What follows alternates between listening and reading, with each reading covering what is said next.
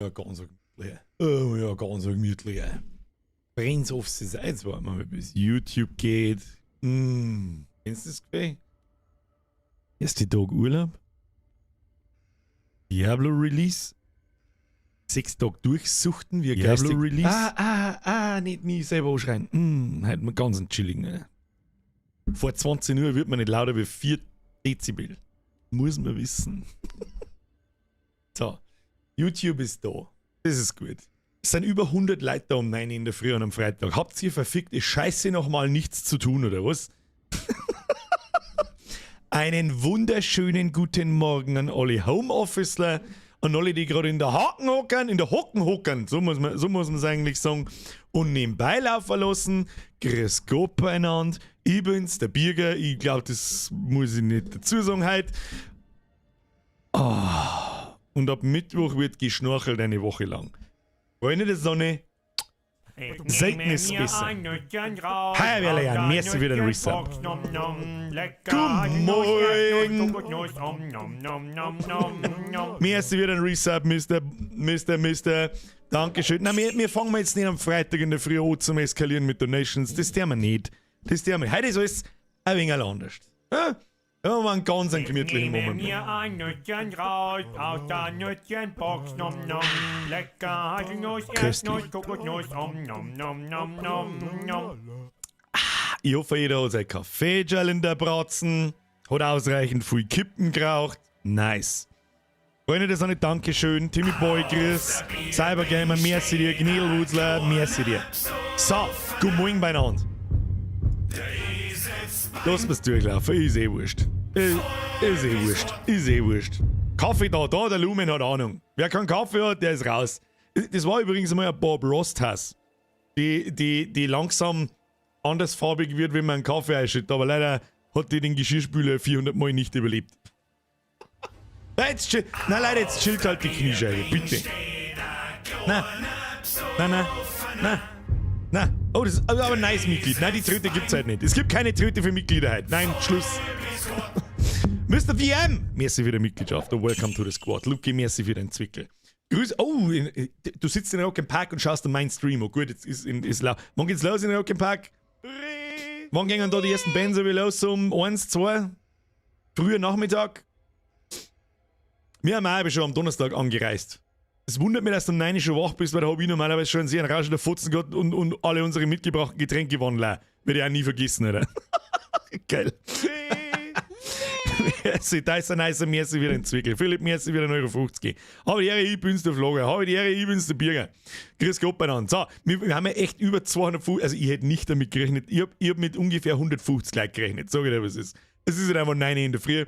Lustigerweise bin ich schon seit 5 Uhr wach. Ich bin sehr früh ins Bett gegangen und dann bin ich leider ein bisschen zu früh aufgewacht. Das ist nix. Was gibt's Besseres als Birger in the morning? Nein, nicht du schon wieder! Ich hab da für Energy Drinks. Nein. Kubala Sepp, nein. Schluss aus. Ich hab dir Donation-Verbot bis Juni, glaube ich, gegeben, gell?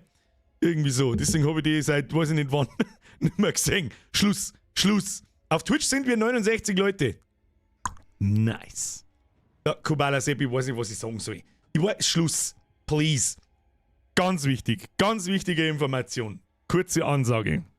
Ja, Schluss jetzt. Schmiedi, merci für den Euro. Leon, merci für den Food. Es ist völlig utopisch, Alter. Ab heute bis nächsten Mittwoch, bis kommenden Mittwoch, bin ich zu meiner eigenen Belustigung da. Darum, und das ist das Allerwichtigste, die Streams werden nicht so laufen, wie das normal am Montag, Mittwoch oder sonst was in die 2-3 Stunden ist. Wir sollen diesen Mocher von 9 in der Früh bis, wir versuchen so lang zum Spielen, wie es irgendwie geht. Dazwischen ein paar Pausen, wenn ich aufstehe zum Pissen gehe und mal eine Rauer und sonst irgendwas. Währenddessen zeige ich hier die neue Podcast-Folge einfach dann in der Zwischenzeit. Die hat genug Time. Und dann wird das pures Gameplay. Ja? Wir werden das Spiel atmen, genauso wie ich es gesagt habe. Und wir fangen jetzt auch dann sofort an. Ich habe eine kleine Umfrage gestartet, da bin ich mir nämlich immer noch unschlüssig. Und zwar, sollen wir uns die Hauptstory aufmerksam anschauen oder eben nicht? Genau die Hälfte von euch scheiß Pappenheimern ist wieder für die komplette Hauptstory. Der Rest ist so für, ja, aber nur Cutscenes oder na, Vollgas ein ins Viech.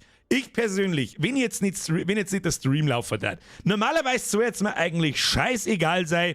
Ich habe euch vorgewarnt, Normalerweise, ich darf keine einzige. Cutscenes darf ich mir wahrscheinlich anschauen. Wahrscheinlich. Einfach nur grob mitzukriegen, okay, das, und dann check ich sowieso nicht, du musst das gehen und dann ist mir scheißegal.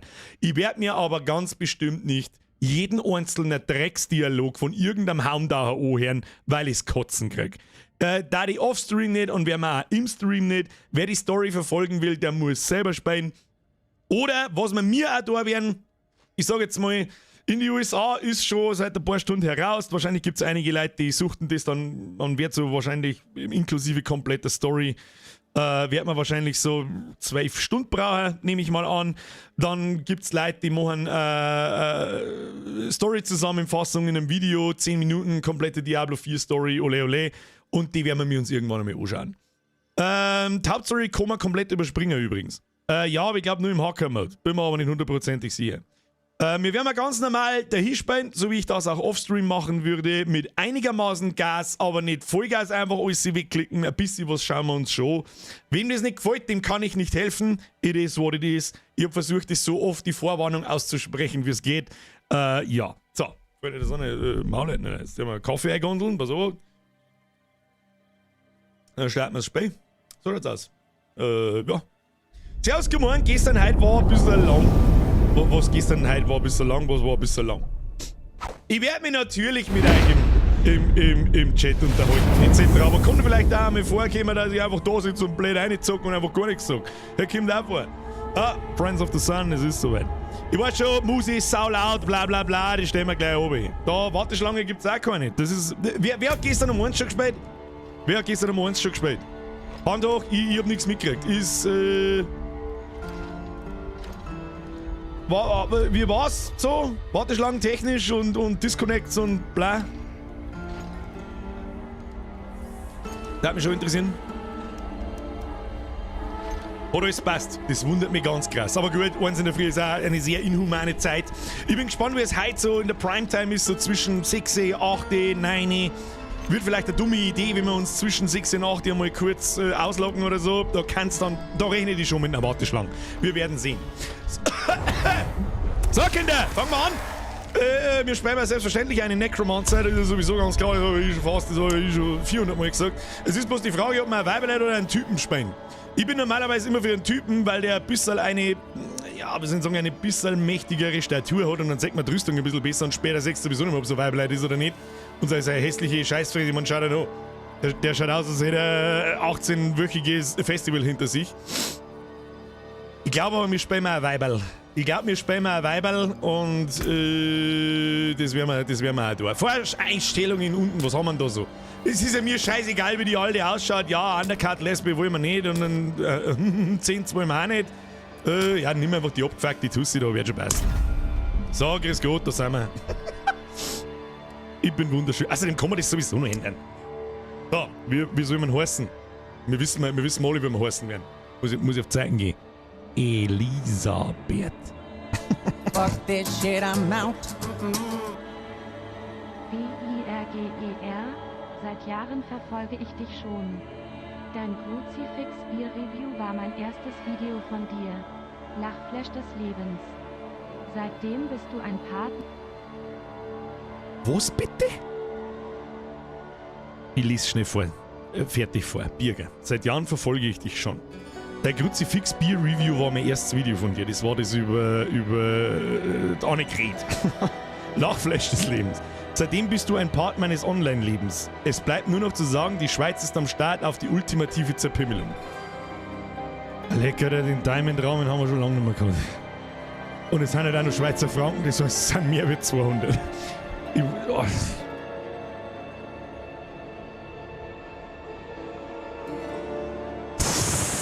Nein, Kubala Sepp, nix mit, ja, leck mich doch, du, nein. Ihr liefert euch jetzt dort, nein.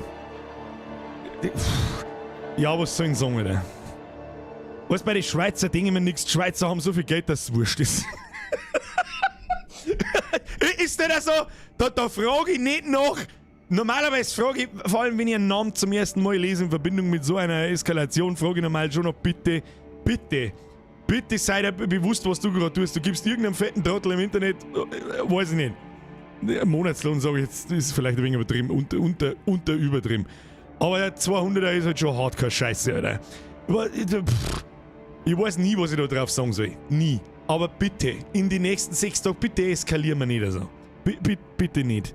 Mr. DM, es ist mir eine Ehre, Sie zu belustigen. Ich freue mich natürlich unfassbar krass, wenn's da taugt. Ich hoffe, das bleibt so. Und jetzt sucht mir bitte in das Spiel ein. Okay? Ich weiß nicht, was ich sagen soll. Das sind 205 €, also ein Wurstsemi in der Schweiz. vielleicht kriegst du noch eine halbe dazu. Ich weiß nicht, wie viel 200 Schweizer Franken sind. Ein bisschen mehr wie der Euro, glaube ich. Bin mir nicht sicher. Vielen herzlichen Dank. Grüße gehen in die Schweiz. Unsere zweiten Lieblingsnachbarn. Unsere ersten Lieblingsnachbarn sind ist der Österreicher Sepp. Weißt du, was ist? So, Leute, ohne Scheiß jetzt. Schnauze! Spiel starten! Jawohl!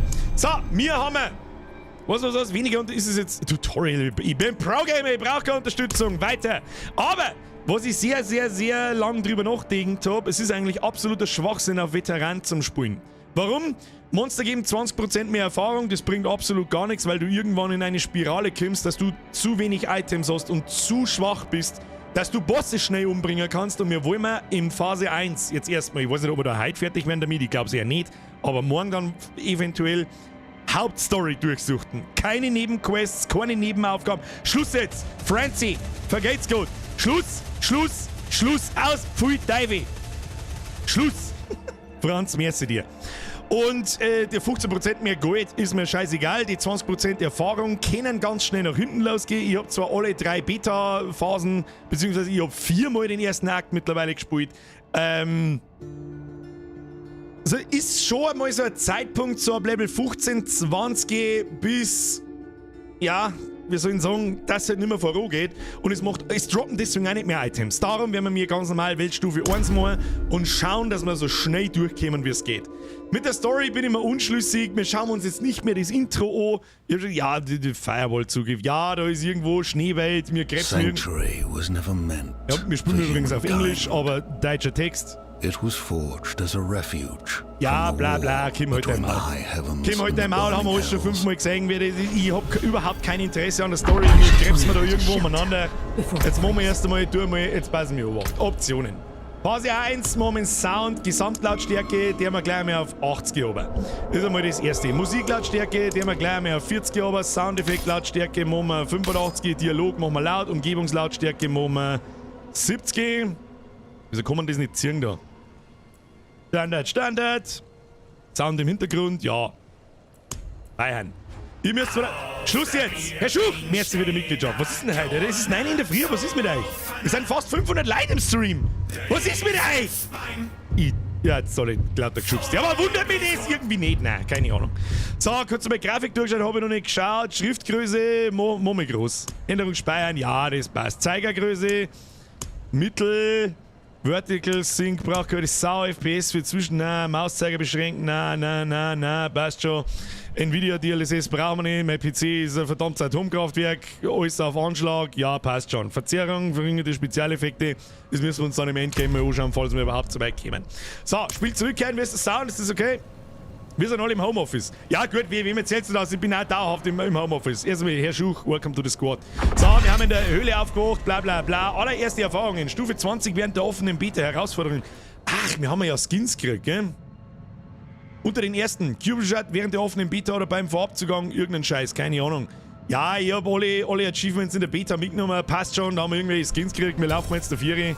Belohnung freigegeben. Weißt du, die locken mich ein und wir schon wieder mit Belohnung. Oh! So, erster Gegner, down. Zweiter Gegner, down. Der hat nur 2 Schläge gebraucht. Warum hat der nur 2 Schläge gebraucht? Da liegen schon wieder Leichen an. Was hab ich da? Ach, ich kann schon Skelette beschwören. You serious? Ja, geil, Alter. Was möchtest du mehr im Leben? Denk dran, sobald du in der Stadt bist, Babywolf. Das ist das Einzige, auf was ich warte. Was, so früh? Oder halb noch? Nein, wir haben gerade angefangen. Chill die Kniescheibe. Jetzt muss ich erstmal was schauen. Was können meine Skelette so? Ich hab noch einen Nerf von Necromancer noch nicht gespielt, ja, sie kriegen schon gescheit viel Schaden. Also pro Schlag, also 20%, das ist jetzt nicht so wenig. Wie viele Skelette kann ich maximal beschwören? 4 schon, okay, schauen wir mal. Aber ich hab so das Gefühl, das ist halt der Standard-Skill vom Necro, wo so Maximum 4. Schmerztragende Skelettdiener, die 30% mehr Schaden verursachen, aber 15% weniger Leben haben.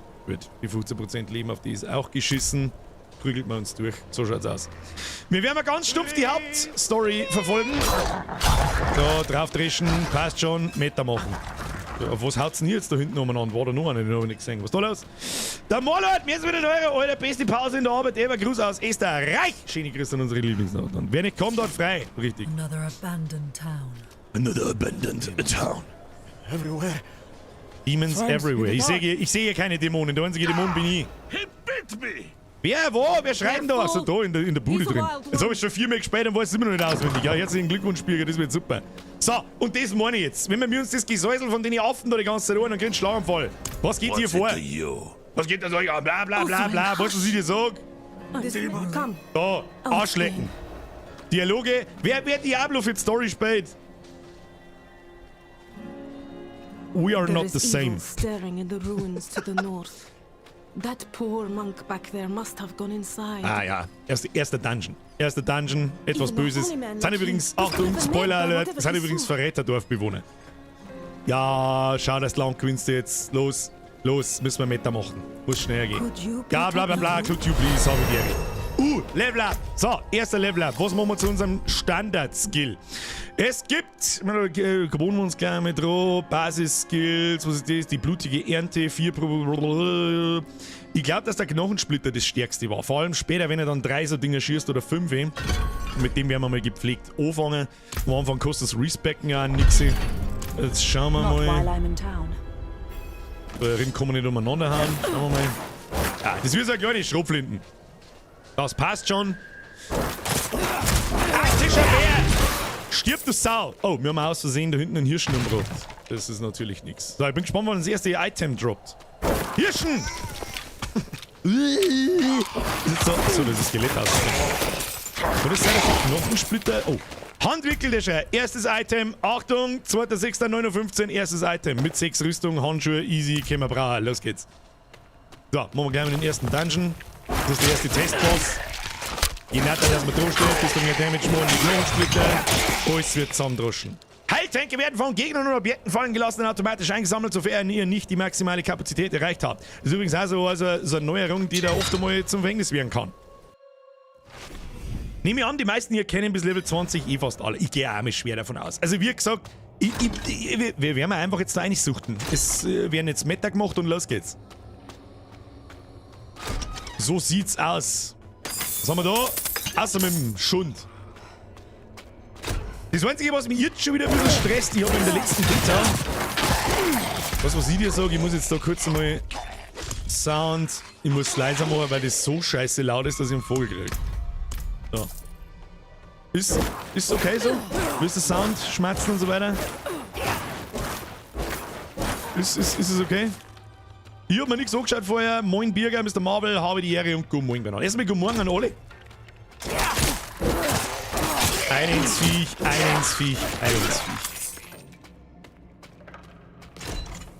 Da waren normalerweise auch gerne drin. So, jetzt, was wollte ich sagen?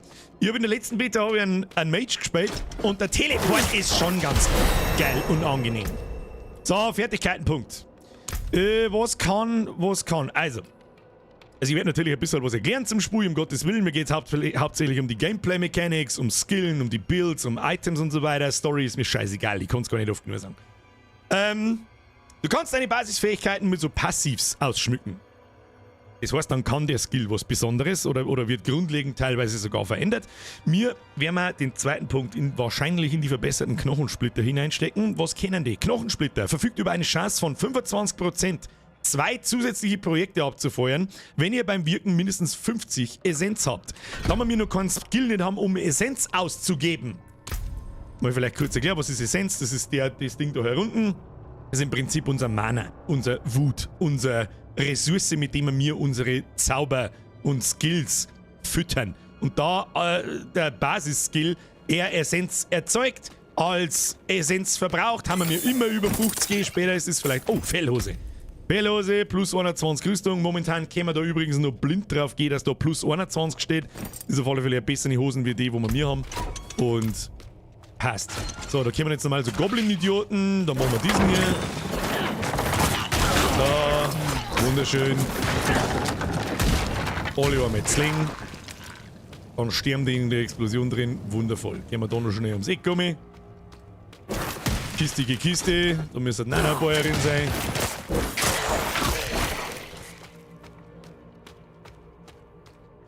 Normalerweise geht es nach rechts oben, wenn ich mich richtig erinnere. Die Dungeons sind schon immer anders, also sind schon immer random, aber im Grunde irgendwo immer gleich. So, Haufen Leichen am Boden, das gefällt dem Necromancer von Welt. Aber der erste Elite! Achtung! Steffi, wieder was zum Notieren. Erste Elite gekillt. Erstes Rare-Item. Oder Magic-Item besser. Wir halten auch schon ein bisschen mehr raus, das merkt man auch direkt. Und unsere Skelette kriegen ganz schön aufs Maul, schau dir das an. Also das merkt man schon. Die haben es genervt und zwar ganz schön. Die halten bei weitem nicht mehr so viel aus, wie das in der zweiten Beta war, da wo ich einen Necromancer gespielt habe. Ha! +4 auf alle Werte. Massiver Boost, Alter. Massiver Boost. So, jetzt hat 4 zusammen. So, wunderschön. So, laufen wir jetzt einmal im Kreis. Offensichtlich schon. Den Dungeon haben sie größer gemacht. So, was ist der jetzt größer? Da hat man in der Beta noch nicht im Kreis laufen können. Hab ich das Gefühl. Da haben wir sauber im Kreis gelaufen. So, was ich eigentlich vorher schon sagen wollte, der Mage hat einen Teleport, ein Movement-Skill, das ist echt sehr angenehm. Und der Necro hat halt sowas gar nicht. Ich hab nichts zum schneller Laufen, ich hab nichts zum schneller, keine Ahnung was da. Das wird mir wahrscheinlich irgendwann einmal ein paar Nerven kosten, aber gut, hilft nicht. Necro ist Necro. So, nochmal Skillpunkt. Knochensplitter des Initianten. Knochensplitter verfügt über eine Chance von 20%, Gegner 2 Sekunden lang verwundbar zu machen. Was ist verwundbar?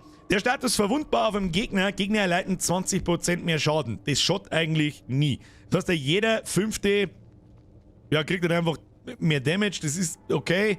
Wenn ihr denselben Gegner mindestens 3-mal mit demselben Wirken von Knochensplitter trefft, werden 4 Sekunden lang 8% kritische Trefferchance gewährt. Das gefällt mir jetzt nicht so gut, muss ich sagen. Machen wir den zweiten Perk ein. Oder, besser gesagt, warte mal, wir können unsere erste tatsächliche Fähigkeit eindrischen. Was nehmen wir da? Das sind die ersten Kernfähigkeiten. So, jetzt fängt es schon sehr früh an, halbwegs interessant zu werden. Wir haben da einen Knochenspeer. Beschwört einen Knochenspeer aus dem Boden, der 25 Schaden verursacht und Gegner durchschlägt. Weiß ich jetzt auch nicht. Werft eine Blutlanze, die 3 Sekunden lang in einem Gegner verbleibt und diesen und allen anderen betroffenen Gegnern 20 Schaden zufügt. Das ist so eine Art Dot-Damage auf a Time-Ding. Blutwoge entzieht Gegnern Blut, was 6 Schaden verursacht und erzeugt eine Blutnova, die 15 Schaden verursacht. Der Schaden der Nova von Blutwoge erhöht sich um 10% pro blutentleertem Gegner bis maximal 50%. Dann haben wir die Pest. Entfesselt eine konzentrierte Pest, die 9 Schaden verursacht und ein verunreinigtes Gebiet zurücklässt, das im Verlauf von 6 Sekunden 24 Schaden verursacht. Und dann haben wir einen Schnitter, ein Phantom von euch stürmt vorwärts, greift mit seiner Sense an und versucht 19 Schaden, bevor es zu euch zurückkehrt, erneut angreift und 6 Schaden verursacht. Das ist so ein Hin und Her. Ja, was nehmen wir da? Was sein? Den Dash mit der Leertaste hat doch jeder Job. Das ist richtig Karte, aber den nimmt man nicht zum Moven her. Also der macht, du staggerst dann nach dem Ding kurz. Er macht den nicht wirklich schneller, glaube ich. Und wenn, dann so gering, dass mir zu blöd ist, dass ich die Leertasten drücke. Probieren wir einfach mal den Knochenspeer. Der ist jetzt auf der rechten Maus, also schauen wir, was der kann. Ja, das ist einfach ein fetter Speer, der hat Viecher durchbohrt. Kann halt punktgenau schießen, passt schon. Denke ich. We will see. So, hinein in das Tier. Schauen wir da mal. Was ist da los? So, wenn ich direkt davor stehe. Easy. Easy ist am Anfang ist alles sehr wurscht. Jetzt prügeln wir uns da einmal durch und dann prügeln wir. Was ganz wichtig wird, ziemlich früh. Was hat dieses 146 Damage? Nein, 28. Obwohl, wenn du denkst, da stimmt was nicht ganz. Sag Meister, die da hinten, du kriegst gleich mal einen fetten Knochenspeer ins Maul, damit er Ruhe ist. Der lässt seine anderen 4 wieder aufstehen. So, bitte machen Sie Meter. Bitte machen Sie Meter. So, und jetzt sehen wir auch schon, da unten, unsere Ressource wird aufgebraucht, wir müssen einen Knochensplitter da reinwichsen. Und dann machen unsere normalen kleinen Knochensplitter nicht mehr so viel Damage, beziehungsweise teilen sie nicht so oft auf. Immer ein Knochensplitter, 2 normale Attacken, fertig. Dann geht's los. Wir haben alle schön in einer. Oh, nächste Elite! Schrotblätter to your face und stirbt. Sehr schön. Hat jetzt der nichts droppt? Du Huren! Items, wir brauchen mehr Items. Das ist alles, was ich weiß. So, easy. Also, da ich wirklich nur auf Veteran gespielt habe bis jetzt, hat Viecher fallen schon gewaltig schnell um. Also mit einer Kernfähigkeit, alles tot. Ja, okay. Bin ich nicht gewohnt. Schauen wir mal, wie lange das wir für den Boss brauchen. Was da hinten kann ich vieren, was sein. Klar, mit schreit, Gummoing. Also mit Gummoing an alle miteinander. Grüß Gott beieinander. Bitte lehnen, Koppel ausgedroschen. Bitte lehnen Sie sich zurück und genießen Sie den ersten Boss. Was ist mit dir?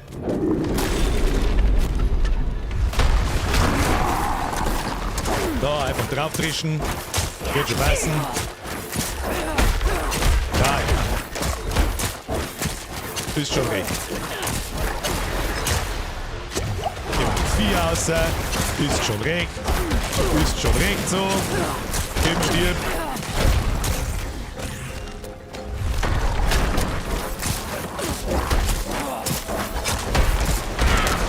Okay, schmälmert Mechanics ein bisschen wenigstens. Obwohl es eigentlich scheißegal ist. Und meine Skeletttypen sind immer da. Dumme Skelette her beschwören. Mit Natoni geht, mit alle Knochensplitter treffen. Und wir haben noch einen Schaden machen. Ja, komm. Einfach draufhauen. Der X-Fall. X-Fall, du bist der Psuffer, wenn du mich fragst. Du bist der Psuffer, schau dir an, kannst du gar nichts. Schau dir an, ja, deinen komischen Knüppel hat dein Maul und easy. Zweihandschwert. Schwere Stiefel, Kurzschwert. Waffen. Unfassbar wichtig. Waffen. Daraus resultiert dein Damage. Unsere aktuelle Waffe hat 18 Schaden pro Sekunde, 14 bis 20 Schaden pro Treffer. Das ist der Enddamage, der ist ziemlich wichtig, nehme ich an. Das genaue System kenne ich auch noch nicht. Und 1,1 Angriffe pro Sekunde und plus ein Leben beim Töten eines Gegners. Plus ein Leben interessiert mich herzlich wenig, muss ich ganz ehrlich sagen. Jetzt schauen wir mal, da kriegen wir momentan, da haben noch nicht viele Stats drauf. Also keine Werte, keine Zusatzfähigkeiten und so ein Scheiß. Ich schau blind bis Level 15, bis gelbe Items droppen. Schaue ich eigentlich nur drauf auf die grüne Zahl. Macht's mehr DPS, Damage per Second, Schaden in der Sekunde, 5 Noob-Sekunden und nimm dann das. Eine Zweihandwaffen macht natürlich immer mehr Schaden als eine Einhandwaffen, ist schon klar, aber du verlierst in der Regel ein bisschen Defensive, nämlich 40% Schadensreduktion beim Blocken, 20% Blockchance, 80% Waffenschaden mit der Haupthand. Ach so, Moment mal, auf dem Schädel ist plus 80% Waffenschaden. Also wenn wir auf plus 80% Waffenschaden, plus 16. Das heißt, wenn wir da, kriegen wir plus 37. Ja, eine mit der 2 an Waffen. Schaden kriegen wir sowieso keinen. Leck mich am Arsch. Irgendwo, da müssen wir irgendwo so klicken. Ich glaube, das Seil, jawohl, dann haben wir wieder oben und gut. Ja, guten Morgen, Leute. Release. Ich habe leider doch schon bis 4 Uhr zocken müssen. Ja, Sinister, das kann ich nur nachvollziehen. Ich habe ehrlich gesagt, muss ich ganz ehrlich sagen, der erste kein Fanboy-Gelaber jetzt. Ihr kennt's mich. Aber, dass der Release von dem Spiel Hype-Level 9000 und dass der ohne Warteschlange abläuft. Hut ab, Blizzard, das habe ich so noch nie gesehen. The old ruins are clear. Your town. Ja, Story, halt dein Maul. Tschüss dann. So, die haben uns jetzt verhauen. Übrigens, jetzt bringen wir es alle um. So viel zur Story. Blaue Lederbombs. Stiefel haben wir auch noch gekriegt. Widerstand gegen Gift, die haben besser bei unseren Lederbombs. Da ist Wille drauf. Kriegen wir, nehmen wir, passt schon. Bessere Handschuhe. Mal kurz mit Items durchgehen. Passt schon. Was tut denn Willenskraft gleich wieder? Das ist noch was, da werde ich einige Stunden brauchen, bis ich es 100%ig blind verinnerlicht habe. Willenskraft. Was gibt der Willenskraft? Normalerweise war es immer so, bei Zauberern und bei Necromancer ist der Prime-Stat ist immer Intelligenz. Immer. Da skaliert am meisten. Der Schaden und was ich was alles.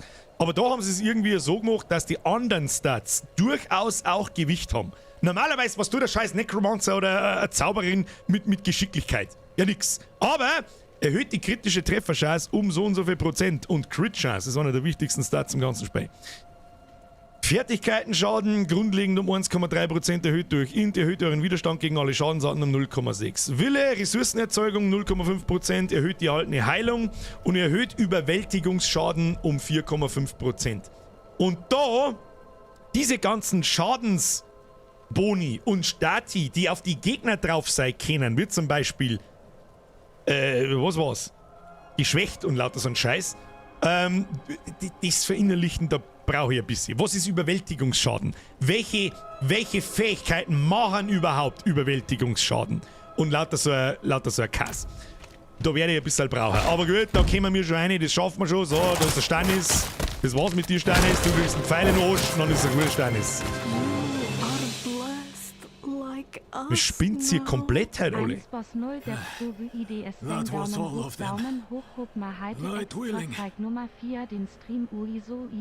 Jetzt mal langsam, Alter. Jetzt mal langsam. Alter. Schmitti. Ein Boss, 0 Depth, so will ich das sehen. Hab mir heute extra freigenommen für den Stream, also ich will nur absolutes Pro-Gaming sehen. Ihr werdet nicht weniger und nicht mehr als absolutes Pro-Gaming sehen. Schmitti, ich weiß nicht, was ich sagen soll. Bitte hört, ich weiß nicht, was das soll heute mit den unfassbar krassen Beträgen. Ich weiß es nicht. Es ist jetzt nicht so, als war das erste Mal, okay? Das ist mir schon klar. Aber ich sitze da, ich hab Urlaub, ich bin zu meiner eigenen Belustigung da, ich werde einfach da hinspähen und irgendeine Scheiße labern, bis ich im Sitzen einschlafe, geh schlafen und morgen dasselbe wieder ab Mittag. Schmitti, merci dir. Danke an alle, merci fürs Zuschauen. Ich wünsche euch einen guten Morgen. Auf euch. Grüße in alle Homeoffices. Im Grunde bin ich ja auch im Homeoffice. Ich bin grundlegend eigentlich immer im Homeoffice. Ich muss mich bloß irgendwie anstrengen, dass ich Discord nicht vor 12 Uhr Mittag aufmache, weil sonst weißt du selber, was es ist. Dann fange ich wieder ein gutes Gespräch mit irgendjemandem an über irgendeine Scheiße, die keine Sau nicht interessiert. Also hoppala, ich hätte eigentlich was mit mir hoppala. Ihr seid ja wahnsinnig aus dem Schuppen! Madman. Der Josef, den müssen wir jetzt glaube ich auch suchen. Der gibt uns jetzt einen Schlüssel. Hau ab jetzt mit deinen... Weißt du, ich hab keinen Bock auf die scheiß Unterhaltung. Ich krieg's kotzen, da ist ein Schlüssel drin, den müssen wir jetzt nehmen. Der Kapellenschlüssel und dann muss das da irgendwie aufgehen, habe ich gehört. Oder was haben wir dann gekriegt? Da ist eine Leiche. Stufe 5. So. Jetzt... Ja gut, können wir einen Knochenspeer vielleicht mit dem Passiv ausrüsten. Bei der Zerstörung von Knochenspeer entstehen 3 Splitter, die jeweils 17 Schaden verursachen. Ja, easy, Alter. So, und jetzt um das einmal kurz, vielleicht muss ja nicht jeder wissen, keine Ahnung, um einmal kurz den Skilltree zu erklären. Du hast da den Skillbaum mit deinen Fähigkeiten und ich kann jetzt da zum Beispiel nicht direkt da oben skillen.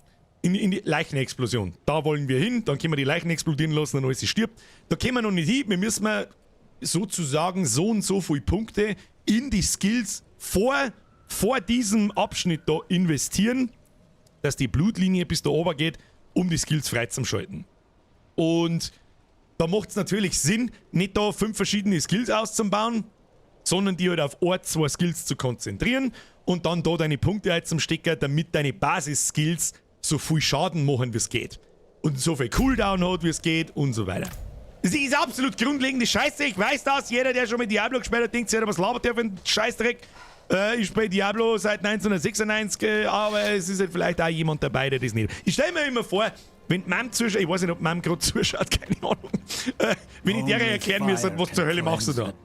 Nur Feuer kann die Dunkelheit an diesem Ort läutern. Ich bin's Feier, wo ist dein Mom? Oh! Achtung, erste Cutscenes, habe ich euch versprochen, die schauen wir uns an. Is this real? Oh nein, das ist glaube ich noch nicht die erste. Kommt da noch? Weiß ich nicht. Aber das sind Lilith-Blüten, gell? Die schauen wir uns schon, die mag ich auch sehen. Die habe ich auch erst einmal gesehen, das ist okay. Ja, der Pfarrer, der wird jetzt dann gegessen, das weiß ich. Gibt's da was, wo deine Skelette stärker macht? Ja, das sind Passive Notes. Wir werden den Skilltree in Ruhe... Jetzt schaue ich gerade nochmal in die Donation-Listen rein und dann sehe ich einen Mr. VM, ich hoffe, der ist noch da, und einen Schmitti und alle anderen. Und denke mir so, was zur Hölle der hier da? Dankeschön nochmal. Ganz, ganz großes Dankeschön.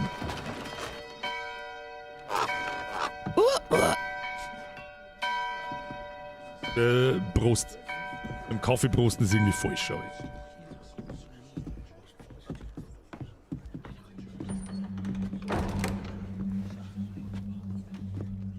Der Grisi schreibt, es gibt Cutscenes, schauen wir uns an. Das sehen wir schon. Aber die Dialoge, es gibt mir. Our Father has granted you a path to salvation. And yet you stray from it at every opportunity. You drink and gamble. You covet and steal. Shameful. Jetzt kommt die Mama und verrammt dich, du Huren. Blizzard-Cutscenes sind in der Regel ja immer gut gemacht. Immer. Also das rentiert sich auch die zum Anschauen. Muss man schon auch mal sagen. Sin is their birthright.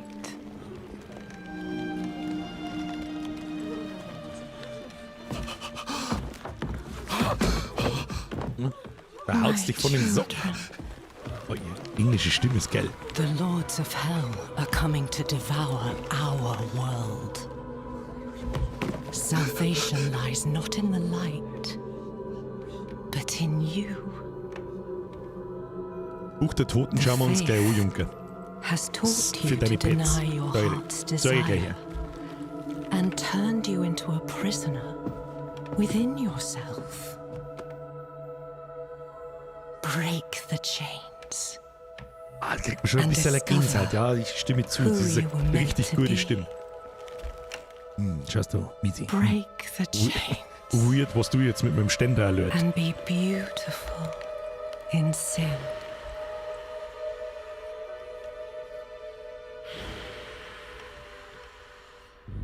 Das gefällt dir nicht. Jetzt zum Pfaffessen. Resist! Resist her temptation! Götze to your face. Vani, it's me. I brought your child into this world.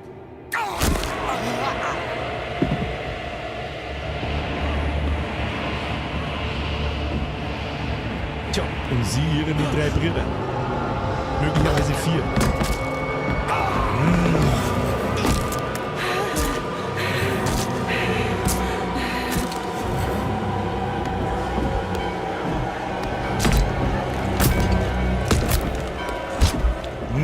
Immer sauber einwirken mit der Mistgabel. They have awakened, Mother. Ah, das ist eine Gänsehaut. Stimmt, Leute. First of many. Go to the dry steps and continue your preparations. Now, our true work begins. Ja, die haben es schon wieder tot zum Schauen. Also, die Cutscenes schauen wir uns schon. Und das klang da an Story. Ja, die Lilith ist jetzt da und sie versucht halt, das Werk zu vollführen, die großen Übel zu bringen. Die großen Übel sind Diablo, Baal, Mephisto. Es sind 3 Brüder, sie ist die Schwester davor, also sie sind 4 große Übel und ich glaube, es gibt 5. Ich stecke auch nicht so tief in der Diablo-Story drin. Wer da wirklich Ahnung hat, um Gottes Willen, erleuchtet uns im Chat. Es ist nur ein schöner Beitrag, sage ich großes Danke dafür. Wenn ich da irgendeinen Scheiß laber, dann it is what it is. So, wie bin ich hierher gekommen? Ja, mit der Fußmaschine, was weiß ich, interessiert mich nicht, ab geht's.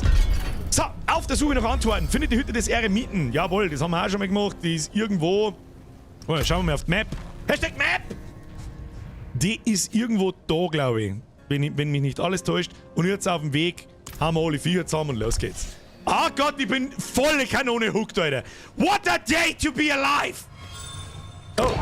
Statuen, macht man alles am Schluss drauf geschissen. Wenn wir mal an einem Dungeon vorbeikommen, dann rennen wir mal durch oder an diesen Kellergewölben. Die werden wir auch machen. Ansonsten straight Hauptstory. Keine Nebenquests. Keine blauen Nebenquests. Ja, gib ihm. Oh, der hat schon Fähigkeiten. Und droppt wieder nichts, der Huren. Ja, das hat sich wieder voll rentiert. Da, nur Zeitverschwendung. Nur Zeitverschwendung in den scheiß Keller reinzugehen. Oh, leck, jetzt weiß ich aber, was keine Zeitverschwendung ist. Ihr habt's wieder darum gebeten, darum werden wir es tun. Clan erstellen. Benötigt. Clan-Name. Voll Bier. Der ist so, wir nehmen den. Wir nehmen unseren Clan. Lilith ist Tochter von Mephisto. Im Ernst jetzt? Ihr meint, das ist eine Schwester vom Diablo. Ich hab gemeint, das ist eine von den 5 großen Übel. Lilith ist mir. Okay, hab ich schon wieder Scheiße erzählt. Der Mephisto und der Baal sind Brüder vom Diablo. Und Lilith ist ein Mephisto seine Tochter. Haben wir wieder was gelernt. So, jetzt passen wir beobachtet. Ja, wie darf man den sonst nennen? Vollbier-Squad. Vollbier. Clanbeschreibung. Da gibt's nur eine ins Viech. Ausrufezeichen. Sprache. Deutsch. Kennzeichnungen. PvE, PvP müssen wir uns mal anschauen, miteinander zocken und wir sind mal gesellig, ja sicherlich. Moderat sind wir nicht, aber Hardcore sind wir schon auch, muss man auch sagen. Kleine Stellen. Erste Schritte, Glückwunsch, euer Clan wurde erstellt. Weiter zu eurem Clan, Clan-Einstellung, weiter zu eurem Clan. So, das schaut mir absolut beschissen aus. Das muss finster und abgefuckt sein. Clan verwalten. Nachricht des Tages. Lootet. Ihr Narren. Clan-Information. Da gibt's bloß Orgas und das ist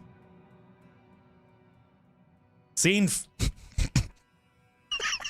Na, what? Okay. Okay. Jetzt pass auf. Warten. Warten mehr.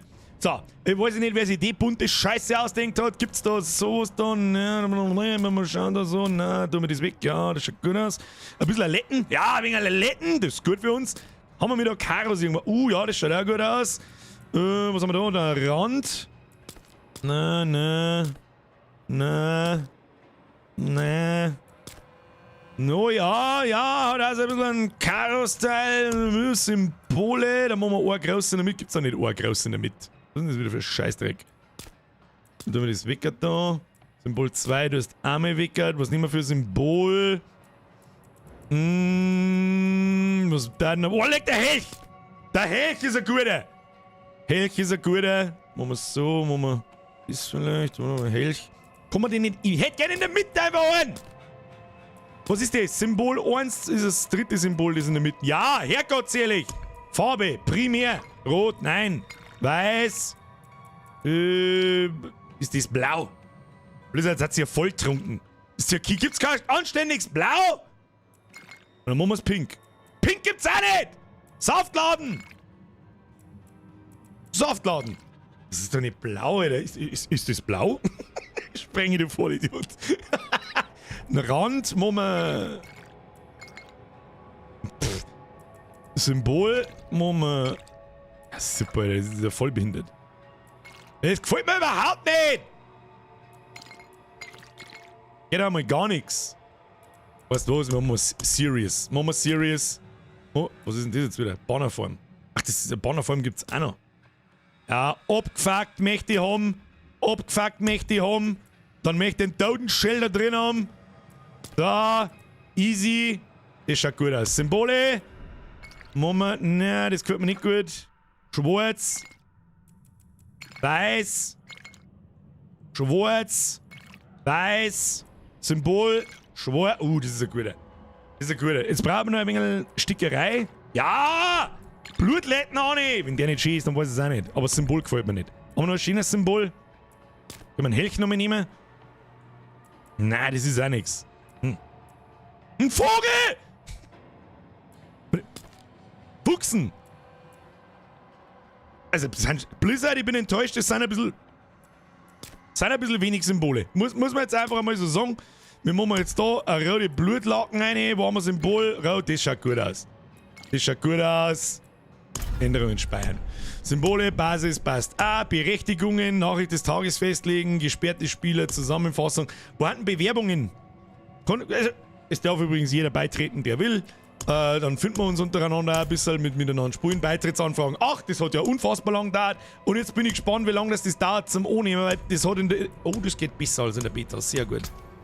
Ja, genau das. Ich werde immer wieder mal da reinschauen und welche annehmen und so. Ich hoffe, dass das hier haut. Einladung zurückziehen. Ich habe keine Ahnung, ob es funktioniert oder nicht. Immer wieder mal, da ist der Ionix, der ist schon Level 10, der ist wieder vor Roh, müssen wir ein bisschen Meta machen. Was habe ich denn da oben schon wieder gesehen? Wie kommt man überhaupt in den Clan? Clan!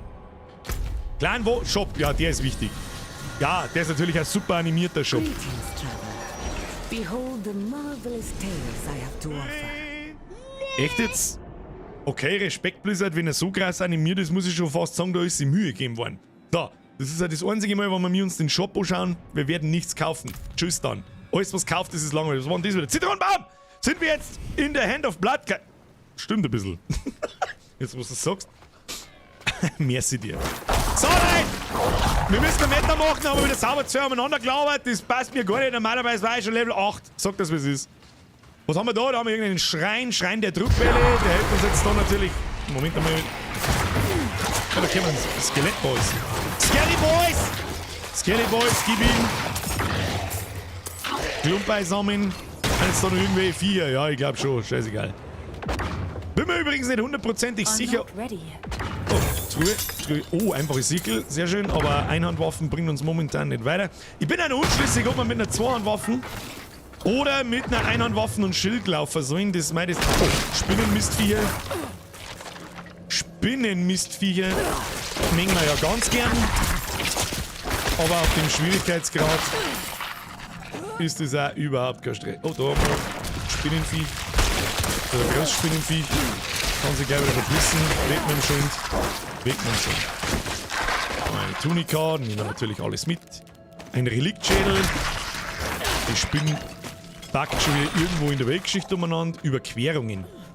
Ja, Freunde der Sonne, ihr hättet es auch registrieren können, dass ich ungefähr 40 Stunden in der Beta gespielt habe. Ich weiß, dass ich die Leertasten drücken muss. Wenn ihr einig sehen, ist schon was Feins. Ja, Moment, es gibt tatsächlich so eine Sensenfertigkeit, die so im Bogen vorne umeinander prügelt. Oh ja! Man kann auch Sachen looten und man kann nicht nur Mats haben, zum Items leveln, zum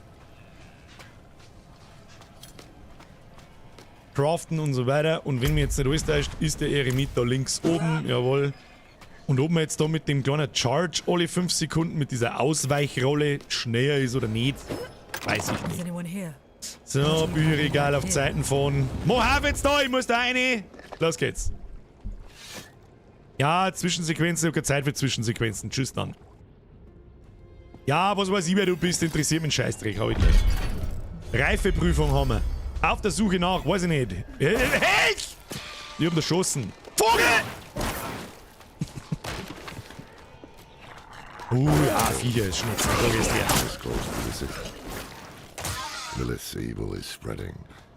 Oh, ist eine tiefe Stimme, leckt mir am Arsch.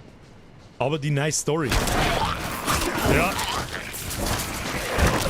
Die schauen wir uns dann später an. Was für Story? Da kommt Lilith, holt ihre 3 Übel und dann gibt's aufs Maul. Story beendet. Da stirbt es auch. Also die fallen schon gescheit schnell um. Auf dem Schwierigkeitsgrad. Muss man schon mal sagen. Der Engel Inarius. Ihr habt die Kathedrale des Lichts doch sicherlich schon über ihren heiligen Vater schwadronieren hören. Ja, das habe ich wohl. Maulleuten, weiter geht's. Hoppala, das wollte ich nicht drücken. Der Inarius ist ein Engel, wenn man nicht alles täuscht, und ist im Prinzip das Gegenstück. Oder der neue. Scheiße, wie hat der Engel geheißen in Diablo 3? Holy shit, ich hab so lange gespielt. 6 Mal wie mir auf die Story konzentrieren.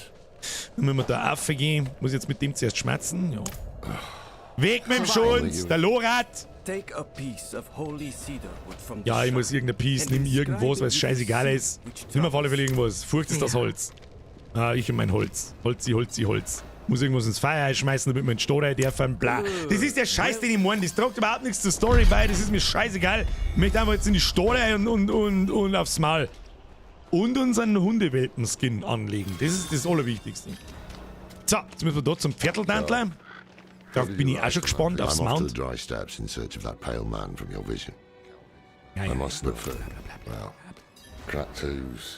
So.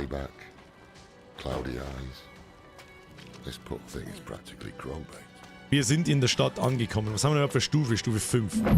So, da aktivieren wir einen Waypoint. Wunderbar. Da drin ist der Waffenhändler und der Schmied und der ganze Scheiß. Und das dient jetzt natürlich ein bisschen dem Tutorial. Jetzt muss der erst die Waffen kaufen und den ganzen Scheiß.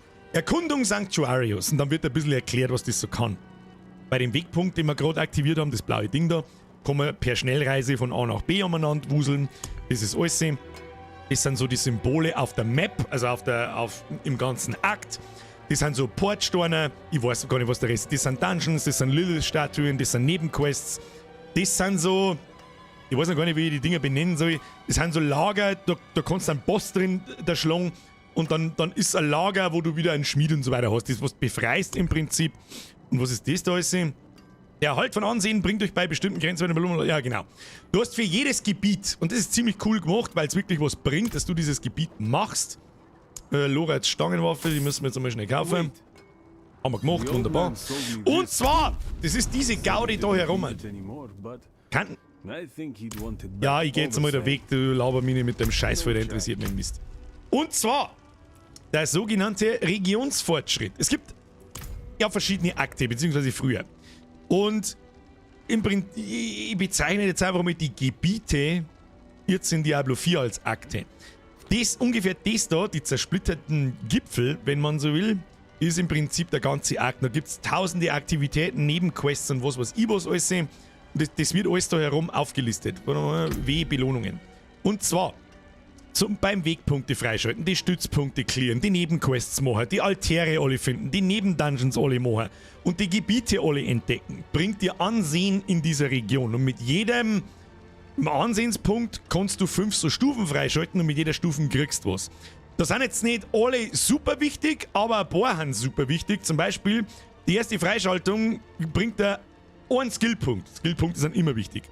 Die zweite Freischaltung bringt dir, dass du einen mehr Heiltrank mitnehmen kannst. Wunderbar. Und übrigens, ein Tyrael habe ich gemeint. Richtig, der Inarius ist der neue Tyrael. So. Stufe 3 gibt wieder einen Skillpunkt. Wieso ist denn das Stufe 3? Achso, nein, das ist gar nicht Stufe 3. Okay, egal.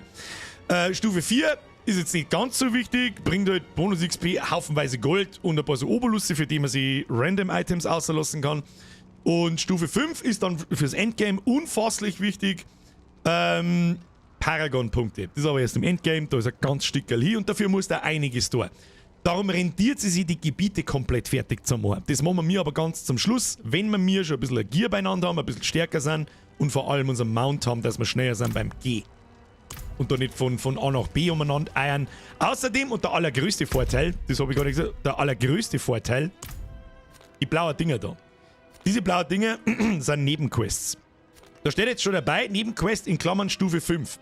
Und mit jedem Level, das du machst, schalten sie da immer wieder neue Nebenquests frei und du rennst 800 Mal in dasselbe Gebiet, um die zu machen. Das spare ich mir alles. Wir gehen mit Level 50 jetzt einzelne Gebiete ab und machen wir alle Nebenquests, ohne dass die dann, jetzt ist da wieder eine Nebenquest erschienen, weil ich gerade ein Level gemacht habe, jetzt muss ich wieder da oben und wieder da umeinander gucken. Alles Bullshit. Da labert ich lieber 5-mal. Nehmt das seltsame Amulett und verkackt dort Zeit. Weniger labern, mehr Meta machen. Ich weiß nicht, was ist. I need more time. I need more time. Ich brauche überhaupt keine Time. Los geht's, da, Waffe, bla bla bla, gib mir irgendwas, sag mal, was ich tun soll, Maul. Oh. Und jetzt müssen wir uns schnell anschauen. Sometimes our paths in life are set to collide. We just don't know it. Whether it is by accident or fate's hand, there is nothing we can do about it. Ja, was sagt jetzt das große Story bei? Was lost in the storm, fed the blood of Lilith, saved by a lone monk. Der Marco fragt, ob das ein Endlos-Game ist. Lives and incidents drawn together. Ja, weißt du was, der soll jetzt einmal sein Maul The halten. wanderer's connection to her gave me hope. Ja, es ist ein Endlos-Game. Im Prinzip. Es gibt schon ein Ende irgendwann mal, aber gut. So, Käufe finden. Orte auf der Karte Tab, die mit so Kartendinger markiert sind, enthalten neue gekaufte Gegenstände. Okay. Gekaufte Rüstung, Waffen und andere kosmetische Charaktergegenstände befinden sich in der Kommode. Eine Kommode! Gekaufte Reittiere und kosmetische Gegenstände für Reittiere befinden sich im Stall. Haben wir noch nicht. Und gekaufte Emotes, ja, ganz wichtig. Diablo und Emotes, how about fuck you? So, die Frage ist, was skillen wir jetzt? Schauen wir mal, was der große Knochensplitter nur so für Passivfähigkeiten hat. Knochenspeer macht den ersten getroffenen Gegner 3 Sekunden lang verwundbar. Das ist gegen Bosse ganz nett. Die kritische Trefferchance von Knochenspeer ist nun 5% erhöht. Wenn das primäre Projektil von Knochenspeer einen kritischen Treffer erzielt, feuert es bei seiner Zerstörung 2 zusätzliche Knochensplitter ab. Das heißt, wenn der Knochensplitter einen Crit macht, feuert er dann mittlerweile 5 Knochensplitter ab. Das ist ein ziemlich netter Bosskiller, sage ich dir ganz ehrlich, aber so unfassbar viele Bosse werden wir nicht haben. Darum skillen wir mir jetzt einfach blank in den Schaden von ganz normalen Knochensplitter ein. Oder vom Knochenspeer. Was bringt das? Schaden geht von 61 auf 67. Und da geht der Schaden von 5 auf 6. Gut, das sind nicht minimale Zahlen, who gives a fuck. Haus in Knochenspeer ein, weil es auf dem Level sowieso scheißegal ist. So, wir holen uns jetzt halt unseren kleinen Wolf. So schaut's aus. Den wir uns in der Beta freigespielt haben. Ab in die Kommode. Ab in die Kommode. Prolog, Wanderschaft. Ja, Prolog ist abgeschlossen. Wunderbar, der war sehr aufregend. So, wir hauen jetzt das da hin. Wir hauen das hin. Aussehen ohne Ausrüstung. Der Lederbantel BH, wer kennt ihn nicht? Ja, ist ein typisches Transmogifizieren, aber wie kann ich denn jetzt auswählen? Weiß das jemand? Gegenstände. Ja, da mal aussehen. Ah. Grabsteine. Habe ich noch gar nicht gesehen, hat es in der Beta schon gegeben. Bin ich blind? Wo steht da Gegenstände? Der Falk hat geschrieben Gegenstände. Ach. Ja! Oh. Oh. Ich hab schon gefunden. Reitergegenstände. Ich hab wieder nicht gescheit gelesen. Oh. Oh. Da liegt da hinten drin. Jetzt darf mich bloß noch interessieren, ob er wirklich wie in der Ankündigung einen Kopf bewegt und die Ohrwaschel so zuckern. Da darf ich jetzt noch schnell gern drauf warten. Der Babywolf! Wir haben einen Babywolf dabei! Der ist der Wichtigste. Der Wichtigste, brauchst mir nichts anderes verzeihen. Okay, passt. Aussehen bestätigen. Wir haben noch nicht für Rüstung gefunden. Wir schauen mal aus wie ein ganz normaler Vollidiot. Drauf geschissen, Babyhund ist dabei, kann losgehen. So, da war jetzt eine Nebenquest. Auf die Nebenquest ist geschissen. Gut, ohne immer kommen, also ob wir es dann machen oder nicht, ist die andere Frage. Yes, well done. Leg mir am Arsch. Leg mir am Arsch. Quests. Ein kalter, eiserner Glaube. Schlägt, das ist Stufe 6 Quest. Wo müssen wir dazu hin? Nach da oben. Die markieren wir, die verfolgen wir und los geht's. Eine mit dem Meter. Bitte, danke. Nimm die Blutwoge, die ist brutal. Ich glaube, auf dem Level ist gerade noch jede Basisfähigkeit brutal. Ich finde den Knochenschwert ziemlich geil. Vor allem, wenn es zerreißt in die Splitter. So, was ist jetzt da? Eine in die Bude. Grüß Gott benannt. Verschwinden Nebenquests eigentlich wieder oder kann man die alle am Ende vom Gebiet machen? Die kannst du alle am Ende vom Gebiet machen. Das ist auch mein Plan. Ohne mehr ist okay, aber machen werde ich keine. Oder ganz extrem wenig. Weil du am Schluss einfach viel schneller bist. Und die mache ich nicht für XP oder für Gold oder für die Belohnungen davon, sondern halt für die Gebietskomplettierung. Und diese Belohnungen. Ja, wieder irgendein Scheiß, aber Bett heute im Maul und sag mal, was ich da sehe. Was nehme ich? Nehmt Vigos Bericht. Stimmt, wollen wir aufklappen. Dann geht's weiter. Reist nach Jelisiera. Wo ist Jelisiera? Bruder, das ist am Arsch der Welt. Und ja, gut. Wir haben sehr viele Meter zurücklegen.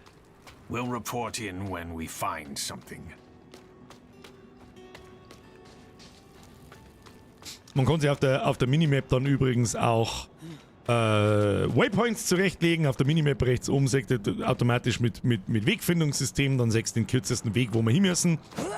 Und das der wir. Jetzt bin ich gespannt, ob es Rubberbanding gibt, wenn man aus der Stadt rausgeht. Das haben sie in der Beta auch ganz gut hingekriegt, muss ich sagen. Absolut gar nichts. Blizzard? Ich weiß nicht, was ich sagen soll. Hoppla. Nehmen wir das mal mit. Eisiges Schicksal. Einfach, ich habe jetzt da eine Nebenquest stehen lassen. Ich weiß. Da fickt man das Bärli. Bärli zusammenfegeln. Ein paar Sachen looten. Geht schon. Auf dem Weg, wenn wir vorbeilaufen, nehmen wir natürlich alles mit, das ist ja klar. Da, Knochensperr to your face, stirb. Oh. Auch cool gemacht. Bestimmte Typen von Gegnern lassen bestimmte Materialien fallen, wie jetzt der zum Beispiel so ein Lederzeichner. Die gemeine Beißbeere. Die nehmen wir mit.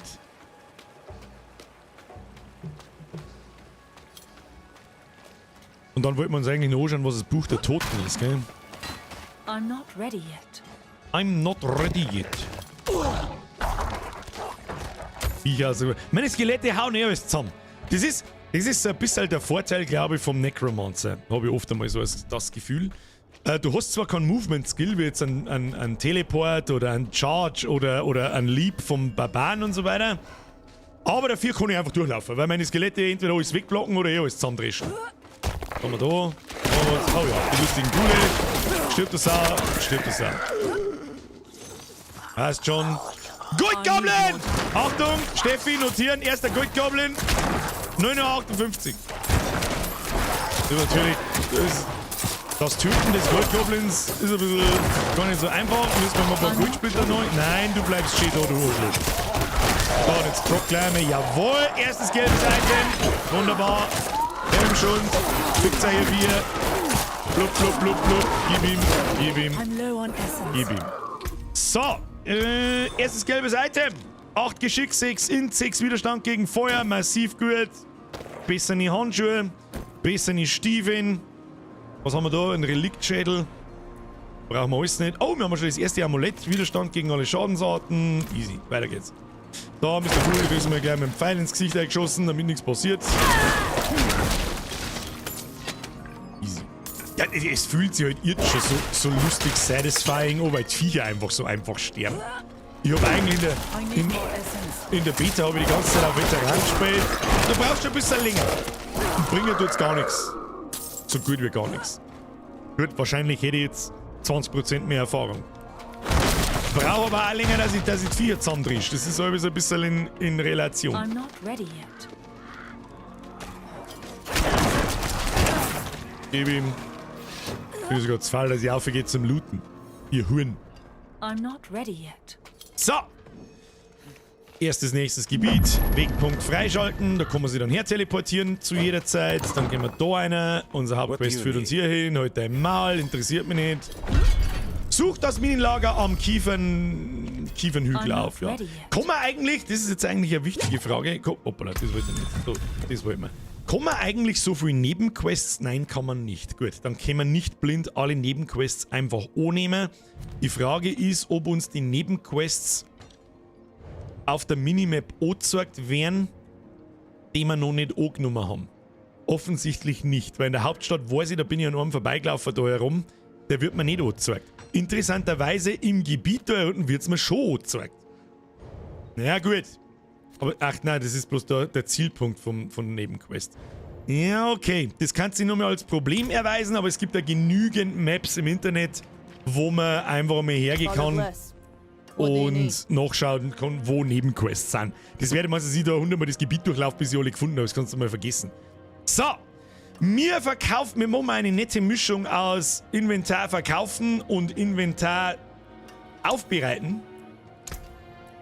Da kriegen wir Materialien aus, Rohleder und Eisenbrocken und lauter so ein Käse. Und je nachdem, wie hochwertig das die Gegenstände sind, dann kriegst du halt andere Gegenstände aus. Und wir müssen jetzt da aufreisen und los geht's. Hier zusammen. Ich möchte jetzt auch so schnell wie es geht den ersten Akt irgendwie durchprügeln, weil ich ihn halt einfach schon 4-mal gesehen habe. Weißt du das eben? Weißt du das eben? Toolset für die gelangt. Ein Knochensplitter, den nehmen wir auch mit. Was lernt man sonst damit? Ja, alle Schrotflintentücher. Passt schon. Knochenspeer fühlt sich satisfying an. Kann man schon mal spenden dabei. Ja, stirbt die Sau. Stirbt die Sau. Stirbt die Sau. Passt schon. Los geht's. Fuchsen! Kann man einen Fuchs töten? Nein, Fuchs kann man nicht töten. Skelettbogenschützen, weg mit dem Schund. Sehr schön. Haben wir ein Level-Up gemacht, nicht gerade? Eigentlich schon,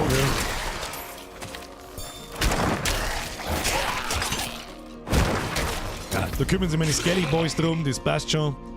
Kommen wir mittlerweile schon in gleichen Explosion? Nein, kommen wir nicht. Skill in den Knochenspeer, passt schon. Aber die Eier wieder noch aufstehen, Bier an und der Tag wird nice. Das kann ich eigentlich noch nicht versprechen, weil vielleicht merkt man es schon, es ist ein bisschen ein anderer Stream als normal.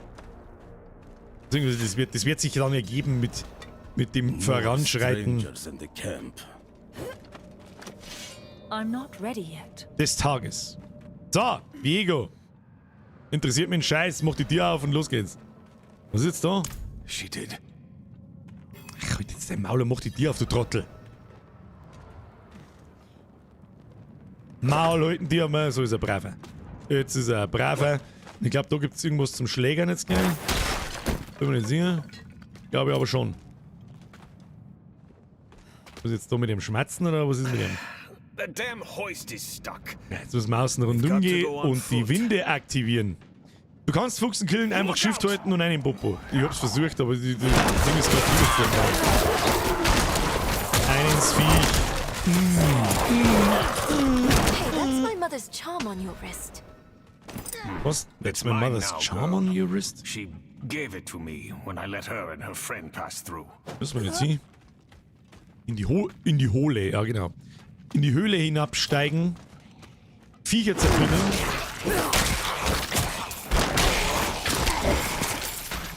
Kistige Kiste. Außer mit dem Schund. Einfach sehen Sie. Können wir langsam mal nachschauen. Ja. Gegenstandsmacht ist, also der Giersgo ist 71 und da ist 79. Wir brauchen mal eine gelbe Waffen, dann können wir einfach bloß gnadenlos durchrasieren. Und jetzt da. Was er sagt zu mir, ich soll dicht bleiben, ich bin da der Starke, hallo? Maybe we should go back. Hier sollte man nicht zurückgehen. Jetzt sollte man eine Mal, wir rennen jetzt da durch und zerpimmeln alles, was da ist. No. I'm going on. Das hat mich in der Beta schon ein wenig gewundert. Da kommen so lang keine Viecher.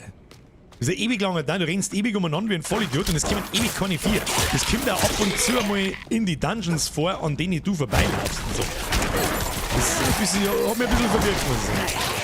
So, oh ja, blaues Kurzschwert können wir halten. Sobald wir Aufhängen finden, können wir uns die gleich mal angucken. Dead end. Der Mr. Flaschler hat sich auch aus dem Bett bequemt. Du Moin.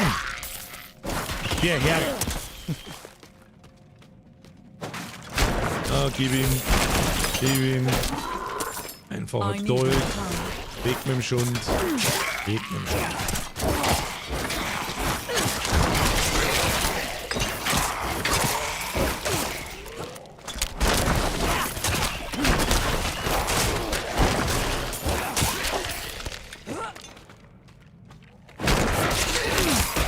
Nehmen wir natürlich schon mit.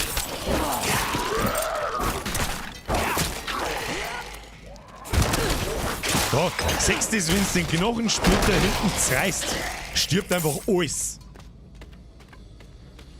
Gefällt mir gut. Ah, blub, blub. Don't lift. The jam must be deeper down. Einfach eine Armbrust? Was? Na gut, hoppala. Hoppala, oh, die Viecher zerreißt. Jetzt hätten wir fast aufs Mal gekriegt. Zero Depth mag ich heute sehen. I need more time. Hat Diablo einen extra Depth-Counter verdient? Ich weiß nicht. Ich weiß nicht. Glaub eigentlich schon. Was ist denn jetzt wieder? Jetzt im Kreis gelaufen oder bin ich behindert? Hä? Locked. Over here. I can squeeze through to the other side. Was war denn das jetzt? Wait, hold on. And Hab ich nicht verstanden. there she goes. Schauen wir mal, ob wir ein paar Beitrittsanfragen annehmen können in der Zwischenzeit. Blizzard, jetzt bin ich traurig. Blizzard, jetzt bin ich traurig.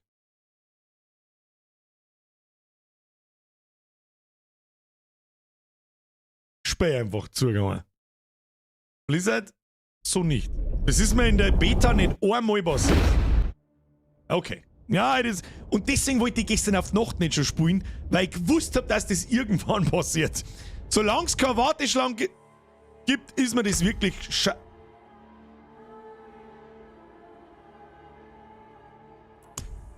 das möchte ich aber auch hoffen, dass mein Char noch da ist, weil sonst hätte ich jetzt hergeschissen. Sonst hätte ich jetzt hergeschissen. Schund angesuchter. Was ist denn eigentlich mit dem Greenscreen? Das ist ein bisschen kaputt, gell? Immer so. Besser. Muss ich jetzt da noch mehr auf? Mein Gott, die Arschkinder ohne das ist was, das kotzt mich hart an. Okay, weiter, jetzt muss ich da noch mehr Duell. Oh Gott. Ja, it is what it is. Beschwer dich nicht, was habe ich noch auch gemeint. War schon wieder Zeit für Zigaretten, sag ich dir, was ist.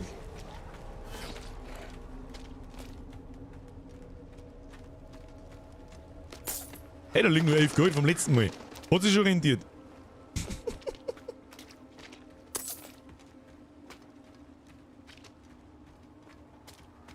Ist jetzt Nacht geworden?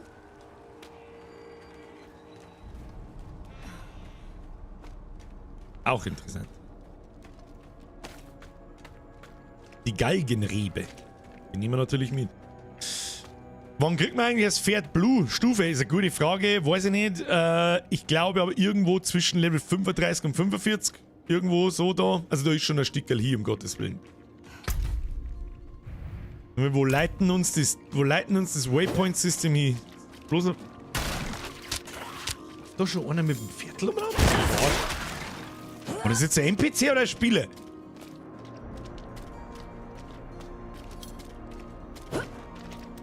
Schickt mir jetzt das Waypoint-System da außen rum. Möchtest du mich nur noch verarschen, Spey?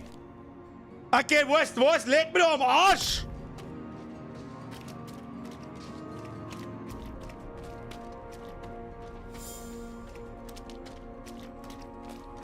It is what it is. Hab ich noch einen Kaffee? Das ist das Allerwichtigste. Oh ja, der ist mittlerweile eiskalt.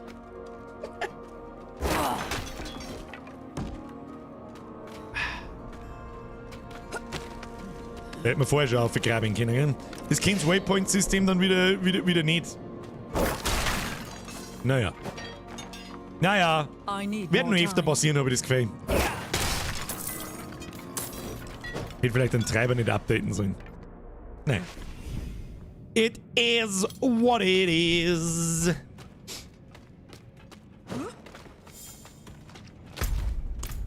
Ne. Muss jetzt nur den ganzen scheiß Dungeon da durchlaufen. Kim leckt mich. Und Viecher haben halt auch schon tot, oder? Oh, ich hab einen Skillpoint gekriegt. Ja. Halt.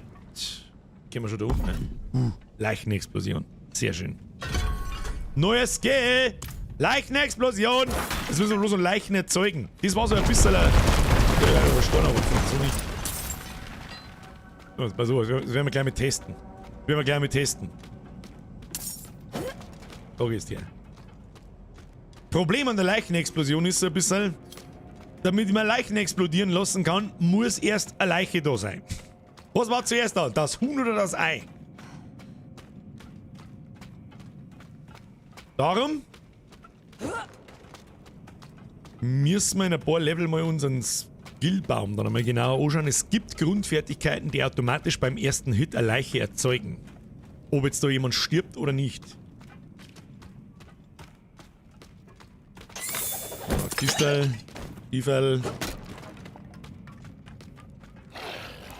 Probieren wir gleich mal aus. Leichenexplosion, bumm, sehr schön. Ich liebe es. Da, Mauern. Aber da braucht man ein Legendary Item dazu, damit es alle reißt. Da, bumm.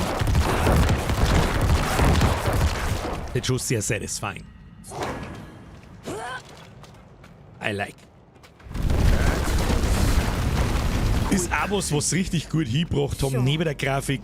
Soundeffekte. Es hört sich alles sehr wuchtig an. Why would your mother leave you like that? She wouldn't. Or she shouldn't have. I'm sure she had good reason. Gar nichts da. Macht halt noch nicht wirklich Schaden. Warten bis einer stirbt. Leichenexplosion, eine Ende der Geschichte. Sehr schön. Sehr schön, so gefällt mir das. Da, peng, peng. Mehr Leichen explodieren, mehr gut für uns. Alles, was ich weiß. Wir müssen aber mehrere Skillpunkte ein. Wo müssen wir hin? Eigentlich nicht.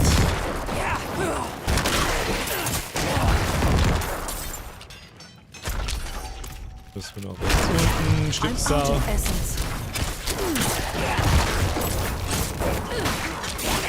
Stimmsau.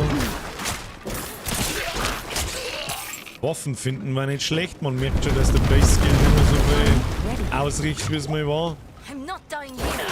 Weg mit dem Schund. Eigentlich müsste man gleich da sein. Ja, hey, Birger, so, Pombeter hat kurz pennt, weiter geht's. Ja, hast du auf die Nacht schon gespielt, möchtest du sagen? Ja, ich hätte nicht damit gerechnet, dass der Release, vor allem um uns in der Früh, so reibungslos abläuft. Meine Hochachtung, Blizzard. Gut gemacht. Ja, ich weiß, dass wir da oben müssen. Ich muss jetzt da wirklich da auflaufen. Mein Gott. I'm not ready yet. Ja, bla, Kim, halt's Maul. Da waren wir schon 15 Mal erinnert jetzt da. müssen wir hoch zu und laufen und dann haben wir da, glaube ich, vorne ist dann, das ist aber fancy Art, die Leiter oben zum Rutschen. Zügst du los einen Schiefling ein, Dirndl? Over there, the hoist. Der Hoist! I'm not ready. Da steckt jetzt, glaube ich, ein Viech in der Kupplung. I'll Da. ride out. Außer damit. Ich finde übrigens auch sehr geil, wie weit man einzoomen kann. So, jetzt seid wunderschön. Ja, Unterhaltung abbrechen. Rechts unten geht's weiter. Dann glaube ich, haben wir auch schon beim. Ist da schon der zweite Boss? Das weiß ich nicht mehr. Der war mit dem Barb richtig zack. Weiß ich noch. Unangenehm, zack. Da stirbt einer. Was Discord? Die Eskorte.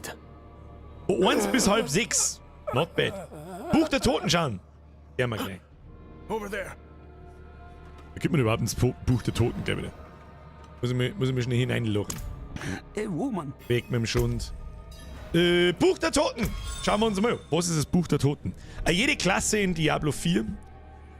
Barb, Necro, Druide, Zauberer, Schurke oder Jägerin oder was auch immer, hat so seine eigene spezielle Art und Weise und eine eigene spezielle Mechanik. Der Necromancer hat das Buch der Toten.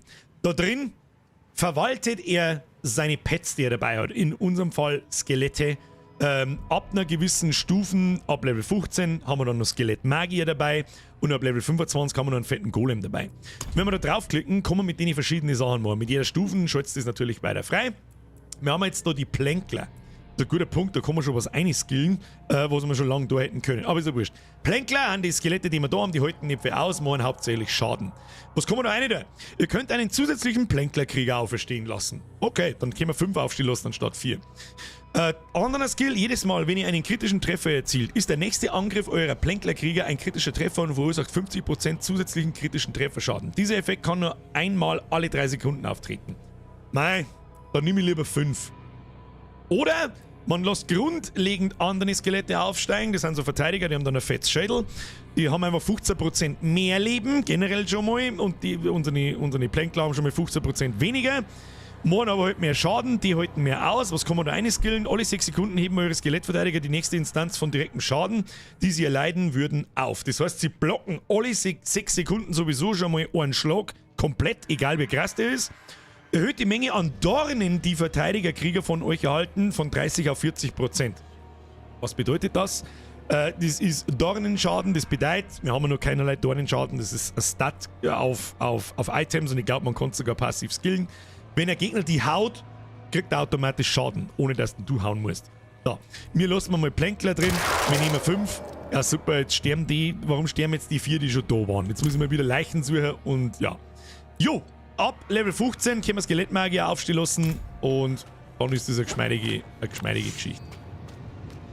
So, jetzt müssen wir uns da durchwursteln. Ich weiß gar nicht, ob da Gegner kommen. Aber alles was... Ah ja, genau, das sind so Lilith-Erscheinungen, die jetzt da irgendeinen Scheiß erzählt. Ganz ehrlich, interessiert mich ein Scheiß. Maulleuten, Lilith kommt. Mir sucht man Lilith.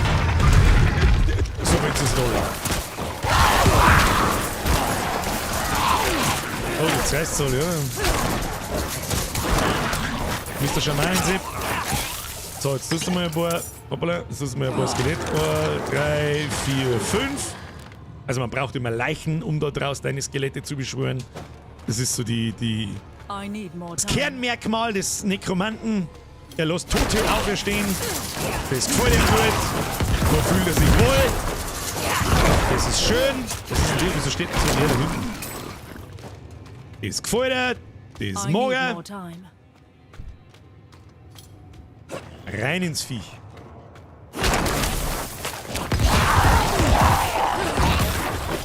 Einfach mit der Leichenexplosion durch, das kostet keine Ressource. Ja, bum, bum, alles tot. Währenddessen chargen unsere Viecher vorne rein, kriegst fast keinen Schaden mehr. Falls sie hinten vorne nichts. Ja, wunderschön. Wunderschön. Normalerweise bei den kleinen Goblins ist normal immer irgendwo so ein Schamanentyp dabei. Was muss denn überhaupt machen? Er dringt tiefer nach Kasama vor. Wo geht's denn tiefer nach Kasama?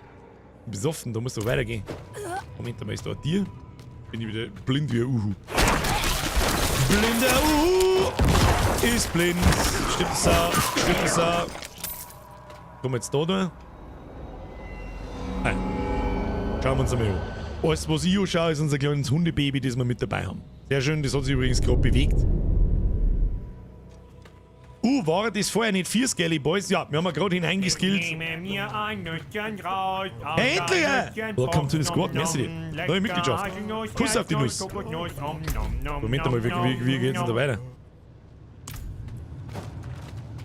Da geht's doch nochmal weiter, oder? Siehst du? Manu, jetzt ist wieder Mitgliedschaft. Moment. Kann da noch da irgendwo? Da unten kann es auch weitergehen. Ja. Dann geht, wir müssen da 2 mehr ein, das weiß ich noch. Dann geht's beim zweiten Mal nach oben weiter. Beim ersten Mal geht's nach unten weiter. Gut, hab ich vergessen. Mein Fehler, Entschuldigung. Was ist denn das? Sie lesen. Bin nicht zum Lesen, ich bin zum Viecherschlachten da. So, Leichenexplosion. Verbessert Leichenexplosion. Der Radius von Leichenexplosion erhöht sich um 15%. Rein ins Viech. Und der Nüsschen-Sound dazwischen, nice. Ja, der passt heute auch besonders gut.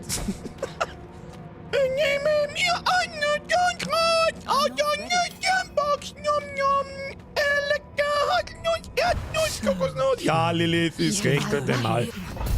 Halt einmal, mach die Tür auf, müssen wir Meter machen. Ja, Leichenexplosion kann ein bisschen mehr Schaden machen. Ein bisschen. Grober Stab. 2-Hand-Stab, blau, der müsste bitte. Ach, wieso können wir keine stehen? Der erste Ring. Den hab ich gar nicht registriert, dass ich den aufgeklappt habe. Brauchen wir gar nicht nachschauen, einfach rutziehen, wird schon passen. Was haben wir sonst noch Gutes? Unser Hosal gibt uns plus 8 Stärke. Rein damit, das merkt man dann schon natürlich. Und langsam, also wenn die erste gelbe Waffen droppt, dann merkt man normalerweise, da ist noch scheißegal, was für Stats das drauf sind. Dann merkt man dann schon, wie der Damage von den Fähigkeiten massiv hochskaliert. Und dann fängt viele auch wieder auf einen Schuss an.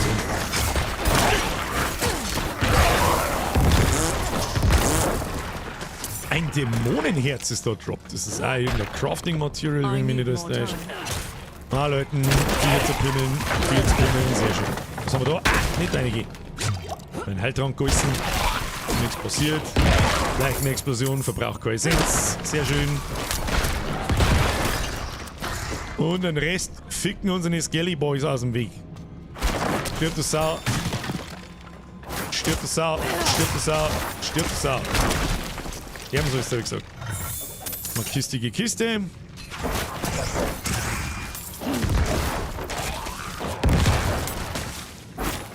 Ja, jetzt da jetzt einzelne Viech umhauen ist halt auch kontraproduktiv. Level 9000.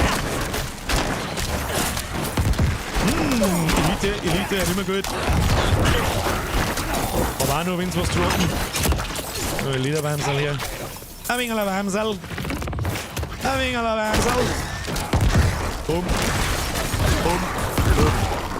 Ah, ich liebe es. Ich liebe es! So. Was wir jetzt übrigens die letzten 1,5 Stunden oder die letzte Stunde da haben, werden wir die nächsten 6 Tage tun. Ich habe euch gewarnt. Für die Leute, die nicht wissen, was Diablo ist, ich habe euch gewarnt.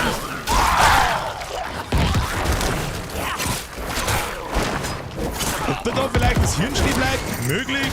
Ob mir da vielleicht das Hirn stehen bleibt? Möglich. Vielleicht gefällt mir das, dass mir das Hirn stehen bleibt. Who knows? Ist es jetzt so ein Spiel, so Pay-to-Win wie Immortal? Nein, überhaupt nicht. Es gibt keine einzige Pay-to-Win-Mechanik meines Wissens. Im Battle Pass wird hier ein bisschen gestritten, dass es irgendeine komische Asche ab bestimmte Level gibt. Und ich glaube, das ist aber wurscht. Die kann man sich auch freispielen. Mit nicht allzu krassem Aufwand. So, und das ist gerade eine gelbe Hosendrop, die wahrscheinlich Welten besser ist. Puh, plus 7 Mint. Ja, das ist nicht schlecht.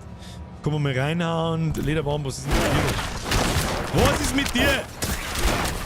Ah, kannst du mir gar nichts. Machst jetzt mal die Bude auf da. Was ist mit dir? Ah ja. Lilith ist schon richtig gekommen und haut einen Knockout-Nosch. Den Knockout-Nosch hau ich euch. So, dann haben wir nochmal die erste Raucherpause ein. Wie suchtelt schon wieder? Ich hab Urlaub, wie der Frau. Im Stream. So Urlaubsstream. Was ist jetzt da? Eine okay. Okay, blaue Offense. Blaue Offense. Da, das sind so Abschnitte, warum mich das nervt, wenn ich keinen Teleport oder keinen Sprung hab. Normalerweise kannst du jetzt mit der Zauberin, mit dem Teleport, drückst da her, blub, und dann stehst einfach unten. Der Necromancer-Depp, der muss halt da jetzt rechts aus und rumlaufen und ist lang. Oh, leck uns nicht mehr Fettsack, wo kommt der? Du asozialer Fettsack! Und dann droppt er bloß 12 Gold, du Kacknüt. Stirb. So, geht schon, gehen wir Vollgas, Konfrontspeer eine, sehe sie und dann, weiß ich nicht, ein paar Gitarre mit zerbersten lassen und dann stirbt der alles. Da, Fettsack, ist gut. Ah, wunderschön. Aber geht schon. Epip regelt, hätte ich gesagt. Ja, ist leider nicht mehr. leider reicht das nicht mehr aus, Mike. Ich bin professioneller Actionraucher. Da muss ich ab und zu leider mal eine Raucher gehen. Werd nicht helfen. Werd uns nicht helfen.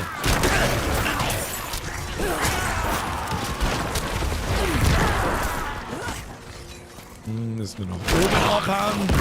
Oh, da unten ist was. Noch mehr unten? Da ist noch mehr unten.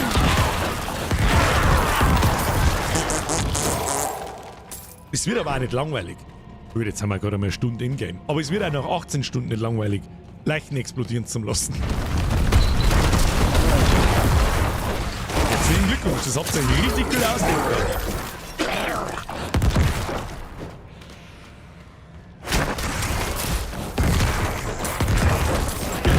Passt schon. Passt schon.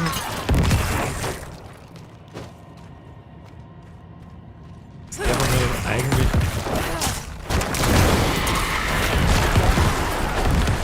eigentlich gleich da sein, wenn mich nicht alles täuscht. Ja, oh, noch mehr Elite. Oh, dicke Elite, der Gift am Boden scheißt. Jawohl. Oh, Zauberstab, weil ich brauche Waffen!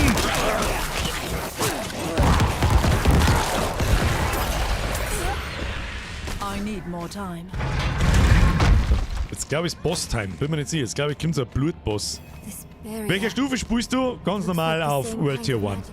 Es bringt absolut gar nichts auf Veteran zum Spielen. Absolut nothing. Außer, dass du selber in Taxen schierst und alles unnötig lang dauert. Na, Blutboss kommt noch nicht.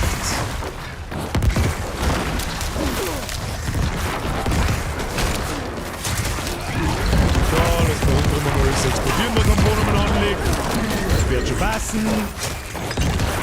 Peng, peng, peng, peng. Peng, peng. Je mehr Leichen am Boden liegen, desto besser wird's.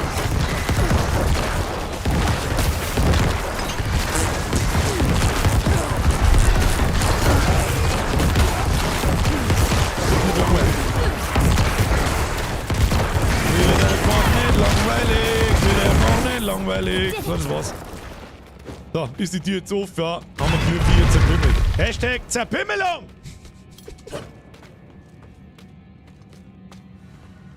Und Meter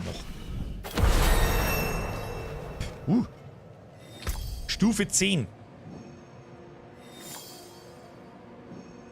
Was ist das mit jetzt deren?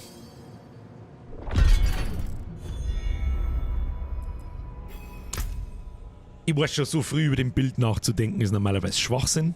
Aber der Knochenspeer ist Schwachsinn. Wisst ihr? Ja, gegen Bosse ist es schon geil. Aber mir kann man die Damage-Punkte vom Knochenspeer und den Passiv vor allem auch, die kann man jetzt in gleichen Explosionen ein. Und ich glaube mich zu erinnern, es gibt die Essenzen-Ding da. Blutige Ernte tötet Gegner, die weniger als 5% Leben haben, sofort. Nicht bei Bossen, okay. Blutige Ernte, das da. Blutige Ernte erschafft eine Leiche unter dem ersten getroffenen Gegner. Kann nur einmal alle 5 Sekunden auftreten. Der Plan ist dann folgender. Du gehst in eine Gruppe von Gegnern ein. Einmal Sense, dann ist noch keiner gestorben, aber es liegt der Leichen am Boden. Na, Schluss jetzt! Ich muss jetzt philosophieren! JG Performance! Es ist jetzt schon spät, nur dass man nicht tröten kann. Oder merci für die Mitgliedschaft. Welcome to the Squad, oder? Bussi auf das Nussi. Und dann sind das unsere beiden Fähigkeiten. Mich nervt schon, wenn ich 3 Fähigkeiten zum Drucker habe. Das ist schon zu viel. Sense rein, Leiche am Boden, Leiche explodieren lassen, irgendein Gegner stirbt, nächste Leiche klicken, klicken, klicken, klicken, bis alles zerreißt und alles hieß. Sollen wir das einmal probieren? Sag ich dir, was ist? Alle erstarten. Das werden wir jetzt einmal probieren. So, gibst du Sense? Gibst du Passiv? Gibst du das, dass die Leiche erzeugt wird? Jawohl. So, dann muss das Ding natürlich ein bisschen Damage machen. 2, 3. Dann haben wir bei der Leichenexplosion. Dann machen wir den Radius der Leichenexplosion größer. Schluss jetzt! Tommy! Morgen! Hast du nichts zu tun? Just Mercy! Nein, ich will aber nicht. Hallo? Mercy euer Trinkglas. Merci dir, Pussy aufs Nussi. Schluss jetzt mit Donations. So, was ist denn der zweite Perk von der Leichenexplosion? Leichenexplosion fügt verlangsamten, betäubten oder verwundbaren Gegnern 8% mehr Schaden zu. Diese Schadensboni sind stapelbar. Okay. Das heißt, sowas haben wir aber noch nicht. Da brauchen wir eine zweite Fähigkeit, das kommt dann da herunten irgendwo. Eiserne Jungfrau oder das Altern. Das ist so eine Fläche, die kannst dann, das ist eine richtig große Fläche, die legst du unter die Viecher, dann kriegst du den Statuseffekt, ich bin verwundbar oder was auch immer, und dann lässt der Leichen explodieren und dann löscht halt den Bildschirm. Aber so weit sind wir noch nicht. Dann haben wir die verpestete Leichenexplosion. Leichenexplosion wird zur Dunkelheitsfertigkeit. Anstatt zu explodieren, verströmt sie ein abscheuliches Miasma, das im Verlauf von 6 Sekunden 80 Schaden. Das mag ich nicht. Ich mag schon, dass es zerreißt. Dann lassen wir die 2 Passivs weg. Machen wir dafür einen Base Damage mehr von 36 auf 40. Und der einzige Perk, der drin steckt, ist Radius größer, 15%. Schauen wir mal, ob das funktioniert. So, jetzt ist das unsere Grundfertigkeit. Und mit der rechten Maustasten lassen wir die Leichen explodieren. Easy going, easy life. Endlich sage ich dir mal wieder live. Bin zurzeit ein bisschen im Umzugsstress, deswegen nur immer nachschaust gerade, aber nach dem Urlaub bin ich wieder da. Herr Chixlixen, ich wünsche einen guten Umzug. Das habe ich noch nicht. Ich bin noch nie umgezogen. Ich habe natürlich einmal geholfen oder so, aber Umzug. Ich habe keine Skelette. Wieso habe ich keine? Wo sind meine Skelette? Oh Gott, das ist ein Bossfight. Der ist gar nicht mal so einfach. Ich hoffe, das funktioniert. Scheiße, jetzt müssen wir aus der allein. Oh, das war jetzt vielleicht dumm, um zu skillen. Scheiße. Möglicherweise war das jetzt dumm, aber das werden wir schon irgendwie hinkriegen. Nach dem Boss machen wir mal schnell 3 Minuten Pause, gehen wir schnell in die Rauche. Und ich glaube, was zum Trinken kann, der auch brauchen. Ja, weißt du was? Oh, sie sind wieder da. Sehr gut. Die Skelly Boys sind wichtig. Skelly Boy wichtig. So, geh her. So. Dann steht jetzt natürlich eine Leiche und die entsteht bloß alle 5 Sekunden. Das bringt mir jetzt nichts, da müssen wir warten, bis Viecher kommen.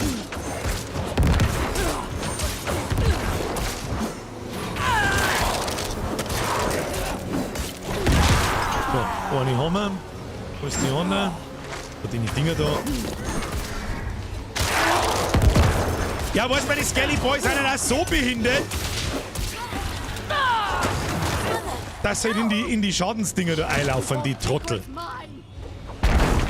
Diese Trottel. Weiß ich nicht, da bin ich vor allem mit dem Barber Veteran, beim ersten Mal bin ich da 1-2 Mal sogar verreckt. So, jetzt haben wir ein bisschen mehr Vier da. Das ist schon mal besser so.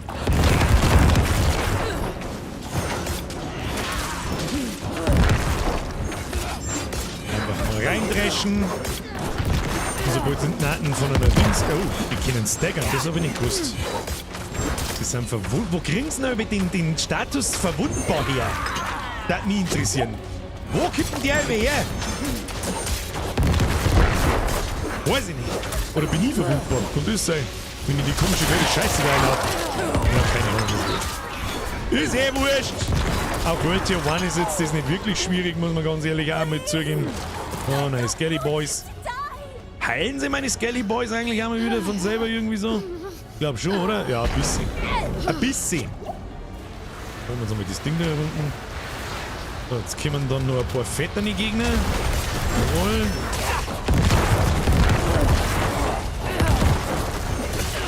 Gib ihr immer schön Haufen. Immer schön in den Haufen hinein. Wundervoll. Je mehr Leichen, desto gut, desto mehr meine Skelly Boys beschwören.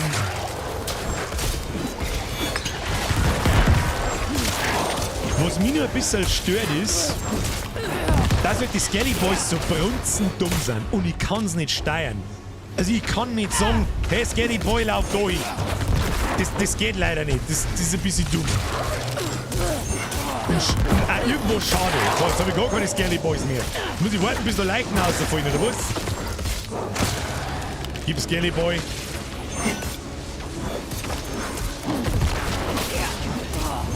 Ja, geht auch ohne Skelly Boys. So viel Schaden machen die jetzt auch nicht. Mehr Skelly Boys. Oh, jetzt wird es aber dann gleich gehen. Wir wollen mal mit Haltung. Einfach bloß dumm einprügeln. Stirb. Sehr schön. Was mit dem mit? Wo ist jetzt die andere? Da geh ich her jetzt.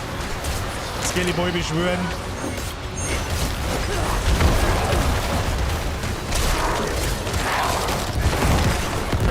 Mehr kleine Viecher, mehr kleine Leichen. Sehr schön. Skelly Boys beschwören. Fettsack killen da. So, sehr schön. Und das war's schon. JG, jetzt hab ich die auch noch übersehen.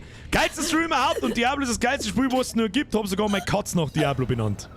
Heißt sie Diablo oder heißt es Baal? Ich wollte aber einen Hund haben, der. Ich wollte, es ist ungelogen. Ich wollte immer eine schwarze deutsche Dogge und die wollte ich Baal nennen. Und die wollte ich dann im Garten sitzen haben und jeder soll wissen, wie er heißt. Und er soll 2 Meter groß sein und die sitzt dann einfach so da und schaut die so und du weißt ganz genau, einen falschen Schritt und sie beißt dir sprichwörtlich den Schädel ab. So, haben wir schon durch.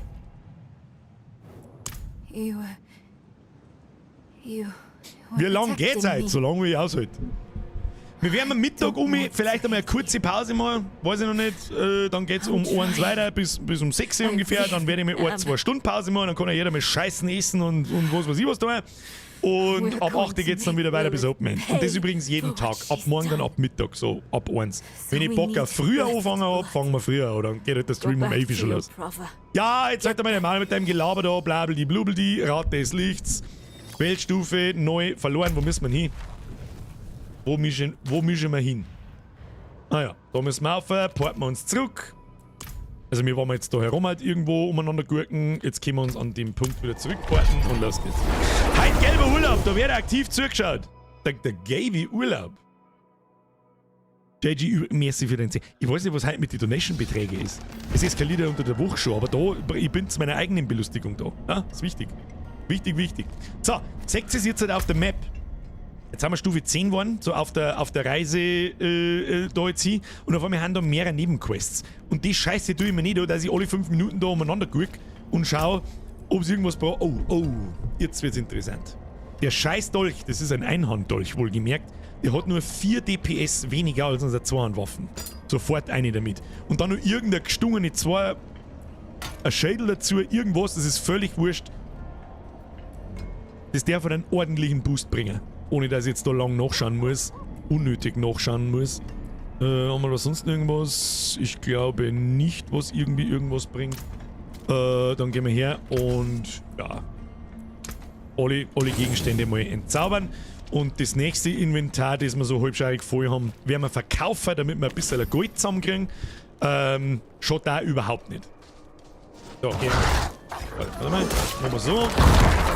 Das ist der Plan. Zack, eine Leiche explodieren lassen, alles ist tot. Und noch diesen hier. Blub. Müssen wir jetzt vielleicht noch mit einer anderen Monstergruppen halbwegs anständig testen. Da zum Beispiel. Blub. Und dann brauchst du bloß noch rechts keine Klicken. Da. Und es entsteht eine unfassbar lustige Kettenreaktion, die more than satisfying ist. Ja, ich werde halt nur sehr oft satisfying sagen, gewohnt euch schon mal dran. So, 1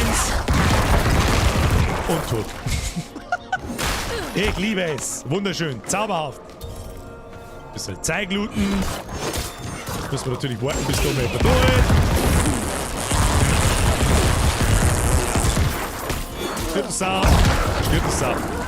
So, nächster Skillpunkt geht natürlich direkt in die Leichenexplosion. Das ist jetzt das Allerwichtigste, dass die Leichenexplosion so viel Schaden macht, dass die ersten Viecher in der Gruppe, was muss denn überhaupt zu? Sucht nach Neyrell. Ich laber schon wieder irgendeine Scheiße. Was ist jetzt da wieder? Kommt der Fledermaus-Set. Rechts um geht's weiter, das weiß ich, da ist irgendein versteckt. Oh, lecker, Riesenbaum. Raumsack! Ja, halt, komm schon zu.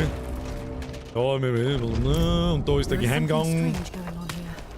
Something strange is going on here. Die Sansen hat plus 24, oder? Welche Sansen? Weißt du, das habe ich jetzt spät gesehen. Hab ich die blaue Einhandwaffen, ich habe im Augenwinkel gesehen, dass irgendwo ein Grenz Plus stand. Ja, irgendwann, das war plus 4. Ja, ist wurscht. Es ist eh wurscht. So. Das sind nochmal, man mindestens einmal reinklicken muss, dass irgendjemand stirbt.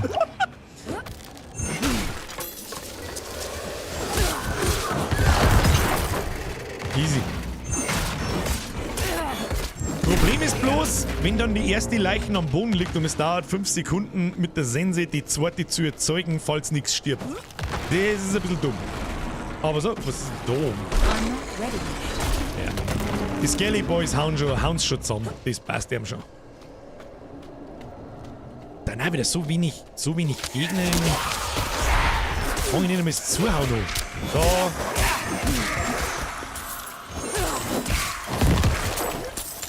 Sehr schön. I need more time.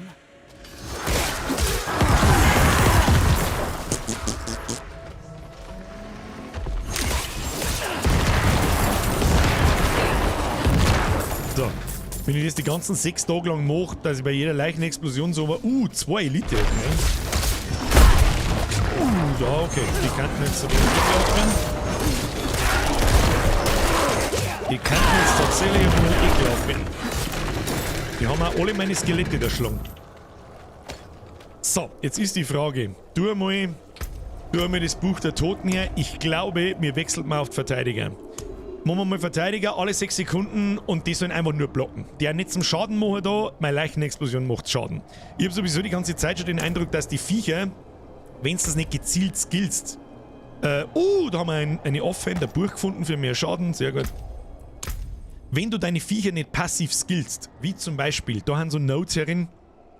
Na, das ist nicht. Wo haben wir denn sowas zum Beispiel? Da. Genau, Beherrschung von Skelettkriegern. Erhöht Schaden und Leben eurer Skelettkrieger um 15%. Da kannst du 3-mal eine skillen, dann hast du wahrscheinlich 45% mehr Schaden und Leben mit den Skelettkriegern. Aber da man es nicht kontrollieren kann,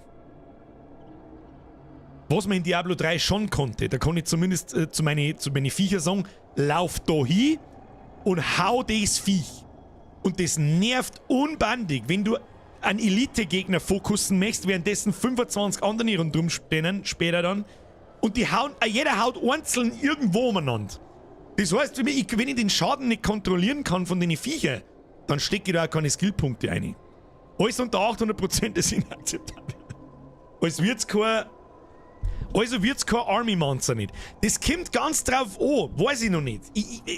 Schauen wir mal, wie es im Endgame ausschaut. Schauen wir, wenn er im Endgame stark sein kann, warum nicht? Aber bis jetzt habe ich einfach den Eindruck, an Golem kann man ein bisschen umeinander kommandieren. Dem kann man zum Beispiel, nachdem wir erstmal wieder Skelly Boys beschwören.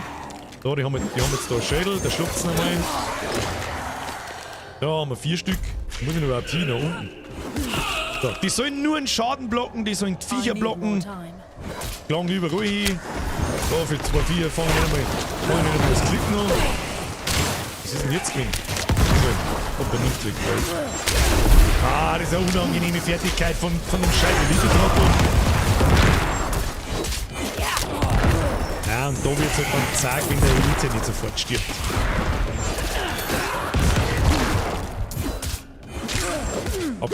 Abgesehen davon, jetzt da unten gar nicht weit. Wo müssen wir überhaupt hin? Kann da nach links oben gegangen sein, gell? Oh, scheiße. Scheiße! Schauen wir nochmal, kann aber auch nach rechts unten gehen. Ich weiß nicht mehr auswendig, wo sie gegangen ist. Oder was ist.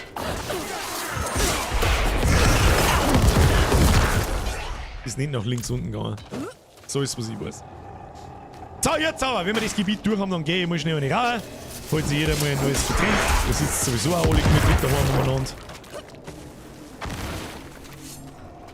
Muss man auch irgendwann einmal. Peng, peng! Werden wir nach links oben müssen. So, erstmal Kaffee Nummer 2, glaube ich. Ich hab halt schon sehr früh einen reingegondelt und mehr wird zwar Kaffee saufen nicht am Tag, sonst kriege ich einen Herzkasperl. Vielleicht später mal noch mehr. Gehen wir. Dann so wenig Vier da. Rentiert sich gar nicht, dass man da einhaut. Haben wir da einen Schrein des Schutzes. Braucht auch keine die Sau. Ah, der Foxler sitzt im Büro. Ja gut. Wer natürlich in der Arbeit hockt und einen Stream schauen kann.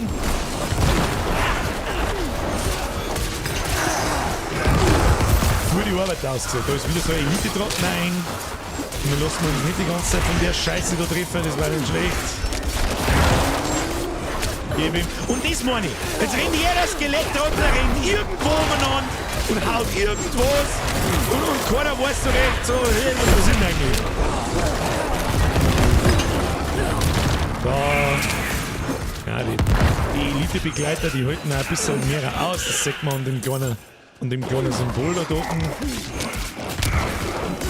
Und eine Leichenexplosion macht nicht genügend Damage, dass es reißt. Ja, Kim, leck mich einzelner Elite-Trottel. Skill mir mal lieber nochmal einen Punkt in die Leichenexplosion. Mehr Base Damage, mehr gut. Ich bin übrigens gespannt, wann das erste Legendary droppt und was ist. Ah ja, da kommt ein Gegner. Herzlichen Glückwunsch. Kurzschwert. So, kurzer Blick da hinein. Na, schlechter. Haben wir mal neue Stiefel. Neue Handschuhe. Bitte. Mal kurz zur Noob-Erklärung. Ich habe jetzt da Shift gedrückt. Jetzt werden da 2 Fenster von Items angezeigt. Das linke ist immer das, was ich gerade habe, und rechts ist das Item, wo ich einen Mauszeiger drüber habe, damit ich einigermaßen vergleichen kann, was für Waffen ist besser, was für ein Item ist besser zum Anziehen. Da kann man einmal nur einen zweiten Ring vertragen und einen Helm kann man auch vertragen. Fällt mir gerade mal so auf. I need more time. Fällt mir gerade mal so auf.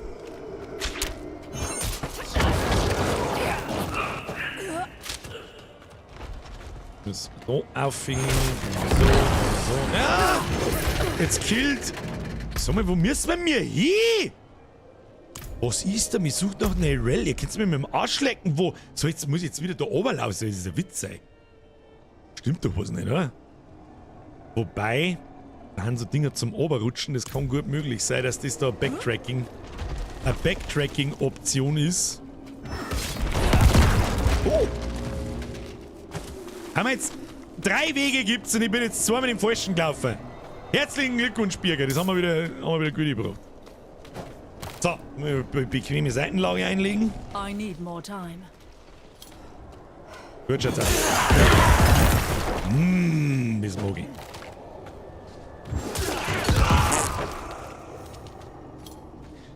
Ich bin gespannt, was sie mit dem Legendary Item gemacht haben, wo du in diese Blutwoge verwandelst und dann automatisch jede Leichnambohnen explodieren lässt, währenddessen du absolut unverwundbar bist. So schnell war es gegangen, ich hab's nicht mehr gewusst. Weißt du, wie das sauber 2 labern, nicht so viel labern, mach Meter, du Trottel. Muss ich da jetzt, folgt dem blutigen Wolf, ja. Da geht's jetzt nach links oben, das weiß ich nicht, ich weiß bloß nicht, ob vorher Viecher kommen. Das schaut alles so schön abgefuckt aus, schaust du an. Schön abgefuckt. Halt mal gut. Who are you? Wer seid ihr? Ja, ich bin der große böse Wolf. Arbeiten, weiter geht's. Ihr Weg endet immer in Feuer und Tod. Was ist denn das da? Das ist geil. Saß ins Maul. Klappspaten, du. Ja, jetzt mach halt die Tier jetzt endlich auf da. Kruzifix. Die geht ja so schön ekelhaft auf da. Zauberhaft. Eine ins Portal. Laber, laber, laber, laber, laber. Passiert mir einmal, dass ich immer die falschen Wege laufe. Ja, das ist aber irgendwie... Why are you telling me all this? Maulleuten, eine ins Portal. Vollgas Leberkäse. Back in the Haradrim's illusion. Was haben wir für ein Level? 11. Very well. 11 auf fast 2 Stunden. Geht schnell. Da um einiges schneller gehen. Aber gut, ihr kennt's I mir. think I've lost my way. Ja, I lost my way. Das ist mir not wurscht. ready Lauft so yet. jetzt. Wir laufen mal generell ziemlich viel. Es dauert dauert schon ein bisschen, bis es losgeht, bis da mal mehr Viecher sind, bis da mal ein bisschen was passiert und so. Toying with us. This is amazing. Das ist jetzt das unendlich lustige Spiel. That's supposed to be. Kontrolliertes Leichen töten. Oh, da oben ist eine Elite, den müssen wir wegnehmen. Oh, da sind 2 Elite, kann das sein? Dürfen wir jetzt nicht.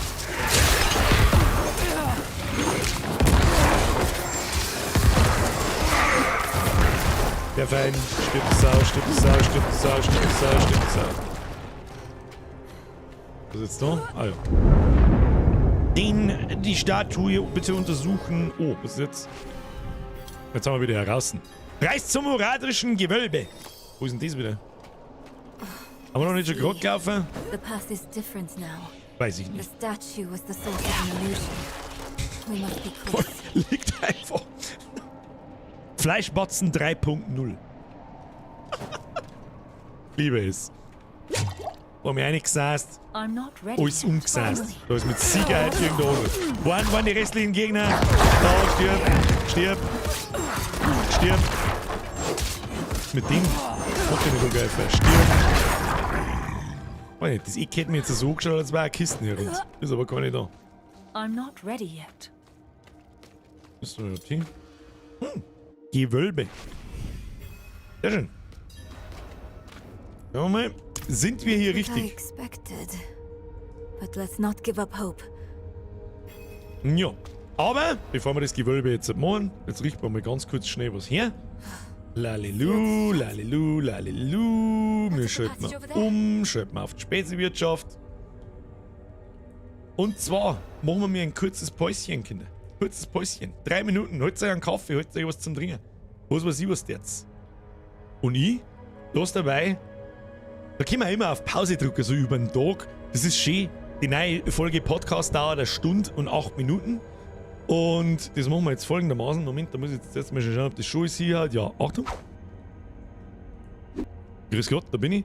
Ich brauche. Ja, da muss ich schnell was außerkopieren. Moment. Naja, bin ich wieder nicht komplett vorbereitet. Das ist natürlich nichts, ich weiß nicht. Moment. Machen wir so. Das schaut gut aus. Machen wir so. Sehr schön. Dann machen wir YouTube. Dann machen wir so. Dann ist YouTube da. Dann ist das da. Dann mache ich das groß. Und jetzt machen wir ganz einfach so. Friends of the Sun. Jetzt gehen wir mal schnell in die Rauch, holt sich einen Kaffee. Ich bin in ungefähr 3 Minuten wieder da. Und in dieser Pause lassen wir dabei die neue Folge Podcast laufen, damit ein bisschen was läuft. Weißt du selber, was ist. Bin gleich wieder da. Bis gleich. Bussi aufs Nussi. Schaut alle hin. Das ist ein Flockianes Topiken. Das ist übrigens also ein Sterbebeutel. Habe die Ehre miteinander. Ich bin's, der Biergeist, der Kani. Ich bin der Kani. Und das war eigentlich der Flockiani, aber der hat einen Dünni. Dünsch. Der Dünsch. Ja, er ist wieder im Altenheim gewesen und hat sich ein Arschloch über Klo bringt gezogen. Ja, und jetzt hat er Schließmuskelkrebs. Ja. Und das ist übrigens die Speziewirtschaft.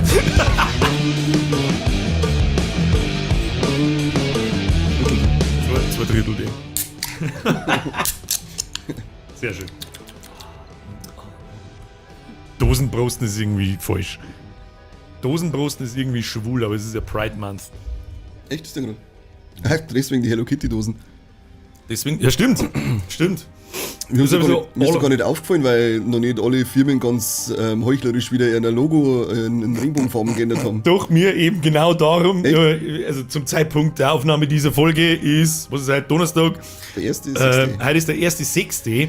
Und Juni ist ja Pride Month und dann bin ich halt, morgen kommt Diablo raus und dann habe ich mir gedacht, gehst du mal auf GameStar und schaust mal, was da so steht. Das erste, was ich sehe, ist das scheiß Regenbogen-Logo und ich mir denkt, ihr Heuchler, Fotzen, warum? Einfach nur warum. Aber gut. Das finde ich also geil. Ja, aber wir haben uns auch dran gehalten. Da, schau, Hello Kitty, Pink. Schauen wir mal, werden wir später aufmachen und dann... Flocke Scheiß da in Regenbogenfarben hat's geheißen. wir haben eigentlich da noch so einen kleinen Codehaufen hier. Da. Ja, das kannst du dann fürs Promo-Battle machen. Das stimmt, ja. Oder einfach einen großen über seine hässliche Fresse. Das wird halt sowieso interessant, wenn wir das Thumbnail machen. Halt mir einfach in Mitten und der man streichen. Für die nur zuhören. Ihr audiophoben, videophoben Klappspaten. Audiophil, Videophoben. Arschlöcher! So, tja! Was denn drin das Wochenende? Und so halbe Stunde hier und schmerzt mir nichts praktisch. Ja, also müssen wir jetzt eigentlich, die Folge müssen wir eigentlich potenziell 20 Minuten kürzer machen, weil die Redezeit von der Flockiani fällt. kriegt er 20 Minuten zusammen in einer Stunde. Mittlerweile ja, da hat er sich schon gebessert, muss man sagen. Wir haben Findest du nicht? wir haben ja mittlerweile Themen. Er hört es ja sowieso nicht an, wenn er nicht dabei ist. Stimmt auch wieder, der Trottel. Wir haben mittlerweile Themen, wo er mitschmerzen kann. Ja. Ich hätte jetzt auch, und zwar, ich war nämlich am Wochenende bin ich noch spontan so am Fußball-Abschiedsfest laufen vom weil ich eingeladen worden bin und gesagt, na gar nicht, kommst du auf, letzter Spieltag, da wird dann noch grillt und gesoffen und am Samstag war so ein Downy-Tag bei mir und hab mich überhaupt nichts gefreut und dann um 10 Uhr habe ich gedacht, weißt du was, bevor du jetzt einen kompletten Samstag nur auf der Couch verbracht hast, zweimal halt da noch auf, trinkst ein paar halbe. Boah, leck mich bei einem Fußballverein. Ja, leck mich am Arsch. Ich kenne ja da einige davon, mit denen ich ganz eigentlich schon ein Festel mache.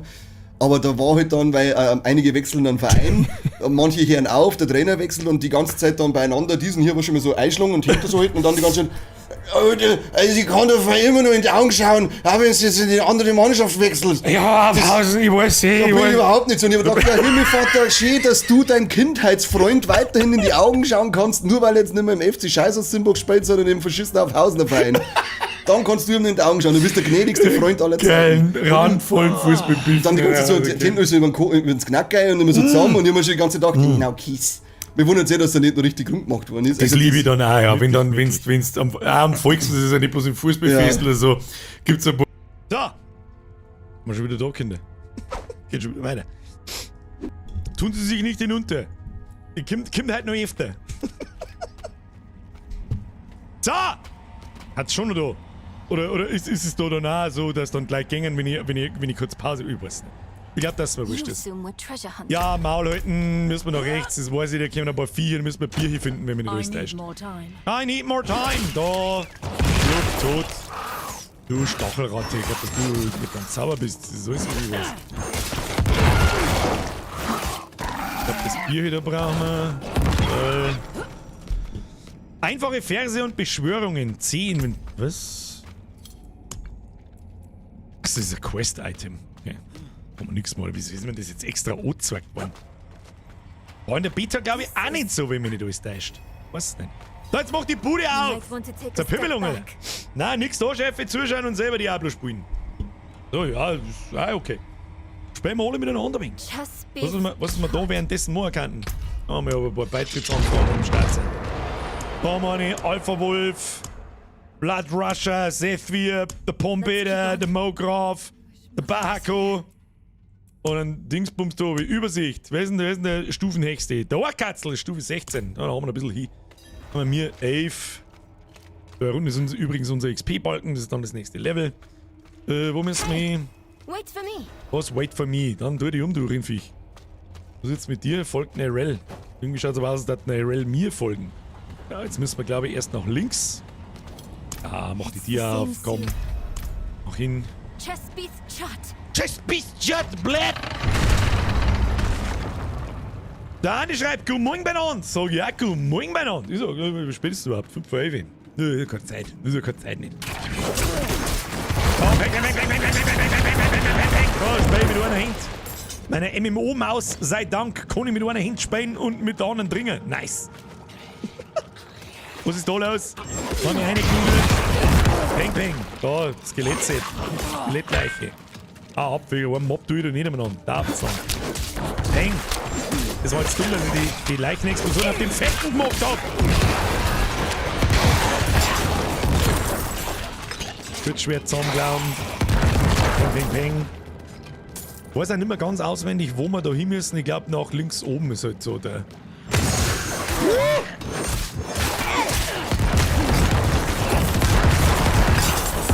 Oh, wunderschöne Kettenreaktion, ich liebe es! Ein ins Viech! Im Programmer kann er mit einer Hand spielen. Lul. Sucht nach Hinweisen, wie man den Schwarzen See überquert. Aber schon finden uns!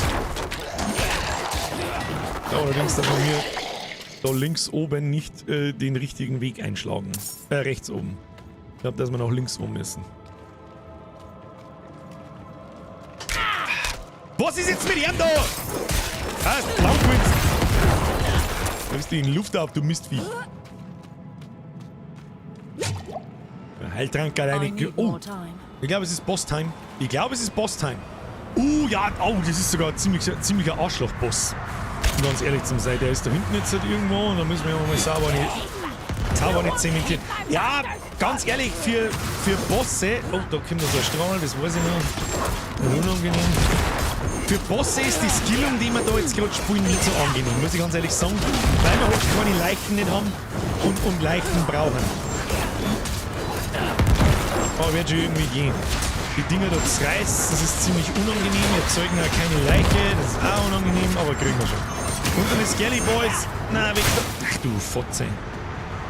Du Scheiß Ausruhe! Fahr nicht so viel umeinander jetzt da.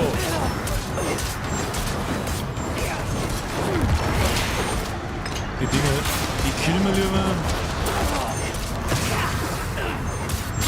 Wieder nicht aufpasst. Mein Gott, Birger, spiel euch gescheit. Aber es macht ja nichts an Schaden. Das ist ja, jetzt reißen wir es einmal.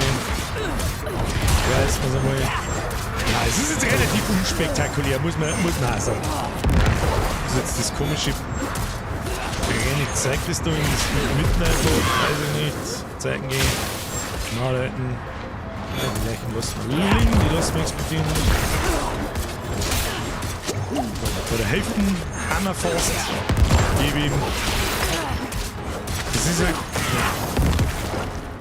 Nö. Einfach reinprügeln. Einfach prügeln.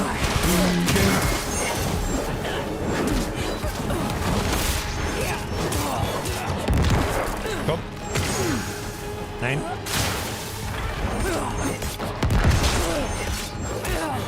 Ekelhaft, wenn meine Skelly Boys anfangen zum Sterben. Weil dann muss ich die Leichen für die hier nehmen. Das ist eine schöne Pose. I need more time. Oh shit. Nein! Ich hab den Charge nicht ready gehabt. Noob, Birger, Noob. So, das letzte Viertel. Stirb das Sau. Oh, da müssen wir killen. I'm not ready yet. Der Charge. Nein. Was ist mit dir, Charge? Bleib jetzt einmal stehen am Pfleg. Was sind das eigentlich für komische kleine Dinger, die da noch wollen? Der mal weg jetzt. Nein. Die Skelly Boys haben wir noch. 2. Ja, lassen wir mal aufstehen. Ja, Bosskiller-Skillung ist jetzt nicht unbedingt, aber es geht schon. Mit Mühe und Not geht schon, ist schon da, Holz ist schon. Schauen wir gleich mit Items an. Hose nicht besser, Stiefel. Naja, gut, hat 7,5% Widerstand gegen Gift, das bringt es auch nicht wirklich. Sonst irgendwas Tolles da irgendwo. Nö. Skellyboy gerne aufstehen lassen. Bircherl nehmen. Bringt das pulsierende Zauberbuch zu Neyrelle. Wo ist denn Neyrelle? Die ist am Anfang, aber da ist ein Portal, wenn man nicht alles täuscht.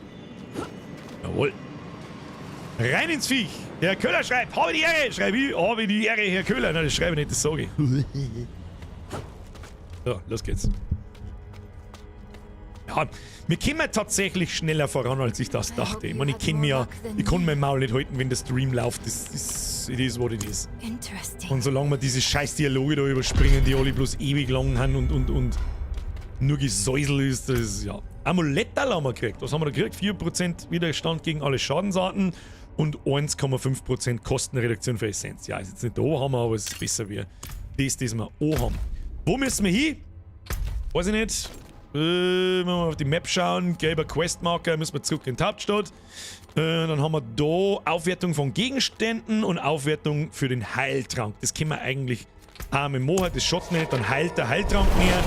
Und eventuell kriegen wir auch so ein Weltding. Kann man auch mal schauen. Könnten wir auch mal schauen. Aber bei mir ist heute GSD nicht Boss-Time, darum kann ich mir deinen Stream auch im Büro geben. Jeder, der gerade im Büro einen Stream schaut, nicht so laut. Ihr kriegt einen Stress wegen mir. Ich will meine Ausrüstung verbessern. Let's have a look at you. Jo. Gehst du mal her. So.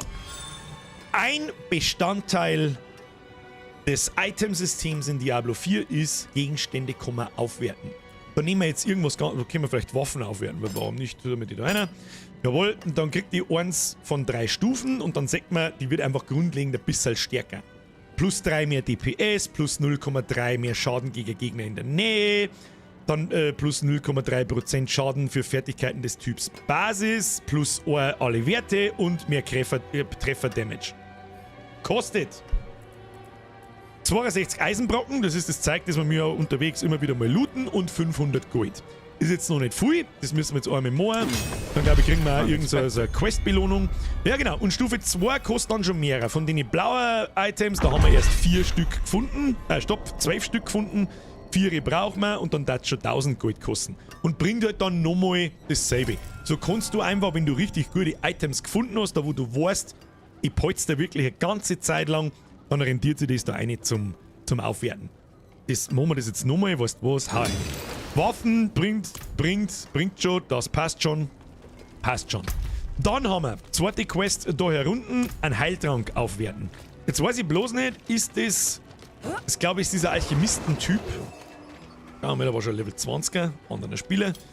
Ich will die Wirksamkeit meines Heiltranks aufwerten. Ja, jetzt halt mal. So, die Wirksamkeit eures Heiltranks kann beim Alchemisten aufgewertet werden. Aufwertungen erfordern Gold und Kräuter, die in der Welt gesammelt werden können.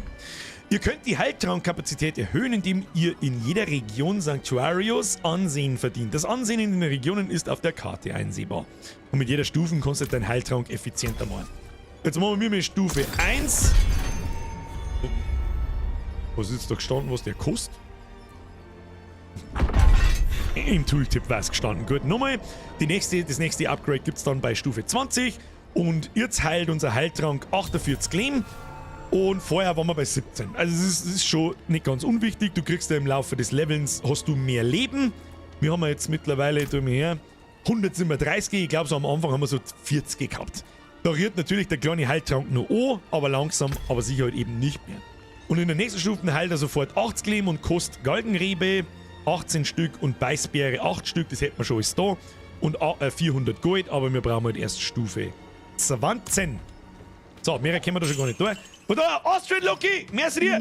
mir leider schleichen OBAI wünsch nur zauberhafte Zerpimmelung ich wünsche auch. Später wieder vorbei. Und dann die Songs sieht man sich später. Auch zum noch schauen, wenn's Urlaub ist. Es glaubt was es gibt, also wer sich diesen Stream bis Mittwoch von Anfang bis Ende live gibt, ist sowieso nicht ganz sauber. Und während meiner Urlaubszeit, wer sie wirklich im Nachschauen anschauen will, ja bitte, ja bitte. Deswegen mache ich es auch so ein bisschen. Ja, muss man auch dazu sagen.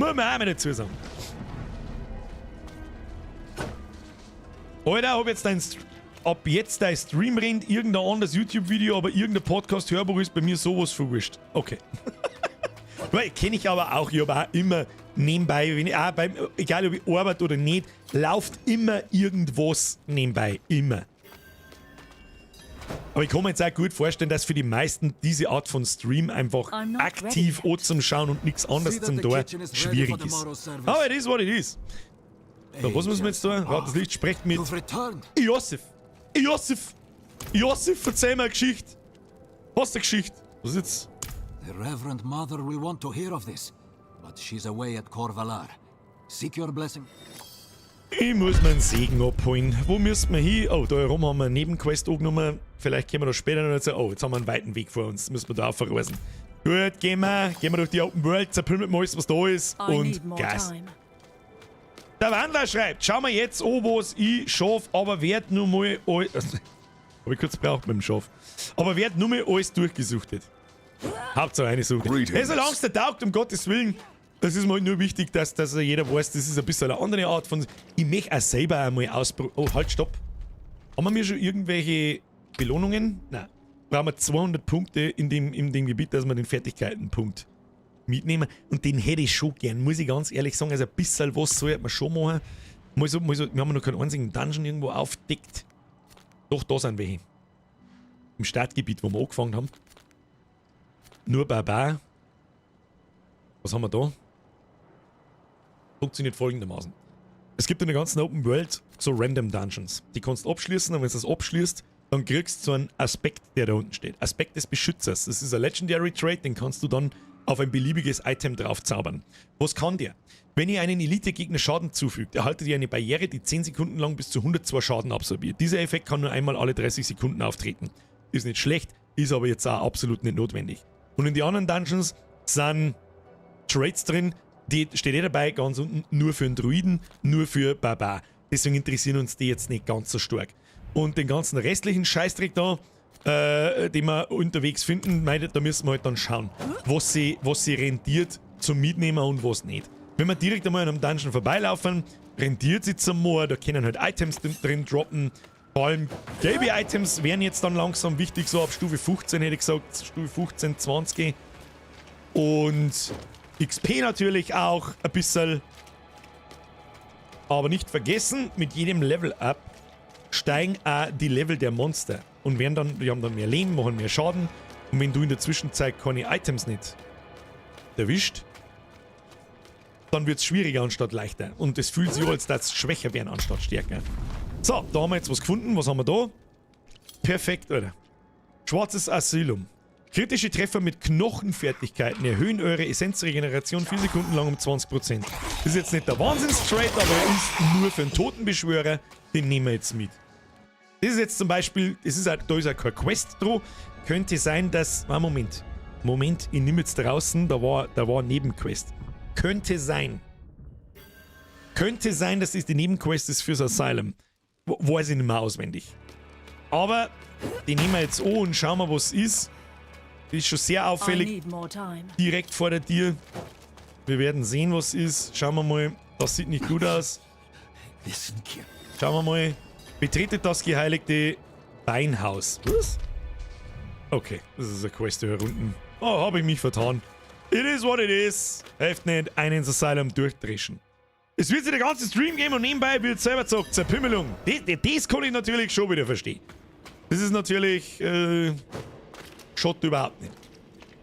Dann ich jetzt auch. Sag ich dir, was ist, wenn ich jetzt offstream zocken darf oder die am Diablo spielen war, hätte ich auch irgendeinen Stream, irgendein Video zu Diablo laufen. Irgendetwas. Wir haben dieses Skelettrockel. Die halten wir 2 aus. Haben wir 2 Schaden. Das ist wieder gar nichts. Nein, das gefällt mir nicht. Das ist nicht sehr satisfying, das muss alles auf einen Klick sterben.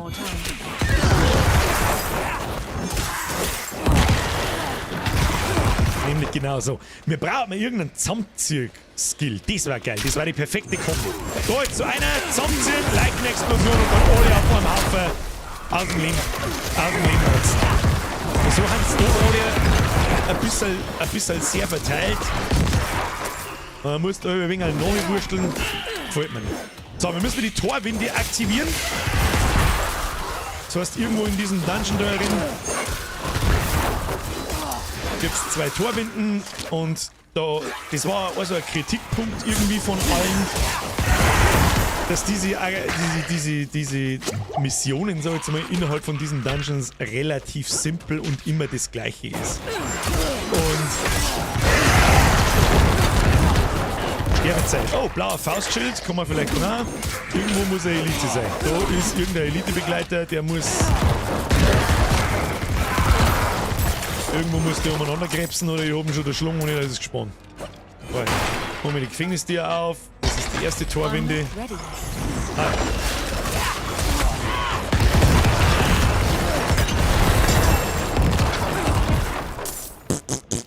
Watson Joe. Gelber Sabi! Das kann der guter sein. Oh ja, plus 6 DPS. Schaden unter Kontrollverlust. Schaden gegen entfernte Gegner. Oh, 15 Int ist stark. Ja. Und schon ist unsere Aufwertung für unseren Scheiß-Dolch so ein bisschen für den Arsch. Weil, ja. Was kommt das Schädel? 6 Stärke, 2 Dornen. Ja, Blockchance mehr aushalten. Also ich glaube, wir haben jetzt noch keine Probleme irgendwie, dass wir zu viel Schaden kassieren. Darum. Stirbt es auch.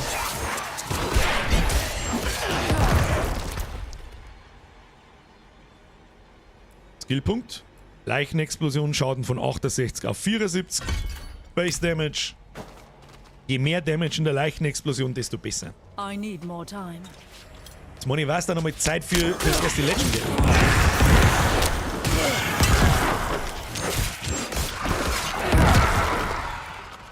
Was ist das da? So, immer das da.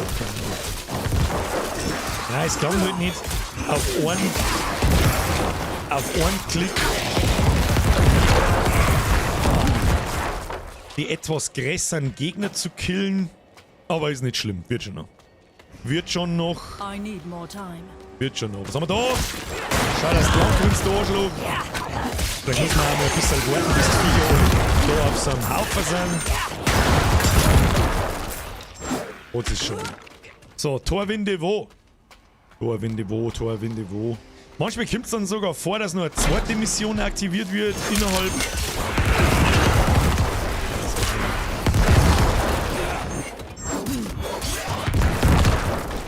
Scheiß auf die einzelnen Vierer da ist die zweite Torwinde. Und das ist jetzt ein bisschen der behinderte Teil, weil jetzt musst du einfach zweimal wieder da zurück zum Ausgangspunkt laufen. Das ist ein bisschen demotivierend, muss ich aber sagen. Schaut schon den anderen Scheiß da rein. Tim mit stirbt. Sehr schön, du stirbst auch da um. Wundervoll.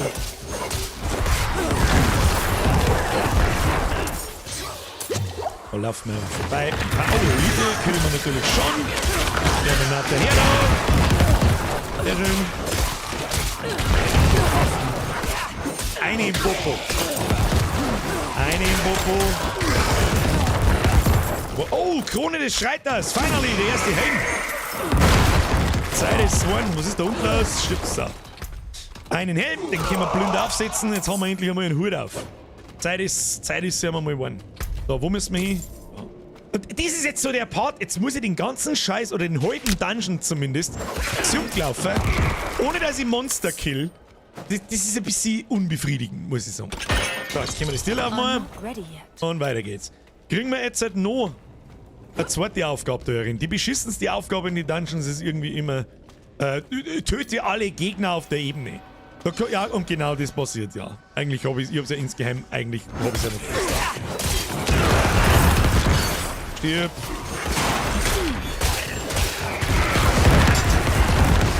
Stirb. Da.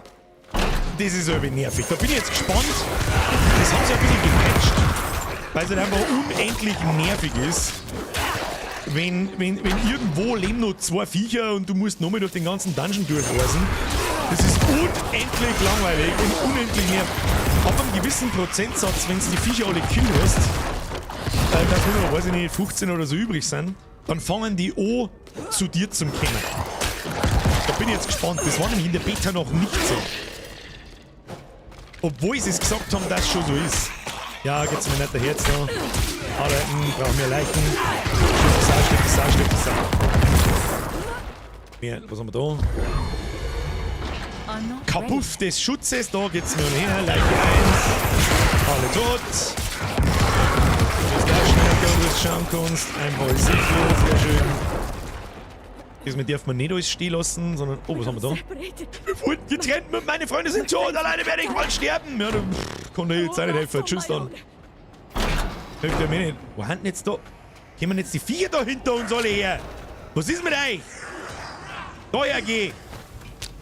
Nicht im Gefängnis verstecken, Herr Joschler. Fort. Was, da kommen noch mehr?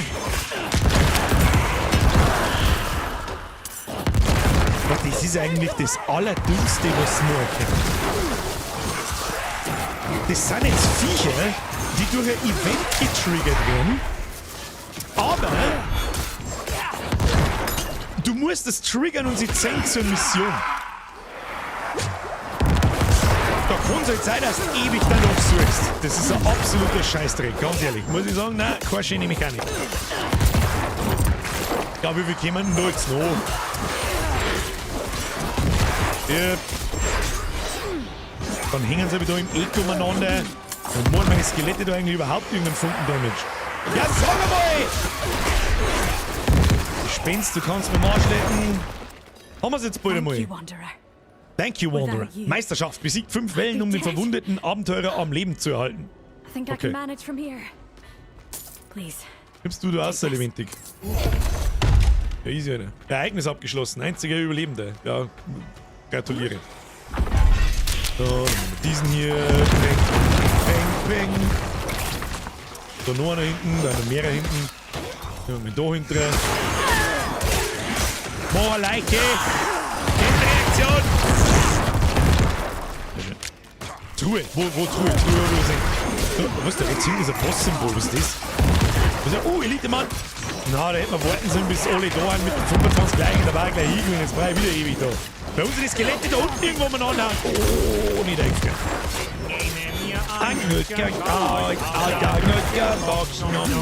So, Schütze auf, gut schwer. Dann haben wir da General Demon. Merci wieder ein Reset. Lucy auf das Lucy. Hau dritten Meister, eine ins Sieg. Hackel to your face. Heute heißt es eher Sans to your Knochenshell. Merci dir. So, da gehen wir jetzt mal ein bisschen weiter. Du mit. Was macht der mit? So. Wenn du mit ihm sein musst. Stirb die Sau. Stirb die Sau. Stirb die Sau, stirb die Sau, stirb die Sau, stirb die Sau. Da unten sind. Mei, es ist jetzt wieder so ein Kack-Event. Das ist so nervig. Es war jetzt nicht so nervig, wenn ich den Scheiß-Dungeon noch nicht schon 25 Mal gemacht. Ein Ring. Ein weißer Ring, ja, der haut natürlich voll ein. Ja, da ist noch so ein einzelner Trottel. Für noch ein paar. Jetzt sind wir alle zusammen, schön brav. Ja, so. Einer sterben bitte, danke. Das ist mit Ehren. Hol ja wieder nicht sterben, doch. Wie viel haben wir jetzt noch? Da hockt wieder der Gefängnistier drin, das weiß ich nicht mehr. Okay. Ja. Jetzt und keine Ahnung, ist eigentlich wurscht, wie wir gehen. Das zirkt den Dungeon einfach so irgendwie so unnötig in die Länge. Weiß nicht. Flo! Leute, Schluss jetzt mit der Donaterei. Schluss jetzt! Ihr Urlaub, da wird nicht donated. Gestern haben wir Papa gesagt, wir haben nächste Woche Urlaub gekriegt und wir wissen alle, was das heißt. Aha, Leben, was ist das? Scheiß auf Leben. Da müssen wir jetzt einfach mal hergehen und sagen, jetzt Leben ist jetzt mal gut. Ich hab keine Zeit jetzt. Da waren 3 Leichenexplosionen, leider nicht. Aber gut. So, sehen Sie, kurzer Item-Check. Haben wir irgendwo... Oh! Ist das... Ach, das ist ein Zweihandsaß. Ja, aber die ist um Welten stärker. Gut, die hat mehr DPS um 30 gegeben, das ist auch klar. Aber die 15 Int auf dem Schwert, ich glaube, bringen es mehr rein, als die scheiß DPS da.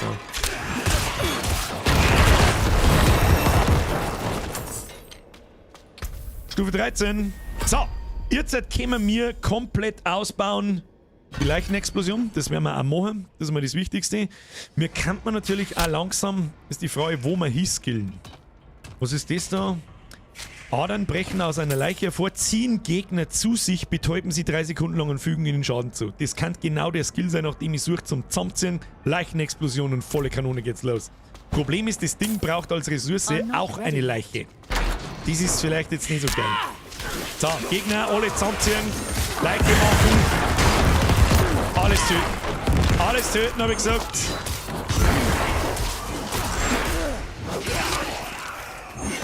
Ja, weißt du, wenn die Skelly Boys wenigstens die Gegner fokussieren lassen, auf die ich die von meinen Spells Schaden kriegen, wie von der Sense oder so. Nein, sie rennen alle irgendwo am Arsch der Welt umeinander. Oh! Jetzt fängt es langsam an. Baby Items zum Hauen, ne? Mehr Leichen, mehr Damage! Mehr Leichen, mehr Damage! Nein, nicht. Oh. Leichtes daneben geklickt. Was ist mit dir? Stehst du in der Leichen jetzt drin oder nicht? So. Was war das jetzt wieder für ein Event? Schwarzes. Achso, das war's schon. Okay, kann man da noch weitergehen? Gibt es noch mehrere Viecher? Entschuldigung, sind hier noch mehr Krüppel zu verkrüppeln. Let me verkrüppel sam Krüppel. Ja, ich sehe hier keine Krüppel mehr. Naja, haben wir komplett. Ihr könnt einen Dungeon jederzeit verlassen, indem ihr die Dungeon-Eingangsmarkierung auf der Karte auswählt oder das Aktionsrad E öffnet und Dungeon verlassen drückt. So, porten wir uns aus. Los geht's. Birger, spielst du Hardcore oder normal? Also ich spiele normal Hardcore. Sagen wir es so. Flo, habe ich mich übrigens ausreichend bedankt dafür für die Donation. Ich glaube nicht. Flo, Dankeschön. Bussi aufs Nussi. So, weiter geht's. Haben wir irgendwas da? Oh ja, unser Band. Da können wir Blinde den Weißen austauschen. Jetzt schauen wir da mal. Kritischer Trefferschaden. Ja, der blaue Ring ist nicht besser. Unser Hosal ist auch nicht besser.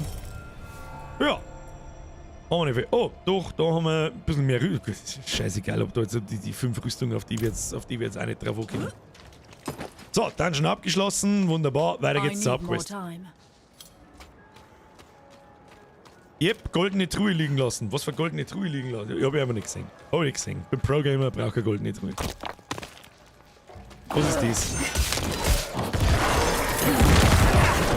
Jetzt kommen wir die Garsnaffen. Jetzt reißt es noch schöner wie Skelettrottel. Wunderschön. Oh! Da haben wir einen kleinen Keller. Warum ist denn der gelb markiert? Das würde mich jetzt mal interessieren.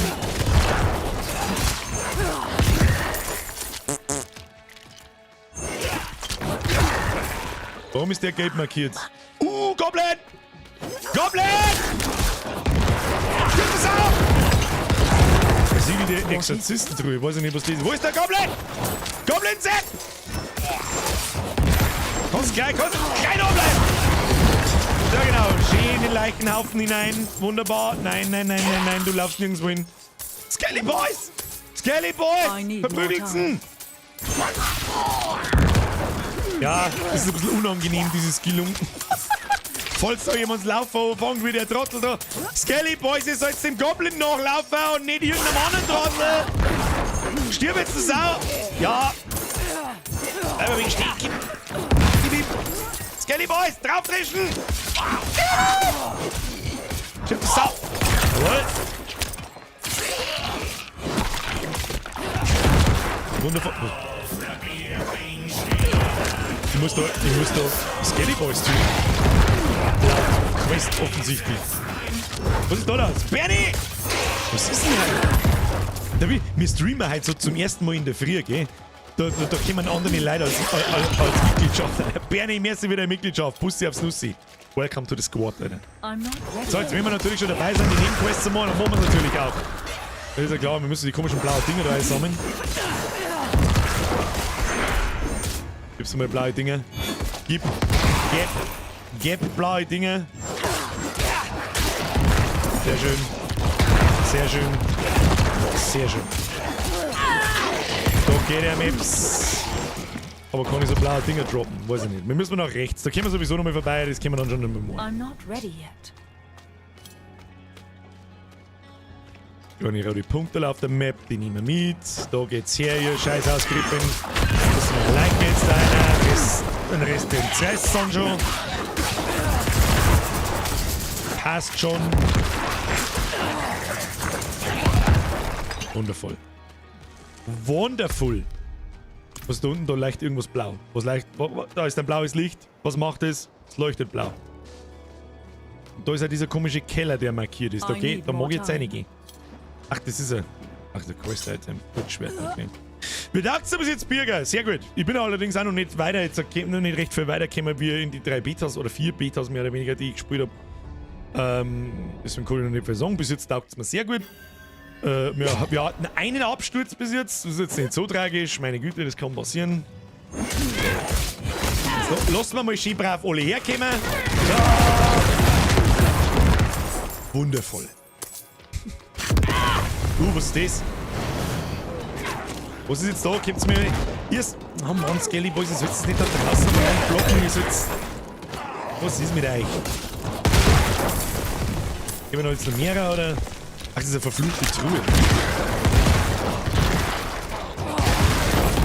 Also, kontrolliertes Leichen explodieren lassen.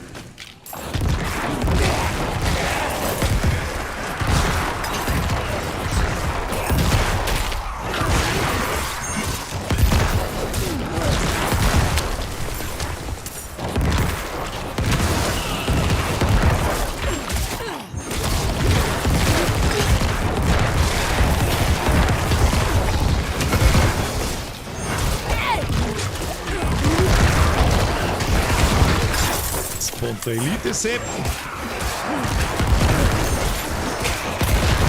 Oder 40, glaube ich. wir eine eskalieren. Haben wir's jetzt dann bald wieder? Da die Scheiße da! Das ist noch mehr Elite.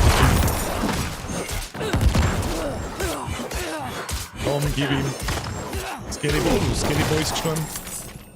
Skelly Boy has died. So.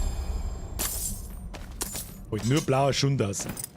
Nur blauer Schund. Kann ja kein Mensch mehr brauchen, das ist ein Wahnsinn. Sagt mal, nachdem das Spiel ja Crossplay sein sollte, werden wahrscheinlich auch die Gilden übergreifend sein, oder? Das weiß ich nicht, aber ich denke schon. Ich da jetzt einfach, ich weiß es nicht, aber der Vermutung nach, da ich sagen, ja, Clans gingen auch plattformübergreifend.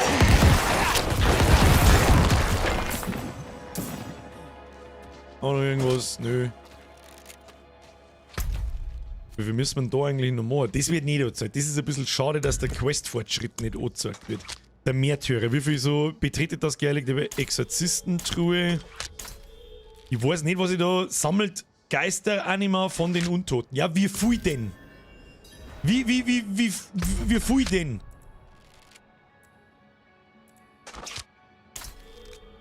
Machen wir das zu.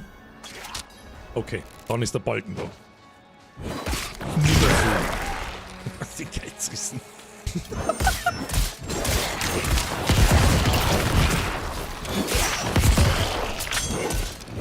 Wie viel Geisteranima brauchen wir noch? Haben wir es schon. Gorsten! Fuck die Gorstenvieh! Der macht ja ganz schön viel aus, der Fetzer. Was ist denn dem? So, habe ich jetzt da schon mal... Jawohl, wir haben die erste Stufe haben wir, beim Regionsfortschritt freigeschaltet. Jetzt kriegen wir ein bisschen Gold, ein bisschen XP und das Wichtige hier Nitro ist eigentlich, weil den du dauerhaft hast, der Fertigkeitenpunkt eingefordert. Jawohl, Level Up haben wir eigentlich auch gleich in einer Sekunde. Ja, jetzt da schlagen wir noch schnell irgendwo ein Viech, damit wir schnell noch Level 14 werden. Und dann schaut das gut aus. Gründest du einen Vollbier-Squad? Den gibt's schon. Können wir eigentlich auch mal schnell schauen. Clan gibt's schon. Da danach könnt ihr Vollbier-Squad, bla. Oh, es werden Beitrittsanfragen auch mehrere. Merke ich gerade, ich nehme mal wieder ein paar an. In der Hoffnung, dass das einigermaßen funktioniert. Denke schon. Ja, ich habe jetzt da einen Haufen Beitrittsanfragen, aber irgendwie passiert nichts. Wird schon passen. Ja. Freunde, Sammlungen, Karte, haben wir alles. Da haben wir einen neuen Dungeon. Was ist da? Oh, nochmal der nächste Dungeon für uns. Die Nova von Blutwoge breitet sich nach kurzer Verzögerung erneut aus und verursacht dabei 70% weniger Schaden. 70% weniger Schaden. Voll für den Arsch. Schreibt sie dann hin, nur 30% Schaden. Aber gut, den müssen wir fast mitnehmen, den Dungeon. Weil wer weiß, was wir als nächstes skillen. Jetzt tritt mir also Viecher. Wo ist denn der Gegner?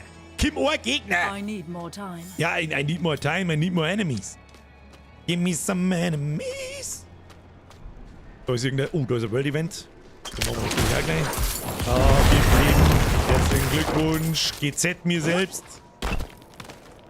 I'm not ready yet. Und da ist irgendein World Event. Das machen wir natürlich schon.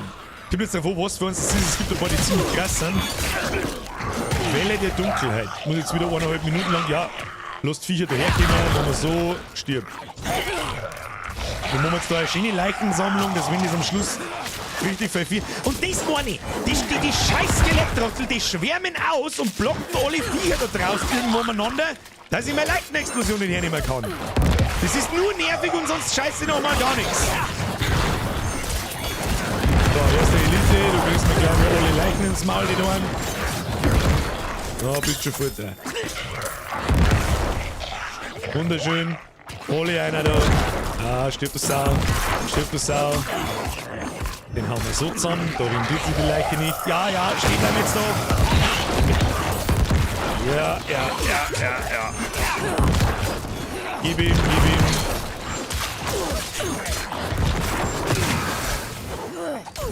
Scheiße, man an Teleportiererei. Bleib jetzt mal da. Da, der läuft zu anderen Leichen nur mit du. Suppenkasperl. Ja, wieder.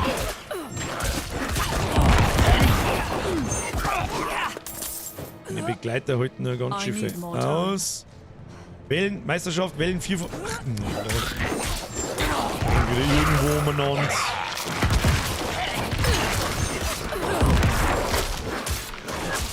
Und schauen wir mal, ob wir das zeitlich noch hinkriegen. Wahrscheinlich nicht. Ja gut, werden sind alle besiegt. Das passt. Dann gibt es am Ende eine Truhe und ein paar Oberlusse. Oh Gott, wir haben voll. Was, wir sind voll? Bruder, wir sind voll. Ja gut, dann müssen wir... Jetzt ist die Frage, was ich nicht hundertprozentig weiß, wenn ich mich von da jetzt in die Stadt port.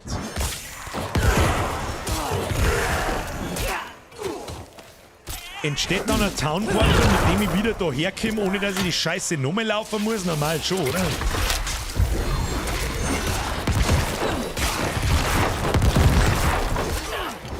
Wunderbar viel. Wenn du die mit T portest, ja. Es war in der Beta. Oh, ja, gerade ausgewählt.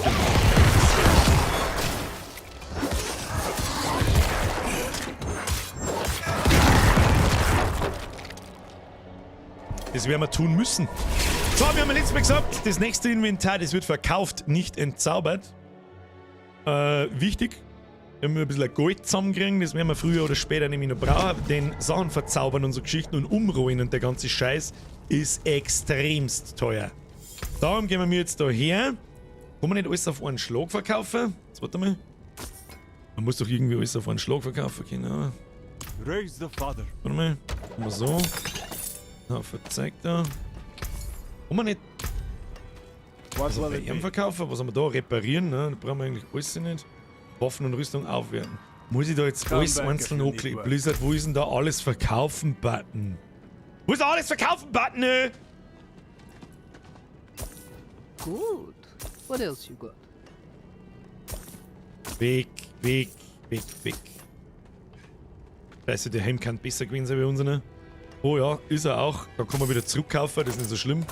Aufsetzen. Good deal. Und den ganzen anderen Scheiß.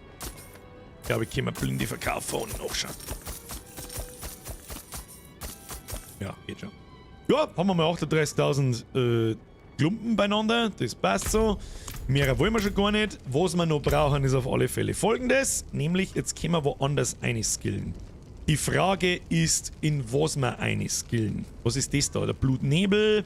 Dann haben wir das Knochengefängnis. Schauen wir mal, ob das ist so zum Viecher einsperren. Hat das vielleicht irgendwas zum Zusammenziehen? Knochengefängnis eingeschlossen, erhaltet ihr 15 Essenz sowie zusätzlich 5 für jeden eingeschlossenen Gegner. Das ist ein Essenzgenerator, braucht man nicht. Gegner im Knochengefängnis sind verwundbar, das schwächt es noch mal ein bisschen. Erhaltet Stellung in der Höhe von 5% Basisleben für jeden Gegner, der gibt's nicht. Was ist das da? Der Verbrauch einer Leiche erzeugt 3 Essenz. Haben wir eigentlich auch nicht. Ihr verursacht nach dem Verbrauch einer Leiche 6 Sekunden lang 3% mehr Schaden. Das ist schon ganz interessant. Dann haben wir da ein paar neue Sachen. Zum Beispiel, neue Gegner erleiden durch euch 2% mehr Schaden und fügen euch 3% weniger Schaden zu. Das ist auch ein nettes Passiv, aber wir stemmen eigentlich nicht in die Gegner drin. Die Items im Inf als Junk markieren, dann geht's mit einem Knopf. Aber gut, dann brauche ich insgesamt einen Knopf mehr, weil ob ich jetzt alle einzeln mit Junk markiere. Oder geht das irgendwie automatisch, dass man alle weißen, alle blauen und alle gelben als Junk markieren kann? Müssen wir nachher nochmal schauen. Das ist ja nicht so tragisch. Auf alle Fälle kommen wir jetzt im Skilltree in die nächste, wie soll ich sagen, in den nächsten Skillbaum, wo es Sachen gibt. Und die 2 markantesten Sachen sind einmal Altern und einmal Eiserne Jungfrau. Lesen wir einfach mal, was das Ding kann. Verflucht den Zielbereich. Von Eiserner Jungfrau betroffene Gegner erleiden jedes Mal 11 Schaden, wenn sie direkten Schaden verursachen. Hält bis zu 10 Sekunden an. Das ist so ein bisschen ein Dornenschaden-Ding, den man eigentlich nicht brauchen. Außer die Passiv hinten dran ändern den Skill so, dass er ganz was anderes tut. Eiserne Jungfrau kostet keine Essenz mehr, stattdessen erhaltet ihr 5 Essenz für jeden verfluchten Gegner. Wirkt nicht bei Gegnern, die bereits von Eiserner Jungfrau verflucht sind. Klingt auch nicht wirklich was. Sonst noch was, wenn mindestens 3 Gegner von Eiserner Jungfrau betroffen sind, erhöht sich der Schaden um 15%. Ja, das ist jetzt ein typischer Schwächungszauber. Was haben wir da? Altern. Verflucht den Zielbereich. Von Altern betroffene Gegner werden 10 Sekunden lang um 40% verlangsamt und verursachen 20% weniger Schaden. Das ist, da kannst du nicht Viecher generell mal sehr gefickt auf alle Fälle. Verbessertes Altern. Treffer bei von Altern betroffenen Gegnern haben eine Chance von bis zu 10%, sie 2 Sekunden lang zu betäuben. Ja, das ist ein richtig krasser Defensiv-Skill für am Schluss vielleicht, aber das brauchen wir jetzt noch nicht. Was ist das da? Beherrschung von Skelettmagiern. Moment mal, können wir mir schon Skelettmagier holen? Ich glaube nicht. Können wir auch noch nicht machen. Was ist das da? Fügt entfernten Gegnern 4% mehr Schaden zu. Braucht es auch nicht unbedingt. Was haben wir da? Verstärkter Schaden. Ihr fügt verfluchten Gegnern 3%. Da ist nicht wirklich was dabei, was mich wirklich stickt, muss ich ganz ehrlich sagen. Leichenexplosion kann man da noch ein Passiv einhauen. Leichenexplosion wird zur Dunkelheitsfähigkeit. Nein, dann ist ein Damage over Time Ding. Mag ich nicht. Ich möchte, dass das alles explodiert und sofort stirbt. Leichenexplosion fügt verlangsamten, betäubten oder verwundbaren Gegnern 8% mehr Schaden zu. Diese Schadensboni sind stapelbar. So, haben wir irgendein Spell, mit dem wir vielleicht sogar halbautomatisch Gegner verlangsamen, betäuben oder verwundbar machen können, damit unsere Leichenexplosion mehr Damage macht?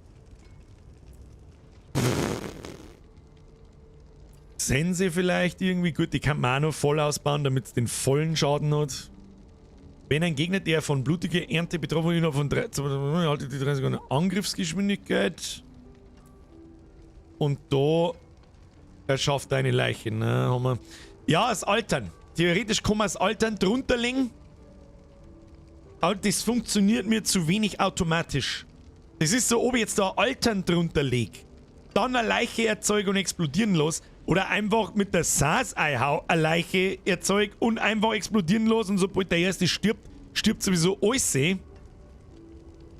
Das gefällt mir nicht. Zu viele Knöpfe. Da haben wir zu lang. Das ist da haben wir einfach zu lang. Glückstreffer. Was ist denn das da? Der Blutnebel. Das ist ein Defensivskill, gell? Das kann der noch. Das Wirken einer Fertigkeit, die überwältigt, reduziert die Abklingzeit von Blutnebel um 2 Sekunden. Blutnebel hinterlässt alle 1 Sekunde eine Leiche. Blutnebel verleiht euch mit jedem getroffenen Gegner Stählung. Ja, das ist so ein richtiger Defensivskill. Den werden wir früher oder später sowieso. Ich glaube, das ist ein Muss. Das ist ein typischer, den musst haben später, damit du so einen Oh-Shit-Button hast. 16 Dornenschaden. Verbrauch einer Leiche. Ja, weiß jetzt gerade nicht, wo wir hinskillen sollen. Sag ich dir, wie es ist. Mehr das da. Was haben wir da noch? Was ist das da? Der Knochengeist? Nein, auch nicht wirklich. Das sind alles so Skills, die jucken mich alle nicht so recht. Die Blutwelle, das sind so die Ultimates, die werden nochmal interessant, aber das dauert noch 10 Level. Was der man da jetzt dabei? Wir können das Altern schon mal ein, aber was tat man jetzt auch gerade sonst damit? Außer in die Sensei skillen wir jetzt auf alle Fälle nochmal ein und oder halt so ein Passiv irgendwie dazu. Eure maximale Essenz, na. Glückstreffer, Schaden verfügt über eine Chance von 4% an der Position des Ziels eine Leiche zu erschaffen. Na. Haben wir da noch irgendwelche Passiv? Was haben wir da? Beherrschung von Skelettkriegern, erhöht Schaden und Leben eurer Skelettkrieger um 15%. Das ist eigentlich auch noch sowas, was momentan noch was bringen darf. Sag ich dir, was ist und das der dabei auch. Skelettkrieger machen die einfach ein bisschen mehr Schaden. Wir können auch nochmal ins Buch der Toten schauen. Wir haben ja irgendwas gekriegt. Nämlich die Schnitter. Neuer Typ Skelettbatin. Flo! Meister, magst du mal Request to join in deinen Clan ohne Pretty Please lol. Leid, das der wir mir nicht per Donation. Okay, das sag ich jetzt einmal. Das sag ich jetzt ein einziges Mal und ausnahmsweise tu es. Aber wir machen das jetzt nicht per Donation. Nimm meinen Scheiß. Ich weiß gar nicht mehr, wer du bist. Ich weiß gar nicht, ob du da überhaupt auftauchst. Ich habe keine Ahnung. Ich mache das von Zeit zu Zeit, dass ich da die Sachen annehme. Bitte nicht per Donation battlen. Bitte nicht. Nicht böse gemeint, but please don't. Dankeschön. Andal, mir ist wieder ein Zwickel. How to Necro in Diablo 4. Ich weiß nicht, ob das richtig ist, was man wieder spielen, aber ich spiele einfach so, wie man denkt, dass es vielleicht richtig sein kann. Mehrere können wir jetzt gerade nicht da. Haben wir sonst noch irgendwie. Ah ja, da herum. Vorrangige Quest: Extrahierung und Einprägen. Jetzt können wir eigentlich einmal da. Die Barriere einprägen. Wir haben ja aus dem Dungeon da oben haben wir ja einen Trade ausgezogen. Und das tun wir jetzt einfach mal, um die Quest abzuschließen. Kriegen wir ein bisschen XP und Ding. Erzählt mir was über die Extrahierung. Bla. So. Was müssen wir da? Extrahierung und Einprägen. Achso, das haben wir jetzt schon abgeschlossen. Haben wir ein bisschen XP gekriegt und Ding und sonst gibt es jetzt da keine Quest mehr. Ja. Kurz zur Erklärung. Ich könnte nun Aspekt extrahieren. Wenn wir schon ein Legendary Item hätten, haben wir aber noch keins, kann man das da einer da. Dann geht das Item kaputt, aber die Spezialfähigkeit wird extrahiert. Die hast du dann da in die Aspekte drin und dann kannst du das auf andere Items draufzaubern, wo du das haben willst. Schnitter wolltest du noch schauen. Stimmt, das machen wir auch gleich noch. Und dann kann man einen Gegenstand verzaubern. Und das darf jetzt folgendermaßen funktionieren. Wir nehmen jetzt zum Beispiel mal die Brust, ist wurscht, die haut man da rein. Oh, ach Schmarre, das ist das Umrollen. Das ist gut, aber schweineteuer. Du kannst, das ist unfassbar wichtig, nehmen wir mal die Hosen. So, mir gefällt jetzt, die Hosen ist eigentlich ziemlich geil, bla bla bla, aber das 1% Schadensreduktion gefällt mir nicht. Dann klicke ich da drauf und dann kann ich für 3200 Gold, kann ich den einer Stat umrollen. Dann wird er zu was anderem. Kann aber auch beschissen werden. Und beim zweiten Mal rollen, glaube ich, kostet es dann 40.000 Gold. Und dann kostet es 200.000 Gold und so weiter. Das heißt, der erste Roll ist einigermaßen for free. Und ja, brauchen wir jetzt noch nicht mehr, rentiert sich alles noch nicht, alles für den Arsch. Und ansonsten, die letzte Möglichkeit ist noch, ich nehme jetzt zum Beispiel mein Schwert, oh ja, Schwert, oh ja, ziemlich geil, der haben wir da einer. Und dann kannst du die extrahierten Aspekte, jetzt kann ich jetzt da einen, wenn wir einen hätten, da drauf zaubern. Oder aus dem Kodex der Macht kann ich... Also kann ich da jetzt nichts... Ah gut, weil es eine Waffe ist. Gut, da kann ich nur Waffenaspekte drauf zaubern. So einen haben wir noch nicht. Aber ich glaube, mit der Rüstung kann man einen haben. Schauen wir... Nein, auch noch nicht. Was haben wir dafür? Wir haben doch schon einen Aspekt gemacht. Haben wir nicht irgendeinen Aspekt? Jetzt Moment einmal. Erlaubte Gegenstandstypen. Ich nicht.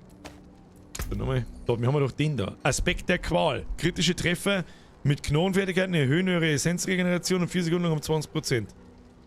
Wird freigeschaltet, indem ihr schwarzes Asylum in der zersplitterten Gipfel abschließt. Ja, und wo kann man das draufzaubern? Nirgends oder was? Auf Ringe. Kann das sein? Ja. Erlaubte Gegenstandstypen. Umschalten. So, dann tust du das da drauf und dann kommt das dabei raus. Dann wird der Ring zu diesem Legendary mit diesem Trade drauf. Das Ganze kostet 6 trübe Kristalle, so einen haben wir noch keinen einzigen. Und 5200 Gold. Können wir es noch nicht mehr machen, selbst wenn wir wollen würden. Da ist noch ein bisschen hin. Also bis, glaube ich, Stufe 15. Oder man muss gelbe Gegenstände entzaubern. Das kann auch sein. Für diese trüben Kristalle. Weiß jetzt gerade nicht auswendig. Ist wurscht. Ist wurscht. Zurück ins Portal. Ab in die Hauptquest. Los geht's. Oh, Schnitter wollten wir noch schauen. Entschuldigung. Schnitter. Ja, meine 4 hauen schon zeigt zusammen. Mir gehen wir Schnitter. Was machen Schnitter? Schwingt eine mächtige Sense, die über einen aufladbaren Spezialangriff verfügt, der alle 10 Sekunden schweren Schaden verursacht. Das sind so... Ich weiß nicht so ganz... Nehmen wir es einfach mal. Probieren wir es einfach mal aus. Das ist scheißegal. Was haben wir da? Wenn Schnitter Gegner angreifen, die verlangsamt, bewegungsunfähig, betäubt oder verwundbar sind, verringert sich die Abklingzeit ihres mächtigen Aufladens um 2 Sekunden. Und die zweite Trade ist, Schnitter verfügen über eine Chance von 15%, das Fleisch von den Knochen ihrer Gegner zu schälen, wodurch eine Leiche entsteht. Und das ist anders geil. Wenn deine Skelly Boys auch noch Leichen erzeugen, geht's noch besser. Jetzt habe ich bloß da so ein bisschen das Problem, dass ich jetzt keine Skelly Boys mehr habe und jetzt da eine Viertelstunde lang mit der Sasa den einen Trottel einprügeln muss, damit man mal... So, Skelly Boy. Mich würde interessieren, wie viel kann man da beschwören maximal? Hier, okay. Und schon liegen 2 Leichen dort. Ich weiß zwar nicht, wo er das Fleisch vom Skelett schneidet, aber das ist mir wurscht. So. Oh, Goblin! Goblin habe ich genau gesehen! Schnitter Boys! Schnitter Boys! Wir müssen mal, warum wir nicht mehr derzeit jetzt einmal auf den Goblin. Warum müssen wir aber... Das nervt so hart. Das nervt so hart, weil ich keinen Schaden nicht machen. Kill it with fire! Oh, das geht's. Legendary Drop Nummer 1! Wo ist jetzt der Goblin hin? Hab jetzt einen Goblin verkackt! Jetzt hab ich einen Goblin übersehen! Verdammt! Verdammt! Verdammte Axt! Da bin ich ja wieder auf 182! Oh, was ist das Rolle da? Das mach ich gar nicht. Ja, und schon liegt da gefühlt viel mehr Leichen, weil ich sage, scheiß auf den Goblin! Geschissen auf das Goblin-Vieh, so schaut's aus. Das ist, was ich weiß. Erstes Legendary, 11:47 Uhr. Es ist ein Schild. Seimiger Schreckensschild. Doppelt so viel Item-Level wie da ist. Oh, Alter. Und es ist sogar noch richtig gut auch noch. Euer Maximum an Skelettmagien wird um 2 erhöht. Der ist richtig stark. Richtig stark. Kommt auf den Jahresmerch ein Schild, wo 2 Skelette daneben stehen. Steffi, bist du noch da? Ich brauch Notiz. Wobei es war natürlich geil. Wir sollen sagen, da darf man jetzt ein 43 DPS gewinnen. Aber den Schädel müssen wir jetzt nehmen. Der ist stark. Einziger Nachteil, wir können leider noch keine Skelettmagier beschwören. Das geht erst mit Level 15, aber da ist nicht mehr weit hin. Halbes Level noch. Jetzt muss ich mal schnell schauen, was da sonst noch drauf war. Dornenschaden. Weniger Schaden durch entfernte Gegner. Maximales Leben für Diener. Und 1,5% Glücksdreht. Das ist ein richtig gutes Schädel für das Early Level. Richtig gut. Steffi, danke dir. Aber jetzt brauchst du nichts mehr mitnotieren. Genau das kommt auf den Merch drauf. Bis jetzt zumindest. Das Schädel so gut wie ich es nachzeichnen kann. Und 2 Skelettmagier. So, zerstört Skelettkonstrukt 3. Das ist wieder ein Random Dungeon, den nehmen wir jetzt aber mit, da kriegen wir ein bisschen XP, Level 15 Shot nicht und wenn wir dann Skelettmagier beschwören. Was ist denn jetzt? Leg mir da am Arsch, friert mich einfach rein. Ich habe irgendwie das Gefühl, die Leichenexplosion macht mehr Schaden. Ich weiß zwar jetzt nicht warum. Oh geil, da liegt einfach ein Fleischbatzen umeinander, den es reißt. Ich liebe es. Ich liebe es. Jetzt da irgendwo anders hin. Momentan ist noch sehr linearer Weg. Aber kriegen wir schon. Kriegen wir. Ah ja, da ist zu. Müssen wir erst die Skelettkonstrukte zerpimmeln. Und da. Oh, leck, Alter. Was ist da hin, Leute? Bitte einmal Bildschirm löschen!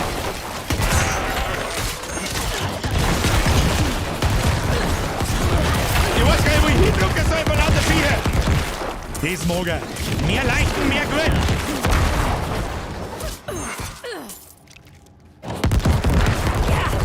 Stirb jetzt, du Arschloch. So ist brav. Natürlich droppt dann ein gelbes Schüttel. Das ist ja eh ganz klar. Aber du wirst jetzt momentan alt ausschauen, wobei es gute Werte hat. +5. Alle Werte ist immer gut. Kannst du sagen, was du willst. Und unser Skelettkonstrukt haben wir auch schon. Erstmal weiter rein, Viecher. So, das kommt beieinander, wenn der erste stirbt.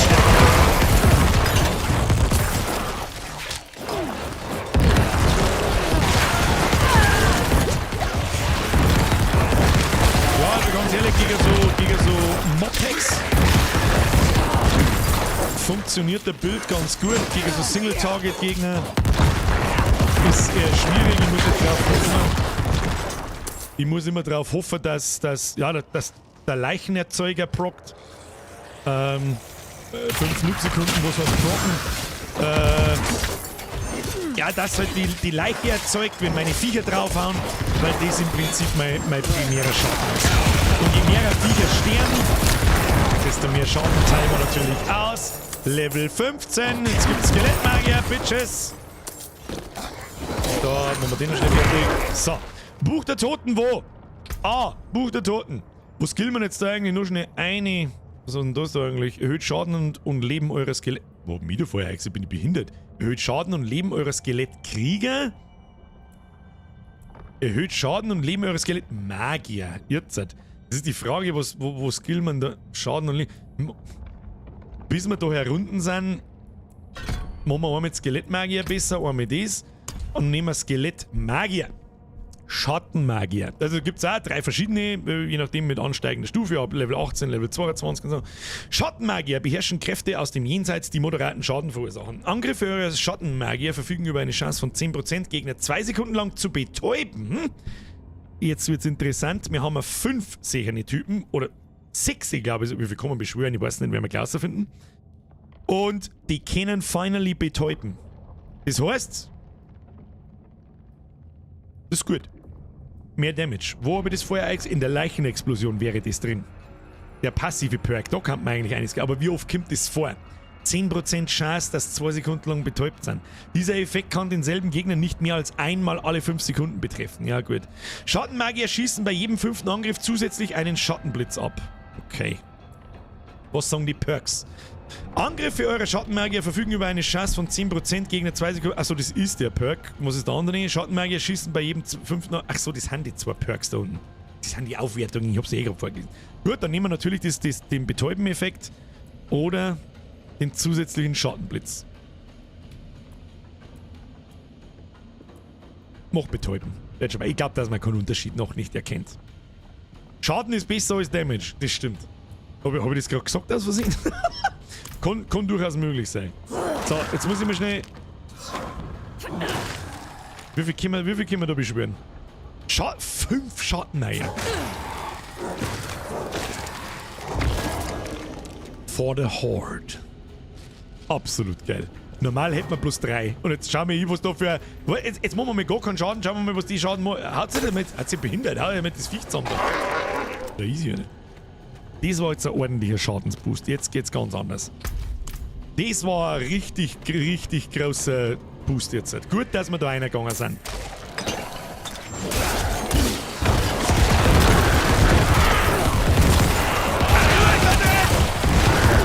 Ich liebe es.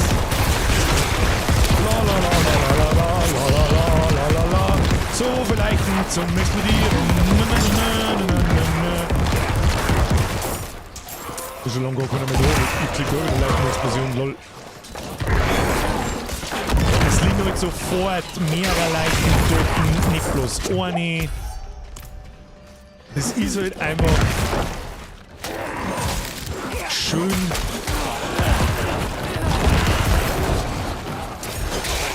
Aber jetzt, wenn's anfängt, dass die Dinge ineinander gehen, begebt euch nach Fleischhöhle. Das haben wir mit den Konstrukte schon. Gebt euch nach Fleischhöhle. Haben wir nicht in der Fleischhöhle? Ah.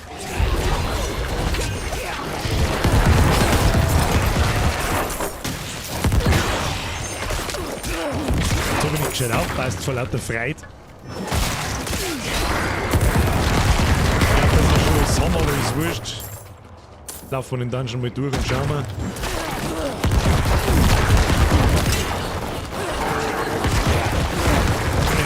Jetzt haben wir uns droppen und es sind immer noch Elite-Gegner. Und haben wir jetzt den schon geklärt oder nicht? Die Explosion ist etwas lauter. Geiler Streamer, Mahlzeit in die Runde. Aber der Sound ist doch so schön. Er ist so wundervoll. Der Sound ist doch so wundervoll. Haben wir jetzt den Dungeon da abgeschlossen oder nicht? Ich seh's nicht. Muss ich mal schnell ausschauen. Terrario. Nein! Niedergang des Raureifs. Das ist Belohnung für den ersten Abschluss. Er ist noch nicht abgeschlossen. Da auf geht's noch. Es soll ja irgendwo ein Tor geben, oder? Dann gibt's einen Endboss oder es gibt nur eine zweite Aufgabe. Begebt euch nach Fleischhöhle. Da war ja der kleine Questmarker, war halt toll. Das glaube ich war jetzt die aufgegangen ist und jetzt kommt der Boss, oder? Ah ja. Da, Zwart! Mehr Leichen! Leichenproduktion muss erhöht werden! Gib Leiche! Oh, schau, ich will Leichen auf den Hand legen, das ist gleich ganz anders wie vorher. Was natürlich ärgerlich ist.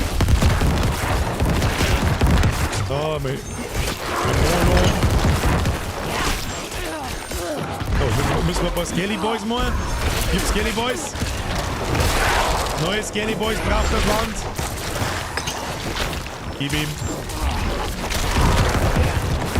Warum steht denn eigentlich eine Leiche, wenn der Typ im Boden haut? Hinterlassen wir die Skelette eine Leiche, wenn sie sterben?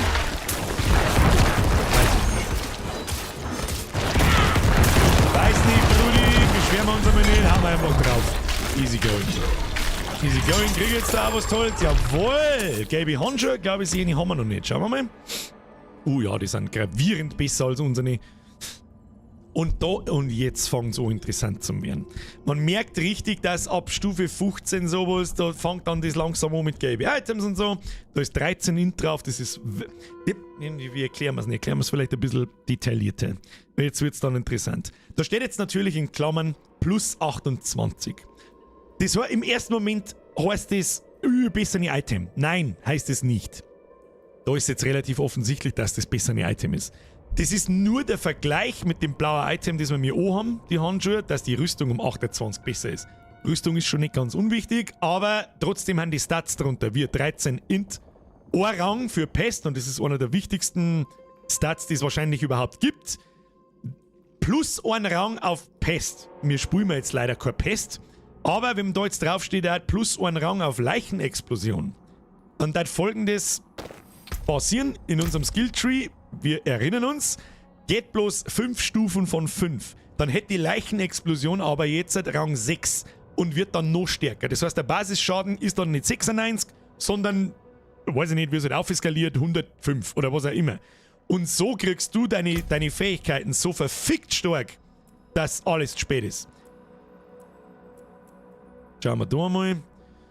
Schwert können wir nicht nehmen, wir werden das Schädel behalten müssen.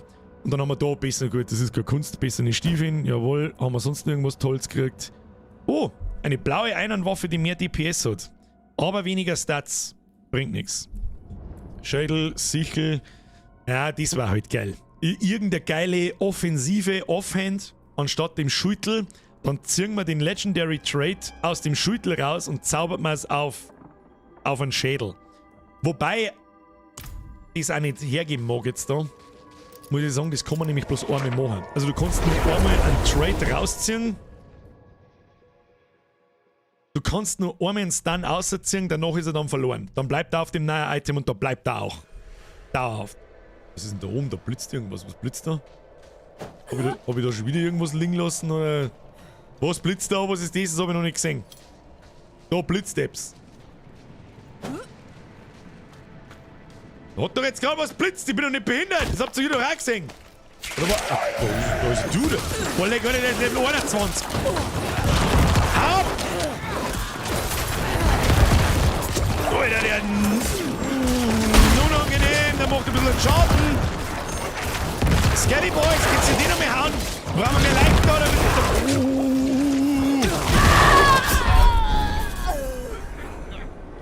Mit dem hätten wir uns vielleicht nicht noch legen sollen, der ist vielleicht 6 Level über uns. Haben wir einen Depth-Counter?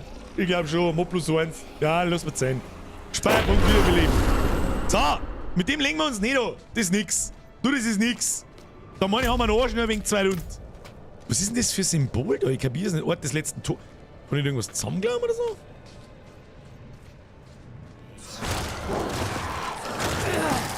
Ich habe gleich mal wieder Scary Boys hier. Ja, Level 21 ist ein Witz. Ja, der macht einen Spell, der killt die einfach instant. What noch? In 5 Level kill ich wieder. Du kill die instant, du Arschloch, du Dreckigs.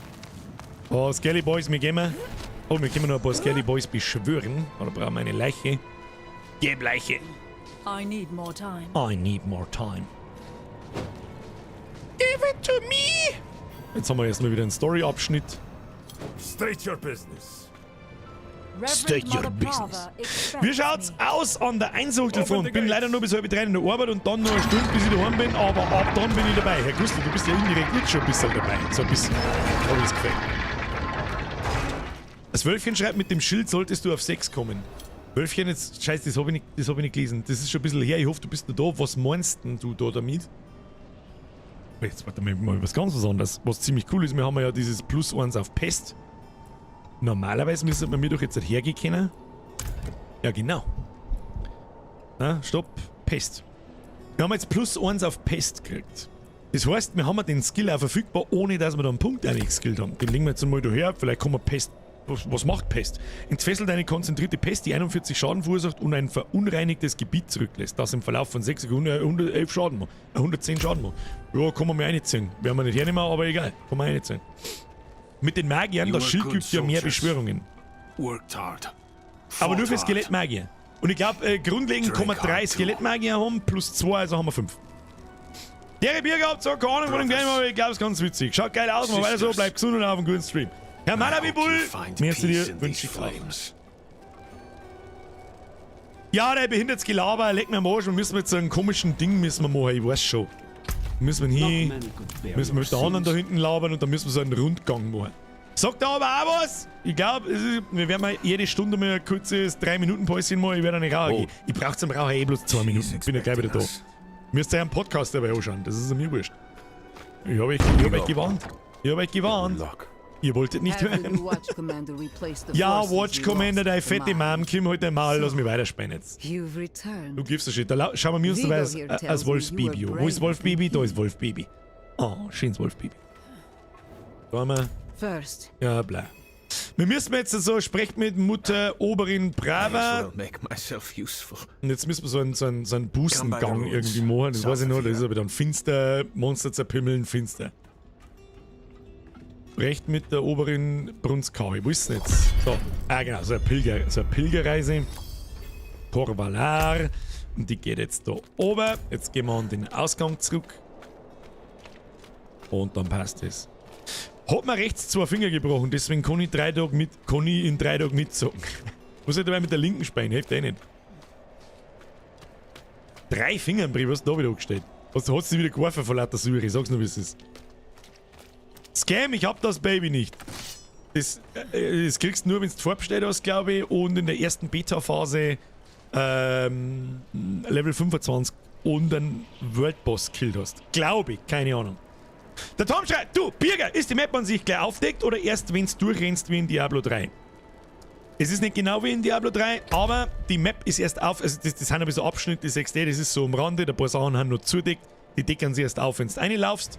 Da waren wir halt schon so einigermaßen unterwegs. Und was es leider nicht mehr gibt, aber Blizzard arbeitet bereits an einer Lösung, so wie du es aus Diablo 3 kennst, dass so eine durchsichtige Map über dem ganzen Bildschirm liegt. Kennen vielleicht einige nur aus Diablo 1 und 2. Und ich glaube, hat es das in Diablo 3 überhaupt gegeben? Okay, ich habe ungefähr 3000 Stunden in Diablo 3 oder mehr oder doppelt so viel, ich weiß nicht. Und das weiß ich nicht mehr. Aber egal, das gibt es leider nicht, aber Blizzard arbeitet an einer Lösung und sowas wird eventuell kommen. So, was mir jetzt aber deren ist, machen wir jetzt ein kurzes Päuschen, ich rauche jetzt schnell nicht. Ja, sagen wir wieder, ich bin hinter meiner Pausenfigur, habe die Ehre, bloß damit sie die Leute auskennen, die gerade einschalten. Wir sehen uns in 2 Minuten wieder. Da würde ich sagen, holt euch was zum Trinken, raucht selber eine, geht's schleudern, geht's scheißen oder was weiß ich was jetzt. Und jetzt kommt gleich wieder. Bis gleich! Also Leute, die dann nach der 4. Maus oder so, fangen sie mal an, backen die so im Knack und säumen denen Scheiß ins Ohrwasch los und denkst, ja, oh Gott! So rüber daher, dass die ganze Spucke... Ja, immer sauber. Ja, und da, ich bin 2 Stunden da gehängt, da hat mir dann so ein Stuhl immer geschnappt, da ist VIP drauf gestanden, und das muss meiner sein. Dann habe ich wieder am Rand gesessen und hab das bunte Treiben da beobachtet und ich hab nicht einmal das Bier saufen können, weil es mich so, das hat mich so angewidert irgendwie. Das war alles so peinlich. Und ich gesagt, das war aber auch zu früh, Pride Month-isiert. Ja, bei denen, Fußballverein wissen wir ja, da ist 24/7 Pride Month. Ja, jeden Sonntag in der Dusche ist Pride Month. Ja genau, wenn sie irgendwo tatsächlich schwules Bärchen singen, dann kriegen sie es kotzen, aber in der Dusche spenden sie sich am Zipfel. Ja. Viel lustig, wir machen mal den Zipfel. Da gibt's auch, ich war auch lang nur zwar in jungen Jahren, aber das ist ja wurscht, da ändert sich, finde ich, nichts. Ich glaube, wobei es bei den alten Herren in die HHs wird es dann noch schlimmer. Da sind ja dann die offiziell Ü50 geouteten Schwulen drinnen. Ja, und das Geile ist ja dann, ich hab das aber nie mengen, da drin duschen mit dem nackerten Zipfel und ich sag, was geht nicht mehr Schwanz, halt dein Maul ab. Nimm den Mund. Und dann rennen da halt, da gibt's halt ein paar so und meistens je älter, desto wurscht wird's da. Sprichwörtlich, desto wurscht. Und dann rennen sie halt einfach, was sie hätten alle Zeit der Welt, wenn's nach der Dusche einer kämen, Handtücher um mich. Nein, das wird provokant genommen und sie halten da einen nockerten Zipfel so und gerade, dass nicht nur ein Hax auf Bing irgendwo aufgeht und eine Ansage machen. So, aber ich kennt, da sind so drinnen gestanden. Hau ab! So? Und, also ernsthaft, nicht jetzt so, ich mache einen lustigen Witz, sondern... Ja, und dann so, und? Jetzt sehen wir, wie der andere gelaufen ist. Ich will so direkt leere Hosen. Du bist kein leere Hosen los. Du hast gar keine Hosen. Drum Schwanz. Ja, das ist so unangenehm einfach. Ich weiß auch nicht. Hab ich also nie einen Schwanz gesehen oder was? Ja, aber das heißt nicht, dass man deinen anschauen möchte. Ja, und dass man die ganze, eben dann immer diese, dann zipfen sie die ganze Zeit. Sacken ist ja alles schön und gut, aber einen nockerten Zipfel muss jetzt nicht unbedingt sein. Ich wollte gerade sagen, einen nockerten Zipfel, eine Zipfel. Aber sobald sie aus der Dusche raus sind, sind es wieder die großen Homo-Hasser, die Vollidioten. Ja. Ah Gott. Der ist auch schwul bis unter da. Ja, genau. Ja, jeder läuft wie ein Schwuchtel. Wieder Gent schuld. Ja, und da kämen halt dann die wirklich ernst gemeinten schwulen Hasskommentare. Die nicht, das ist kein Stamm oder kein Dummschweiß, so wie wir es mir auch ab und zu mit denen, sondern das ist ernst gemeint. Ja. Das ist ernst gemeint. Da kenne ich tatsächlich auch aus dem Verein, der Schwule, also ich glaube aber nur speziell Männer, bei Frauen ist es ja geil. Ah, ja, das ist auch. Der betitelt es heute noch im Jahr 2023 als Krankheit. Im Ernst aber. Und da denken wir so, jetzt mehr hätte der eigentlich gerne eine Maske über den Kopf wie wir haben, weil und wie betitelt er das dann bei Frauen? Das wird dann gar nicht angesprochen, das Thema, weil es geht rein um... Weil da kriegt er einen Ständer. Ja, wahrscheinlich. Außer bei den fetten Undercut-Listen. Aber bei Männern ist es für immer Krankheit. Da denken wir so, ja, du musst offensichtlich auch irgendwie ein Chromosom 2 oder sonst was haben getroffen. 4 X-Chromosom zu viel. Ja, ich glaube, der hat auch eine Kartoffel mit drin. Ja, irre. Aber Gott sei Dank ist dann so nach 2 Stunden ist dann ein großer Teil von den Leuten heim und dann waren so noch die Trinkgemeinde da, die halt auch, wo da Leute dabei und die mag und kennen. Da ist dann nur gesucht worden. Genau, und dann war es lustig. Ja. Dann ist ja nicht mehr so viel Malle-Hits aufgelegt worden, weil in einer Tour, die kennen nur Malle-Musik. Hallo. Da läuft keine andere Musik, da laufen nur Malle-Hits. Und dann hupfen sie so 10 im Kreis und links und rechts und schön. Links und rechts und schön und weißt du, was es ist. So, sind wir schon wieder da. Das gut beieinander. Ich habe jetzt spontan beschlossen, so, Kruzifix ist schon nach 12 Uhr, eigentlich wollte ich um 12 Uhr Pause machen bis um 1 und dann mal schnell was essen, drauf geschissen. Wenn euch das nichts ausmacht, dass ich einmal in der Stunde kurz mal rausgehe, schnauf, rauch, nochmal schnauf, dann sperren wir einfach durch, keine Ahnung. Dann sperren wir einfach durch, damit nichts passiert. Bigger Stream, keine Arbeit und wollen wir mal ein bester Tag. So, jetzt müssen wir mit dem Typen da labern und dann geht die ja, wie sieht die Pilgerreise aus? Ich weiß nicht leider Gottes auswendig, wie die Pilgerreise ausschaut. Immer zu dem gelben Punkt. Alle Viecher zusammenzupfen. Wie schaut denn eigentlich unser Regionsfortschritt aus? Ja, brauchen wir noch 250 Punkte für Trankkapazität. Schaut auch überhaupt nicht. Ich meine, die ersten 3 hätte ich schon gern pro Gebiet so. Das bringt schon. Den Skillpunkt, den merkst du mit Sicherheit gewaltig. Und nochmal Waypoint. Waypoint markieren, Gas. Was ist das? Der Teig vorne, Haberer. Haberer! Skelly Boys! Attacke! Ja, mehr Leichen. Mehr Leichen, wo? Da mehr Leichen, sehr gut. So, das ist so ein kleiner Runding. Und dann, wenn mich nicht alles täuscht, nach der Pilgerreise, glaube ich, müssen wir dann nochmal in den Dungeon, wo wir am Anfang irgendwo waren. Und, Hark, creature of darkness, for you have wandered beyond so, jetzt müssen wir da umeinander wuseln. Breathe deep the cold air. Wo wir so. Nehmen wir den kurzen Weg, da kommen Viecher, geschissen auf die Viecher. Dass wir die Pilgerreise machen und das komische einer, was auch immer das da ist. Den Heiligen Gral. Ah, bei Viecher zerpimmeln schaut nicht. Bei Viecher zerpimmeln hat ihm noch nie geschaut. Und wir müssen einen Skelly Boy beschwören. Da haben wir noch einen Skelly. Zeigt mir übrigens da rechts herunten. Wenn die Zahl grün ist, dann hast du das Maximum beschworen. Das sind unsere Skelettmagier und das sind unsere Schnitter. Also unsere Milis. Und wenn er grau ist, dann kannst du noch welche beschwören, bevor deine Maximumkapazität erreicht ist. Ja. Der Gustl schreibt, gibt's in D4 eigentlich eine Kiste, wo man seinen Schund lagern kann? Jawohl, gibt's.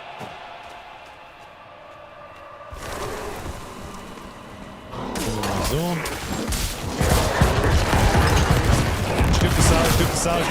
Stifte Sau. Mehr Leichen, mehr Damage. Sehr schön. Haben wir das jetzt gemacht da? Nein. Interagiere! Was muss ich jetzt?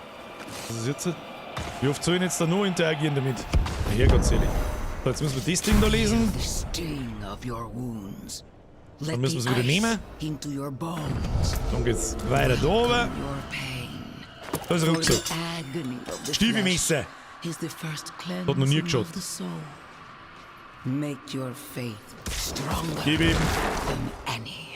Gib ihm. Weil ich vorher gerade im Ding, normalerweise rede ich da nicht drüber, weil noch irgendjemand Raucher ist super cool. Raucher ist überhaupt nicht super cool. Warum rauche ich so schnell? Ich rauche selber gerade. Erstens sind die viel kürzer, viel dünner und gefühlt ziehe ich da 10 Mal an und dann ist es weg. Nur dazu, wenn ich weiß, da läuft der Streamer dann rauche ich natürlich ein bisschen schneller. Ja. Wie gesagt, solange es euch wurscht ist, wenn ich in der Stunde einmal steige ich mich kurz, hol was zum Trinken und so weiter. Dann können wir auch mal ohne Pause einfach durchzocken. Zersplittert E-Gipfel, really? Hat da keiner mal eine Übersetzung drüber schauen können. Da, ich glaube, weil ich die Textgröße größer gemacht habe. Darum verrutscht es in der Zeile. Das ist einer verziehen. Damit ihr sauber was lesen könnt, was da los ist. Das kommt da nicht mehr mit, das können wir brauchen. Jetzt beschwören wir den Skelettboy. Jetzt, ja, damit mit dem Schund. Und ab dafür. Ja gut, aber der Progress ist ganz okay. 3 Stunden Level 15. Normalerweise bin ich in 3 Stunden, also in der Beta war ich noch 3 Stunden, auf Veteran wohlgemerkt auch, war ich schon 20 bzw. 25. Ist halt auch ein bisschen der Laberei geschuldet. Das war mir schon klar, dass im Stream das nicht so schnell vonstatten geht. Aber da wird schon keiner sterben, haben wir Zeit. Ab jetzt droppen. Storner! Ein roher Topaz und den kann man dann in Sockeln, kennt man auch aus den früheren Diablos.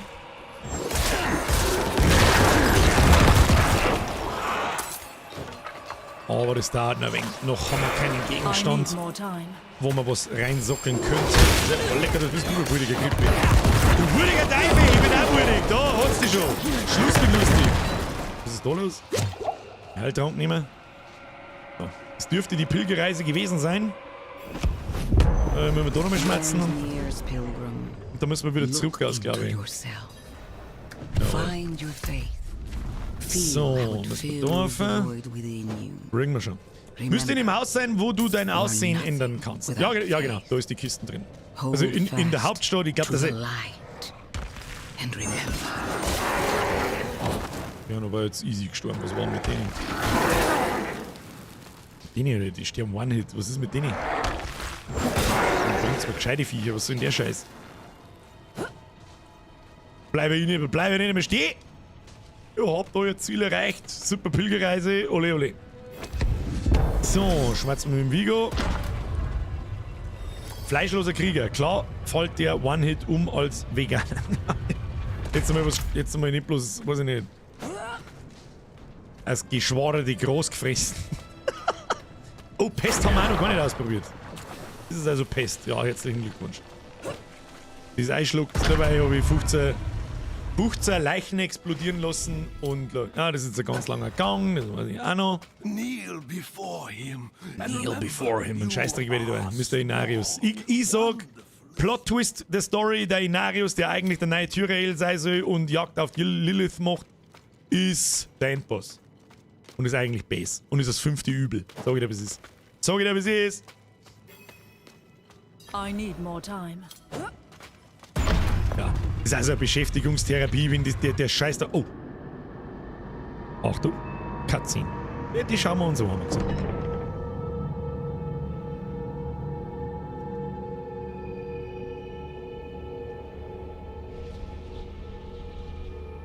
Gute Frage übrigens, Herr Körbler. Runenwörter gibt's bis jetzt nicht. Der Jim Toxic hat's da schon beantwortet. This is how you choose to approach me. Und so schon. Entschuldigung. Forgive this intrusion, but... Tell me what you need. I must traverse the Black Lake, and that cannot be done without your blessing. If I've learned anything during my time here, it is that what we're looking for and what we need are rarely the same thing. I once thought I could find an end to this war, but there has been no resolution, only more pain. Geile Stimme. Everything I've done has pulled me further from home, from the place I need to be. This world we made was born from the impossible, and yet, like its creators, it rots from the inside. I don't... Lilith has entered the ancient city. With your blessing, I can pursue her. Your kind are weak, and this world has been wasted on the crusades of the unworthy. I can stop her.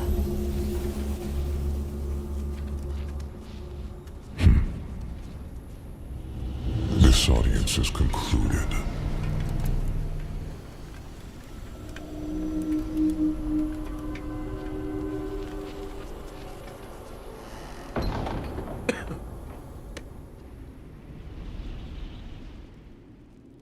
Ja, nach meinem Wissensstand,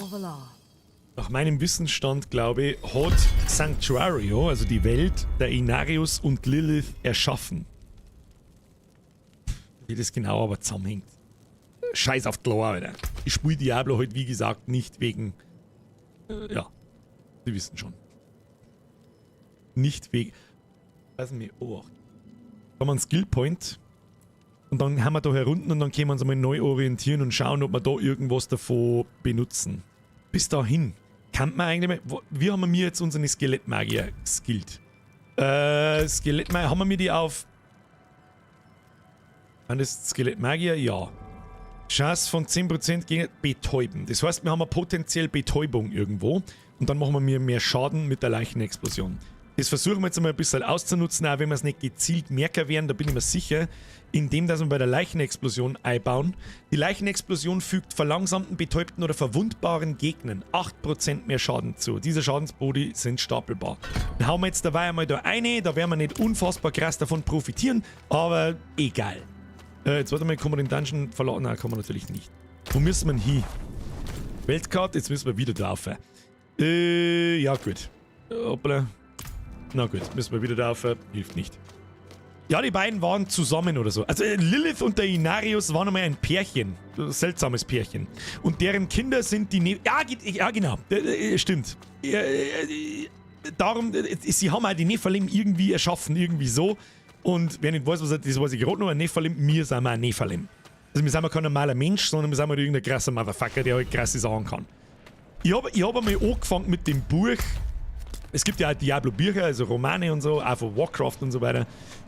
Die ich gelesen habe, die sind ziemlich gut. Ich habe die meisten Warcraft-Romane gelesen, zum Beispiel die Trilogie und dann Thrall, seine Geschichte und so. Im Diablo habe ich mal angefangen. Wie heißt das Buch? Scheiße, ich glaube, es ist auch 3 Teile. Ahnenkrieg? Na, das war Warcraft, glaube ich. Scheiße, ich weiß nicht, wie es heißt. Es gibt auf alle Fälle einen Diablo-Roman und da geht es eben auch darum, wie einer, der Protagonist zum Nephilim wird und so. Und das hat sich schon ganz cool gelesen, aber wie gesagt, ich bin einfach ein schlechter Leser. Bin ich nicht weit gekommen. Der Yukiji schreibt: Jap, und Ansicht ist Inarius böse, denn Lilith wollte den... Wild Redeem! Unterbrich mich nicht, wenn ich lese! Merci für den Resub. Ich laufe dabei einfach stumpf weiter. Merci dir, habe ich die Ehre, bin jetzt auch da, ich bin schon seit 9 da. Was soll das? Schon mal durchgeschaut. Merci dir. So, nochmal. Jap, und an sich ist Inarius böse, denn Lilith wollte den Krieg mit dem...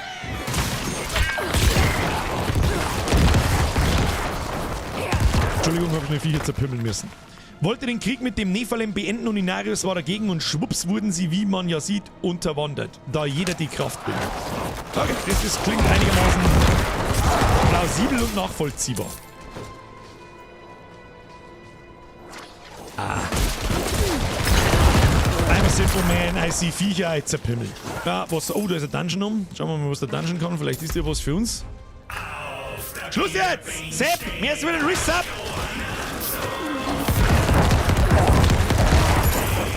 Rüdiger! Müssen!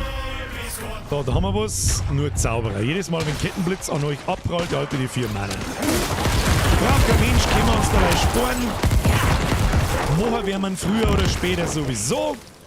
Aber in dem Fall eher später. Falls wir an einem Dungeon vorbeikommen, der uns einen Trade für einen Necro bringt, dann machen wir den natürlich. Was ist denn da jetzt wieder? Steht doch jetzt auf einen Klick. Wenn wir sauber zu krass. Das Sündenkrieg heißt der Dreiteiler. Gene, vielen herzlichen Dank. Absolut korrekt. Da das schon über 10 Jahre her ist, wo ich angefangen habe, den einmal zum Lesen. Habe ich es nicht mehr gewusst, wie er heißt.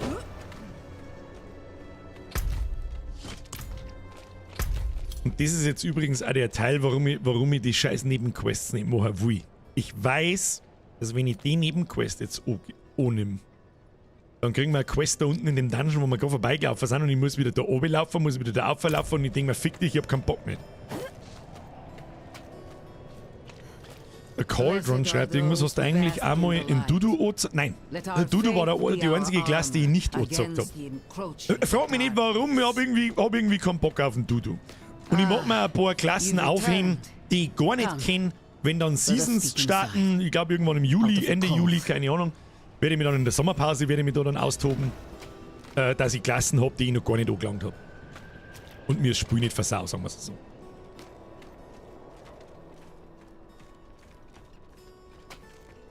Der Dudu hat ja ziemlich viel Kritik kassiert, muss man auch sagen. So von wegen, macht keinen Schaden, ist irgendwie, weiß ich nicht. Kann aber auch sein, dass noch die Patches und noch die Balance-Anpassungen da wieder einiges geht. So, jetzt müssen wir da wieder oben. Ja, jetzt müssen wir nochmal in diesen Dungeon, wo wir vorher schon mal waren. Jetzt geht's da ein Stück weiter auf. Und ich glaube, da ist dann der Endboss drin von dem ersten Akt, von dem ersten Gebiet da. Glaube ich. Bin mir nicht sicher, ob wir schon so weit sind. Ich glaube aber schon. So, wir könnten mal da einen kurzen Blick drauf werfen. Nö, Scheißschrott, gut, mehr DPS. Da finden wir aber noch eine gelbe Waffen, die dann auf einen Schlag... Oh! Sphären-Gambit, was haben wir da? 10% maximales Leben für Diener, Geschick plus ein Leben beim Töten eines Gegners. Nein, ansatzweise sterben. Aber es darf uns halt Damage geben, anstatt aushalten. Zwar 78 ist fast schon viel. Ich mag aber das... Ja, den haben wir uns... Ich mag das Schädel nicht kaputt machen. Was soll man tun? Damage? Soll man es umzaubern oder nicht? Problem ist halt auch so ein bisschen, warum ich es nicht tue. Wenn wir den jetzt runterziehen von dem Schädel und auf das Gambit drauf.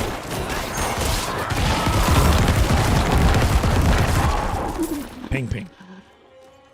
Dann, oh, Goblin. Dann ist das weg. Also dann müssen wir die Offhand halten. Und darum, mein Gott, lauft so ein wenig schneller. Kim, Skelettzeb, Kim, hau drauf! Hau drauf! Gib, ja! Zeigt mal dem Goblin das Fleisch von den Knochen.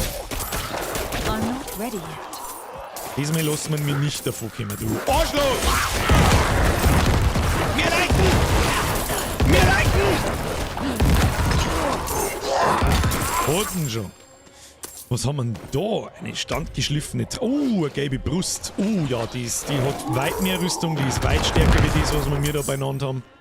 Tage nehmen wir mit, Grabstrab nehmen wir mit, das nehmen wir mit, schaut gut aus.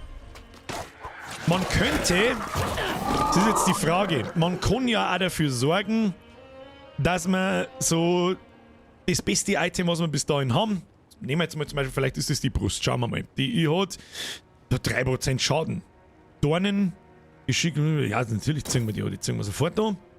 Und dann ziehen wir da das Maximum an Skelettmagiern um 2 erhöht, ziehen wir runter und zaubern es auf ein Rüstungsteil.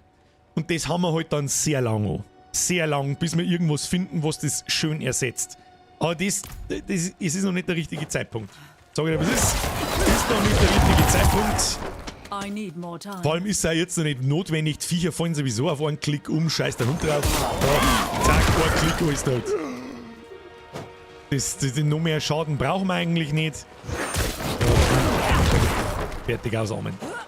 Deswegen ist es noch nicht notwendig, das brauchen wir noch nicht verschwenden. Solange aufheben, wie es irgendwie geht. Und solange wir noch nichts Besseres gefunden haben.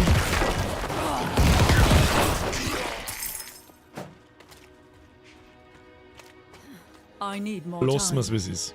Der Gin Toxic schreibt gerade, hab gerade mal geschaut wegen der Mount Quest, Anfang vom Akt 4. Ja, du musst, ich glaube, es gibt ja 3 Startgebiete, in denen du anfangen kannst, nach freier Wahl. Wir haben jetzt einfach im ersten angefangen, weil es einfach scheißegal ist, dann haben wir das hinter uns.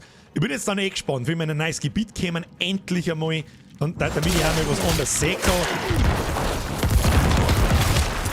Wird auch langsam mal Zeit, ganz ehrlich. Smaragde haben da drin. Was ist da und da ist? 14 Pimmelung, los geht's. Ich hasse Geburtstage, der Tag danach ist immer kacke. Wir sind tätig. Immer die subtilen Hinweise auf, ich hab Geburtstag gehabt. Alles Gute nachträglich! So, und eine Donation habe ich auch gesehen. Tobi, ein traumhaftes Wetter. Gerade aus dem 23 warm im Pool gekommen und jetzt wieder Bierger anschauen mit einem guten Gustl in der Hand. Fragezeichen? Ich verstehe das Fragezeichen nicht. Nein, das Fragezeichen verstehe ich nicht. So, jetzt glaube ich, haben wir wieder da. Jetzt ist da alles so vor 4. Dann ist ein Jahr. Die lassen wir alle wunderschön explodieren. Was ist denn mit dem unten? Jetzt für den Typen da drin.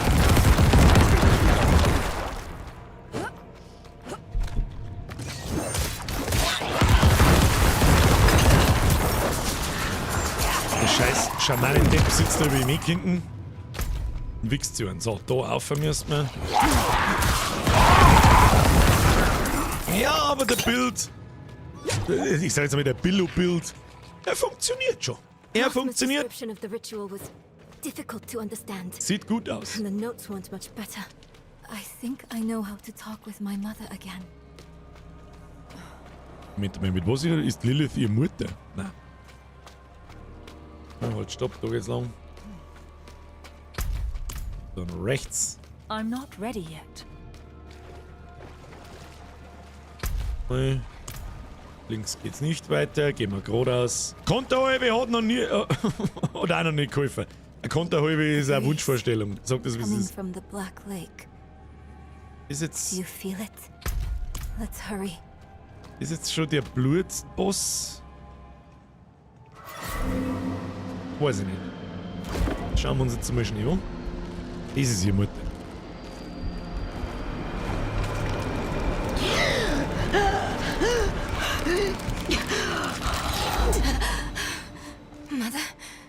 Mother, please, can you hear me?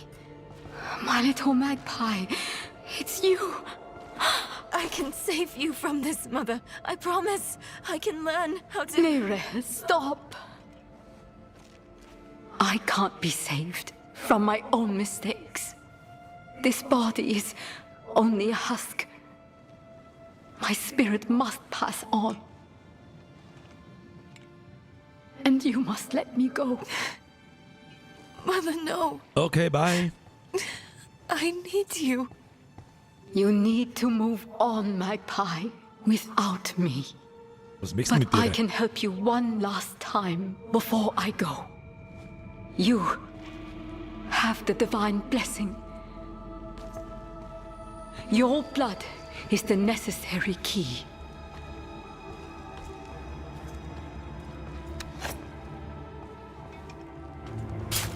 Übrigens auch immer das Wichtigste. Nicht ein kleiner Stich, sondern immer die ganze Bratzen auseinanderschneiden, wenn jemand Blut braucht. Immer, wichtig.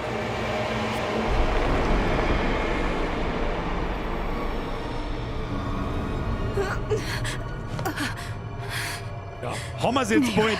Der Boss war schon down. So love.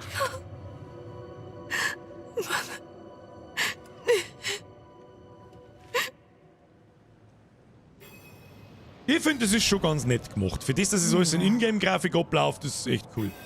So, Maul halten, Abstieg, eine ins Viech und jetzt glaube ich kommt tatsächlich der Endboss vom ersten Akt. Oder von dem Gebiet. Hauptstory-technisch. Und ja. Schön ekelhaft, schön. Warum müssen es nicht immer so komische Spinnenhaxen sein? Kannst du mir das sagen? Kruzifix. Ah, jetzt müssen wir noch schnell so Tumore, glaube ich, müssen wir noch zusammendreschen. You are the last visitor to my sanctum. You are the last visitor of my sanctum. You come too late. I come too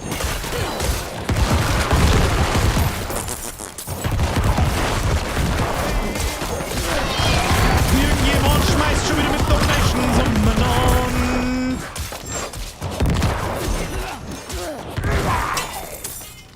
Wer schmeißt da? Der Steff schmeißt. Merci dir. Sag jetzt, Gott, ich warte Zeit, wie stellst du Sprache auf Englisch und das funzt bei mir irgendwie nicht. Grüß aus Deckendorf. Da gehst du im Blizzard Launcher, Moment, da muss ich selber schon schauen. Da gehst du im Blizzard Launcher und da ist doch der große, fette, blaue Spielen-Button. Der rechts neben dem Button ist ein ganz Zahnradl. Da gehst du drauf und dann tust du auf Installation modifizieren. Und dann kannst du, gibt es 2 Punkte, Sprachen ändern, dann kannst du einen Text auf Deutsch stellen und Audio auf Englisch. Und wenn du es noch nicht da hast, dann lotter, ich glaube, 933 Megabyte Sprachpaket Englisch oben. Also es ist nicht der Teufel. Also du hast natürlich Chernobyl-Internet, dann dauert es ein wenig. Ich hoffe, das hilft Ihnen weiter. Herr Steff, merci dir. Birger, seit wann läuft denn das? Der Mo kennt keine Arbeit. Also, Phase 1. Ich hab Urlaub. Seit heute. Phase 2. Ich hab Freitag habe ich das letzte Mal 2014 gearbeitet. Ah, das muss ja jeder selber wissen. Drittens. Hättest du was Gescheites gelernt? So, mehr gibt es dem nicht hinzuzufügen. Kuss auf die Nuss. Ich glaube, wir sind da übrigens im Inneren des Darms von... Weiß ich nicht. Humor des Hasses. Bin mir ziemlich sicher, dass man links aufhören muss. Ich bin nämlich, ich glaube, 4-mal in die Betas da rechts aufgelaufen und hab festgestellt, da geht es nicht weiter. Da muss man sich jetzt gleich ducken. Weiß ich auch noch. Ja.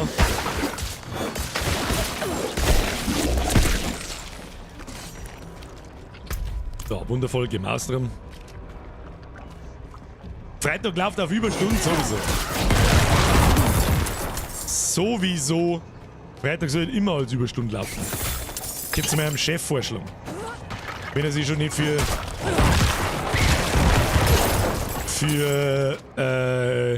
die 4-Tage-Woche entschieden hat. 4-Tage-Woche? Geil. Gut, ich genieße die 4-Tage-Woche seit... Ja, nicht 10 Jahren, seit 8 Jahren. Und auf eins kannst du mal Gift nehmen. Nie wieder ohne. Wo sind meine Skelly Boys? Da schluckt mal den fetten Trottel da. Was ist mit ein? Der charge da irgendwo weggeschickt und man oh, da werden wir geführt, das ist nix. Mein Gott, kill jetzt mal den kleinen Wichser da. Was ist denn mit euch? Oh, der explodiert. Ja, ich hab's gerade noch gesehen, aber es hat mir nichts gebracht. Oh, easy. Easy, geht schon, gehen wir Vollgas. Diese Fähigkeit ist nicht bereit. Wunderschön. So, jetzt können wir da nämlich oben springen und jetzt ist auf der anderen Seite da dann frei geworden. Und dann müssen wir eigentlich umkommen. Ich bin gespannt, ob ich mich jetzt nochmal verlaufe. Weiß jetzt nicht, ob... Nein, die Tür wird dann frei. Da müssen wir aufkrabbeln. Und da nochmal runter. Haben wir 4 Tage Woche, das gebe ich nicht mehr her. Ja, da soll jetzt da alles daran tun, dass das nie wieder anders wird. Nie wieder. Herr Stefan! Nochmal, merci dir! Das muss mir nochmal ins Zwicken kosten. Ich hoffe, es haut hin. So, also bei mir hat es zugehört. Sagen wir es so. Ja, aber es ist jetzt auf die einzelnen Gulda aufeinander und auf Spaten. Jetzt mit den Fetten. Packt ihr mal da in die Leichen rein. Trust me, da passiert nichts.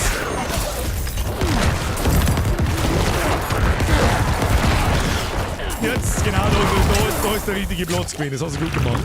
Sehr schön. Ich hab mit Homeoffice quasi eine 3-Tage-Woche. Ich hab mit Homeoffice quasi eine 0-Tage-Woche.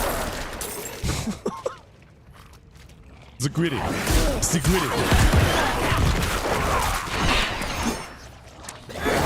Scheiß Teleporterei, Alter! Stirb du Sau! Da liegt der Sensei, der weiß sie, die können nicht frei. Die können wir nicht brauchen. Mal ein bisschen was trinken. Ich merke schon, wie ich heiser wird. Haben wir doch schon. Wie lange haben wir jetzt unterwegs? 3,5 Stunden.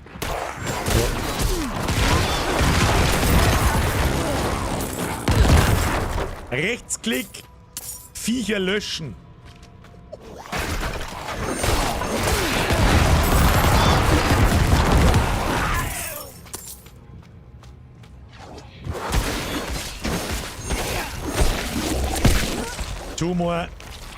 Tumor bitte entfernen. So, jetzt glaube ich, ist der Weg frei zum Endboss des Aktes. Haben wir noch einen? Ja, Key, bla bla bla. Bla bla bla. Weg zum Endboss, frei prügeln. Brauchst du Gelo Revoice? Jetzt habe ich kurz überlegen müssen, was du damit meinen kannst. Kann die Brauer, ja? Oder mehr ein Tastagerl. Gut, schauen wir mal, wie es heute auf die Nacht dann ist. Noch, was weiß ich, wie lang. Also, dass wir mir halt 10 Stunden Stream zusammenkriegen, da kannst du mal Gift draufnehmen. I'm not ready yet. Wir werden sehen. Geschmeidige 6 Tage Woche mit 5 mal 12 Stunden und 1 mal 8 Stunden. Ja, sag ich dir jetzt ganz ehrlich, wenn du da nicht mindestens 8000 netto verdienst, hast du einen Fehler gemacht.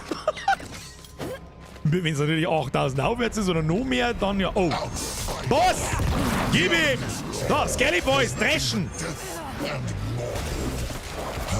Zeichenexplosion ist natürlich auch ein bisschen scheiße bei den Bosse, weil man da nicht so viel Leichen zur Verfügung hat. Und einfach mit drauf dreschen. Wird schon passen dann. Jawohl.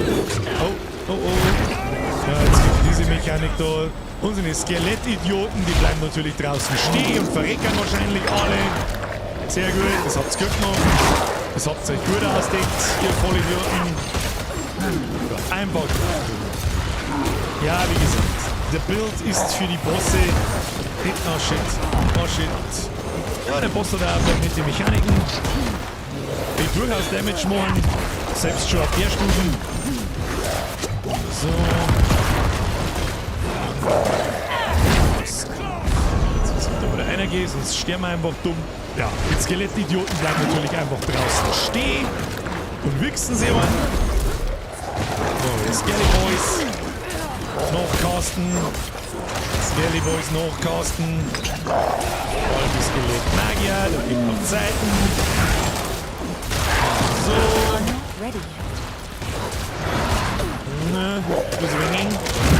Where's the ringing, Kinder?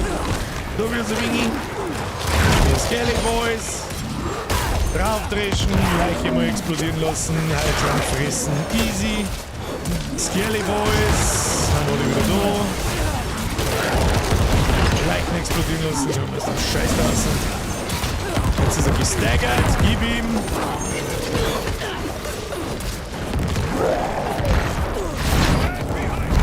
Jetzt ist er immun. Das ist also, jetzt hätte ich gerne einen Button, da wo ich hindrücke, dass meine Skelette da einlaufen, aber sie tun es halt nicht. Das ist einfach ein bisschen dumm. Was ist das? Hier, du Sau. Skelettboys mehr Skelettboys. Skelettboys. Und da geht er bei mir.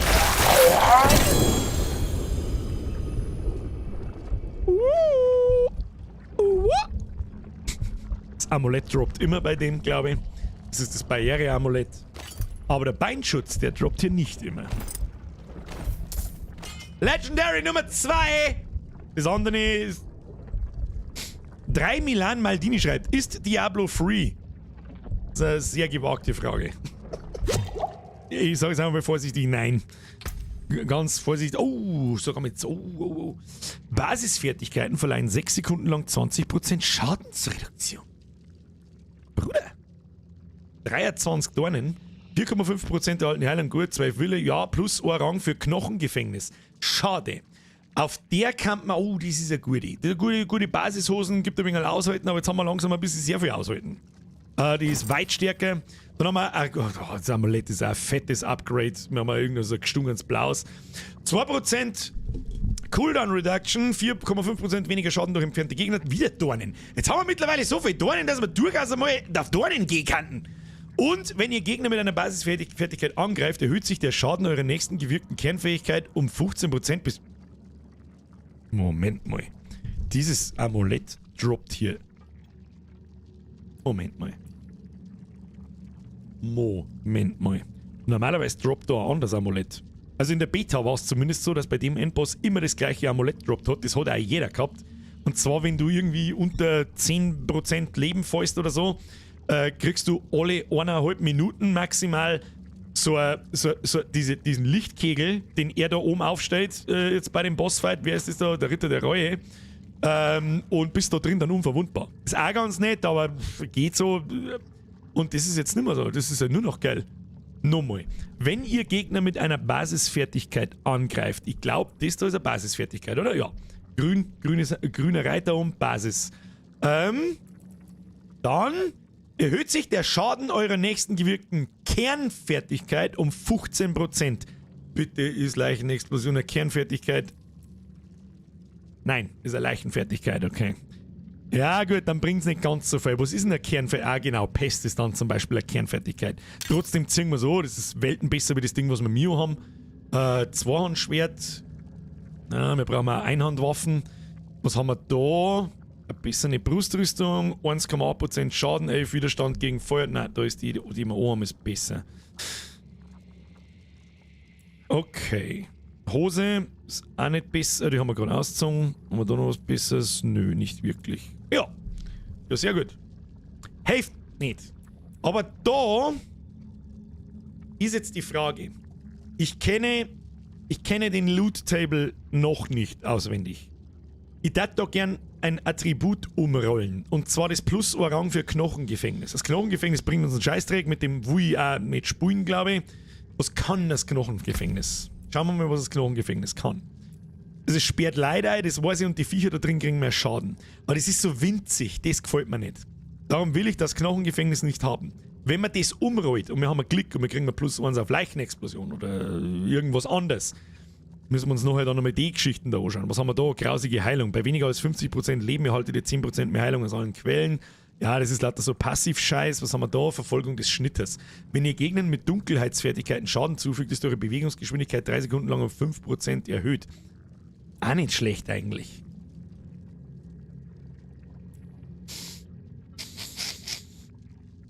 Ja, müssen wir uns dann überlegen, wenn es soweit ist. Auf alle Fälle haben wir jetzt einen ordentlichen Boost gekriegt. Wir können auch schon den ersten Stor sockeln. Was haben wir da zum Beispiel? Wir haben rohe Smaragde. Gibt in der Rüstung, also je nachdem, wo du den Stor einsockelst, in der Waffen, in der Rüstungsteil oder in Schmuck, gibt es halt verschiedene Sachen. Und wenn wir es jetzt in der Rüstung einsockeln, dann kriegen wir 12 Dornenschaden. Da haben wir aber nicht so viel Schaden kriegen. Was gibt denn der Topaz? Der gibt 6% Schadensreduktion, während ihr unter Kontrollbeeinträchtigungen leidet. Das heißt, wir kriegen weniger Schaden, wenn wir betäubt, geslowt, was auch immer sind. Ja gut. Ja gute. Ja gute. Wir lassen alles so, wie es ist. Verkaufen wir unseren Schund. Enchanten wir unseren Schund, sagen wir es so. Oder disenchanten wir unseren Schund besser. Was tut denn jetzt? Das gibt's Tags, Alter. Der erinnert mich ein bisschen an den Silent Hill-Typen, an... Alter, der ist allein. Was ist denn jetzt? Jetzt steigst du da rein, bist du besoffen? Ach, ist da hier... Da ist jemand drin! Bruder, was ist mit dem los? Vigo, who did this? I have done all that was asked. The pain is gone now. This was a just punishment. A stronger man would have refused Venard's bribe. Nerel. Schmerzhafter Gundam. Nerel, is she safe? Yes, she is safe. Our meeting is no coincidence. I came here to help. Will you give this to her for me? I should never have taken it. Pro-Tipp, die Verbände hättest du sparen können. It's so dark. I have repented. Do you think I was too late? No, not too late. The light has come to carry you home. Do you not see it, friend? Yes. Yes. I see it now. They have come.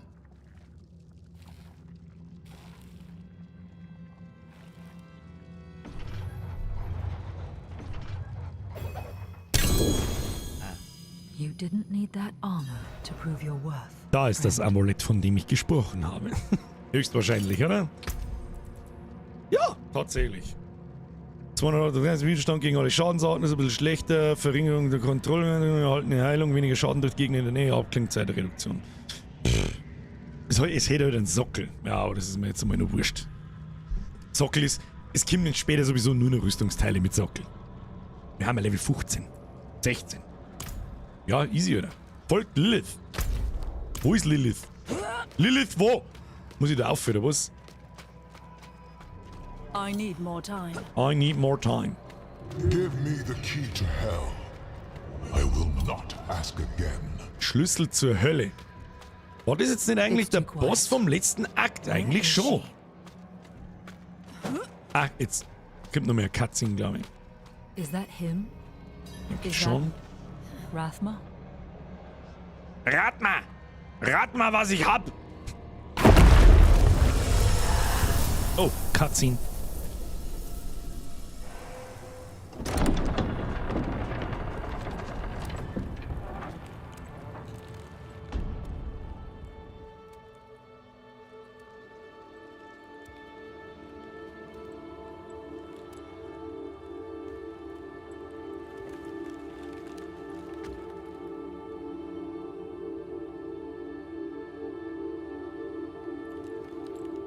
I don't know if you would have chosen to stand beside me in this new world, Rathma. But I would have saved your place, just the same. And now, all that you might have been has been stolen from me. Stolen. Jetzt wird's grantig.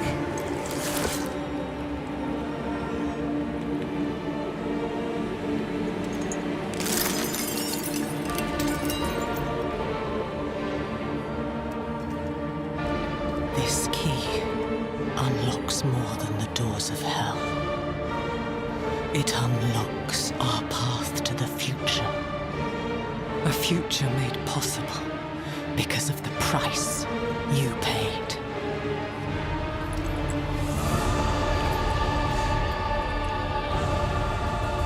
Your sacrifice will not have been in vain.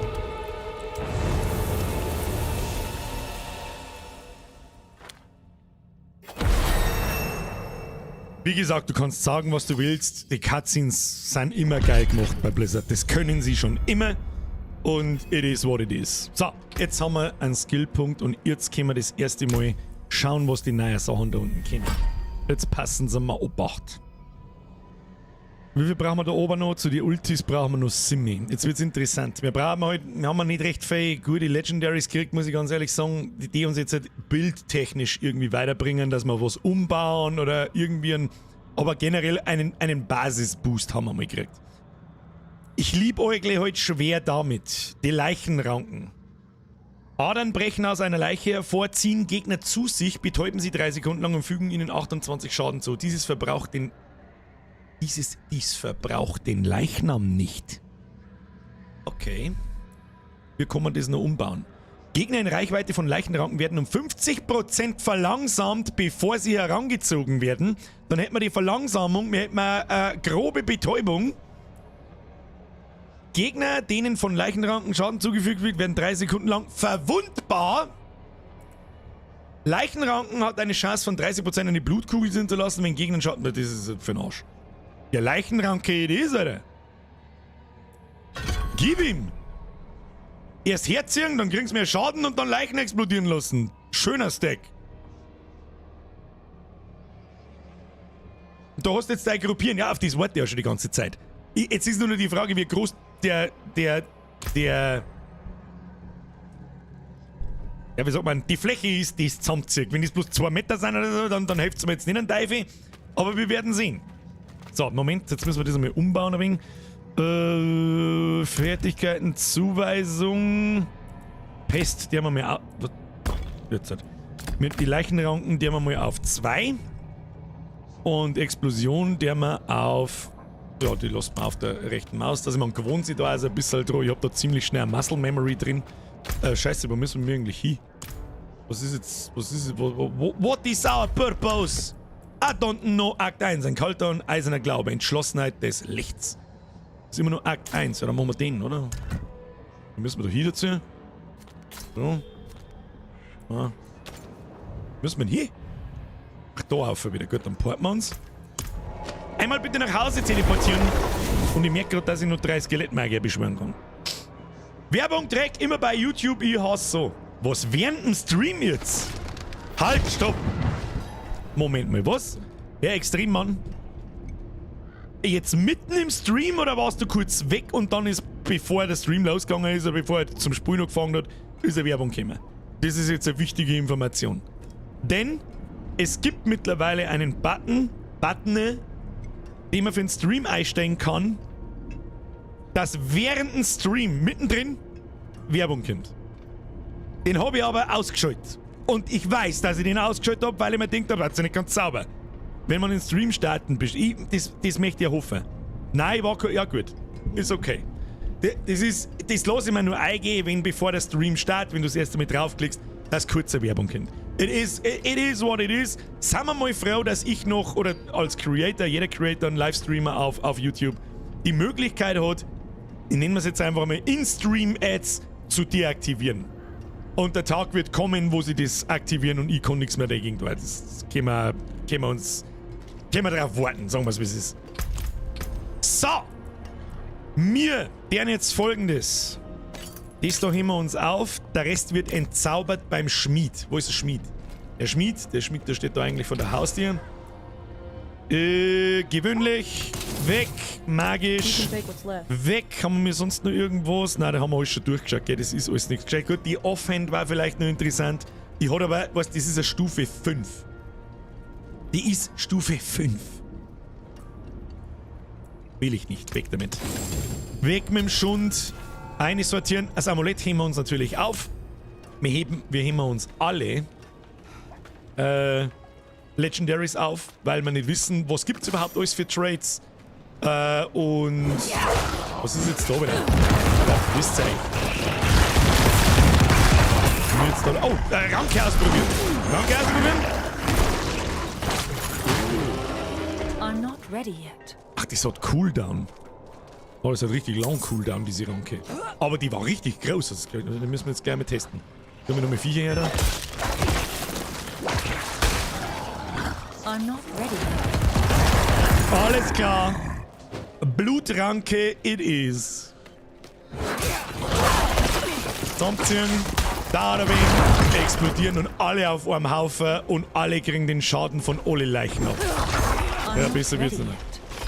Aber der Cooldown ist ein bisschen scheiße. Da müssen wir irgendwas finden, dass das nicht 10 Sekunden Cooldown hat. Aber gut, ja, besser wird nichts. Kommen wir schon mehr damit. Kommen wir so. Zack. Und wir noch die Bananen an. Geil. Sehr schön. Ist auch wieder nichts, was uns bei einem Boss oder so weiterhilft. Bosse lassen sie mit Sicherheit nicht ziehen oder stunnen oder sonst irgendwas. Cheatcode unlocked. Ein bisschen schon. Oh. She came seeking the Haradrim of legend. Seeking hope. Ja, aber ist jetzt der Abschluss-Cutscene vom Akt. But her part in things was far from over. In truth, we would need her more than she needed us.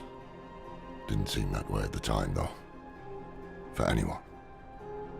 Inarius proved to be just as unreliable as I'd feared. His self-obsession had driven him to murder his son, Rathma. And from the corpse left behind, Lilith had taken a key to hell. Where would she use it? We could only depend on ourselves to find out.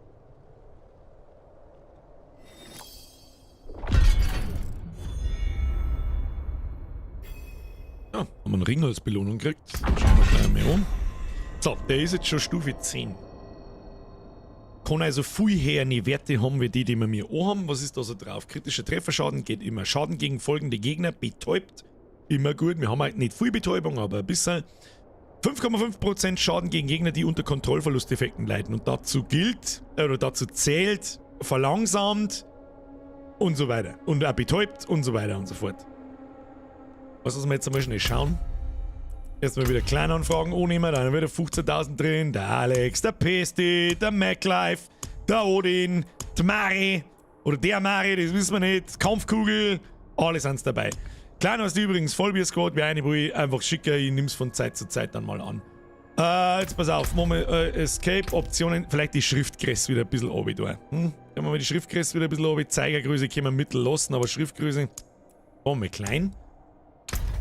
Macht das einen Unterschied? Auch da. Ist ja 100-mal angenehmer. Könnt ihr das lesen? Ist das okay für euch? Nicht so viele Zeilenumbrüche, nicht so viel Bullshit, nicht, das ist ja viel einfacher und kompakter zum Lesen. Ist das okay? Flugbison sagt ja.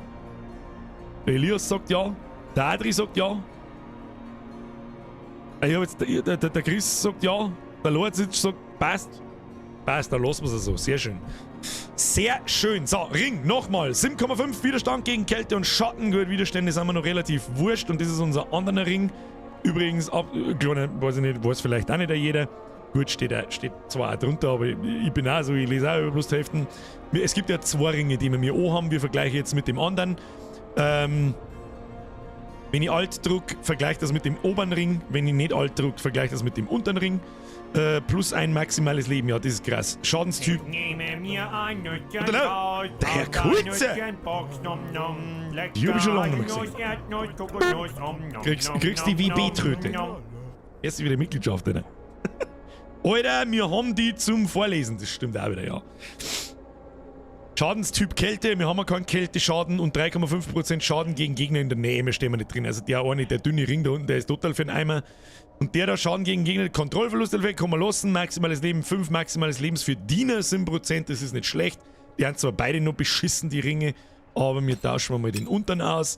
Dann schaut das stabil aus. Weiter geht's. Muss ich jetzt da eine rennen oder wie läuft das jetzt? Soweit ist nach der Beta nicht mehr gegangen. Alles, was jetzt kommt, ist neu.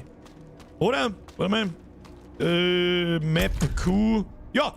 Akt 1 ist abgeschlossen. Fucking finally. Das letzte Mal für die nächsten, keine Ahnung wie viele Wochen, hoffentlich, dass ich diesen Scheiß-Akt spielen muss. Das Einzige, was mir jetzt gar nicht so gut passt, ist, ich hab keine Punkte nicht aufdeckt, wo ich mich hip teleportieren kann. Das ist ein bisschen bitter. Das ist ein bisschen wenig, da müssen wir später ein bisschen mehr laufen, da herunten war auch noch einer und so. Ja, später haben wir einen Mount, ist mir scheißegal, gehen wir heim zu. Jetzt erstmal ein Kreuz. Osuko, was ist denn das, oder? Fische, ich weiß nicht, was das ist. Der Yuki schreibt, isst mir Lachs! Isst mir Kacke wie Soße. So, jetzt schirmen wir erst einmal unsere Legendaries, die wir nur Meat carryen. Schirmen wir jetzt mal in die Kiste. Kiste. Die nehmen wir jetzt einfach mal da her. Ring brauchen wir nicht. Mei, die scheiß Steine. Das mit den Steinen finde ich nur ein bisschen beschissen. Das glaube ich, habe ich auch in der Beta schon, habe ich das in der Beta schon erzählt? Weiß ich nicht. Es gibt ja mittlerweile verschiedene Tabs für verschiedene Gegenstände und ich finde, dass die Steine, du findest ja die am laufenden Band jetzt dann. Und du hast dann immer die 6, 7 verschiedene Steine da drin und die blockieren einfach nur der Inventar. Da hätte man echt, weiß ich nicht, einen extra Reiter dafür machen können. Du musst jetzt mal da hergehen und musst es da umstellen, es ist einfach nur nervig. So wie das ist. Also nur nervig. Wen dann da? Aber die Ehre in die Runde. Gutes Loot und ein schönes Wochenende ebenfalls. Merci. Jetzt schauen wir, ob wir uns ein bisschen schöner ausschauen lassen können. Ah, können wir nicht. Haben wir bis jetzt ein Helm gefunden. Der Ernst, oder? Okay. Brustrüstung. Ah, dann nehmen wir die gute halb oben ohne. Schaut stabil aus. Handschuhe. Transmog ist 10% mehr DPS. Ihr wisst es alle, wenn wir da sind. So, Hosal. Hosal schaut nicht so gut aus. Nehmen wir. Ne, das schaut nicht so gut aus. Ja, das schaut stabil aus. Ja, das ist die sogenannte Siemens Luftkette. Die muss man auch kennen. Was sein? Das schaut mir irgendwie aus wie ein Barb. Gibt's so keine Schiene, die Farbe nicht. Orange. Ja, wenn dann nehmen wir blau. Blau ist gut. 4. So, da gibt's dann wieder kein Blau. Ah, da gibt's blau. Ist das blau? Was wir aus dem Schädel machen können? Also das Schädel kann man wieder nicht einfahren. Das Schädel hat es doch in Diablo 3 schon gegeben, oder? Der Skin kommt mir sehr bekannt vor. Ah. Ganz ehrlich, who gives a shit, wie du ausschaust. Immer Achtung, den Helm müssen wir aufsetzen. So. Shop aufrufen. Ich mag keinen Shop aufrufen. Schau, dass du lang gewinnst, hau ab. Da Steine brauchen wir auch noch nicht einstecken. Ja, jetzt ist ein bisschen die Frage, was zur Hölle müssen wir jetzt tun? Da aufgehen oder was? Müssen wir jetzt bis da aufrennen? Was ist das? Ein unverhoffter Besuch? Ist Akt 2. Das ist da. Und Akt 3 ist dann das da hinten. Dunkelheit breitet sich aus. Die Erschaffung von Monstern, Dunkelheit breitet. Ja, dann ist das so the way to go. Habe ich so das Gefühl. Dann da ich jetzt sagen. Gehen wir auf dem Weg da rauf, machen wir die Nebenquest dann noch schnell fertig, damit die Slots wieder frei werden. Und dann kann es losgehen. Wie schaut's denn da eigentlich? Ah, da haben wir noch weit entfernt. Das ist was, das passt mir gar nicht. Da habe ich, gut, ich habe in der Beta natürlich viel mehr Zeit verbracht in dieser Region und habe jeden Scheißdreck gemacht, weil es sonst nichts zum Durchgeben hat. Und der Fertigkeitenpunkt da drin, geht der wirklich ab? Die Traumkapazität? Weißt du was, drauf geschissen, in der nächsten Region gibt es auch wieder einen Fertigkeitspunkt wahrscheinlich. Herr Dr. Fischer, viele Grüße aus Park in Kroatien. Osuchko ist ein recht bekanntes kroatisches Bier. Ich kenn's nicht. Das wir uns jetzt im Pool genehmigen werden. Dabei jeden Tag Bier schauen. 4 bis 10 halbe dazu, bester Urlaub. Also ich weiß, ich muss jetzt ganz ehrlich sagen, ich weiß, erstmal mehr dir, zweitens, ich weiß jetzt nicht, ob das so hundertprozentig super awesome geil ist, im Urlaub meinen Scheiße zum Schauen. Aber wenn es euch taugt, viel Spaß, ich wünsche einen schönen Urlaub. Genießen Sie Ihre 14 bis 18 Halben. So, was ich noch da wollte, jetzt passt es mir Obacht. Kommen von Legendary Items einfach so Stats umrollen. 23 Tore behalten wir uns mal, erhaltene Heilung. Erhaltene Heilung ist mir eigentlich wurscht, das ist scheiße, aber auf was ich hinaus will, ist das hier. Plus ein Rang für Knochengefängnis. Bringt uns gar nichts. Den da ich gerne einmal umrollen. Ja, sag aber, muss ich ein bisschen auf Zeichen gehen, sag aber gerade, kann ich sowieso nicht. Wir brauchen da irgendwie eine Teufelsrose. Seltenes Handwerksmaterial und da haben wir noch keine einzige gefunden. Ja, haut nicht hin. Haut nicht hin. Und ansonsten fange ich jetzt da ein Rang für, probieren wir es da einmal. Die scheiß Pest interessiert sowieso keinen, jetzt rollen wir das da mal um. Was kostet 2800 Gold, das können wir uns leisten. Der Textbeat und Int ist eigentlich richtig gut. Ich bin halt, es ist halt so, was ist, wenn ich kurz 5 Noob-Sekunden, was ist ein fucking Loot-Table? Ich glaube, dass der Begriff da noch nicht einmal genau der richtige ist, aber egal. Auf jedem Rüstungstyp, Beispiel Handschuhe, jetzt da in dem Fall, sind gern immer die ähnlichen gleichen Stats drauf und es gibt halt einen Stat-Table, der drauf sein kann. Das heißt zum Beispiel kann auf Handschuhe Attack Speed drauf sein oder Crit Chance drauf sein, aber nie, keine Ahnung was, plus 10 Widerstand auf Schatten. Und da jetzt drauf ist plus ein Rang für Pest, nur Totenbeschwörer, muss es einen Loot-Table da drauf geben für Fähigkeiten. Ob da jetzt eine Leichenexplosion, Leichenranke oder Sense, die wo wir mir da benutzen, dabei ist, das weiß ich nicht.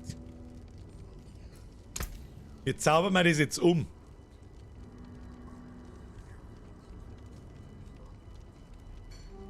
Okay, das kann dann nicht mehr gehandelt werden, wenn man es verzaubert. Ja, ist okay.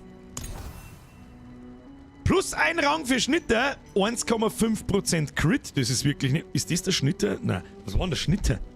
What the fuck ist Schnitter? Schluss! Ich muss kurz nachdenken. Was war denn der Schnitter? What? Was war denn der Schnitter? Was war denn das für Fähigkeit? Weiß ich nicht. Aber wir können es sowieso nicht hernehmen, also ist wurscht. Dann wechseln wir den Skill jetzt aus in 1,5% kritische Trefferchance. Affix ersetzen. Zack. Haben wir neue Handschuhe. Da ist jetzt 1,5% Crit drauf. Und dann ist das cremig. So, der zweite Roll, da hat jetzt schon 15.000 oder 14.000 Gold kosten. Das lassen wir sein. Rentiert sich noch nicht. Die Crit-Ding hat uns jetzt sauber 4 gebracht. Jetzt pass mir auf. Jetzt müssen wir kurz mal etwas erörtern. Was zur Hölle ist der Schnitter? Schlagwortsuche. Wow, tolle Wurst. Was ist der Schnitter? Und was war das andere? Plus 1 auf Pest. Heißt, ist das der Schnitter? Okay. Heißt für mich, vorher war Pest drauf, jetzt ist Schnitter drauf. Das heißt für mich, der Loot-Table könnte sein. Das ist jetzt eine Vermutung, das wissen wir noch nicht. Kernfähigkeiten auf Handschuhen. Das heißt, es kann eine von denen 5 plus 1 ein Rang drauf sein. Da haben wir keine davon hernehmen, schlecht. Wir müssen mal herausfinden, Leichenfertigkeiten und Makaberfertigkeiten. Auf welchem Item die sind und dann da rollen plus 1 auf Leichenexplosion oder später vielleicht auch mal auf den Blutnebel. Der ist auch ziemlich stark später. Schnitter waren die Skelettpads mit der Sense. Ja, stimmt, so heißen es auch. Aber da geht es darum, das ist die Schnitterfertigkeit. Ein Phantom von euch stürmt vorwärts, greift mit seiner Sense an und wo es hat 88 Schaden, kommt wieder zurück und macht dann nochmal Schaden. Also da geht es immer um die Fertigkeiten. Nun gut, dann würde ich sagen, ab zu Akt 2. Jetzt gehen wir da mal auf, schauen wir mal, wo der Ausgang ist, da waren wir noch gar nicht um. Und ich glaube, dass wir am Ausgang kurz einmal schnell stehen bleiben. Und ich gehe auch nicht raus, so schaut's aus. Müsst ihr kurz... waited for you. I've waited for you. Was soll das heißen? Wer hat da für mich? Da ist überhaupt gar keiner. Was redest du denn für ein Scheiß? Was haben wir denn jetzt da? Da haben wir jetzt aber ein großes Gebiet aufgedeckt. Ich darf jetzt einmal sagen, ich glaube, das ist so ein Nebenquest, da muss man bis ganz da auf. Das werden wir uns anschauen. Was haben wir da? Da haben wir einen Dungeon, der hilft uns nicht. Und ich glaube, da drin, da ist ein Waypoint. Den werden wir uns holen. Entweder ist der Waypoint da irgendwo oder da irgendwo. Den werden wir uns holen. Aber, sagt jetzt was? jetzt gehen wir nochmal schnell eine rauchen. Einfach, damit nichts passiert. Hoppala, jetzt mal Kuppel ausgedroschen. Wie gesagt, der Stream läuft heute ein bisschen anders. Viele Leute, die vielleicht in der letzten Zeit erst zugeschaltet haben. Ich bin da hinter meiner Pausenfunktion. Während in meiner Abwesenheit gehe ich schnell mal 2 Minuten noch eine rauchen, hol mir was Neues zum Trinken und atme mal ein bisschen Frischluft und dann bin ich wieder da und dann spielen wir wieder nahtlos weiter. Bis gleich, holt euch was zum Trinken, Bussi aufs Nussi. Das war's. Ich denke, wo bin ich denn jetzt eigentlich? Auf dem Volksfest für Downies oder wie? Verstehst du?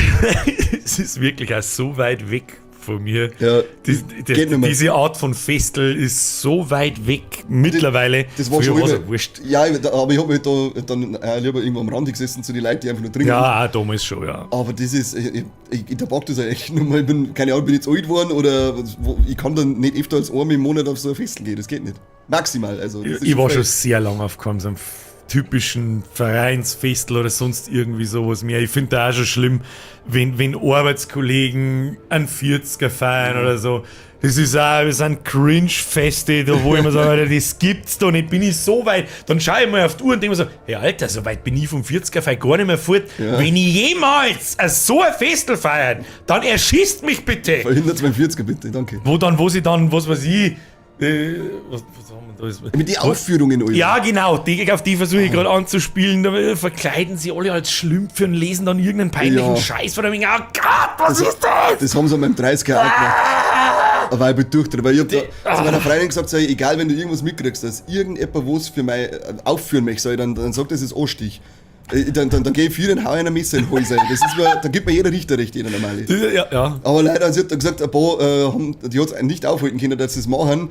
Ich hab dann Gnade vor Recht walten lassen, weil die haben mir eine Nintendo Switch geschenkt. Die haben zusammengelegt und haben dann über ein Gesatzel mir die Switch überreicht. Da haben wir gedacht, okay, damit ist alles wieder cool, aber fickt's euch. Das geht ja gerade noch, aber das sind ja, ich hab so viele 40er Geburtstage da in den letzten 13 Jahren mitgemacht, da unten, dass ich mir denke, und einer ist peinlicher über den anderen. Da wird eine Sache vorbereitet, die dann eine halbe Stunde oder eine Stunde dauert, wo vorne irgendeine Scheiße erzählt aus der Arbeit, das war die Leute in der Arbeit, gell, und ich so, oh Gott! Die Kollegen sind nicht mehr da und dann ich möchte ein Festel feiern! Da habe ich einen Spätzl, die haben irgendwie einen 50er für seinen Onkel ausgerichtet. War lecker und da war ich nicht dabei, weil ich kenne seinen Onkel nicht, Gott sei Dank. Und dann hat uns schon wieder verzeiht, ja, sie kämen nämlich da dann irgendwie als Engel und in Römerverkleidung und so. Ja, das hat's bei uns. Mein Gott. Und ich habe den ganzen Tag, ich habe dann immer so gute Miene zum bösen Spiel, aber gesagt, ja, cool, gell, super. Und man hat gesagt, Gott sei Dank bin ich nicht da, der hat mir Puls dann aufschneiden. Ja, und was nach dem Festel, möchtest du das Video sehen? Nein, ich möchte das Video nicht sehen. Wir haben nur ein Video gemacht. Ja, und dann das hat der Chef mit Movie Maker zusammengeschnitten und mit Comic Sans betitelt. In meiner endlosen Gnade sag so, ja, sag mir her und dann dauert das Ding eine Viertelstunde. Und das war halt einfach nur, das war... Und das hat er so gezeigt wahrscheinlich. Doch, ja, jetzt musst du hinschauen. Das ist gut, du musst hinschauen. Jetzt hast du nicht aufgepasst. Fick dich, ich hab schon aufgepasst. Oh Gott, ja, das ist ein Cringe-Fest ohne Ende. Da könnten wir alle in die Kommentare schreiben, was die peinlichsten Festel-Aufführungen waren, das würde mich interessieren. Und dann entweder, weil wir haben eine relativ alte Community, da haben wirklich Leute bei denen nicht wie mir, was euer peinlichster Aufführungsscheiß an eurem runden Geburtstag oder generell Geburtstag war und was du daneben gesessen seid und das mitgekriegt hast und euch denkt, oh Gott, bitte lass das enden. Und je mehr, dass ich darüber nachdenke, desto mehr lauft mir Gänsehaut, dass ich nicht mehr weit von so einem typischen Runden weg bin. Und dann theoretisch haben da andere sehende Festel gefeiert. Alter, wenn das jemals eintritt. SpongeBob Ananas Drink. Hast du dann schon wieder ausgehandelt? Ja, Logo. Der hat sich da hinter der Flockiani versteckt. Der Flockiani ist so finster, warte, ich drück noch mit drauf, wird wieder hell. Du hast sogar flockiani.png. Also alle, die nur zuhören, ihr versammt definitiv was. Das ist ein schönes Doppelkinn-Foto. Das schaut aus wie der Boss Naus vor Episode 1. Fürchterliche Dinge werden passieren. Fürchterliche Dinge werden passieren. So, wer ist noch da? Ich bin wieder da. Das ist gut für uns. Wie lange hat das jetzt dauert? Wie lange bin ich da weg im Schnitt? 3 Minuten? Weiß ich nicht. Es ist übrigens Zeit, jetzt die Dr. Pepper Palette anzubrechen. Achtung, satisfying Sound. Und da habe ich wieder irgendwo hintintet. Kruzifix pickt wieder alles. Wunderschön.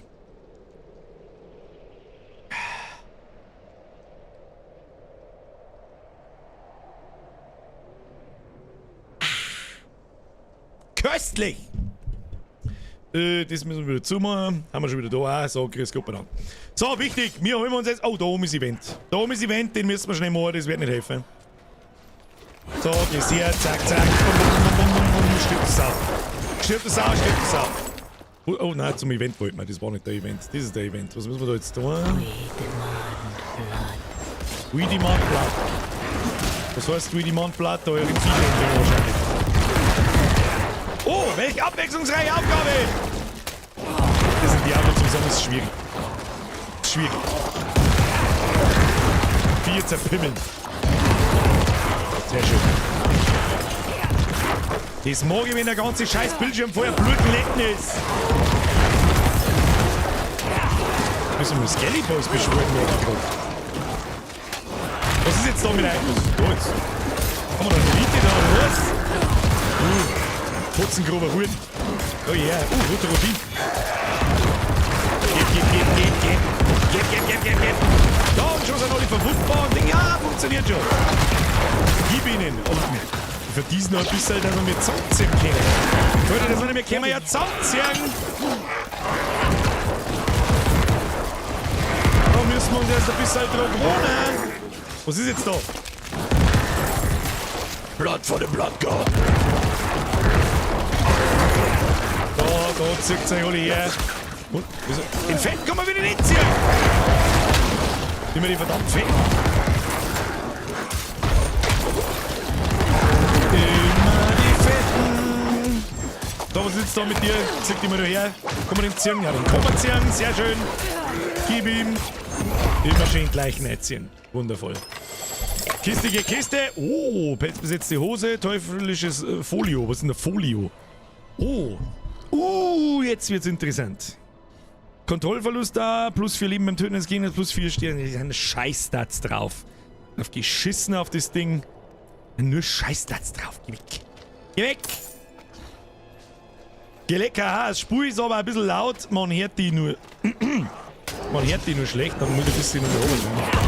Ja, ich weiß schon, die Leichenexplosion ist so scheiße laut, da kommt der Riesen-Gaudi.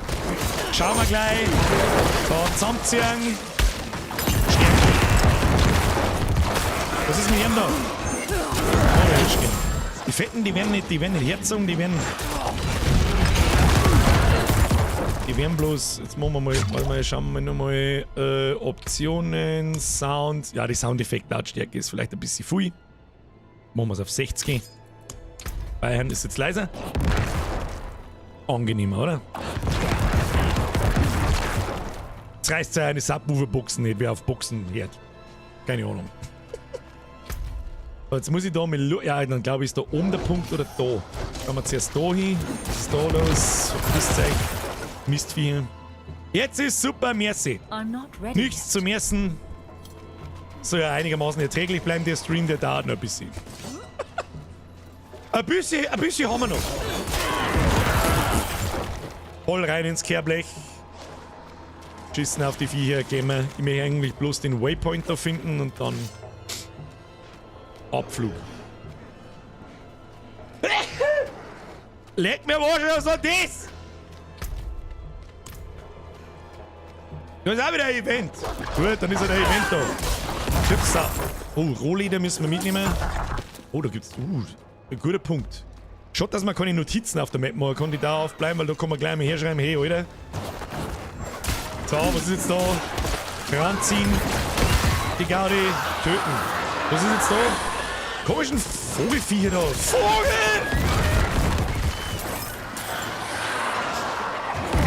Vogel treibt genauso gut. Wo haben sie noch alle? Jetzt her jetzt da. Alle mitten einer. Und sterben. Stufe 18! Level up! Weg! Da haben wir Bastardschwert! Oh, so. Stanzt den oder Kind? Ne, Kinder. Bastardschwert nehmen wir nicht. Peng, peng. Peng, peng. Peng, peng. Wie viele Viecher kommen? Achso, da kommen wieder Wellen. Ist rechts. Zieh's alle zusammen. Was ist denn der Bam da hinten? Bam! What is your problem? Please, groß an wer else?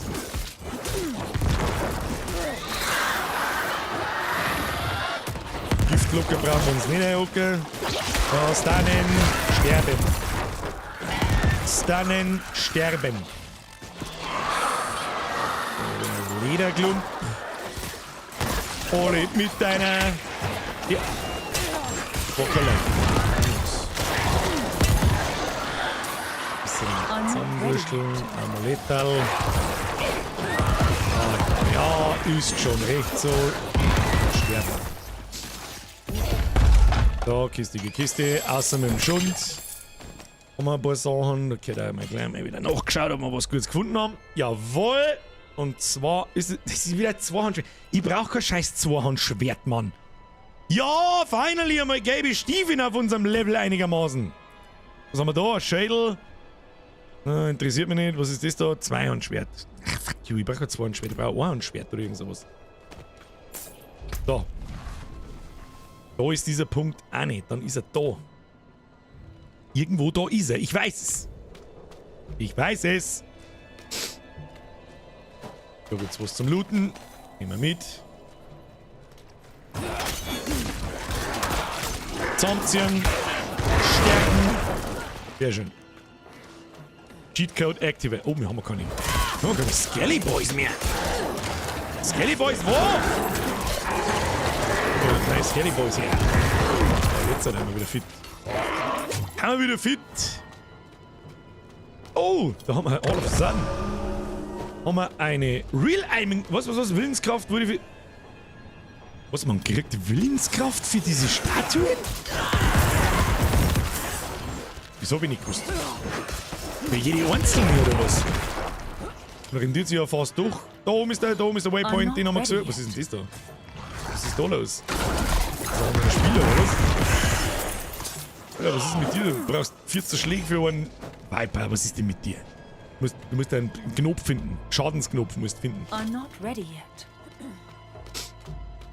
So, da sind wir nun. Sehr schön.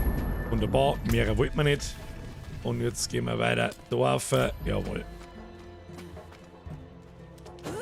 Auf die Nebenquest ist jetzt geschissen, so wie es ist. Ja, erhöht da auf die Stats. Das ist interessant. Das habe ich nicht gewusst. Schau schon her. Das ist der Schadensknopf. Da drückst du drauf, dann stirbt alles. Aber sagt es keinem. Bitte. Oh, wir haben einen Skillpunkt. Skillpunkt. Gegner in Reichweite von Leichenranken werden um 50 Jetzt können wir den Damage-Button reindreschen. Und irgendwo haben wir durch Gegenstände +1 auf Leichenranken. Da haben wir wieder ein Event, den werden wir schnell machen und dann werden wir das nochmal schnell nachlesen, was da los ist. Was muss ich da jetzt tun? 4 Sekunden. Machst du mal zusammenziehen, die 4, dann drückt man einen Rechtsklick und dann werden alle sterben. Das ist alles, was ich haben weiß. Einsammeln, bitte zusammenziehen. Komischen Dinger müssen wir zusammen. Oh, haben wir da jetzt auch irgendwas gekriegt oder nicht? Oder kommen da jetzt wieder 4 bis es kotzen auf? So, zusammenziehen. Stärke. Es ist gescheit finster, ich sehe hier einen Scheißdreck. Was ist denn da wieder? Zellengefängnis. Ja, man Pelz besitzt endlich. Einen gelben Hut, der ist mit Sicherheit besser als unserer. Widerstand gegen Gift, erhaltene Heilung und Stärke. Sind ja nur Scheiß-Stats, wenn ich ganz ehrlich bin. Oh, ein Doll. Oh ja, nice. Nice. +4 Schaden über Zeit haben wir nicht. +4 Schaden für die Fertigkeiten des Typs Kern. Haben wir mit Kernfähigkeiten? Kern, Leiche. Ah, scheiße, 5% Schaden gegen folgende Gegner betäubt. Ja, da weiß ich jetzt nicht sicher, ob dieser besser eine Waffen ist oder nicht. Aber ich tue jetzt einmal eine und den, der wir da... Oh, warte mal. Wir haben da eine Angriffsstärke 249. Oder 249? Bin ich was übersehen da? Machen DPS so viel Schaden aus? Weiß ich nicht. Wenn DPS so wichtig sind, dann muss man auf die Stats vielleicht auch mal kurz scheißen, wenn so viel Unterschied ist. Dann nehmen wir mit. Gerade eine sogenannte Beißbeere. Was ist das? Nix. Oh, geht schon dahin. Geht schon dahin. Zusammenziehen. Stern. Sehr schön. Das mag er. Das mag er. So, jetzt kriegen alle Viecher auf alle Fälle grundlegend ein bisschen ein paar Prozent mehr Damage, wenn sie geslowt sind, wenn sie gestunt sind und so weiter. Die Leichenranke macht genau, was sie so. Ja, was ist das? Scheiß auf die Leichenranke, ich brauche ja bloß rechtsklicken machen, als sie verreckt. I've waited for you. Wer warten da über auf mich? Versteh ich nicht. Versteh ich nicht! Statt da irgendjemand freiwillig warten. Weiter geht's. Bin ich gespannt. Endlich ein neues Gebiet.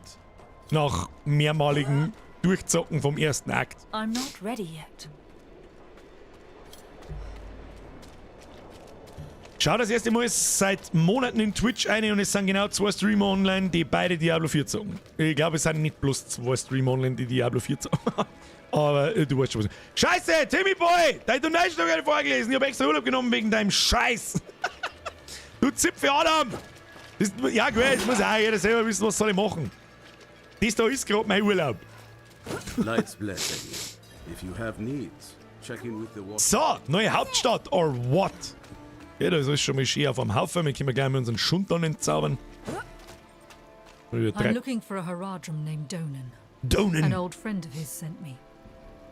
At this hour, I'd wager he's in the keep. Check with the guard at the door. Ab in die Bastion. Ja, und deswegen höre ich mir die Dialoge einfach so ungern, weil sie einfach bloß sagen, lauf da hin, schmatz mit jemandem. So, Waffen. Was tun wir damit? Ich habe ehrlich gesagt keine Ahnung. Wir verkaufen einfach alles. Sollen wir mal einen Schwung wieder verkaufen? Ja. Komm mal, wie haut jetzt das hin mit Ramsch markieren? Shift. Gleich verkaufen. Ja, gut, müssen wir jetzt nochmal. Ja, das ist. Nein, die Storne mag ich nicht verkaufen. Sortiere mal alles weg mit dem Scheiß. Alles weg mit dem Scheiß, das sind Storne, das habe ich gemeint mit vorher, die blockieren jetzt einfach Ewigkeiten der Inventar. Das nervt ein wenig, aber gut. Im Mark 2 sieht bis jetzt aus wie 1 optisch. Das ist richtig, aber wir haben auch erst mal nur in der Stadt drin, wir werden sehen. He's upstairs in the great hall with Er ist mit seinem Sohn oben in der großen Hallen, haltet euch kurz. Ja, wer hätte das gedacht? Bla. Hinter die Scheiße, bla. Wieder mal eine Kathedrale, Wandtafel, leg mir Mosch mit deiner Wand auf. Dein Mom ist eine Wand auf. Dad, I need to be out in the field with the other knights. Why the rush, my boy? You know, I found some of my old Horadric tomes. Ich käme leider nicht aus vor lauter Skelette, Entschuldigung. We can go through them together. I can take some with me. We have a visitor. This discussion is not over. Is there something you need? I have a message from Lorath. Wow. There's a name from another life. Has the old man finally come down from the mountain? With a warning. An ancient evil walks the land. Ist für Grafik Eskalation. And you know this how? Did you and Lorath discover something of interest? Perhaps this is all connected to what you saw, Father. Yes, I was just getting to that. There was an incident at my estate. Ein paar Lichtfehler sind schon best drin, if das we merkst schon. discuss it there. Das Wachs von den Kerzen Go schaut and jetzt auch have a nicht look so geil around aus. for yourself. I'll meet you shortly, and then we can talk more. Animationen sind krass gut As für for your request, ARPG. Wie er sich bewegt und so, das ist mit Sicherheit. Das schaut sehr nach Motion Capture aus. Stay close to the other Eine knights, Mühe, die hat penitent. sich gelohnt. I will. Don't worry. Muss man jetzt einfach einmal kurz sagen. Ach, das waren so Glitches von denen. Was ist denn das mit den Kettendingen da? Was heißt denn das? Keine Ahnung. Das ist irgendwie immer, wenn ich da irgendwo herin bin. I don't know this. What shit is this? So, jetzt müssen wir da aufreisen. Können wir da nicht da hinten rausgehen? Muss jetzt nachschauen. Wo geht's da hinten hin, wo ich dann... Ist da Sackgasse? What the fuck is this level design? What are you thinking, Mr. Blizzard? Why are you do this?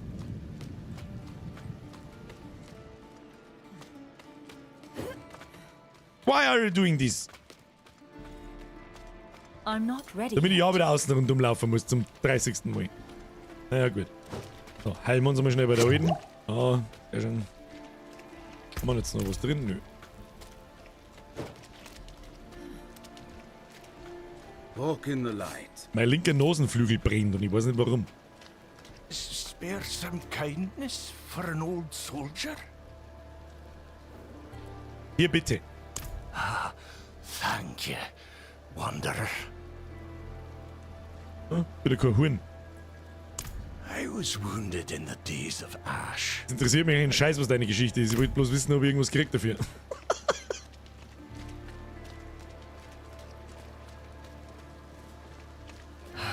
Jetzt passen wir auf.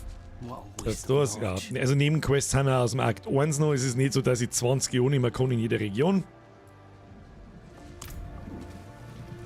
Aber gut. So.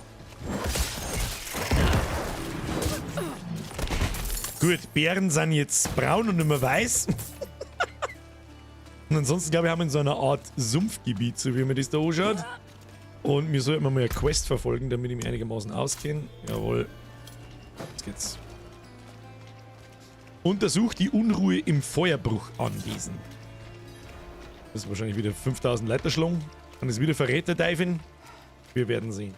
Was ist da los? Welcome to Firebreak Manor, traveler. I'm here about the incident. Donan gave me permission to look around. That was all he said. I must be referring to his study. Something. Ja, im Arbeitszimmer ist was Unberuhigendes, was Schlechtes geschehen.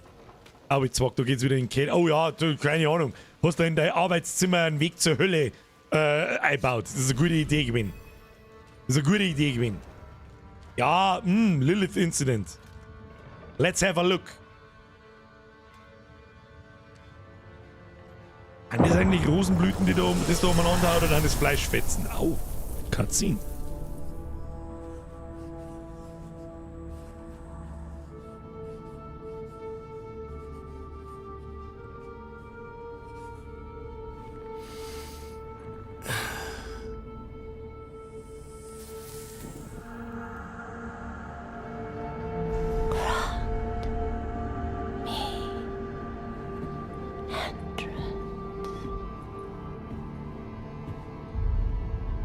Okay.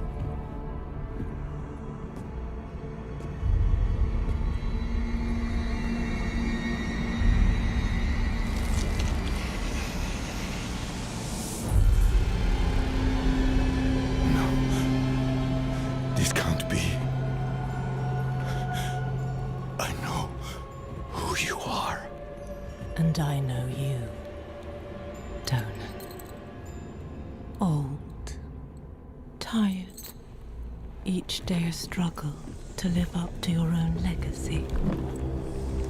What do you want with me? Astaroth. She's dead. Astaroth cannot die. Not by your hand. What have you done with him? Away, demon. I deny you. You have grown so frail. I can make you the hero you were. Return to the darkness from whence you came. I said away!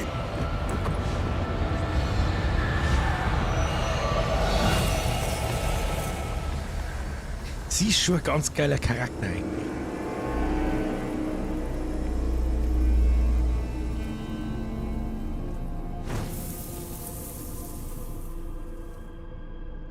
Okay.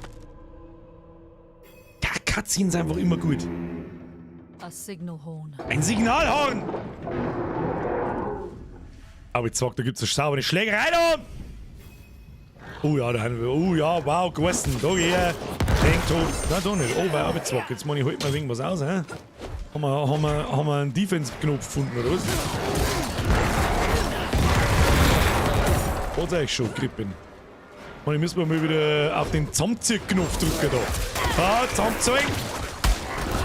Ja, sie haben nicht einmal alle tot, bevor ich es überhaupt zusammenziehe.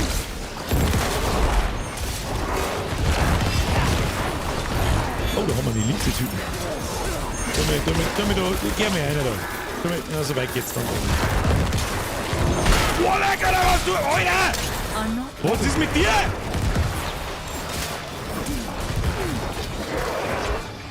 Tu mir Leiche jetzt bei dem. Leiche zusammenziehen. So ist brav. Kriegst gleich mehr Schaden, stirbt euch gleich und nicht erst später. Ich weiß übrigens, dass ich da einige Gegenstände liegen lasse. Das ist Absicht, ja. Scheiß blaue Amulett interessiert einen Scheißdreck.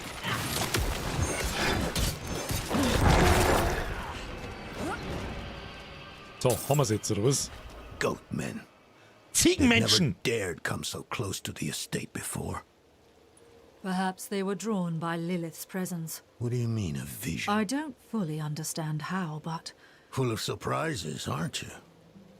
Well, now you understand my predicament. That painting on your wall. Who are the others in it? Why do you ask? Lilith seemed to leave after... Thane and Arida. The druids who helped me slay Astaroth. Yes. Yes, I think you're onto something. I resisted her, so she might question. There are knights stationed in villages near the druids. If Lilith... Okay. Lilith hat sich verpisst, wie es die anderen Typen auf dem Battle gesehen hat. Das sind hier seine Druiden-Kompagnons und offensichtlich will sie zu denen und die müssen wir jetzt suchen. Es sind 2 Stück und einer ist, oh, die haben aber gescheit weit weg. Leg mir mal schon weit an, die Wort! Muss man schon aber gescheit laufen, gell? Kriminal, Himmelssakelzement. Ihr seht besorgt aus. Ja, nehmen wir mal eine Nebenquest mit. Die ist mit Sicherheit auf dem Weg irgendwo, jawohl. Dann gehen wir zuerst da her, schauen wir, wo es kürzer ist, gehen wir auf und dann gehen wir um.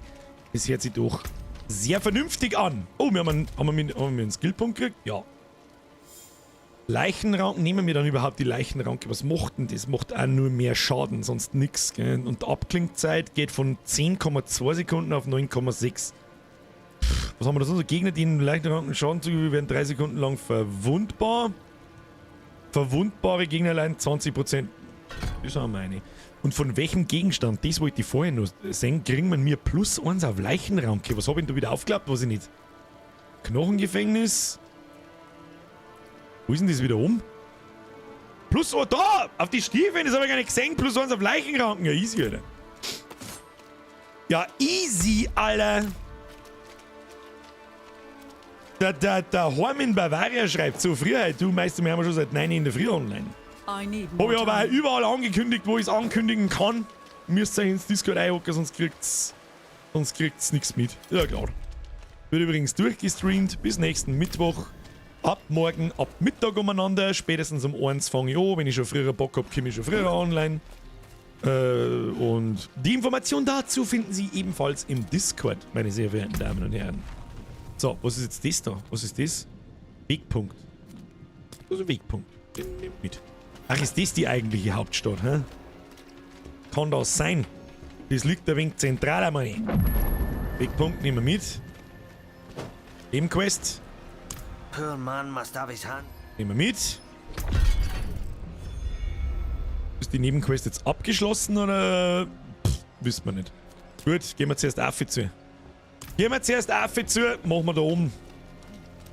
Warte mal. Akt 2. Warum ist das aber entmarkiert, wenn ich da irgendwas tue? Das nervt mich auch noch ein wenig. Gut, ich habe gerade eine Nebenquest angenommen. Ja, gut. Ja, gut, halt mir mal. Wird schon passen. Nächste Hauptstadt ist auf alle Fälle ziemlich lettig im Vergleich zu anderen. Geht schon, geht mal Vollgas. Könnte man da jetzt wieder nicht aufhören, oder was? Muss man wieder außen und umlaufen. Na gut. Umland von Carragher. Erinnert mich ein bisschen an Kerrigan aus StarCraft. Bisschen. Clan wieder am Start. Guter Punkt. Clan, wie viele Anfragen haben wir schon wieder? Weiß ich nicht. Der Zeno, der Lesram, der Bomber, der Wilde. Lauteres Wilde, sehe ich schon. Lauteres Wilde Diving. So, können wir jetzt da mit Gegner heute nochmal, oder ziehen wir mal zusammen da. Dann machen wir Bang, Bang, Bang. Und dann muss es starten. Schlange. Snacky Snack. Snacky Snack. Haben wir wieder neue Sachen zum Looten. Dann Heulermoos. Das ist wahrscheinlich. Da zusammenziehen. Zaum einziehen. Und alles explodieren lassen. Wundervoll. Wir haben aber 5 Millionen Leichen. Was geht denn eigentlich? Ihr seid mal zwingen. Jetzt sind wir alle her da. Und jetzt sollen wir euch da herziehen. Und dann müsst ihr alle sterben. Was ist mit dem? Der Hauerstürmer! Manchmal wünschen wir doch auch Texte auf Englisch, weil manchmal ist es einfach, was das ist. Zusammenziehen. Und sterben gehen. Easy going. Sehr schön. So, soll man eigentlich gleich da sein. Zusammenziehen. Und sterben. Ich liebe es. Es ist wunderschön. Es ist zauberhaft. Wie der Lilith ihre Depffuß.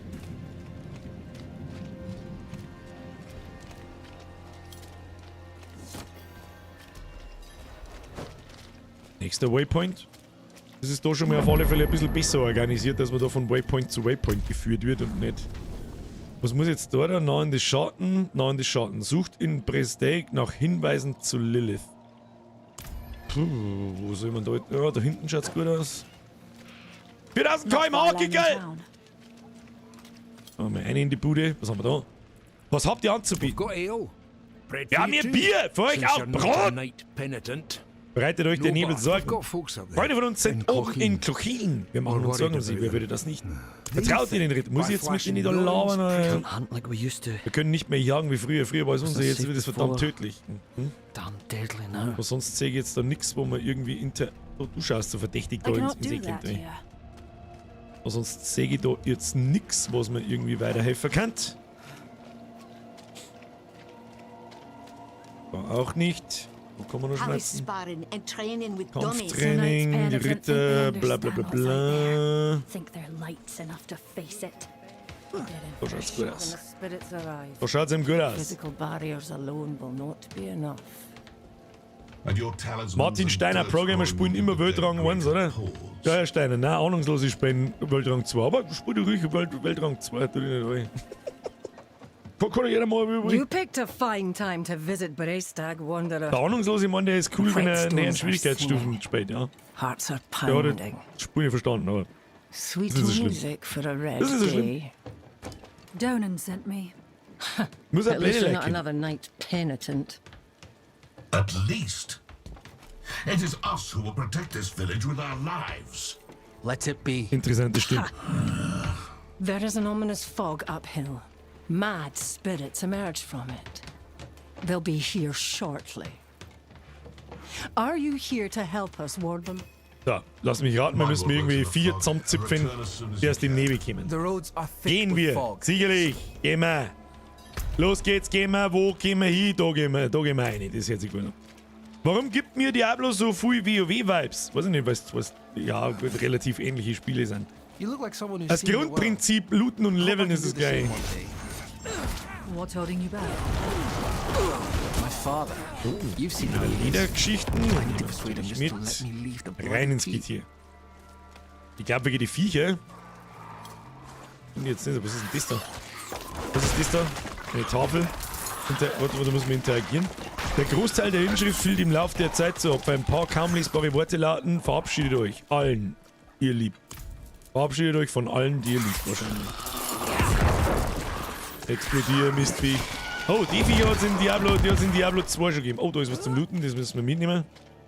Den Graffi haben wir noch nicht so viel. Ah, haben wir gleich da. Haben wir gleich da! Wer kennt es nicht? Das Gebiet ist in dichten Nebel gehüllt. Das ist der Fog of War. Was ist jetzt da wieder? Was ist da wieder? Der Dummsuf-Set. Mir ist wieder ein Reset. Schluss damit! Sterben, sterben, sterben. Was müssen wir jetzt da eigentlich tun? Findet mit Jürgen den Eingang zu den Hügeln der Tränen.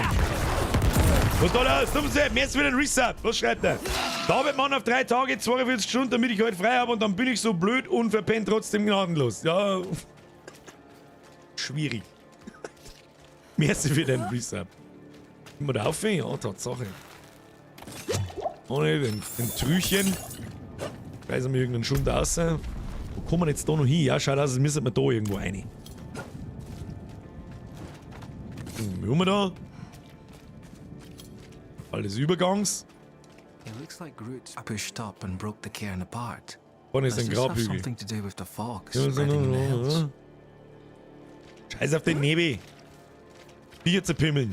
Für das bin ich gekommen. Da! To the cairns ahead. Wait, why is the passage blocked? Ich weiß nicht, weil er bei dir hingebaut hat, machst du dann auf. 100%ig kann er es wieder aufmachen. Ja, lesen, bla bla bla, immer dieselbe Scheiße. Auf einmal kommt der Viech her, das bringen wir um. Da, wunderschön, stirb. Stirb. Stirb. Stirb, stirb, stirb, stirb. Stirb, stirb. Stirb, stirb, stirb. Stirb. Haben wir's? War's das? War's das schon? Nein, war's noch nicht. Okay. Was das jetzt? Nein, war's auch noch nicht. Es ist so. Ich glaube, wir haben ein bisschen stark. Aber damit kompensieren wir unsere Lauberei und unseren Fortschritt, den wir da durchbringen. Was ist mit dir? Ich bin nur eine Elite. Okay. Lassen wir mal zusammenziehen. Ja, Beschützerschild, der kann mittlerweile langsam besser sein wie den wir haben. Oh, haben wir eine kistige Kiste gekriegt. Mit Zeug. 213, nein, ist immer noch nicht. Gerade rentiert sie immer noch nicht zum Casten. Beziehungsweise wie soll man es nennen? Das Legendary Trait zu transferieren. I'm not ready yet. Ist das besser wie als Immortal? Mr. Fassi, da ist aber auch nicht recht viel dabei.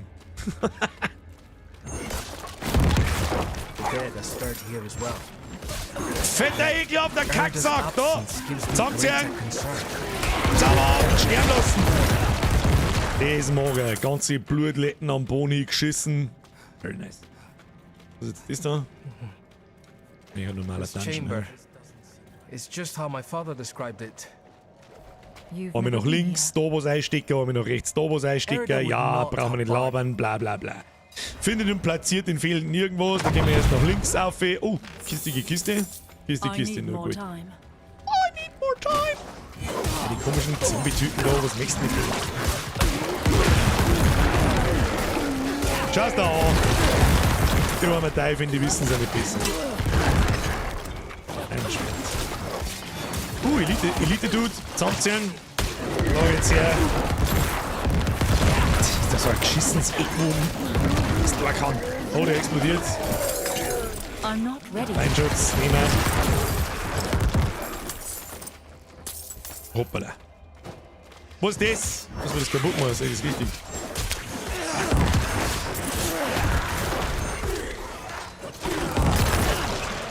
Zusammenziehen.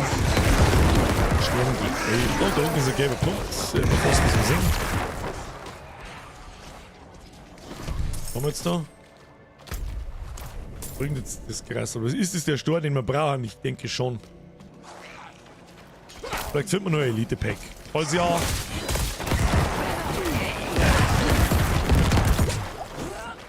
Lasst mal's explodieren. Das war, glaube ich, eine rhetorische Frage. Ich bin zwar behindert, aber nicht komplett behindert.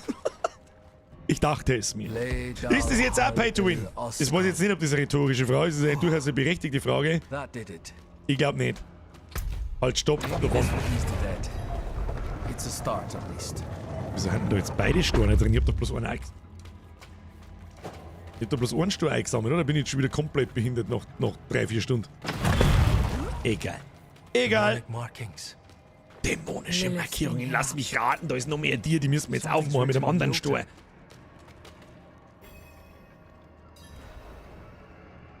By stone and root, by tears and pain, we bear this flame that must Stein, remain. Tränen, Flammen, Ewigkeit. Der fette Mann. Was ist jetzt? Perish. The weak perish. Us. Forgotten. Wait! We are not your enemy! Passiert nix. Oh.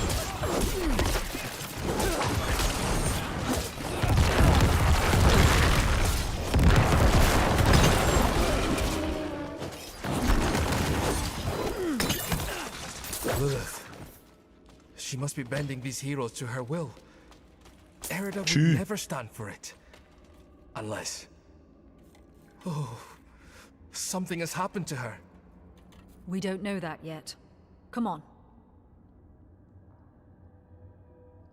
Was, come on. Ist jetzt die dir all of a sudden aufgegangen? Ja, tatsächlich. I'm not ready yet. I'm not ready yet. Kannst du sterben. Ob das gefällt, das werde ich heute noch sehr oft sagen. Oh, Elite Pack. Somewhere is a Elite Sepp. Zusammenziehen. Sterben. Oh, der explodiert. Ja, das ist aber nicht gut. Das kann die... Das sind so Sachen, die später instant killen. Wenn irgend so Viecher dabei sind, die explodieren, wenn sie sterben oder... Hügelgrab der Ältesten. Defiled. Demonic scars upon their grave and druid runes to rouse the dead. These runes. Der zarte Hauch, bla bla, Kim, gehen wir weiter. Was weiß ich. Irgendjemand hat aufs Druidengrab aufgeschissen, seitdem kommen die ganze Zeit irgendwelche Dämonen aus. Nee, sag's, wie es ist. Sag's, wie es ist. Und deswegen übrigens da ich gern diese ganzen Dialoge und den Scheiß überspringen, weil es schafft sowieso nicht, dass es mich hineinzieht. Cutscenes reichen. Die Gegner fallen gut um. Ja, es ist, wie gesagt, es ist immer nur World Tier 1. Es ist dennoch. Es wird schon schlechter gehen, sagen wir es so. Was haben wir jetzt da? Rang, Blut, plus 1 auf Leichenexplosion. Okay, das heißt für mich, auf der Hosen ist auf alle Fälle der Loot-Table drauf für die Leichenexplosion. Das war nicht schlecht, wenn wir da mal einen draufkriegen daten, aber es rentiert sich einfach immer noch nicht. Bessere Sichel. Plus 18 Int, Alter. Das ist wahrscheinlich ein besseres Siegel, wie wir mir haben, aber es ist halt blau drauf geschissen, Alter. Da ist explodiert. Oh, da ist ein Elite-Sepp schon. Oh. Elite-Sepp hat einen Kodex dabei. Das wird jetzt langsam interessant. 145 DPS ist für viel. Und wie wir vorher festgestellt haben, warte mal so. Es gibt halt über 50 Angriffsstärke. Jetzt müssen wir langsam verzaubern. Die haben jetzt einmal da oben, dann schauen wir, ob wir ihn umrollen können, bevor wir ihn zum Legendary machen, dann ist es nicht so teuer. Und Schaden durch Entfernungen interessiert mich nicht, Dornenschaden interessiert mich auch nicht. Glückstreffer-Chance interessiert mich eigentlich auch nicht. Was rollen wir da weg? Ich glaube, die Stärke rollen wir weg. Was bringt denn Stärke? Rüstung. Rüstung interessiert mich Scheißdreck.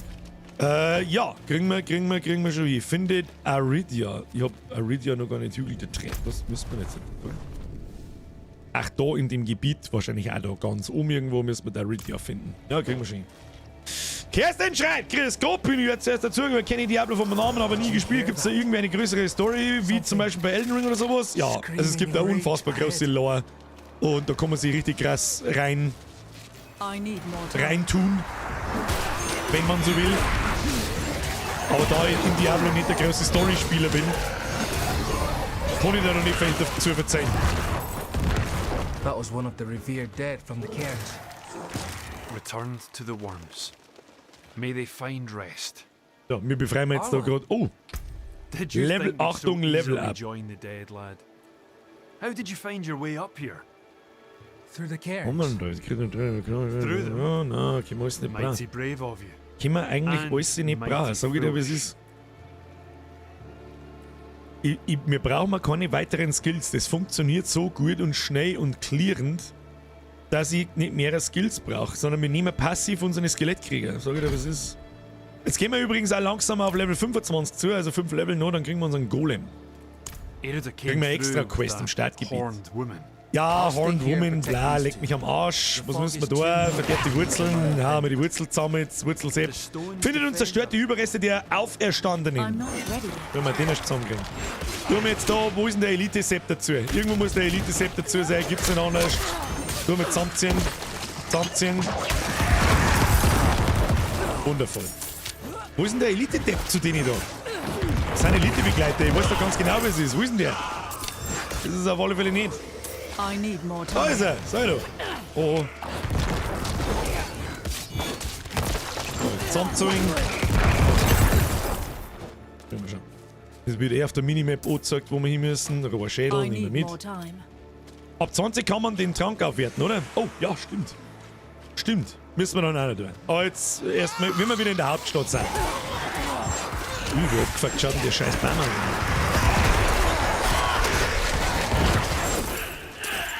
I'm not ready.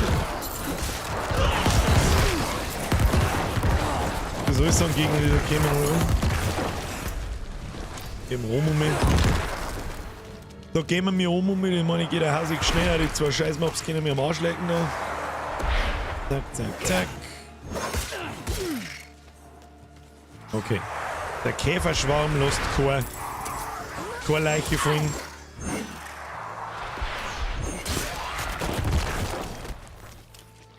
Ich weiß jetzt nicht, was die betäubt hat, aber wahrscheinlich das Skelett. Magier. I need more time. Jede Art von Betäubung ist richtig und wichtig. Aber echt ein Segen, dass man nun raus ist aus Akt 1. Bei der Beta ging das zum Schluss einer auf die Niere. Ja, wenn's halt so krass eine so killst. Ja. Ich bin einfach was nice, neue Charaktere, neue Dinge, ich weiß auch nicht. Das tut schon gut. Jetzt ist ein bisschen Abwechslung drin, optisch und so. Warte mal, wo müssen wir jetzt wieder hin? Achso, da oben. Schießen auf die einzelnen Mobs da, das dauert meistens lang. Den können wir mitnehmen. Der fette gibt XP. Top, der fette Grill.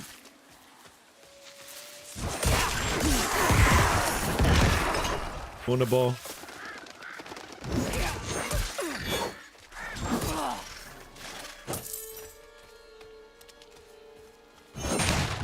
Die Wurzelsepp, schleich dich.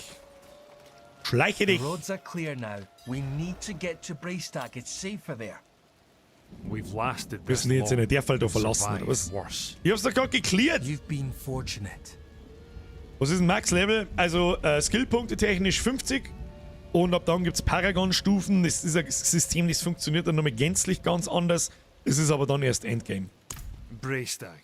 Da können wir heute nicht mehr hin, da bin ich mir sicher. Vielleicht morgen und relativ sicher ab Sonntag dann. Just for now. Bis Level 50. Maybe we should go with him, Dad. Das fängt jetzt dann auch an, sich zu ziehen, die Level-Ups. Das ist normal. So, und je mehr Gelaber wir uns da anschauen von irgendeinem Scheiß, dass wir zum nächsten gelben Punkt gehen müssen, findet Aridia auf Einsamkeit. Oh, wahrscheinlich doch auf Einsamkeit. Müssen wir hin, da müssen wir hin. Machst einen Waypoint. Und dann ist das, dicker Baum. Dicker Baum! Sterben Sie mal bitte! Weg!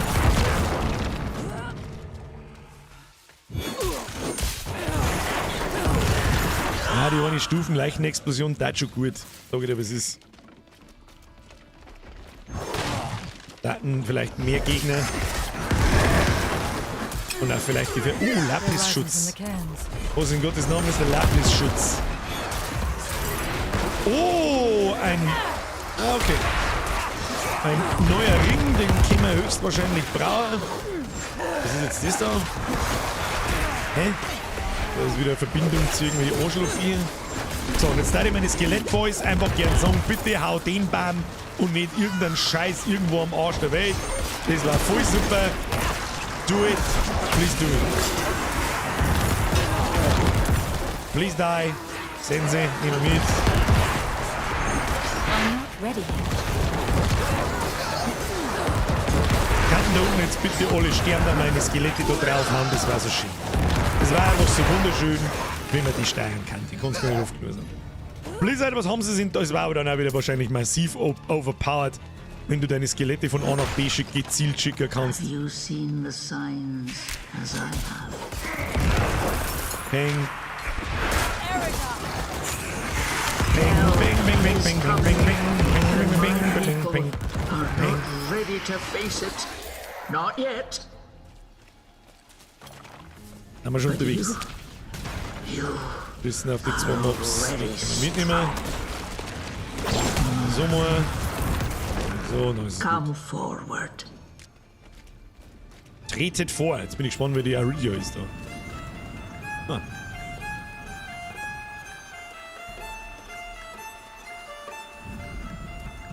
Das haben Skelette aber noch nie da, auch in die alten Teile nicht. Das ist grundsätzlich richtig, stimmt aber nicht ganz. Der Necromancer in Teil 3, da hast du sehr wohl deine Skelettkrieger an einem Fleck schicken können und dann waren sie da. Und on Inflict haben sie dann Charge Damage gemacht und dann waren sie zumindest an einem Fleck. Music. The dead are killing your people as we speak. Ja, lass mich raten, ich muss irgendwo hin und irgendeinen Scheiß anbringen, Haupt. Ah, Boss. Oh, okay. Was ist das jetzt? Skelly Boys! Fleischfenster ausreißen! Los! So, werden wir jetzt gleich herausfinden, ob man das staggern kann oder nicht. Fleischfenster raus! Muss ich da aufpassen oder nicht? Ich denke nicht.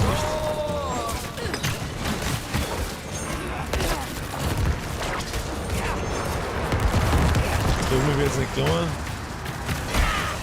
Was ist jetzt das da? Okay. Da schau, wie dumm die Skelette sind. Die hauen einfach weiter auf sie drauf und das nervt halt einfach hart. Das nervt halt einfach hart, dass ich nicht sagen kann, Kim, Alter, geh einen Meter weiter. Einer von 8 Skelette prügelt jetzt da auf sie, währenddessen es im Schrecken ist. Und das nervt halt einfach. Das darf sich vermeiden lassen. Du weißt schon, was ich meine. Wo sind wir? Da sind wir.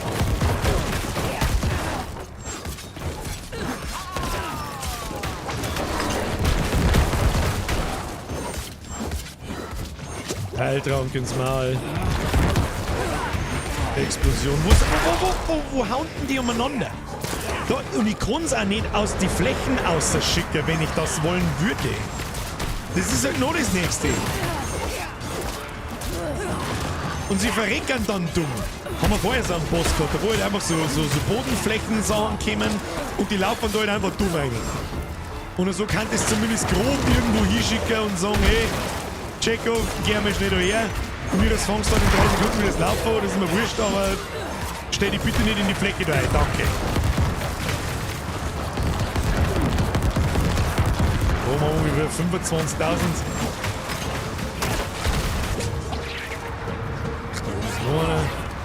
Jay, was denn? Was ist das? Da, der andere Skelly-Boy da unten, der prügelt auf sie da unten. Herzlichen Glückwunsch. Skelett viel schlau.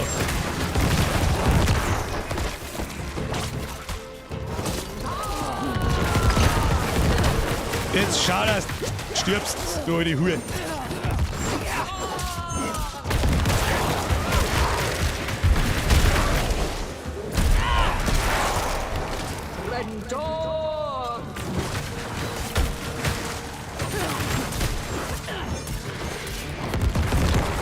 Schluss jetzt mit dir. Haben wir's jetzt, ja? Herrgottselig. Und der Assassine mit der Armbrust. Was? Bis jetzt nicht wirklich Pay to Win. Gibt eine Sache, wo man sich streiten kann, aber man muss schauen, wie das die nächsten Monate beziehungsweise Jahre aussieht. Ja, stimme ich absolut zu übrigens. It is what it is. Ich habe ihr, wie man sie überwindet. So, sie gibt uns jetzt Tipps, wie man in die Bude reinkommt. Ja, wir gehen mal in die Bude, bringen wir wieder alle um. Und dann passt das. So, Ring kurz überprüfen. Der ist jetzt schon Stufe 11, 7,8% Widerstand, Schaden gegen verwundbare Ziele, das ist gut. Schaden des Typs physisch. Was ist denn eine Leichenexplosion? Verderbnisschaden, Dunkelheitsschaden, Verderbnisschaden. Bringt jetzt nicht so viel, aber Crit-Chance ist drauf. Leben dienen maximal 7 Schaden gegen Kontrollverlusteffekten. Ja, ich glaube, dass wir den einmal austauschen. Den 5er-Ring, den wir mal weggert. Das passt einfach besser. Wie schaut die Hosen aus? Alle Werte, gesamte Rüstung, Knochengefängnis. Na. Nur Schund. Da können wir uns nicht drüber streiten. Dann da wahrscheinlich der Damage anders geht. Dann kann man, was ist denn da eigentlich jetzt kaputt gegangen? Erst der richtig ernst zu nehmen, der Grafikbug, der richtig beschissen ist. So, was müssen wir jetzt tun? Wir müssen wieder zurück aus. Gehen wir heim! Was ist jetzt wieder? Was war denn das jetzt wieder? Was ist denn das da? Ich glaube, das ist so, wo ich mich nicht auskenne. Was ist das? Was ist das da? Die versammelten Legionen beginnen in 4 Minuten. World Event! Also gehen wir hier. Kann ich mich jetzt bitte teleportieren? Grütze, fix. Das habe ich noch nie gesehen. Außer sie haben das Symbol auf der Karte geändert, für was auch immer das da ist. Da werden wir jetzt hinsteigen. Werden wir uns anschauen. Und dann gehen wir nicht rein. Das ist eine gute Idee. Da. She is at peace now. I hope. Elisabeth hat's da geschlagen. Tu dich mal nicht runter. Ja, das Land gewinnst jetzt. So, verkaufen wir schnell unseren Schund. Schmied! Den müssen wir uns irgendwie aufhängen, gell? Scheiße. Dann machen wir es so. Oh, da haben wir einen guten Ring nochmal gekriegt, den müssen wir uns nochmal genau... Halt, stopp, was war das? So ein bisschen Zauber, das ist schon wurscht. Kommt vor! Meine Güte, na, was haben wir da? Oh, das ist ein guter Ring, das ist Level 16er Ring. Kritische Trefferchance, Schaden gegen Verlangsamen und Schaden des Typs physisch. Das ist sehr interessant, das ist sehr interessant, das ist sehr interessant. 1,2. Crit Schaden, betäubt Schaden. Ja, weiß auch nicht. Ich weiß auch nicht. Schauen Sie, so richtig viel besser ist der Ring nicht. So richtig viel besser ist er nicht. Haben wir generell mehr betäubte oder mehr verlangsamte Gegner? Ich glaube mehr verlangsamte Gegner. Und Crit-Chance ist nie schlecht. Eine mit dem Viech. Eine mit dem Viech. Nein, da wollte ich nicht hin, da wollte ich nicht. Jetzt hätte ich wieder fast alles entzaubert. Machen wir so. Und so ziehen wir es zusammen und dann passt das. So, jetzt bei so 8. Da gehen wir mal hin. Ich weiß nicht, was das ist, aber da werden wir uns schicken müssen. Es dauert noch 4 Minuten, dann geht's los. Neben deiner Willenskraftkugel sind so kleine Zeichen für deine Skellies. Vielleicht kann man die... Was nehmen wir mal? Willenskraftkugel. Nein, da kann man nicht. Das ist nur, dass man sagt, wie viel haben am Leben. Sie lassen sie nicht steuern. Weiß ich sicher. Der Golem lässt sie teilweise steuern. Der Golem, glaube ich, hat eine Fähigkeit, wo du in eine Richtung lenken kannst, dann springt er da rein und spottet alle Gegner. Ob es das braucht, weiß ich nicht. Oh, da müssen wir ein bisschen was umeinander looten. Eisenbrocken, Silberherz, gehen wir alles bra. Dann machen wir diesen hier, dann machen wir zusammenziehen und dann machen wir die Stärksten alle, die Wichser.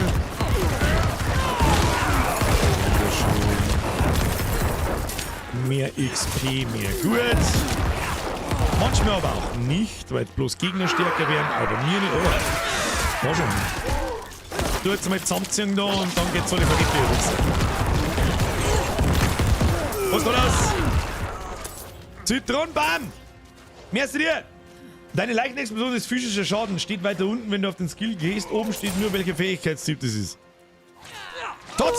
Tatsächlich, rechts unten steht physischer Schaden. Herr Zitronenbaum, merci für diese Information. Muss aber nicht per Donation sein. Und Leichenexplosion, gut, also Leichenraum, keine Leichenexplosion. Okay, dann zahlt sich der Ring auf alle Fälle aus. Dann brauchen wir nicht schmerzen. Guter Ring. Der gute Ring. Ein bisschen miteinander looten. Der andere ist natürlich schon Level 35, der spielt schon seit 8 in der Früh. Ja, wobei es durchaus möglich war, schon 30 zum sein, auch wenn wir um 8 oder 9 angefangen hätten. So ist es nicht. Aber doch. Ui, gelabert. Halt schon immer ganz scharf.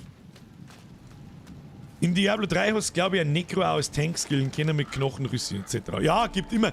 Es ist ja, am Schluss aussehen, im Endgame, ist ja oft nicht das Problem der Schaden, sondern dass du Dauer One-Hit bist. Da kommt jemand und dann stirbst du halt einfach. So, wann geht jetzt die Gaudi da los? Beginnt in 52 Sekunden. Ja, easy. Gib dem Fettsack Zucker. Bang, bang, bang, bang, bang. Schaut doch ganz stabil aus. Ein paar Leiter. Sehr schön. So. Ein Lagerfeuer. Was kann ich mit dem Lagerfeuer machen? Das kann ich anzünden. Herzlichen Glückwunsch. So. Sieht man da auch generell einmal einen Timer? Ja. Die versammelten Legionen. Beginnt in 20 Sekunden. Bin ich gespannt, was das ist. Vor allem, wenn das so ein World-Event ist, wo da mehrere Leute kommen können, dann kann der durchaus jetzt ganz schön eskalieren. Wir werden sehen. Und wenn wir das haben, dann gehen wir mal sauber eine schmauken und dann verpissen wir uns da um zum nächsten Strang der Hauptquest. Heiltrank verbessern, nicht vergessen.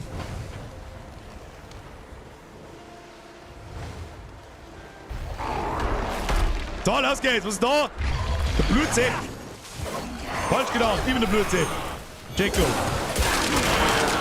So, da muss eh nichts mehr. Ich brauche bloß drinstehen, rechtsklick machen und auf Gleichen drücken. Wird schon passen. Bringt's mir jemanden um jetzt da.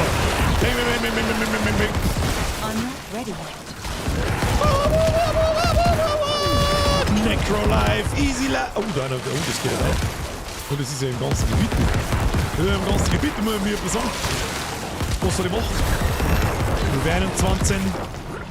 Sehr gut. Ich drücke einfach Rechtsklick in den Haufen rein und es stirbt, das passt schon.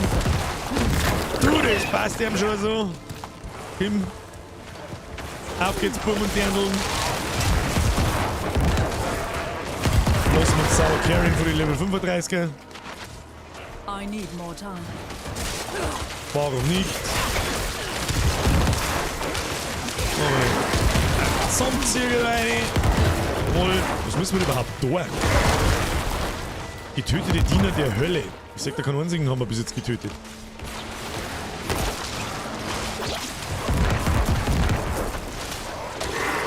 Was passiert jetzt sonst? Oh, da ist einer. Warum ist der immun? Das wissen wir nicht. Da müssen wir jetzt das Club dort zusammendreschen. Oh, die braucht aber Leichen. Der wird schon nicht da oben hier. Hatten die 4 für Level 19. Hoppala, wir müssen zuerst da hindrehen. Das ist jetzt diese Liftkuppel, wo man unverwundbar ist da drin. Übrigens. So, und jetzt gehen wir eben noch umeinander hudeln. Hauen wir einfach mal ein wenig drauf umeinander. Wäre schon alles richtig geil. Die hält ja ganz schön viel aus, gell? Für das ist doch 25 Euro im Stil. Wundervoll. Wo geht's jetzt weiter? Keine Ahnung.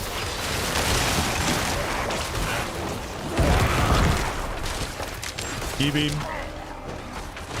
Lauft mir einfach der wilden Masse noch. Da schaut's doch gut aus. Stirbt das Sau. Da schaut's auch gut aus. Mein Gott, ich liebe es mit dieser scheiß Explosion. Eine in den Haufen und einfach es verreckt alles auf einen Haufen. Ich liebe es.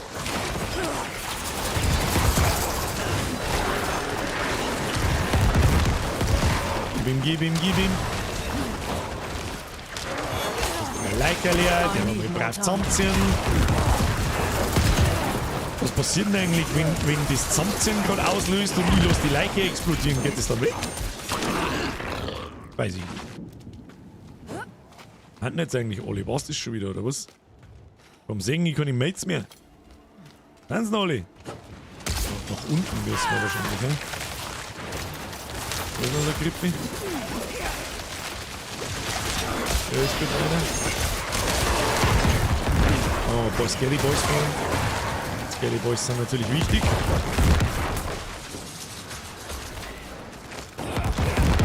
Es ist wie, der Yuki schreibt gerade, es ist ungewohnt, anderen dabei zu haben. Das stimmt, das ist jetzt gerade so das erste Mal, wo ich andere Spieler überhaupt registriere. So. Aber es ist wurscht. Also es macht jetzt das Spiel nicht schlechter. Ein paar Videos gefällt. Wo muss ich mit dem? I'm not ready yet.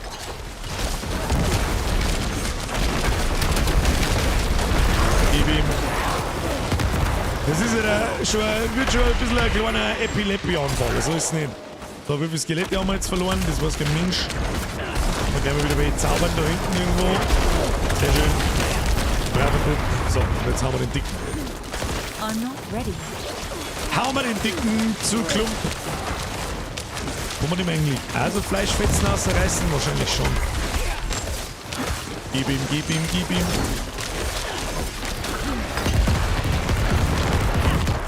Wonderful. Was ist jetzt schon wieder? Einen brauchen wir ja noch. Sehr schön. Ja, jetzt fängt schon in die Richtung zum jeder, wo der ganze Monitor vorher Flieger ist und alles Blut. Ich sag schon, können wir am Ende des Streams am nächsten Mittwoch habe ich 400 Gehirnzellen verloren. Kann passieren. Ja, alles ist möglich. Organismus. I need more time.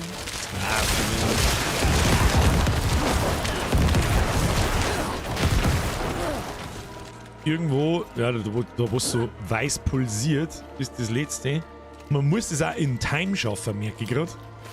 Da ist dieser Zeitbalken rechts. Und du musst viel schneller umbringen, wie die Zeit abläuft, sonst ist wahrscheinlich der Event im Arsch.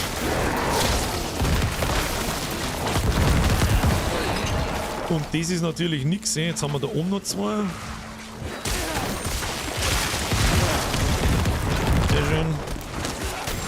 Elite noch zerpimmeln. Leute, das sind 2 Elite. Die brauchen wir noch. Und wenn da 25 Leute da haben, skalieren die so groß, dass wir es nicht kriegen. Jetzt kann ich bald draufhauen. Aber. I'm not ready yet. Was ist? Oh, Boss unten, Boss unten. Haben wir es eh schon geschafft. Jetzt ist der Timer vorbei. Und jetzt müssen wir wahrscheinlich einen Endboss zusammendreschen. Ne? Das ist der letzte. Der kriegt jetzt wieder 3 so Schnirren. Bringt's einmal was um. Ich brauche Leichen. I need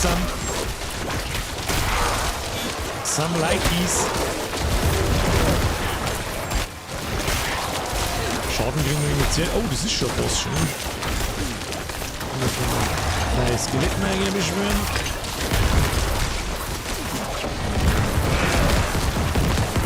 Gib uns Leichen, derer viele. Da geht er oben. Schau dir noch. Der kriegt jetzt mit Sicherheit pro Abschnitt in der Lebensleistung kriegt er wahrscheinlich wieder irgendwelche Ads. Oder auch nicht. Skelettboy ist beschwören. Ja. Ja, das ist jetzt so mittelmäßig aufregend, muss ich ganz ehrlich sagen, weil ja jeder bloß da steht und einfach dumm reinprügelt, aber hilft ja sowieso nicht. Was soll man machen? Den noch dazu. Da steht einfach, weil jeder abfliegt und prügelt auf die so mit großen Viecher. Überhaupt irgendjemand Schaden? Weiß nicht. Dicke Kiste. Was Schönes drin. Wow, 2 dicke Kisten schon. 2 Talismane. Dann gehen wir gleich mal nachschauen. Was haben wir da? Seltener Zauberstab inklusive Sockel. 17 Int. 11 Schaden für Basis. Und ja, das ist sofort. Hau rein. Dann haben wir eine Brustrüstung. Weniger Schaden durch Gegner in der Nähe. Schadenstyp Kälte. Kacke. Oh, der ist stark. Der ist stark. Warum? Es gibt diese +1 auf deine Fertigkeiten, auch auf den ganzen Tree. +1 Rang für alle Fertigkeiten des Typs Leiche. Das heißt, wir kriegen +1 auf Leichenexplosion und +1 auf Leichenranken auch noch dazu. Und ganz ehrlich, den Legendary Trait auf unserem aktuellen Amulett, wenn ihr Gegner mit einer Basisfertigkeit angreift, erhöht sich der Schaden eurer nächsten gewirkten Kernfertigkeit um 15%. Der hilft uns sowieso nichts, weil wir keine Kernfertigkeiten benutzen. Darum, auf der Stelle, schauen wir mal noch schnell, Rüstung, ja, Abklingzeit ist auch okay. Dornen verlieren wir ein wenig, aber das ist uns wurscht. Voll rein ins Kehrblech. Entzaubern der wir es noch nicht. Vielleicht, was ein absoluter Scheiß eigentlich ist. Wer weiß, ob wir noch Kernfertigkeiten irgendwann benutzen. Was haben wir da? Wille, Schaden, Schatten. Also Kackbrustrüstung bringt uns gar nichts. Das ist eine Zweihandsense. Das ist ein Schädelapplaus. Das schaue ich gar nicht erst. Oh, das passt. Da haben wir ein kleines Upgrade gekriegt. Hat sich schon rentiert. Hat sich auf alle Fälle schon rentized. Jetzt porten wir uns in die Stadt zurück. Schauen wir, ob wir da einen Heiltrank aufleveln können. Das ist vielleicht einmal nicht ganz unwichtig, damit der ein bisschen mehr heilt, wenn wir aufs Maul kriegen. Ich weiß jetzt bloß nicht mehr, wo wir da genau hier haben müssen. Was haben wir da dafür tun müssen? Zum Alchemisten, ne?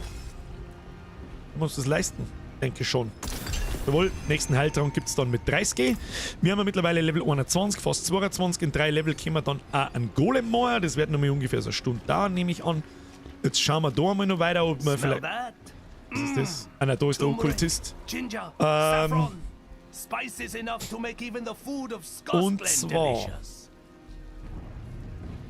Nein, das der wir nicht. Haben wir mir schon irgendwas, was wir sockeln können? Wir haben gerade Waffen gefunden, vielleicht können wir da mal einen Sockel reinhauen. Ist auch keine schlechte Waffen, glaube ich.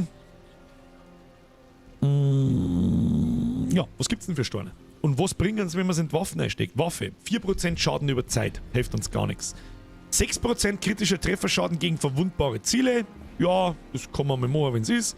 12% Überwältigungsschaden. Ich habe noch nicht so 100%ig herausgefunden, was überhaupt Überwältigungsschaden macht. Nix von unseren Fertigkeiten. Das dabei steht bei anderen Fertigkeiten. Wir haben ja übrigens einen Skillpunkt, den wir langsam einmal benutzen könnten oder was skillen wir? Keine Ahnung. Leichenexplosion hat schon +1. Bringt's Leichenranke zu skillen dabei? Nein, bringt's nicht. Wir machen unsere Skelettkrieger stärker. Du kriegst dann 45% mehr Leben und Schaden. Dann halten die ein bisschen mehr aus, müssen wir nicht so viel umeinander casten. Das ist gut. Dabei gelangt es überall hin. Was macht Überwältigungsschaden? Steht das dabei? Oder würde das dabei stehen? Ich habe keine Ahnung. Weiß das zufällig jemand? Ich lese da darüber bloß, dann macht es die Gegner verwundbar. Was ist Überwältigungsschaden? Mal Materialien, Werte. Jetzt passen wir Obacht.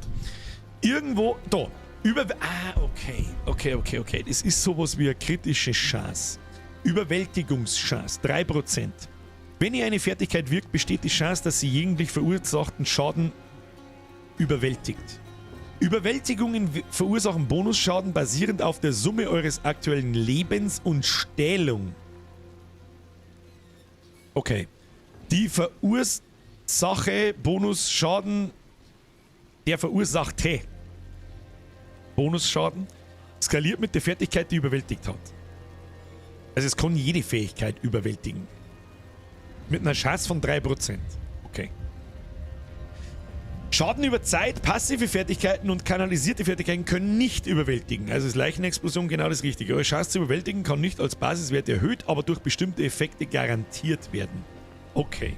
Das heißt, der Überwältigungschance-Bonus, der ist immer gleich bei 3%. Jetzt schauen wir uns einen Überwältigungsschaden an, der daraus resultiert. 63,8%. Fertigkeiten verursachen zusätzlichen Schaden, wenn sie Gegner überwältigen. Ja, das haben wir gerade gelesen. Mit dem Bonusschaden stapelbar, der automatisch durch Überwältigen gewährt wird, basierend auf eurem aktuellen Leben und eurer Stählung. Der verursachte Bonusschaden skaliert mit der Fertigkeit überwältigt, haben wir schon, und hat einen Basiswert von 50%. Ist jetzt der so unfasslich wichtig? Nicht wirklich. Roten Stein brauchen wir nicht. Waffe, 10% Schaden für Basisfertigkeiten. Das bringen unser Sensor nehmen wir doch sehr oft her. 6% kritischer Trefferschaden bei Gegnern, die unter Kontrollverlust leiden. Ja, das auch bringen. Der weiße 7% Schaden von ultimativen Fertigkeiten. Ulti haben wir noch nicht, das kommt erst noch so in 3-4 Level. Und der Schädel. 2 Leben beim Töten eines Gegners. Mein Gott, was steht. Hat noch jemand so ein bisschen den Eindruck, dass die Storner nicht mehr so krass sind, wie es das mal waren? Ich weiß überhaupt nicht, was ich da jetzt einstecken soll, ganz ehrlich.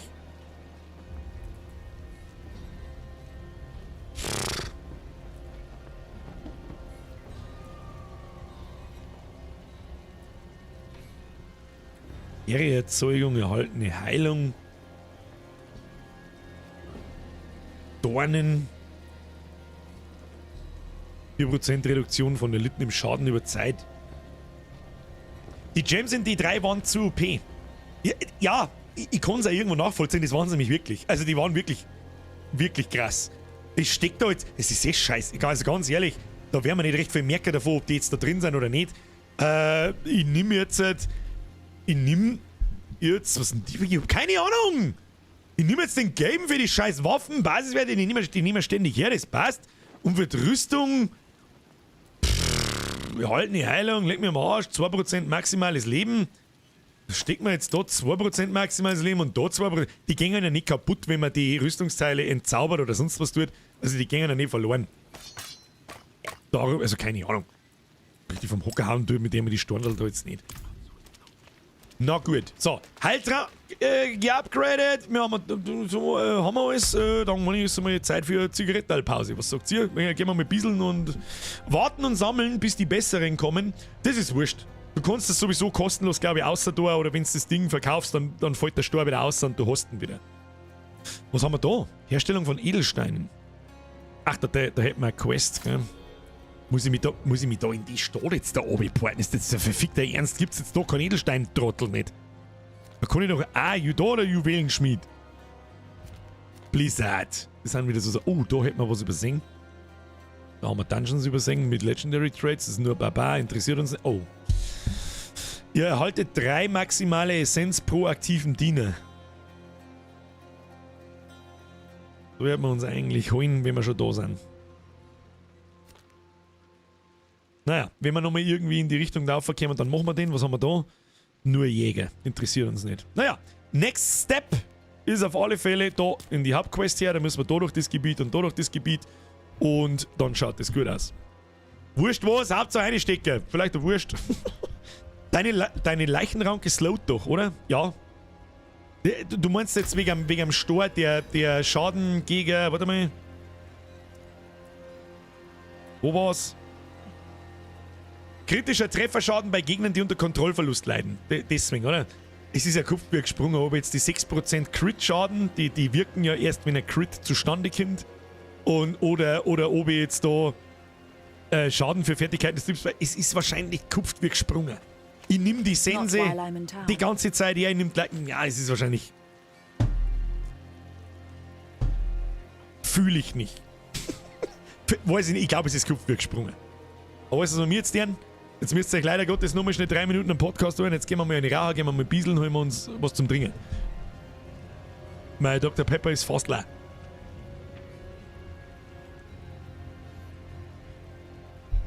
Es ist keine Werbung, aber Dr. Pepper Sponsoring, das war so eins, das da die annehmen. Sag ich dir, wie es ist.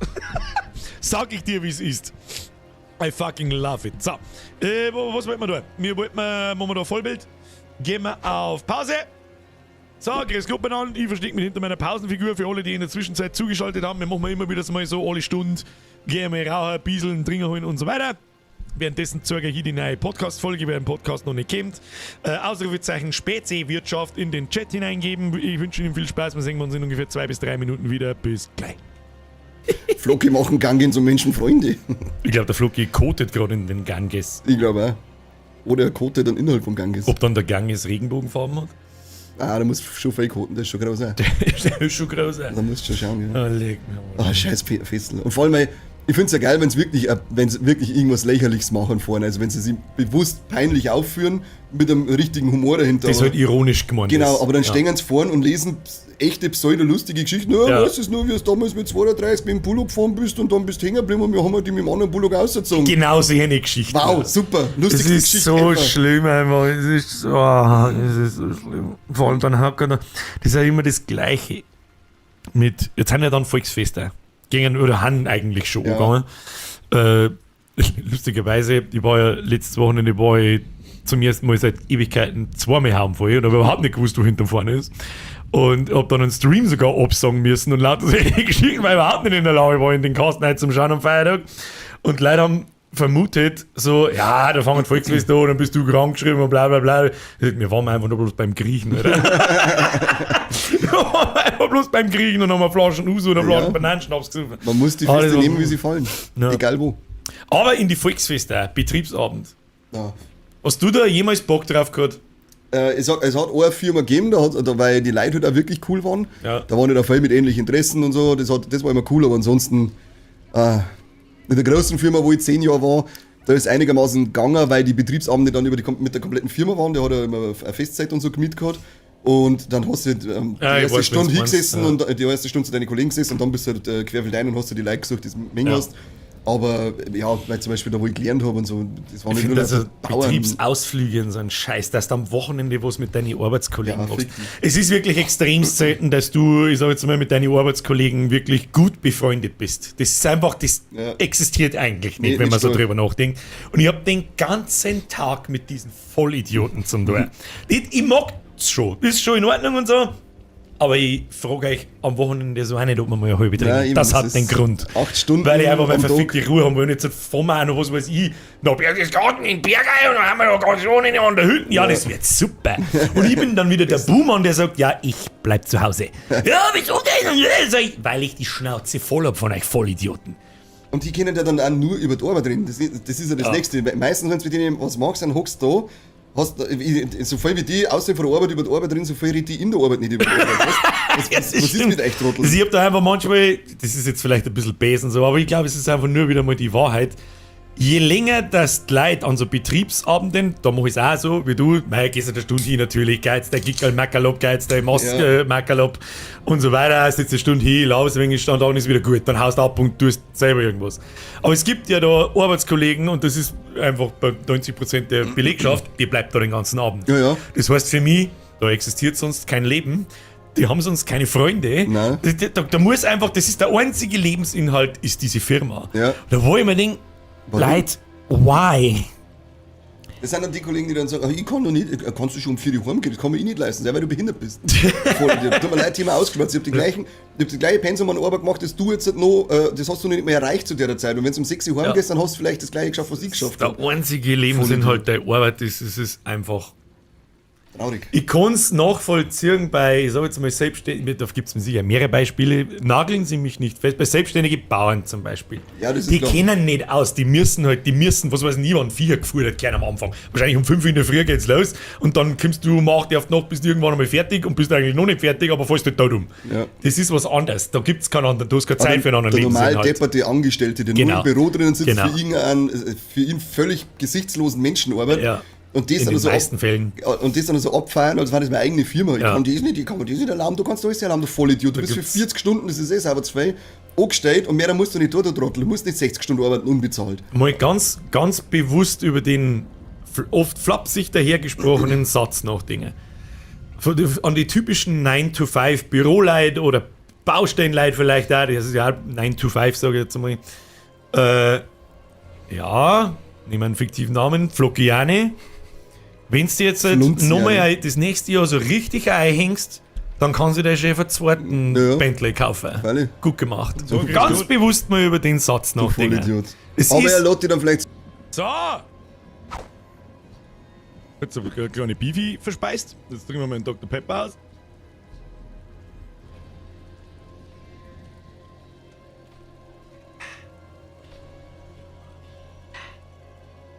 Und unsere Dosenpyramide baut sich nicht von selber. Und die Paletten. Aber diesmal ist es Cherry Coke.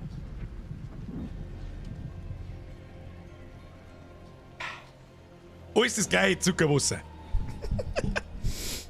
So, was wollen wir da? Ey, wie mich kickt's und dann ist Warteschlange und gibt's aufs Maul. So, wo müssen wir hin? Gelber Punkt, Hauptquest. Oder weißt du was, holen wir uns schnell ein paar XP for free. Holen wir uns schnell ein paar XP for free, machen wir schnell, zaubern wir schnell so einen Start zusammen. Dann ist es wieder gut. Du, den Podcast her, der war super. Du, die Folge kommt am Sonntag. Wir haben heute noch einige Pausen machen, aber das Gefühl, vielleicht wird es wieder eh fertig. Ist die Folge, die am Sonntag erscheint übrigens. So, und jetzt haben wir übrigens genau da, was ich vorher gesagt habe. Jetzt erscheinen da nacheinander die ganzen Nebenquests, die vorher noch nicht da waren. Weil wir noch nicht die nötige Stufe dafür gehabt haben. Und darum machen wir das alles zum Schluss hinterher. So, gehst mal her, du Mistbixen. Halt dein Maul. Irgendeine Stani-Quest. So, und jetzt müssen wir einen Stor bauen. Der einzige, den wir bauen können, ist der Rubin. Zur Erklärung, du musst immer 3 Storner finden von der unteren Stufe, dann kannst du den verzaubern, jetzt in dem Fall für 4500 Gold, dann wird er zur nächsten Stufe und dann hat halt der in dem Sockel drin nicht mehr, weiß ich nicht, 12% Überwältigungsschaden, sondern halt 15. So. Herstellen, Gegenstand erhalten, ledierter Rubin, easy. Wow, 650 XP. Ja. Hätten wir uns auch gepflegt sparen können. Halbe Stunde oder noch Feierabend und fucking Urlaub. Mr. Doverkin, I fucking feel you. Ja, ich hab zwar heute schon Urlaub, aber ist nicht mehr lang. Halbe Stunde noch, das ist ja gemeine Wies. Du, das ist ja gemeine Wies. Ist ja das. So. Können wir da mal ein bisschen Meter machen. Warnung. Das Stadtportal für die Rückkehr wird geschlossen, sobald ich... Achso, ja. Interessiert mich ein Scheißdreck. Lass mich raten, jetzt müssen wir einfach auf der rechten Seite genau das gleiche nochmal machen. Lasset mich raten. Was ist da? Ratzenviecher. Da steht die ab, du... Oh, Keller. Oh ja, Spinnenviecher, die mag ich auch ganz gern. Wunderschön. Malen. Maul halten. Wundervoll, den Keller machen wir schnell. Keller hat normalerweise so ganz kleine Mini-Dungeons mit einem Raum. Da ist ein kleines Event drin, die können wir schon mitnehmen. Und es war mir langsam wieder an der Zeit, dass da einmal ein Legendary droppt. So schaut's aus. Aber was ist da? Da liegt wieder einer im Keller drin und stirbt. Wir wurden getrennt, meine Freunde sind alt, ich werde auch mal sterben. Haben wir das Prozedere nicht heute schon gehabt? So, jetzt geht's mal alle da in die Mitte her. Versammeln wir uns alle in der Mitte und dann macht's Bang und dann müssen alle sterben. Ja. Das wird nur ein paar Mal passieren, aber das Gefühl. Kontrollierte Leichenexplosion. Da steht irgendwie stehen im Gift. I can't take anymore. Ich bin ja schon da. Ich und meine Sense haben Bock. Da ist der. Bang. Und Level Up hat sich schon rentiert, dass meiner gegangen sind. Wunderschön. Ziehen wir da alle zusammen. So ist jeder aus der Reichweite. Herzlichen Glückwunsch. Wie kommen denn da jetzt noch? Das ist immer der gleiche Event mit die Welt.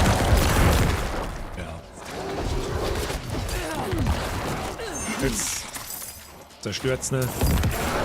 Zerstört's ne. Mal eine Runde zusammenziehen. Das hat noch nie nicht geschaut. Sehr fein. Event beendet. Nein, doch nicht. Noch nicht. Thank Jawohl. you, Wanderer. Thank you. Without you, I'd be dead. Außer mit dem Legendary jetzt. I think I can manage from here. Gib Leggy. Please, take this. Jawohl. Kein Leggy, aber ist okay. Grimmstein-Schwert schaut schon wieder noch. Oh, ein Schnitter, das kann Depp sein. Schauen wir mal, ein Schnitter. Nein, das ist nix. Mehr DPS brauchen wir. Stufe 13 Waffen. Was ist das wieder für Mist? Also 2 Waffen, natürlich gibt die so viel Plus-Damage. Ich muss nicht drauf geschissen. Verschwindet. Hinfort. Oh, halt, stopp. Haben wir einen Skillpunkt. Wie weit haben wir jetzt da schon? Haben wir jetzt bald einmal bei den 2 Leveln noch. Dann haben wir bei den Ultimates unten. Da gibt es ein paar ziemlich gute. Was ist eigentlich das da? Erhöht Schaden und Leben eurer Skelettmagier um 40%. Ja, das schaut da überhaupt nicht. Alles im Passiv. Alles im Passiv. Ein guter Damage Boost. Ich glaube, unsere Skelettmagier, da haben wir 5 beschwören können. Die machen richtig Schaden. Das ist schon okay. Was ist jetzt das wieder? Mistviecher, der Schiss nicht. Verpisst euch. Heiltrank. Haben wir was zum Looten. Ein bisschen reinlooten. Das ist schön. Das ist schön. Habe ich euch heute eigentlich schon mal anbetelt, dass ihr mir den Like-Button smasht? Ich weiß nicht. Habe ich schon da? Wenn nicht, dann... zusammenziehen. Ja. Oder der dicke großen See. Kann natürlich auch sterben.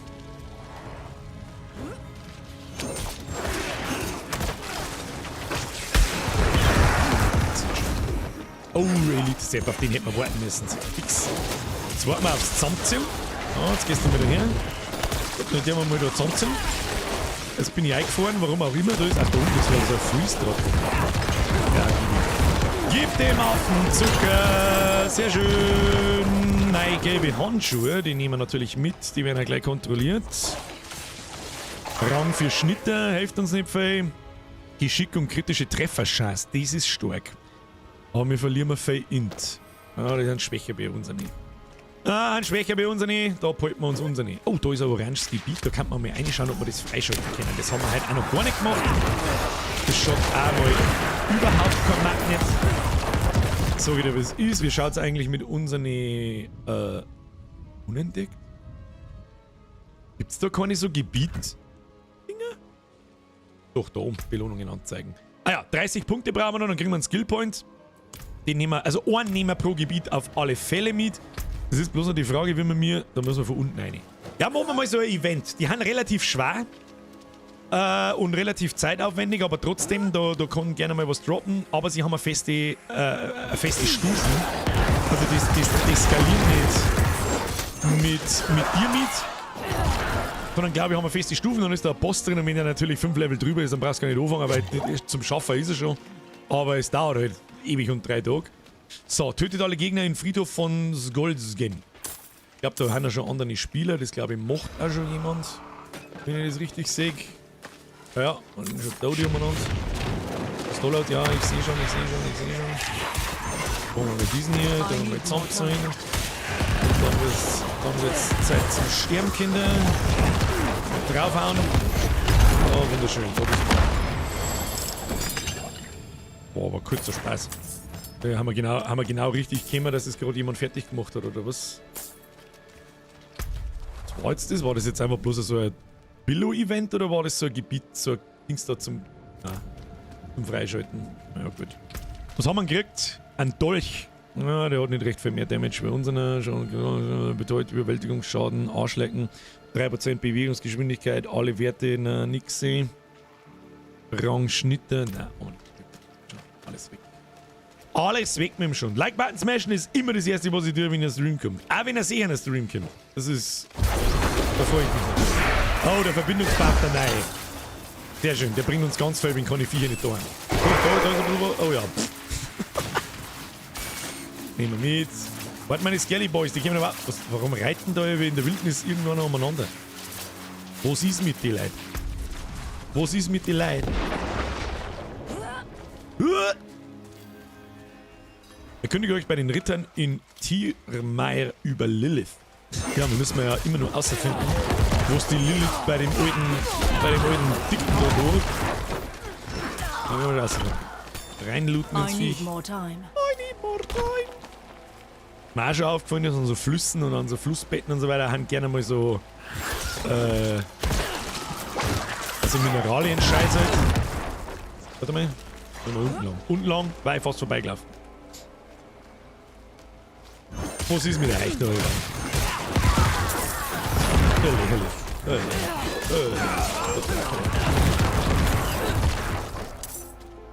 Haben wir wieder ein World Event, das nehmen wir natürlich mit. Help me, Bled.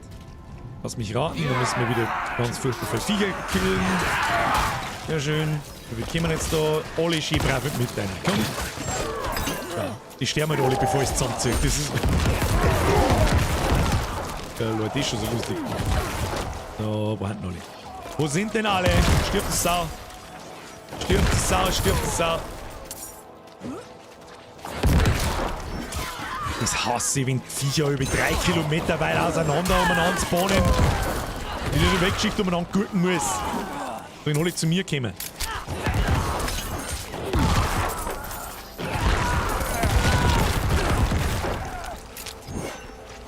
Oh, das ist wieder ein Event, das muss schnell gehen.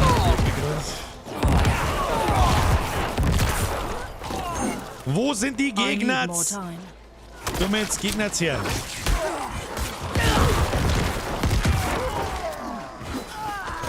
Und das meine ich. Jeder Skeletttrottel haut einzeln auf irgendeinen Einzelnen irgendwo am Arsch der Welt. Jeder Scheißdreck da oder ewig da. Oh ja, jetzt kommt er da auf den Zylinder. Jetzt kommt er da auf den Zylinder. Gib ihm. Ein paar leichte Explosionen werden das Problem schon lösen. Haben wir es geschafft? Ja. Meisterschaft der Banditen. Ja gut. Der Hund guckt noch einzeln umeinander. Der ist wieder aus Gusseisen und macht nicht sterben. Sehr schön. So, kissige Kiste. Jetzt lass uns mal Legendary aus der Ringer, du auf den Arsch. Okay, bye.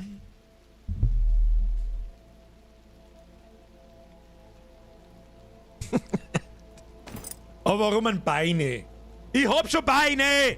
Ich brauch keine Beine, Legendary! Hauptsache das Steppenband ist dabei. So, das sind aber nur dieselbe Hosen! Abenteurerhose der Macht, Abenteurerhose des umringten Weisen. Was ist drauf? Pro Gegner in der Nähe werdet ihr um 6 Leben pro Sekunde geheilt bis maximal 6... Das ist ja voll der Arsch-Trade. Was machst du mit dem Scheiß? Aber einen Ring haben wir gekriegt.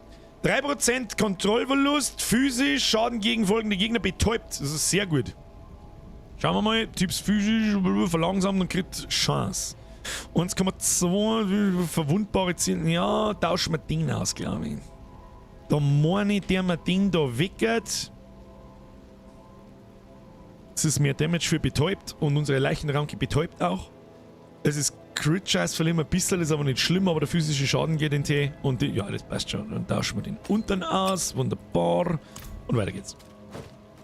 Und weiter geht's zum Meta machen, bitte. Da müssen wir runter. Was ist denn du, Ming? Kannst du nicht auf den Arsch? Auf den Arsch kannst du nicht haben.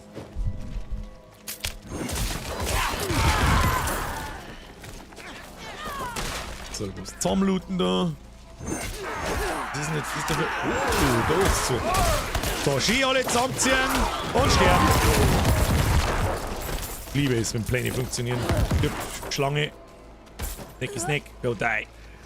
Da, Pesthand, einzelner Mob, interessiert mich nicht. Die neuen Hosen sind besser. Die Hose an sich möglicherweise ja. Aber der Legendary Trait, Basisfertigkeiten verleihen 6 Sekunden lang 20% Schadensreduktion, mit Sicherheit nicht. Das Leben pro Sekunde heilen ist total für den Arsch jetzt auf den ersten Blick, das hilft uns momentan gar nicht. Und Stats von der Hosen haben wir da zu gering, dass ich die jetzt anziehe. Sag ich dir, was ist. So, haben wir schon den nächsten Bude. Geile Sau, grüß dich! Ja, grüß Gott an. Ja, gerade. Ja, leg mir mal Arsch. Nebenquests machen wir nicht. Schmied. So, haben wir jetzt da irgendwas. Also, das hier. Warum ist denn da jetzt so ein Hammer drauf? Schaltet beim Wiederverwerten ein neues Aussehen frei. Ach so, man kann immer nur, wenn man die Sachen disst, also disenchanted, dann werden die in dein Transmog aufgenommen. Dadurch werden alle normalen, magischen und seltenen Gegenstände in irgendeinem Fall unwiderruflich zerstört. Ja, Legendaries nicht. Weg mit dem Schund. Weg mit dem Schund! Haben wir da zufällig eine Kabine? Nein, haben wir nicht. Dann kann man die Legendaries mehr ablegen. Also ich werde es nicht. Also ich werde es natürlich nicht dissen. Erst einmal alle aufheben, wer weiß, was man. Vielleicht kann man es irgendwann brauchen. Vielleicht haben wir irgendwann ein Bild, wo man wirklich volle Kanone in Haufen drin steht, ohne Mobs, ohne alles sehen. Dann kann man das mit der Leben pro Sekunde Heilung, das kann man dann schon irgendwann brauchen. Also ist nicht. Wie taugt dir das Spiel bisher, schreibt der MD? Kann ich noch nicht sagen. Sehr gut bis jetzt, aber mir geht es hauptsächlich ums Endgame. Und darum kann ich noch nicht viel sagen. Da ist noch ein ganzes Stück hin bis ins Endgame. Got as far as Boglinstone Circle, and then the druid's wolf companion appeared and bit one of my men. I'm already short on Warum hören wir mir das Gelaber an? Wir müssen doch sowieso wieder dieselbe Scheiße da machen. Wahrscheinlich jetzt irgendwo... Oh! Einfordern! Skillpunkt! Reingeskillt ins Viech. So, haben wir jetzt bald einmal... Ja, jetzt beim nächsten Level haben wir Ulti. Dann wird es nochmal interessant. Dann haben wir eine richtig gute... Was wir noch oben draufsetzen können, wenn Elite kämen oder so. Ja. Also mir obachten. Scheiße, wollte ich nicht eigentlich irgendein Item anziehen, das mir +1 auf Leichen und +1 auf das noch gibt? Upsi. Ja, rein ins Passiv, oder? Was haben wir da so? Kritische Treffer, Knochenfertigkeiten haben wir keine. Was haben wir da? Haben wir auch nicht. Bei weniger als 50 Leben haltet ihr 10% mehr Heilung als Anquellen. Das ist mehr als Scheißdreck. Interessiert an mir alles ein Scheiß. Ein Scheiß. Haben wir noch irgendwie Passivs zum Ausbauen? Nein, wir spielen immer noch mit 3 Spells. Die funktionieren richtig, richtig gut. Was nehmen wir? Ja, dann nehmen wir den letzten passiven Punkt ins Skelett Magier ein. Das hätten wir eigentlich schon viel früher da. Oh, wir haben ja was. Oh. Wir haben ja nice Skelettmagier. Jetzt passen wir mal auf. Kälte. Die Angriffe von Kältemagiern unterkühlen Gegner und frieren sie schließlich ein. Das heißt, die sind sofort verlangsamt und so ein Mist. Ja, gib Skelett, gib her, Alter. Was sind die Traits davon? Jedes Mal, wenn Kältemagier Gegnern mit ihrem Primärangriff Schaden zufügen, erhaltet ihr 2 Essenz. An Essenz scheitert es überhaupt nicht. Unsere Ressource ist Leiche. Gegner, die durch einen Primärangriff eurer Kältemagier eingefroren werden oder im eingefrorenen Zustand Schaden erleiden, werden 4 Sekunden lang verwundbar. Kriegen sie nochmal mehr Schaden. Das ist auf alle Fälle der bessere Trade, bevor wir gar keine hernehmen. Machen wir mal so. Und dann haben wir noch Knochenmagier. Knochenmagier nutzen ihre eigenen Körper als Projektile, die auf Kosten ihres eigenen Lebens schweren Schaden verursachen. Das heißt, sie reißen sie im Prinzip ein Rippball aus und schmeißen damit auf andere Leute. Das ist eigentlich schon geil. Jetzt schauen wir mal, was da für Trades gibt. Reduziert die Lebenskosten der Angriffe eurer Knochenmagier von 15 auf 10%, nachdem sie 5 Sekunden lang am Leben waren. Verursachen Knochenmagier 40% mehr Schaden. Das ist eine Ansage. Jedes Mal, wenn ein Knochenmagier durch seinen eigenen Angriff stirbt, hinterlässt er eine Leiche und verleiht euch Stählung in Höhe von 11 Punkten. Das ist keine so Hit. Man kann diese Begleiter, die man da sowieso immer hat, übrigens auch opfern. Und dann haben die halt weg, du kannst dann keine mehr beschwören und dann kriegst du irgendwie sowas wie zum Beispiel, ihr fügt verwundbaren Gegnern 15% mehr Schaden zu, könnt aber keine Skelettmagier mehr aufstehen lassen. Oder da, eure maximale Essenz erhöht sich um 15. Kannst aber halt keine Skelettmagier mehr aufstehen lassen. Oder Überwältigungsschaden erhöht sich um 40%. Es rentiert sich nicht wirklich. Ich glaube, da hast... Weiß ich nicht. Kommt auf dem Bild drauf an. Kommt einfach drauf an. Mit den Schnitten bin ich sehr zufrieden. Muss ich ganz ehrlich sagen. Und jetzt müssen wir uns das Gebiet markieren und dann voll rein ins Kehrblech. Rinnen ins Kehrblech, du! Der Kermit schreibt, grüß Gott zusammen. Sag ich ja einmal grüß Gott, everybody. Mich wundert es dass so viele Leute da sind. Sag ich, das ist vor allem nachdem jetzt ein paar Leute mal gesehen haben, wie der Stream ablaufen wird. Weil mir gerade jemand für meine Redefreudigkeit gelobt hat, der Suftbeitel, hab spontan mal eingeschalten, wie es die so machst. Nach 6 Stunden Stream ist ja brutal, dass du dauerhaft so viel redst. Der gemeint, das hört nach ein paar Stunden auf.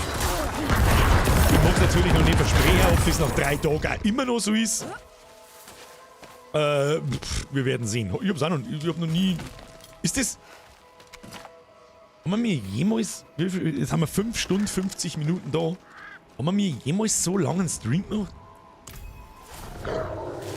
Aber jetzt kommt der Wolf. Easy, my friend. I'm not one of the knights. Schnüffelt. I'm looking for your master, Nefane.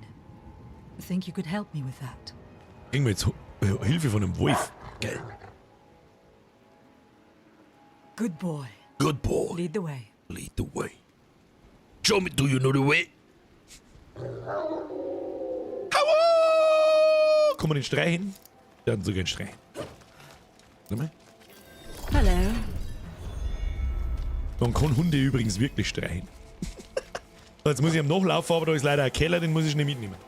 Die kleinen Keller müssen wir. Ich glaube, ein Bastelstream war mal so lang.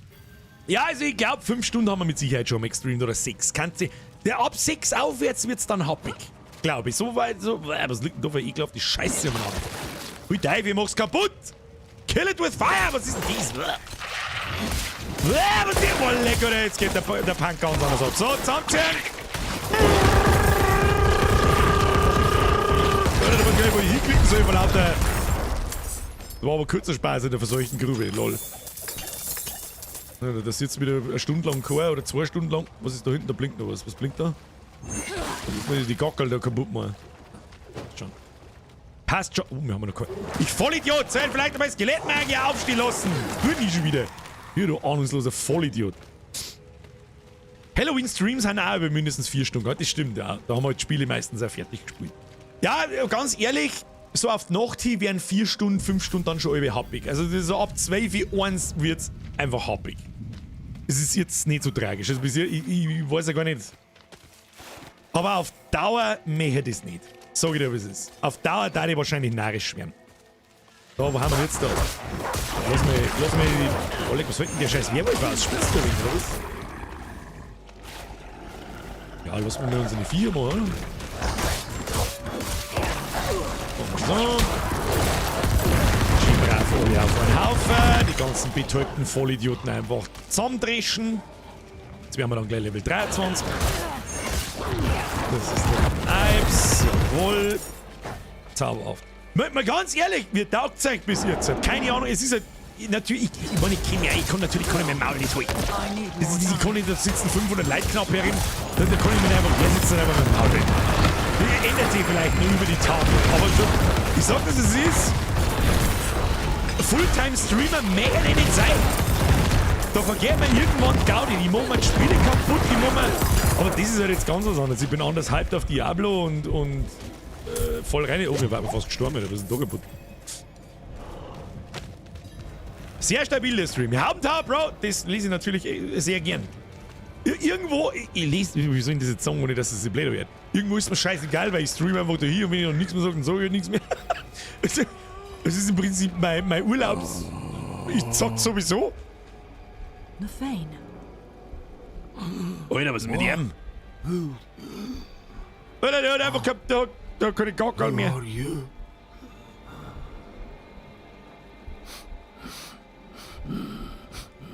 You stink of Donan. He is not here. Der glaube ich macht's nicht mehr lang. Taugt gut, vor allem zur Nebenherbeschallung. Schau seit 30 Minuten Feierabend, mega Stream. Herr Beinteller, vielen herzlichen Dank. Das freut mich sehr, ich habe auch Spaß, so ist es nicht. Noch. She put me here. I am beyond saving. Das sehe ich, du hast keine Beine mehr, mein dicker Kind. Find the demon. I will help you. Go to the north. She is there, planning something.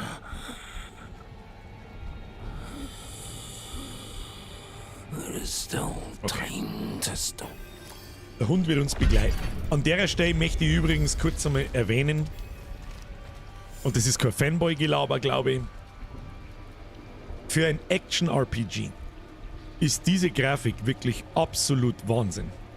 Es ist absolut Wahnsinn, wie gut das Spiel ausschaut. Und dazu kommt halt der Artstyle aus Diablo. Alles abgefuckt, eklig, dunkel, blutig, abgefuckte Dämonenscheiße und was weiß ich. Premium. Fucking Premium. Wir haben übrigens ein Level abgekriegt. Und jetzt können wir unser Ulti! Jawohl, lesen wir uns die ultimativen Fähigkeiten einmal durch, was die so kennen. Gibt's 3 Stück. Und ein paar passive. Jetzt schauen wir jetzt mal die passiven noch. Erhöht Schaden und Leben des Golems um 25%. Interessiert uns nicht. Erhöht die Schadensreduktion um 6%. Jeder aktive Diener reduziert diesen Bonus um 2%. Das ist ein typischer Passiv für später. Wenn du einfach Resistenz brauchst. Nachdem ihr mindestens 4 Sekunden gesund gewesen seid, erhaltet ihr und eure Diener 4% Angriffsgeschwindigkeit. Der ist nicht schlecht. Alle 5 Sekunden heilt die Heilung eures Skelettpriesters. Was ist denn das? Was für Skelettpriester? Eure Skelette um zusätzlich 20% ihres Maximal... Was zur Hölle ist das Skelettpriester? Ich habe keine Ahnung, was das Skelettpriester ist. Okay. Keine Ahnung. Ultimative Fähigkeiten. Blutwelle. Beschwört eine Flutwelle aus Blut, die 250 Schaden verursacht und Gegner zurückstoßt. Das ist so eine gerade Blutlinie, die einfach gerade ausfährt. Die gefällt mir nicht so gut, muss ich sagen. Dann haben wir einen Knochensturm. Ein wirbelnder Sturm aus Knochen umgibt euch und euren Golem und fügt Gegner in der Nähe im Verlauf von 10 Sekunden 500 Schaden zu. Das ist wieder so Dot-Scheiße, also Schaden über Zeit. Da gehen wir momentan einmal noch gar nicht drauf. Und ich glaube, wir werden uns dafür entscheiden. Das ist die Armee der Toten. Das hat auch gepflegte 88 Sekunden Abklingzeit. Also du kannst noch alle 1,5 Minuten da das Ding zünden. Ruft die tief vergrabenen Toten herbei. Die nächsten 7 Sekunden erscheinen unberechenbare Skelette, explodieren in der Nähe von Gegnern und verursachen 83 Schaden. Also eins davon. Das kann man natürlich auch wieder passiv einskillen. Wenn die unberechenbaren Skelette von Armee der Toten explodieren, besteht eine Chance von 15%, dass sie eine Leiche hinterlassen. Und mehr Leichen, desto gut. Armee der Toten erweckt auch eure Skelettkrieger und Skelettmagier. Auf einen Schlag oder was? Wenn da welche da... Ich weiß jetzt nicht. Wenn wir mal einen Punkt über haben irgendwann. Aber wir nehmen natürlich das hier. Ja, das hätte ich fast auf alles erstatten gedrückt, du Vollidiot. Unser Ulti ziehen wir auf die 4. Man muss vielleicht wissen, ich habe so eine MMO-Maus mit 5000 Tasten an der Seite und das bin ich einfach gewohnt, dass meine Ulti-Fähigkeit oder die wichtige Cooldown-Fähigkeit immer auf dem 4er ist. Falls sich irgendjemand fragen sollte, so, what the fuck, warum? Hat das einen Grund. Mehr Leichen, desto gut. Fische in der Brumpfzeit. Sprengi, was darf man ohne die, sag. Sag's! Was darf man ohne die? Ich weiß es nicht. Ich weiß es nicht.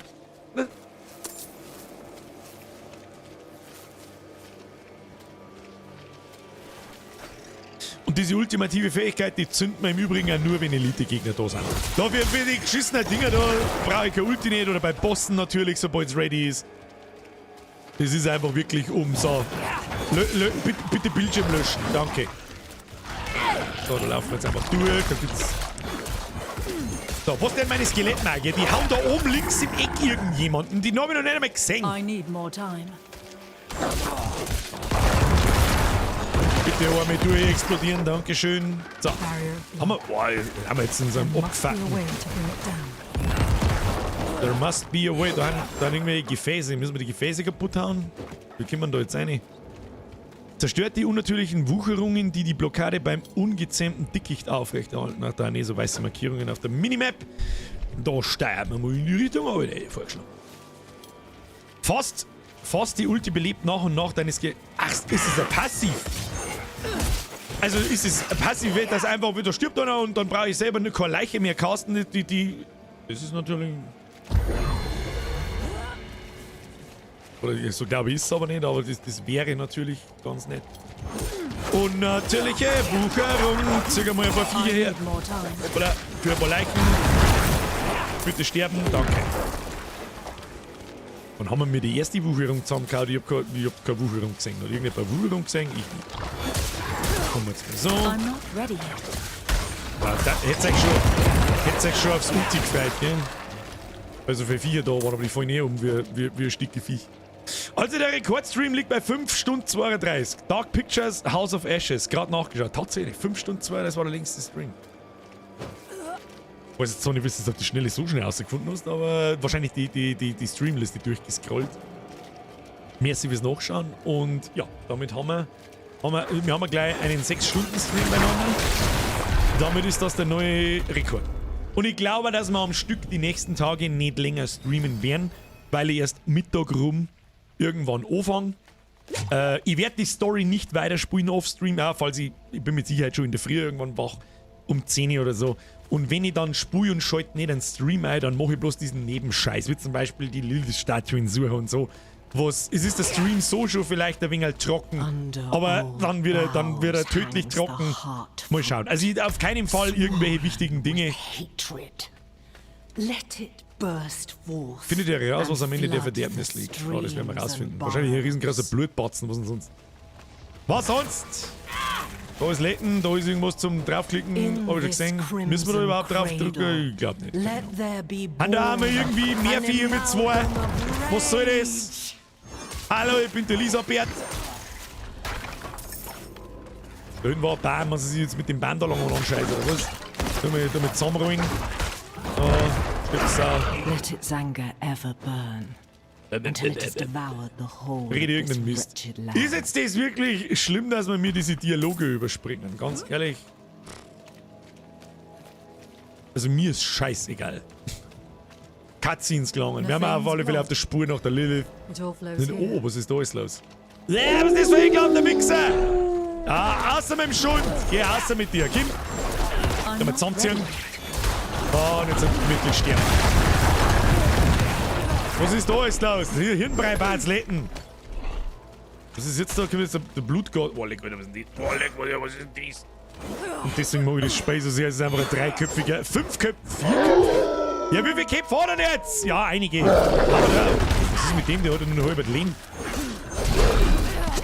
Ja, hallo, Skelly Boys. Das war ganz geil, wenn sie da mit draufhaut. Sie braucht noch Leichen an den Typen. Leichen, Kinder! Alter, der kriegt jetzt zuerst keinen Schaden. Muss man mit dem irgendwas Bestimmtes machen. Dumme Skelly Boys, also. Dumme. Okay.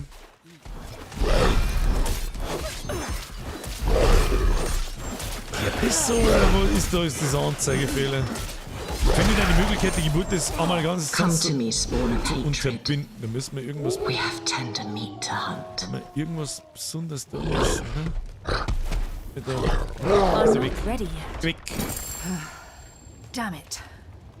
Wounded, but not dead. Where has that creature gone?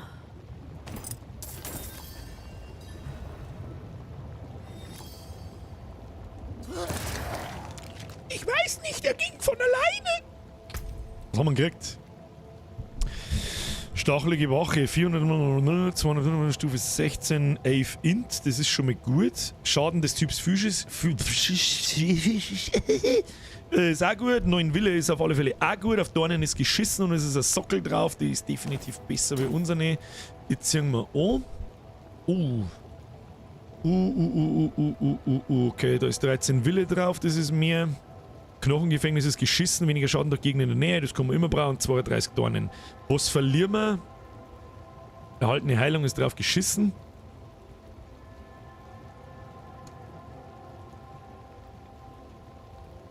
Das ist die bessere Hosen und zwar deutlich. Das ist die bessere Hose und zwar deutlich. Wir verlieren jetzt den Legendary Trade, Fertigkeit nicht mehr verfügbar, das ist ein Wurscht, Knochengefängnis benutzen wir nicht. Die haben wir da oben. Was heißt da oben? Machen wir es so und machen wir es so. Dann haben wir einen da. Was hab ich jetzt da? Was hab ich da? Jetzt hab ich das ist ein Stor gesackelt, ich Vollidiot! Schaden gegen entfernte Gegner, Schaden gegen Gegner in der Nähe. Ja, was jetzt? 5,5% Schaden gegen folgende Gegner verlangsamt. Der ist wichtig. Aber ich glaube, der Dolch ist schlechter bei uns. Haben wir den schon mal überprüft? Das haben wir bei 310. Na, der ist stärker bei uns. Ne? Na gut, dann steckt man da wieder den roten Stor rein und in die Brust. Das ist einfach Max Life. Ja, nehmen wir einfach Max Life, das passt schon. Na ja, gut. So, wo müssen wir hin? Terrario. Müssen wir hin? Müssen wir einfach aus, oder was? Passt schon. Schon verlassen, nicht verfügbar. Ich sage, man muss jetzt den Scheißweg da wieder zurücklaufen. Das ist so behindert, oder was? Das wird sein. Kehrt zu Nafein zurück. Purpurner Pfad? Hä? Da Ernst, Alter? Da ist der Kürzer wieder mit der Overport.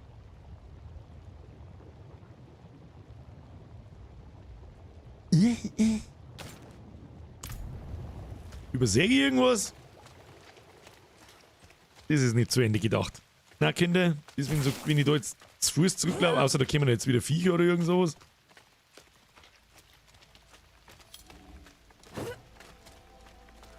Bin ich verwirrt. Das ist jetzt nicht der ewige Weg, aber trotzdem. Der Adri schreibt, was macht Intelligenz? Da können wir nochmal direkt nachschauen. Ich weiß dem Herrn nicht auswendig. Ich weiß, dass es erhöht den Fertigkeitenschaden. Aktuell habe ich 56 und wir kriegen 5,6% Schaden dazu. Das heißt im Prinzip pro 1 Punkt Int kriegen wir 0,1% mehr Fertigkeitenschaden, also alle Skills, die wir ausführen. Erhöht euren Widerstand gegen alle Schadensarten um 2,8%. Das wird dann hübsch, ja, ein bisschen weniger mit Hälften sein. Nur, dass du mal gesehen hast. Was ist jetzt da? Was wir da jetzt einmal zünden? Tu mir das Ulti ein. Dann reden wir lauter Hallo Akbar! Die dürfen nur einmal. Hat er nicht gesagt, was? Und explodieren und dann fallen halt alle zusammen, die da waren. Für 7 Sekunden. Müssen wir noch einen Boss einmal probieren. Hätten wir eigentlich jetzt auch probieren können, ich Vollidiot. Ist eh wurscht. So. Achso, und jetzt wird mir auch gesagt, dass ich da, ja, herzlichen Glückwunsch. Müssen wir da nochmal durchlaufen. Schaden des Typs Physalis. Ja, ich hab mich über Schmeißen springen. Ich bin schon früh wach gewesen. Ich bin nicht gescheit aus. Was soll ich machen? Der Doberkind schreit, soll er bleiben, verbissen wir noch einmal in den Feierabend und den wohlverdienten Urlaub. Wünsche noch einen schönen Nachmittag. Den wünsche ich dir auch, den wünsche ich dir auch. Bis später oder morgen oder falls wir uns nicht mehr sehen vor der Mini-Sommerpause, bis in grobe 2 Wochen. Später sounds gut. Später sounds very nice. Und Time of the Universe.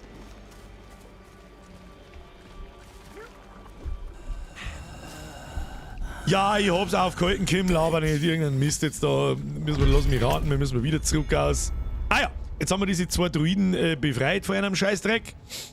Und jetzt wissen wir da, wo wir schon mal waren. Herzlichen Glückwunsch. Was haben wir da? Fügt dem Primärziel pro aufgespießten Gegner 15% mehr Schaden zu.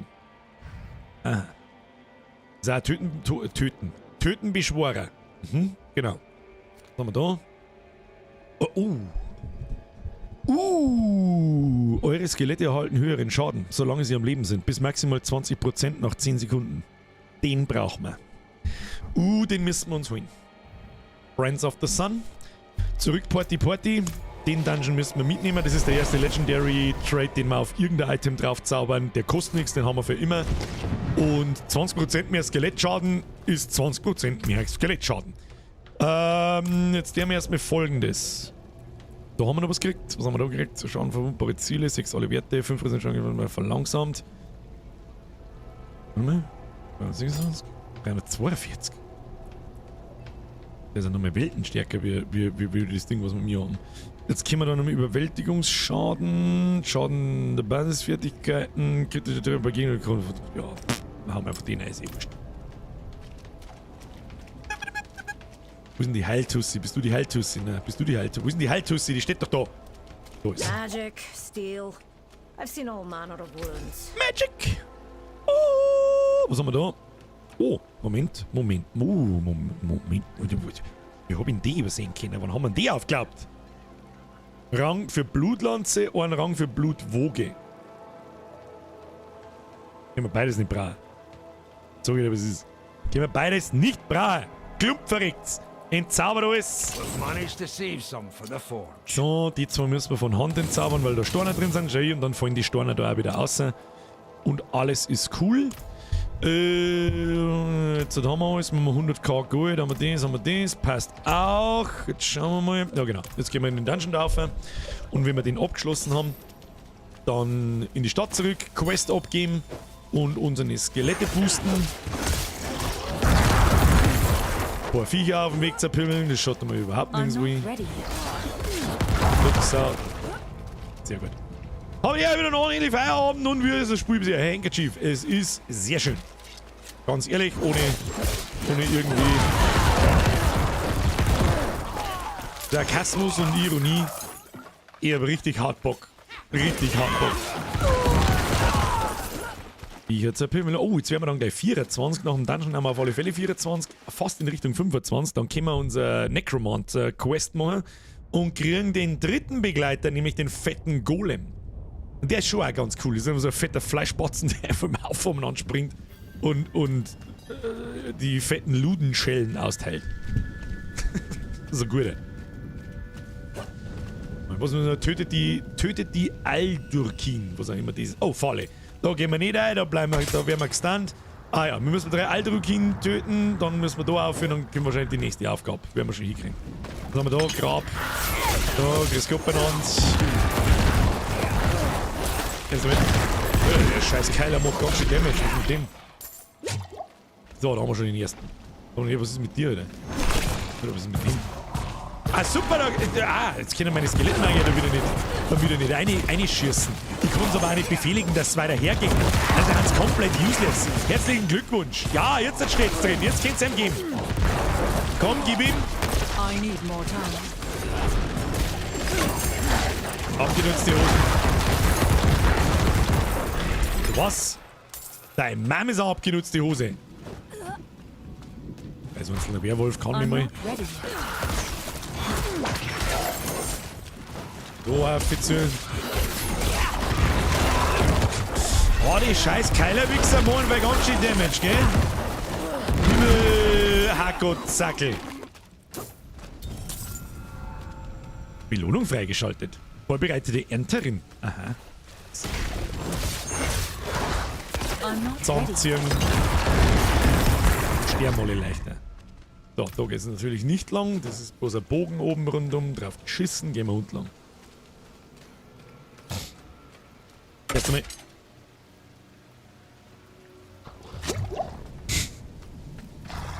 Vorher noch gescheit dahergeschmerzt. Das ist wieder Fliefgas. Aber man merkt schon so ein bisschen, die Viecher halten jetzt mehr aus. Vor allem, wenn wir jetzt noch mehr Level up kriegen, dann wird es wahrscheinlich sogar relativ zack. Sag ich dir, was ist. Fertigkeitspunkt, sehr schön. Und jetzt was Skellyboys beschwören. Oh shit. Ach, die können da auch nicht rein. Achso, na gut, bitte auch mit zusammenziehen. Jetzt noch den fetten Trottel da weg. Alter, die hauen meine Skelette zusammen wie nix da.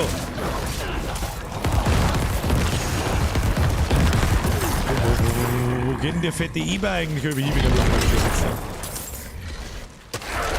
Smith.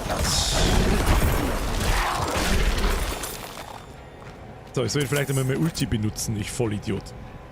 Ulti weiter ausbauen. Was kann das dauern, wenn über Skelette am Toten ist, bestehen eine Leiche hinterlassen? Wir brauchen eigentlich nicht mehr Leichen, so wie das ist. Ach, man kann das Ulti nicht weiter ausbauen. Lol. Okay. Ulti! So. Dann fällt der Elite-Sepp halt um wie ein Stückchen Viech. So, einen Viecher. Einen Viecher ist richtig und richtig. Aber für jedes einzelne stehen bleiben ist nicht richtig. Was ist diesen hier?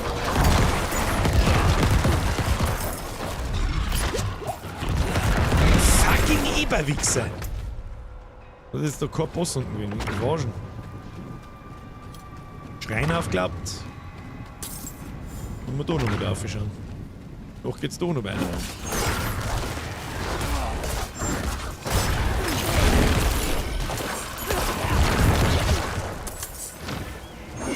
I need more time. Ne? Ne? Da geht's nicht weiter. Wie oft ist er schon gestorben? Einmal aus Versehen, weil ich mich mit einem Mob angelegt habe, der gefühlt 18 Mal so groß war wie ich. Da geht's nicht weiter, dann geht's in den Norden weiter. Da unten sind wir gekommen. Jetzt stehen wir noch im Weg ein, du voll. I'm not ready yet.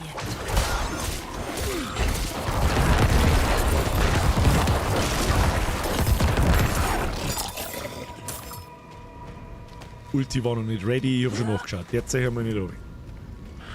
Ulti nur bei Elite-Gegner. Und vielleicht auch ein bisschen gewastet. Und so weiter. Ja, man merkt schon jetzt, wenn Viecher werden auf einen Schlag ein wenig halt zager. Diesen hier, ja, herzlichen Glückwunsch.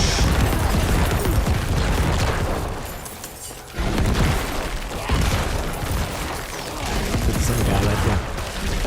Haben aber auch lauter Fette, muss man auch dazu sagen. Die halten natürlich mehr aus wie so geschissene kleine Igeltrottel oder was auch immer das ist. Weißt du was? Da, gib ihm. I need more time. Da hat's ihn schon. Was war denn das drin? Das ist nicht. Ach, das ist wieder ein Event. Bitte einmal.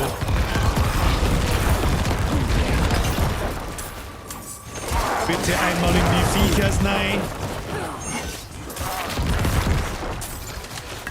Kontrolliertes Leiten explodieren bitte. Sehr schön. Das für einmal sterben geht um.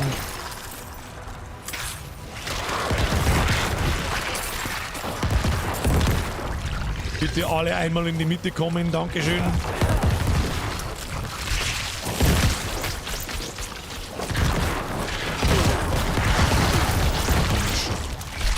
Haben wir schon, müssen wir nur 13 Sekunden aussitzen, das wird nicht helfen. Sehr schön, sehr schön, sehr schön.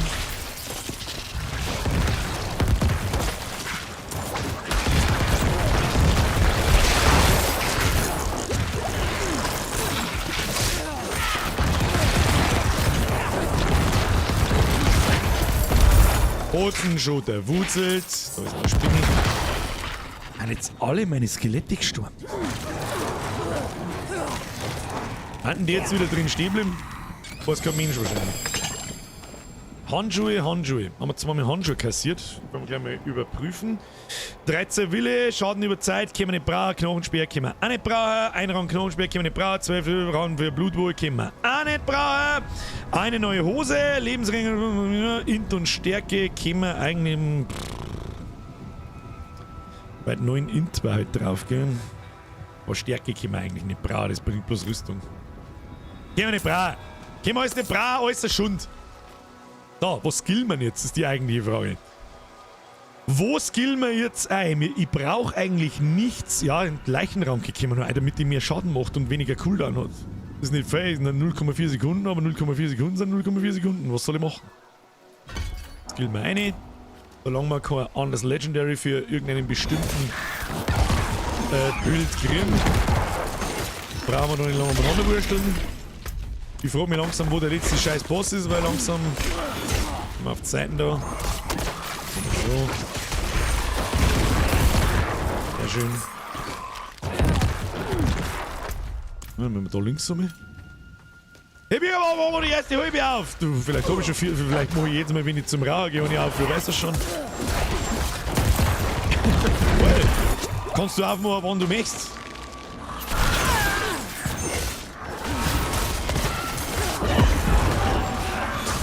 Jetzt kennen die Skelette von da draußen den einer laufen, weil er sein geschichtstummes Schädel hat. Ab sofort führen wir übrigens ein, wenn ein Legendary Drop muss der Chat ausrasten mit GZ. Mit einem guten alten GZ. Was kann der Ring? Jedes Mal, wenn einer eurer beschworenen Diener einen Gegnerschaden zufügt, erhält er 3 Sekunden lang 10% Angriffsgeschwindigkeit bis maximal 30. Boah, lecker. Die kriegen 30% Attack Speed, Mann. Okay. Hat sich schon erledigt. Scheißegal, was du für Stats drauf sind. Lebensmittel, Life-Frag, Schaden gegen entfernte Gegner ist okay, Glückstreffer ist okay, Schaden gegen folgende Gegner betäubt. Ja, das ist absolut. Also die Frage, ja, wahrscheinlich ist der Ring da schlechter. Der ist einfach Stufe 11. Da merkst du einfach, weil vielleicht zur kurzen Erklärung, wie solche Items grundlegend funktionieren. Kann man sie auch sagen, man muss es selber mal schauen. Vergleich verbergen, als Ramsch markieren, anlegen, Shift verlinken. Shift verlinken. Ach, im Chat. Jedes Affix, jeder Stat, der da drauf ist, zum Beispiel 2,5% Glückstrefferchance, nennt man Affix, kann gerollt werden. Das heißt, es gibt so eine Roll-Range von den 2,5%. Ich schätze jetzt einfach einmal, in dem Fall ist die Range zwischen 2 und 3% und dann kann es jetzt sein 2%, 2,5 oder 3%. Wenn es Glück hast, sind es 3, wenn es Pech hast, sind es 2. Und diese Range ist umso höher, umso höher die Itemstufe vom Gegenstand ist. Das ist das, was rechts unten steht, benötigt Stufe 13.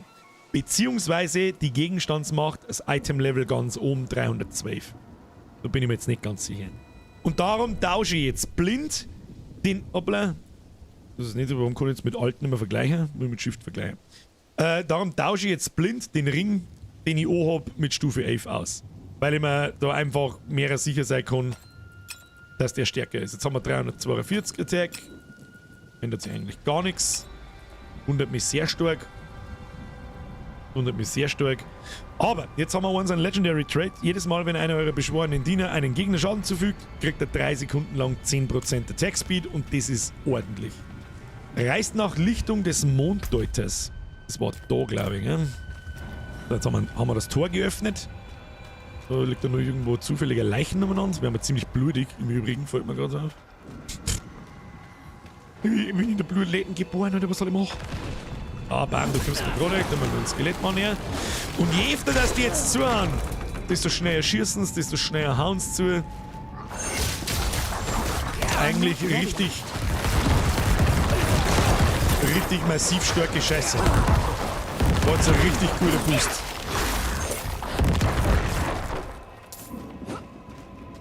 Der Hölle ist denn das?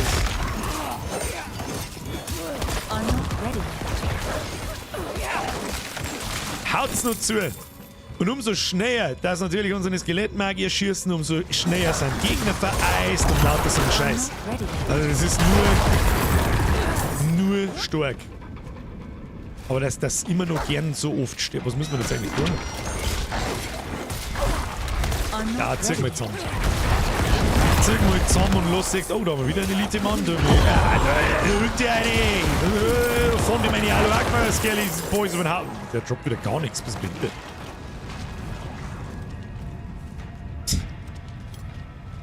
Starke Sau. War bisher nicht mein Genre, aber ich bin echt angefixt von Diablo, ist einmal ganz furchtbar wichtig. Bloß weil ihr jetzt spielen, weil es ich feier, heißt das nicht unbedingt, dass ihr da jetzt auch Bock drauf haben müsst oder so. Haben wir da so einen Werwolf setzen, was weiß ich so. Du hast 23 Leichen unter dir, bist dir schon 3/4 die. Und Skelette machen jetzt richtig krass Schaden, weil sie zuhauen wie die geistig Behinderten. Vor allem auf so Bosse, da wo es richtig Zeit haben, drauf zu machen. Schauen wir mal, was ist denn diese Zeit? Ah, mehrere Viecher, mehrere Leichen, mehrere Gut, schau dir mal die so wieder Post zusammenfällt, das ist ein Witz. Zack, zack, zack und Kurs wieder. LOL. Was haben wir da? Wieder ein Handwickel. Und eine Sense. Ist das auch ein Sense? Schauen wir mal. Ja, ist es. Hat aber weniger DPS für unser Zeug. Schaden über Zeit interessiert uns sowieso nicht. Überwältigungsschaden, ehrlich gesagt, auch nicht. Schaden gegen Gegner in der Nähe auch nicht. Was haben wir da? 6% Überwältigungsschaden, Stärke, Rang 1 für Pest, interessiert uns auch nicht. Das heißt, wir können guten Gewissens alles dissen, was da ist. Haben wir das jetzt abgeschossen? Ja, ich denke schon, oder? Haben wir den? Ja, haben wir. So, und jetzt müssen wir da aber gehen. Porten wir uns da auf. Dann schließen wir mal die Quest ab. Was spielst du meine Klasse? Mr. Dr. Sasuke, das ist ein Necromancer. Auf Deutsch ein Nekromant. So. Babidi Buppi? Warum gibt's denn da nix? Wir sind da ein Wegpunkt, aber da gibt's nix. Ach, weil das Anwesen von dem anderen ist. Ja, gut. Nur mit oben. Verzeihung. Auf Borg ist der Bornelgraumer. Sprichwörtlich, ja. Ja, mir gibt die Art von Spiel gar nichts. Vollgas langweilig. Leider. Ja, Hans-Bart, das ist schade. Dann viel Spaß im Land. Späte! Jetzt sind wieder kleine Hosen scheißen. Wie gesagt, das hier ist ein Gaming-Stream. Das hat mit den normalen Streams nichts zu tun. Sowas da ich normalerweise für die normalen Streams niemals als Spiel auswählen, weil ich ganz genau weiß, dass 3/4 von den Bauernbüffe nicht kapiert, was da los ist überhaupt. Und ja. Was es ist. Was es ist. Du, ich bin bloß ehrlich. Was ich mach. Und jetzt ist er wieder da. Oder wieder irgendwann der Schlung da. Ah, Ulti-Assoziation. Jetzt tanzen wir die ganzen Büffen. Und dann löscht man Bildschirm. Ja, es funktioniert schon beängstigend. Warum bin ich jetzt da? Wie lange war ich jetzt da gestanden? Wenn wir zusammenziehen. Und dann müssen wir da ein bisschen reindreschen. Weiß nicht. Easy. So, jetzt werden wir dann gleich Level 25. I'm not ready yet. Große Kurs. Das ist aber ein großer Kurs. Weg, weg.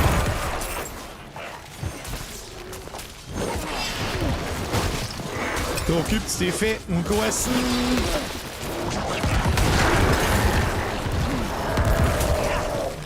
Und die lassen wir platzen.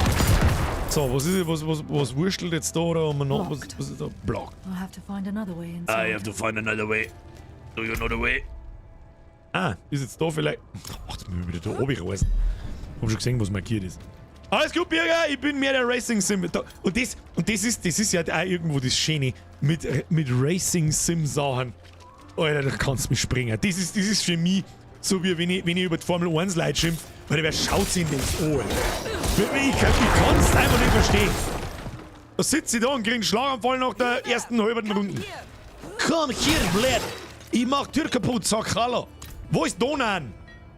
Ich frage mich, wo ist der Onan? Was ist jetzt? Das haben wir schon ein paar Mal jetzt gehabt, gell? Dass ich da eigentlich auf den Dialog klicke. Ah, ob ich ein paar Mal daneben klicke, kann das sein? The horned woman. Darf mich nicht beschweren, bin schon The stark. beast. Nothing could stop them. Not our steel, not our prayers. Listen to me. I must find Donan. Ja, die sagt mir jetzt, wo der Donan ist. Der ist irgendwo eingesperrt, weil überall ganz viele Viecher sind. Da gehen wir mir jetzt rein. Da schlagen wir alle und holen wir raus. Lasst mich raten. Story 11 von 10. So. Du gibst a fuck. Da prügeln wir uns jetzt noch anständig durch, hätte ich gesagt. Dann gehen wir nochmal geschmeidig an die Rauch und dann ist eh schon fucking 4. Was zur Hölle, Spey? What are you doing? Tu mir jetzt das Scanny Boys beschwören. Da, dann prügeln wir nochmal ein wenig rein und dann lassen wir es explodieren. Wunderschön. Stirbt's ab. Wie kommt der Dungeon irgendwie bekannt vor? Kann mir nicht helfen. Zusammenziehen. Explosioni. Amethyst. Was mich auch ein bisschen stört, dass die Storne, die droppen,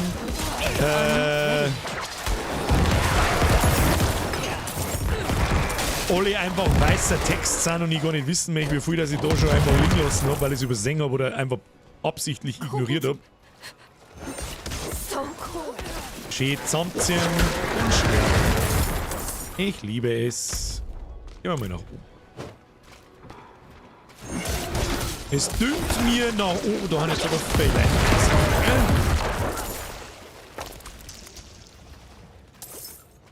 Nein. So, hier, der mal wieder brav zusammenziehen und dann treffen. Und dann stürzt sogar der Elite auf einen. Jetzt haben wir aber Fake Speak gekriegt. Und aber für Elite hat man das Gefühl. Das Gefühl. Da ist ein Fass und eine Sackgasse. Herzlichen Glückwunsch. So, was skillen wir jetzt? Jetzt haben wir Level 25. Jetzt können wir uns dann einen Golem holen, aber wir machen jetzt diesen Dungeon da oder diese Quest da noch fertig. Findet einen Weg zur großen Halle. Nach unten vielleicht, ja. Und schön zusammenziehen. Und bumm. Und sobald die den Debuff halt drauf haben, mit dem Zusammenziehen und so weiter, kriegen sie dann auch alle noch mit mehr Schaden. Ja, kennt's noch alle aber, sehr schön. Und dann flippen wir alle aus dem Weg. Ja, da müssen wir jetzt kurz aus dem Weg gehen. Machen wir so.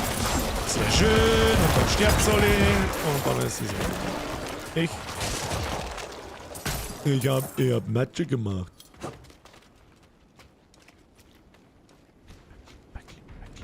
Haben wir schon da. Haben wir einen Dolan schon gefunden? Ah ja. Vom einen Dungeon in den nächsten Dungeon. Da war. Diablo 4 Weisheit Nummer 14. Der Dungeon kommt mir bekannt vor. Ja. Okay. Ja, irgendwie schauen alle gleich aus. Muss man so ehrlich, muss man sein, aber was erwartest du denn? Also einen Dungeon neu erfinden, wollte ich was denn da los? Ich lasse diese gläubigen Diener von ihren Sünden, schenkt ihnen Frieden im Tod. Das war nicht gut. Da. Aber jetzt geht da wieder Gaudi los. Halbe 4 und seit 9 dabei. Ja, Badrix. Respekt. Lilith and that beast tore right through us. Could have killed me too. Lilith und die Bestie. But she left me untouched. Wer ist die Bestie? She's toying with me. Das ist jetzt schon halbwegs interessant. Wants me to watch her destroy everything I've built.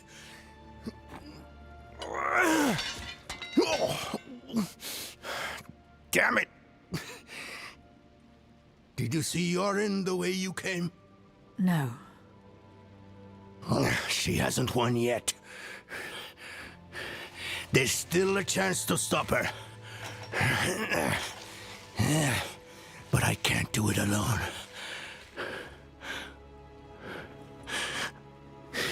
Und ich aber noch gestohlen. I'm with you. Where is she now? An old chamber beneath the keep. That's where Astaroth is. I didn't vanquish him like the stories say. I imprisoned him in a soul stone. It was a last resort. Nein, du warst nur nicht so stark, wie du gemeint hast. So schaut das. I built Eldheim over the stone to contain its evil. I've spent my life watching over it, keeping it a secret, so Astaroth would never hurt anyone again. Not even my son knows. I'm sorry for hiding this from you before, but I couldn't risk a stranger finding out the truth. We should get moving. Follow me. Aha. If you didn't see Yorin outside. Das ist aber noch nicht, das ist aber halt jetzt noch nicht der Akt-Endboss, oder? Ja, wobei, das kann man schon, wir haben das dreiviertel Gebiet da eigentlich abgelaufen, das ist ähnlich wie da Runden, ja, kannst du schon dem Ende nähern. So ist es nicht. Außerdem, was haben wir für Level 25, das ist die Hälfte von 50. 50 ist übrigens Max-Level. Von den normalen Fähigkeiten und so. Jetzt schauen wir mal da, ob wir da schon was gekriegt haben. Nö.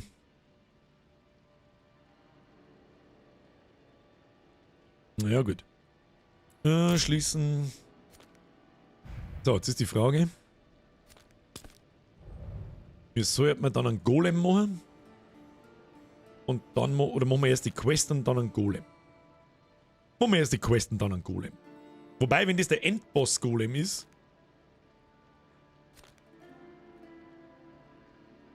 Der Endboss in dem Akt ist, sollte man einen Golem vorher holen. Oh, in der Gilde vorbeischauen, das ist eine gute Idee. Bei 13 Beitrittsanfragen. Ich glaube, dass die Nummer da sowieso nicht stimmt. Das ist ja hier 14, 13. 14, 13. 14, 13. 14, vor allem die habe ich alle schon gelesen. Da stimmt doch auch hinterm vorn irgendwas nicht. So, wer ist der Höchste in der Gilde bis jetzt? Der Andy ist 28. Oh, der MacLife ist 31. Ja. Oh, der Pombeter 35, der hat aber schon nicht nachgespielt, das weiß ich. Der Sidewinder ist 38. Ja, haben wir schon ein paar Suchtis da. Tun Sie sich mal nicht hinunter. Tun Sie sich mal nicht hinunter. Jetzt machen wir es einmal. Da haben wir noch einen annehmen. Jawohl. Das ist übrigens Vollbier. Ja, was? Nein.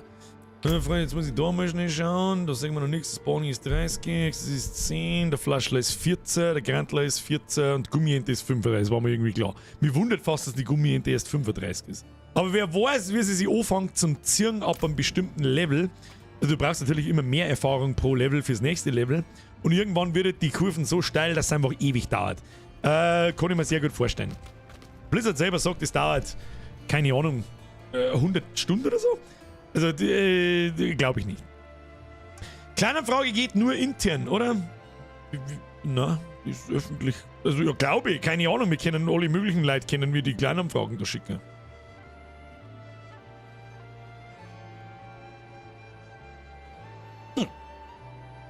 Franz, ich bin gerade 38 geworden. Franz, hau mir ein wenig Bremse ein, was ist mit dir? Good job. Represent the squad. Ich arbeite auch dran. So. Jetzt mal so gemacht. Jetzt gehe ich mal nur schnell nicht raus. Außerdem ist mit Jericho klar. Obwohl, mag ich eigentlich nur nicht trinken? Ich glaube nicht. Ich glaube, ich trinke nur mehr Wasser. Jetzt machen wir mal das folgendermaßen. Achtung. Da sind wir. So, ich verstecke mich da hier hinten. Hallo hinter meiner Pausenfigur. Für alle, die vielleicht noch erst zugeschaltet haben. Ich mache immer wieder mal eine kurze Pause. Gehen wir mal bieseln, holen wir uns was zum Trinken, rauchen wir eine. Und dann schneiden wir vielleicht noch, wenn wir lustig sind. Währenddessen lasse ich euch da die neue Folge vom Podcast laufen, die am Sonntag kommt. Wer die nicht ganz so schaut, übrigens dann im Nachhinein dem Hauer knockert Nosch. Und jetzt gehe ich schnell an die Rauch ein bisschen und Getränke holen. Ich bin gleich wieder da. Bitte verlassen Sie nicht den Stream. Und tschüss dann, bis gleich. Zum abteilungsübergreifenden Pizzaabend, ey. Ja, geil. Aber ja. Pizza musst du selber zahlen. Da geht dann der Klingbeil rundum. Ja, genau. Weil Pizza oder ein 10er kostet. Du Arschloch! Geh eine kleine Spende, bitte. Ach, nein. Und du der flapsige Satz, wenn es kündigst oder sonst irgendwas, 5 Minuten und es sitzt der Bahn dann dort. Aus Ende. Das interessiert keine alte Sau, ob. Ach, egal. Da ist immer das ein Hass. Ich hasse zwar diese Bauernweisheiten, aber so wie geheißen hat, der Friedhof ist voll mit Leuten, die unersetzbar waren. Und das ist halt, die habe ich noch nicht gehört, aber der ist gut. Ja, und der ist halt wirklich so, also für die Arbeitswelt ist der, also besser treffen kannst du nicht sagen, weil so viel Leute, ich weiß, dass ich in der Firma, wo ich lang war, da war ich ja Betriebsrat und mir hat der Betriebsratsvorsitzende da oft Geschichten erzählt, dass die Leute drinnen gehabt haben, die haben gesagt, ach, Betriebsrat und Gewerkschaft, ich brauche eigentlich nicht und ich bin ja da allein Chef, ich bin ja unersetzbar. Und dann ein Jahr drauf sind sie bei einem mit Rot drin gesessen und haben Rot und Wasser gewarnt, weil sie es auszuschmeißen, die Idioten. Ich habe zwar nie genossen, in so einer großen Firma zu sein, dass es überhaupt zu Betriebsräten kommt. Wir haben ja zwar kurz davor, so ist es nicht, glaube ich, aber da tut natürlich ein Chef auch alles dagegen, dass das irgendwie publik und bekannt wird. Da haben sie meistens gar keinen Bock nicht drauf. Das sollte vielleicht öffentlich dagegen wieder. Dann kann man nämlich ordentlich verklagen. Ach so. Auf die Verhinderung von der Betriebsratsgründung aktive steht. Verhinderung, oder? Also genau, je nachdem wie schwere, aber ich glaube, dass die Höchststrafe da sogar ein Jahr Freiheitsentzug ist. Also da ist richtig asozial krasses Strafding. Ja, das ist ja richtig so. Also ist ja richtig so, ab einer gewissen Größe von einer Firma und Mitarbeiter und Verantwortung, wo da dran hängt. An sehr vielen Leben, ja, haben wir schon recht, so ist es nicht. Das ist schon gut so. Ja. Absolut, und es nimmt keiner seine Scheißrechte meistens wahr von den ganzen. Weil sich ja jeder in die Hosen scheißt so. Ja. Das ist mal wie oft, dass ich so Sachen mitgemacht habe, zum Beispiel bei so Betriebsgeschichten. Da bin ich, das ist jetzt vielleicht ein bisschen tief aus dem Nähkästchen geplaudert, aber es ist einfach scheißegal. Ich hoffe einfach, das hören die Leute einfach nicht, wird schon passen. Einfaches Beispiel. Da wird die ganze Zeit umeinander gewedert und sie beschwert, natürlich möchte aber jeder mehr Geld und dann wirst du fertig mit, ja, jetzt war gerade Corona, ja, jetzt war gerade das, ja, jetzt war gerade das und dann war gerade das. Ja, jetzt müssen wir erst einmal das. Jetzt muss der Online-Shop erst einmal das. Jetzt muss das Geschäft aber erst einmal, oh Gott, jetzt bauen wir, bla bla bla, immer so ein Scheiß. 5 Minuten später wird ein Betriebsausflug geplant für 25 Leute, der was weiß ich, wie viel 1000 Euro kostet. Ja. Und in der ganzen Firma, jeder einzelne Mitarbeiter, bloß nicht gegenüber dem Chef, was soll denn die Scheiße und bla, da fahr ich nicht, keine Ahnung. Einmal hab ich's da, einmal. Dann bin ich rundum gegangen und hab mit jedem Einzelnen geschmatzt. Ja. So, was hältst du davon? Findest du nicht gut? Okay, wir tragen uns nicht ein, ja, machen wir nicht, super. Da habe ich mit ungefähr 20 Leute gemacht. Stichtag. Stehen 19 Namen drin. Voll Idioten. Und ich sitze da und wird dann gefragt, wieso fährst du eigentlich mit? Möchtet ihr mich verarschen, ihr rückgratlosen Wichser? Ja, das heißt okay, das war's, das mache ich nie wieder. Was meinst du aber, was passiert? Ja. Ich hab's dann auch jedem gesagt, ich hab's am Chef gesagt, keinem da herin passt, dass ihr da hinfahrt. Ja. Aus dem und dem Grund. Ich habe überhaupt nicht gesagt, komm halt sein Mal. Ihr braucht es überhaupt nicht, und wenn ihr euch lang beschwert, geh in Zukunft vorbei und sag, halt deine dämliche Fresse oder sag's ihm. Neben, als Betriebsrat hast du da auch so viele Sachen, wo Leute zu dir kommen und jammern irgendwas vor und dann sagst du, hey, pass auf, du kannst das und das tun. Und oftmals waren das wirklich Sachen, da war überhaupt keine Aggression, sag ich jetzt mal, hinter denen Taten. Wenn jetzt zum Beispiel in der Firma ist es da darum gegangen, da hast du deine Überstunden nicht zurückgekriegt. Und dann ist er dann gekommen und gesagt, mein Vorgesetzter ist gekommen, ihm passt es nicht, dass ich nicht so viele Überstunden mache. Und wenn ich befördert werden möchte, dann muss ich jetzt noch mehr Überstunden machen, als ich für das Prämiensystem, das dann so eine Art Abgeltung für die Überstunden ist. Da hast du dann umgerechnet, was habe ich mir gekriegt für 4 Überstunden, 8 Euro brutto. Und dann hat ihm der aber halt unter 4 Augen, unter der Hand gesagt, du musst noch mehr als dieses Mindestmaß machen, damit du dann irgendwann eine Beförderung von mir kriegst. Ja, sowas. Und dann habe ich gesagt, hey, gehen wir zum Betriebsrat, also zum Vorsitzenden und so weiter, den Typen können wir voll an die Eier haben.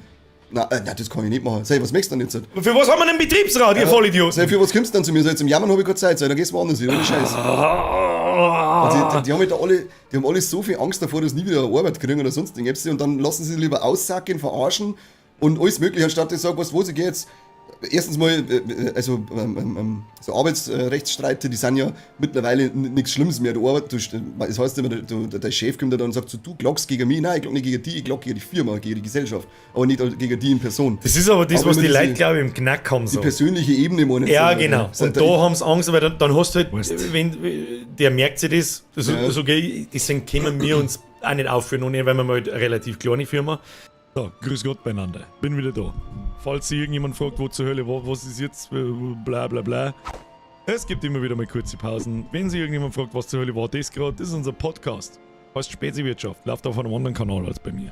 Zwitschi, da war ich gerade nicht anwesend, wie du einer geschissen hast. Hammer Stream, lass dir den Saugnagel schmecken. Hat geschmeckt.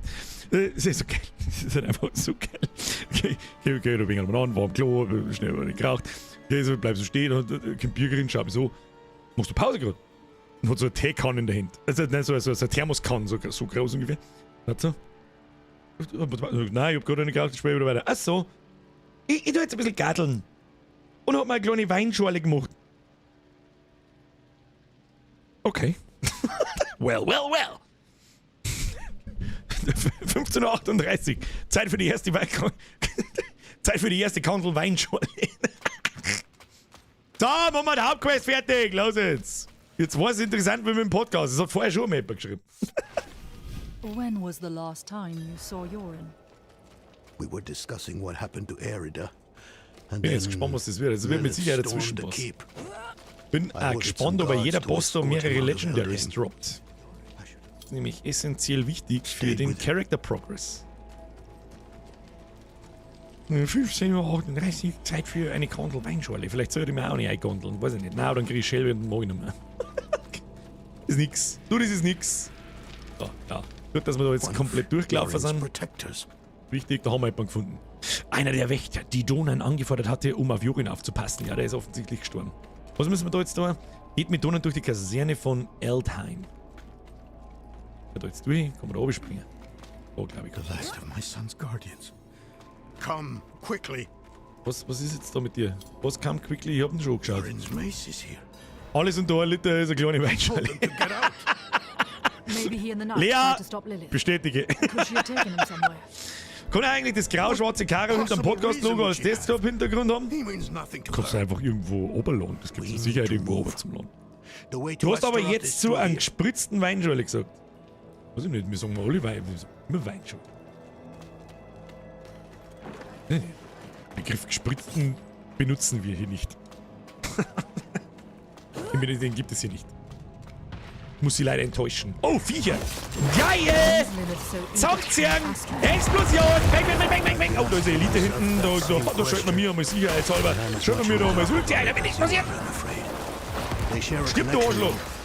Was ist mit dem? So hat der jetzt so lange ausgehalten, weil der Skeletttrottel wieder irgendwo gegen den Winter laufen. Was ist da los?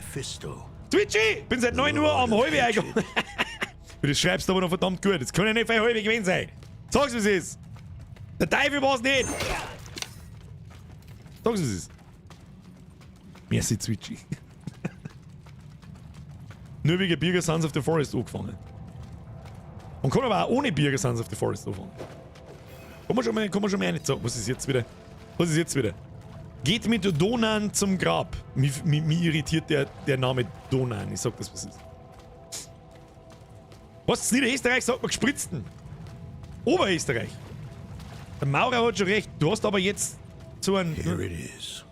Weiß ich nicht, das ist ein Österreicher Begriff. Ja, ich habe schon vermutet. Gespritzt ist nur bei den Österreichern. Da ist mehr gespritzt, glaube ich.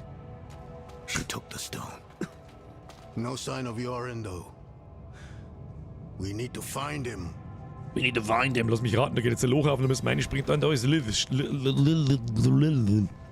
Lilith, Scheiße. Urlaub die Woche nur für einen Stream. Nein, geht auch Sons of the Forest. Ja, das ist immer das. Ja, immer meinst du, dass ich das Offstream anders mache? Ich sitze auch da, zock gemütlich, hab meine Spätzchen im Discord und nebenbei läuft meistens irgendein Stream, irgendein Video, irgendwas. Aber jetzt war Cutscene-Time. Mighty Astaroth. The charred Duke himself. Confined to a cage.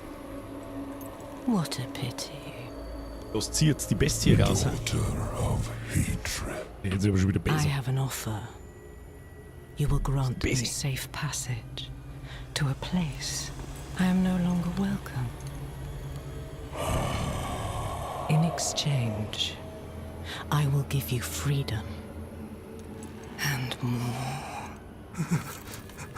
Donan's progeny, his pride and joy. Your retribution, if you give me what I want. Das ist noch sehr jung, der Herr Jorin.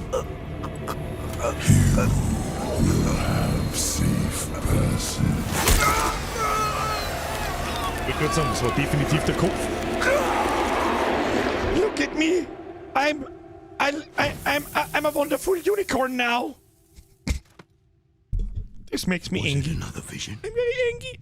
Did you see Yorin? Was ist mit dem Jorin? Yes. Lilith stabbed him with the Soul Stone.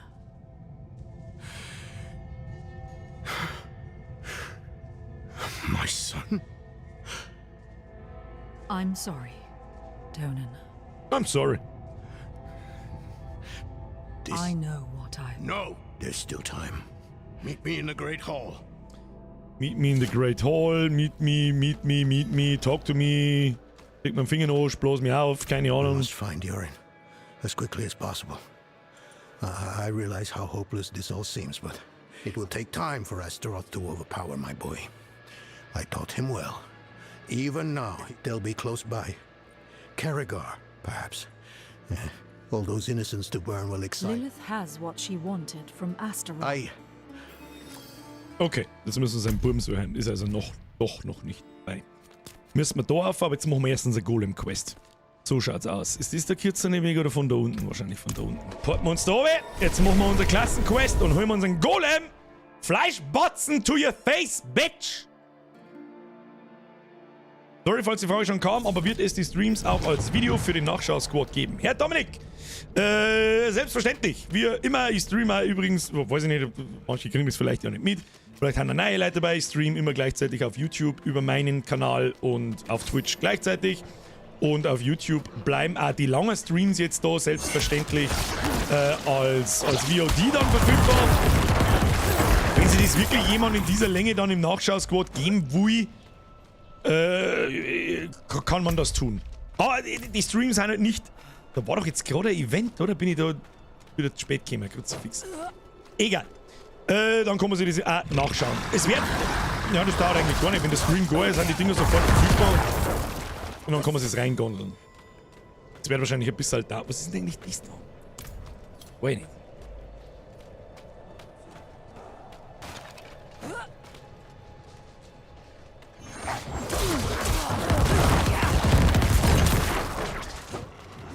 Stirb. Da war ein anderer Necromancer unterwegs, habt ihr das gerade gesehen? So, holen wir uns die Quest.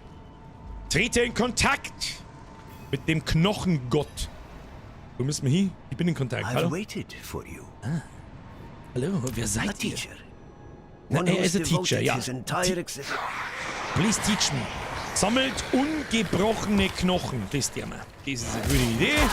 Das der mal jetzt da mal ganz ungeniert. Jetzt die ganzen Vierer her. Jawohl. So, muss ich die jetzt alle einzeln hochklicken. Möchtest mich verarschen? Wie brauchen wir da? 2 Finger. Okay. 5 ist das jetzt eine. Diesen hier. ihr da jetzt mal draufhauen sauber, kriegt ihr fix Knochen. Knochen wo? Knochen nirgends. Logisch, in voller Länge. Dann kriegst du doch einmal den Nachschau-Squad. Hallo Nachschau-Squad.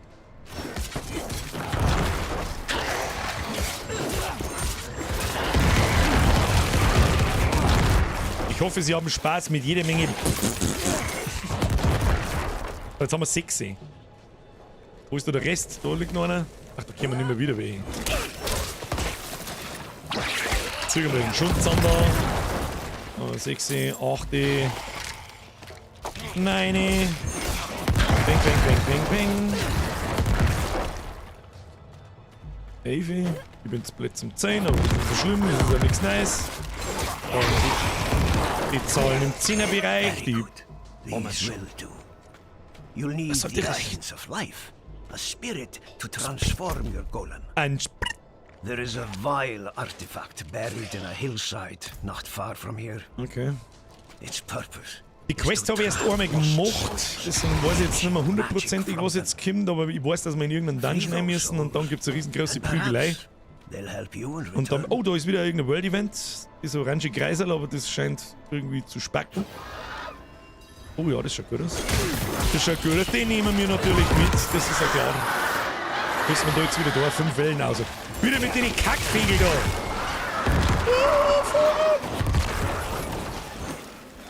Ja, Kim, stellen wir uns mit einer und warten wir bis kommen, weil ich jetzt da lange einen Kreis laufe.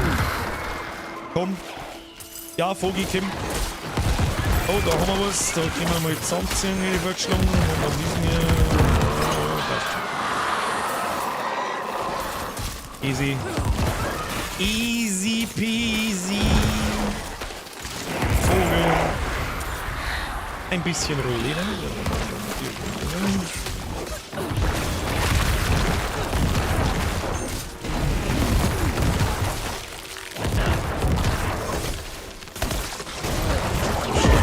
Vernünftig aus, haben wir mal das Ulti einer und dann macht der auch sofort die Biege und dann haben wir es schon geschafft. Auf.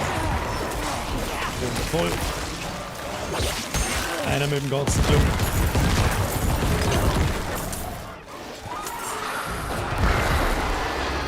Gib ihm.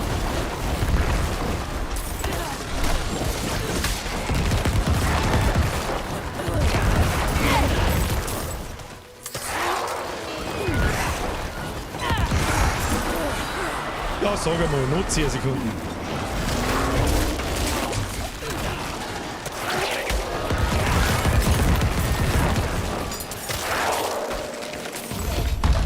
Sehr schön. Außer mit den Items. Hose und Ring, Obolusse. Oh, da haben wir aber einiges zusammen, glaubt jetzt. Warte mal. Was ist das? Kontrolle für den Typ Leiche, Verringerung der Dauer von Kontrollbeeinflussungen. Hauptklangzeug, gesamte Rüstung. Ja, geht so. Geht so, das ist um einiges stärker, das Amulett, vor allem es hat einen Sockel. Und es hat immer noch plus einen Rang für alle Fertigkeiten des Typs Leiche und das ist wichtig. Das können wir anziehen. Jetzt warte mal, da ändert sich nicht recht viel. Einen Ring haben wir auch gefunden. Maximales Lebens, Schadenstyp Kälte und 10% Schaden gegen verlangsamte Gegner. Ah, das ist nicht besser. Unser Höschen. Maximales Leben für Diener, das ist natürlich schon stark, dann verrecken sie so leicht. Ausweichchancen plus 6 auf alle Werte. Weniger Schaden, Dornen und Wille. Ja, da ist die Hosen ist definitiv besser. Und einen roten Stor haben wir auch dabei, den stecken wir einfach wieder rein und gut ist. So, was macht denn der Schmuck? Wir haben jetzt einen Sockel, den ersten im Schmuck drin. 11,5% Schattenwiderstand. Ah, das ist um das Widerstandsloch zu stopfen. Kältewiderstand, Widerstand gegen alle Schadensarten an die Weißen. Und da gibt es 75 Rüstung. Wie viel Rüstung haben wir eigentlich? 1000, der Teufel. Machen wir lieber 4% Widerstand gegen alle Schadensarten. Das schaut überhaupt nicht. Pflanzen wir da rein. Da kann man einen großen Stor daraus basteln, aber das brauchen wir jetzt nicht. Sieht gut aus. Blechschmerz ist eben dabei. Geht eh nicht ohne. Das ist absolut, das ist interessanterweise tatsächlich richtig. So, jetzt müssen wir mal ein paar Meter machen. Oh, die haben alle meine Skelette zusammengedrückt. Was ist mit euch gewesen? Was ist mit euch? Oh, nicht mehr Skelette. Sind schon wieder da. Sind schon wieder da. Ja, die 10% Leben für die Diener, die warten schon nicht schlecht. Die fallen schon. Manchmal fallen sie einfach Vollgas zusammen und manchmal überhaupt nicht. Das ist irgendwie seltsam. So, jetzt schauen wir mal. Oh. Wenn zersetzen eine Leiche erzeugt, da haltet die Zähne senzt. Na, können wir nicht brauchen. Können wir nicht brauchen, das Gebiet müssen wir runter.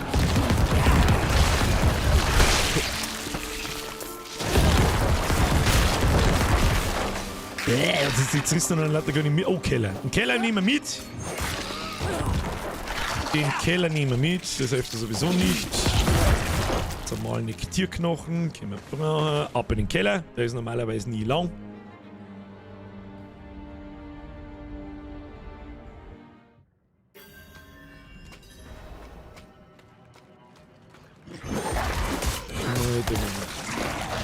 Zusammendüdeln.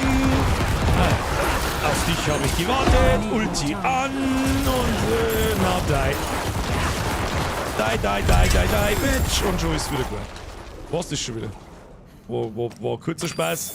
Ich hab gesagt, der Keller, da ist aber nicht recht viel drin. Ein bisschen Gold. Habt so jetzt angeschlossen.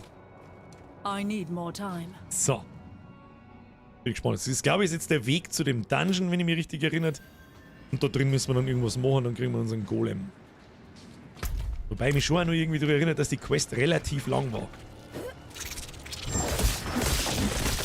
Da geht's mir alle her da.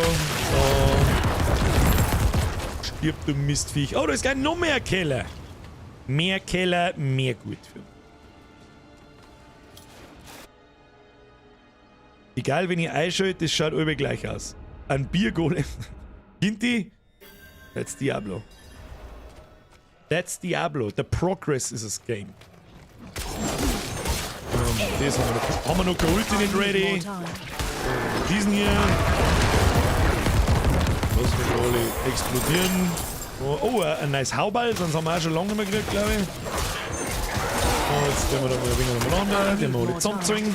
Jetzt charge er aus meinem Zusammenzwingen aus, du Arschgesicht, du Fotzenkrops. Was ist mit dir? Ah, hat's die schon. Turmschild, Kodex, kistige Kiste. So, haben wir da was Tolles gehört? Oh ja, jetzt wird's langsam happig. Die Offhand hat einfach 184 DPS mehr. Unser Mainhand hat gerade mal 178. Das heißt, das ist einfach ein doppelt Schadensboost, wenn ich es richtig verstehe. Wobei, nicht ganz, weil das Ding gibt ja auch plus 80% Waffenschaden mit der Haupthand. Das ist eigentlich dann die Frage, ob das Schädel nicht viel stärker ist als eine offensive Offhand. Turmschild. Ja, der ist halt, das scheiß Legendary ist halt Level 3. Ist halt 130 mehr Item-Level. Blockschaden und so weiter ist trotzdem alles gleich, aber doppelt so viel Dornenschaden, 8% maximales Leben für Diener. Ist sogar schlechter für Leben, 22. Nein, das ist immer noch schlechter, das scheiß Schädel.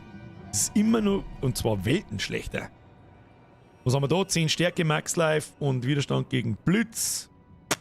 Ist eigentlich auch scheißegal. Der Ring.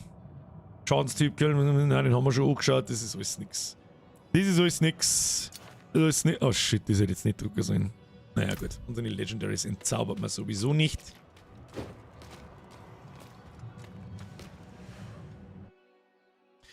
Der Herr Meier schreibt, das Spiel kommt mir unglaublich stupide vor. Das ist jetzt no front, aber das ist nur dann der Fall, wenn man nicht folgen kann. Es ist, ja... Kannst du nicht gerne, du musst verstehen und mengen. Beides. Und wenn man es vielleicht zugänglich ist für sowas, dann kann man es mengen, aber man muss es halt verstehen, um Zugang dafür zu bekommen. Es ist die sogenannte Loot-Spirale. Der Hansbert schreibt dasselbe. Ja, aber trotzdem sitzt aus irgendeinem Grund in dem Stream herin, ich kann euch nicht helfen. Ich hab euch gewarnt, mehrmals ungefähr die letzten 8 Monate. Kann ich jetzt euch auch nicht helfen. It is what it is.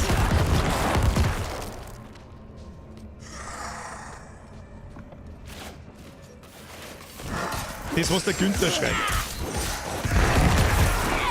Aber dazu muss man es halt verstehen.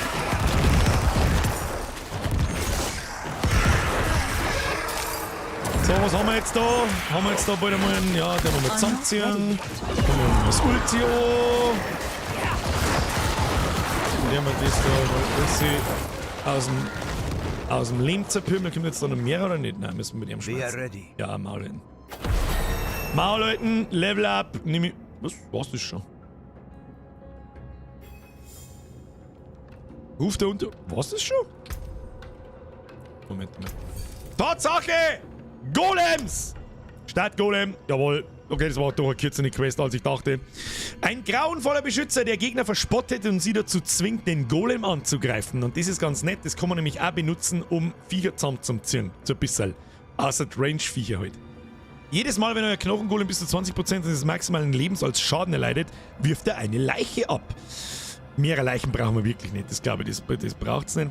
Das maximale Leben eures Knochengolems erhöht sich um 10% und die Anzahl der Dornen, die er von euch erhält, erhöhen sich von 30 auf 50%. Das ist jetzt die Frage, wie viele Dornen haben wir? Da macht es mir jetzt eigentlich mehr Sinn, wenn man da jetzt das mit dem Dornenschaden nimmt.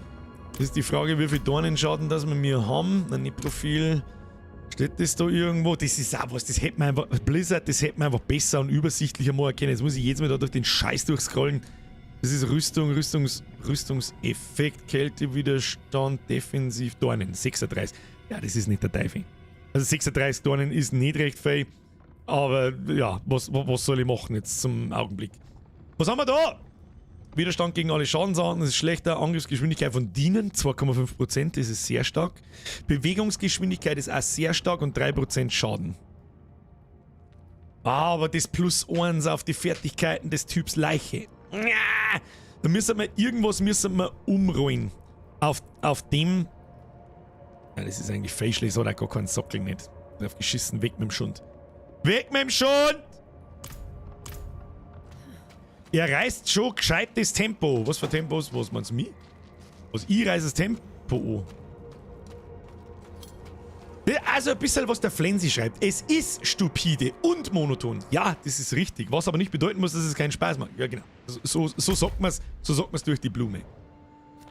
Wenn man es so sagt wie ich, dann sage ich absolute Ahnungslosigkeit. Ich muss einen Golem beschwören. Wir kommen einen Golem beschwören. Moment einmal. Stell dir vor, du holst einen Golem und beschwörst ihn. Du bist ein Vollidiot. So, jetzt passen wir obacht. Neben uns einer Skelettarmee muss jetzt eigentlich irgendwo... Wie beschwört man den scheiß Golem? Bin ich auf den Not while I'm in town. Warte mal. Wir haben auch noch übrigens einen Skillpunkt zum Verteilen. Ist das nicht ein... Macht überhaupt keinen Sinn? Ich verstehe nicht. Warte mal. Fertigkeitenzuweisung. Gibt es da nicht einen extra... da ist er. So, dann gehen wir jetzt da mal auf den Dreier. Hallo, Mr. Golem. Der ist der fette Kackbotzen, der jetzt die Brügeln ausschmeißt. So schaut's aus. Oh, Skillpunkt haben wir auch noch. Jetzt beißt es aber langsam wirklich aus, wo ich eine skillen soll, weil jetzt wird's dann, weiß ich auch nicht. Jetzt hängt es dann einfach davon ab, was für Legendary Items und Traits das wir kriegen. Ich darf wieder auf irgendwas Passives gehen. Bringt absolut gar nicht. Außerdem haben wir auch keinen Slot mehr frei für irgendwelche Spells. Was haben wir da so? Ihr fügt entfernten Gegnern 4% mehr Schaden zu. Nein. Da haben wir doch ein paar gute Sachen gehabt für unsere Viecher. Was haben wir? Jetzt schauen wir mal. Ja, Schadensreduktion um 6%, das interessiert uns nicht recht. Wir haben kein Problem mit dem Sterben. Erhöht Schaden und Leben eures Golems um 25%. Skillen wir in den Golem eine. Warum nicht? Gehen wir drauf. Schließt euch Donen außerhalb von Niedercarrigan an. Was ist denn das jetzt? Ich bin auf der Saugsepp daher und möchte aber ansaugen. So nicht, ne? Da meistens am Anfang und da parallel mitgespielt. Jetzt heißt es mal Pause, bis später. Herr Voll, bis spätestens überhaupt. Das ist 4. Ich schätze jetzt einmal, dass wir mir so um 4:30, irgendwann werden wir noch mal eine kleine Raucherpause einlegen. Und dann spielen wir grob bis auf 6 wieder hin. Dann werde ich auch mal offline gehen. Ich komme dann um 20 Uhr wieder. Ein bisschen Pause machen. Schaut sowieso einmal nicht. Mal irgendwo anders sitzen, mal ein wenig Sonne ins Gesicht erlassen und was essen vor allem Ding. Weil langsam kriege ich auch ein wenig Hunger. Ich bin seit fucking 5 in der Früh schon wach. Das bin ich normalerweise nicht. Oh, Cutscene, muss ich mein Maul halten. Bis gleich.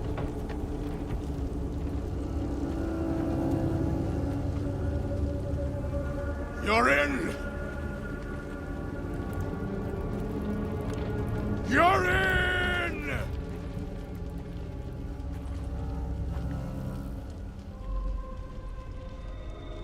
mit Zwock. He has been Busy, Willy. waiting for you. Where? Where is he? Come forth.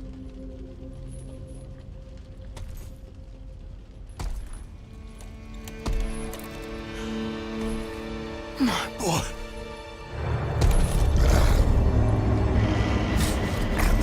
He called out for you, wept until his tears became Leg mir Mursch, ist der fire. fertig.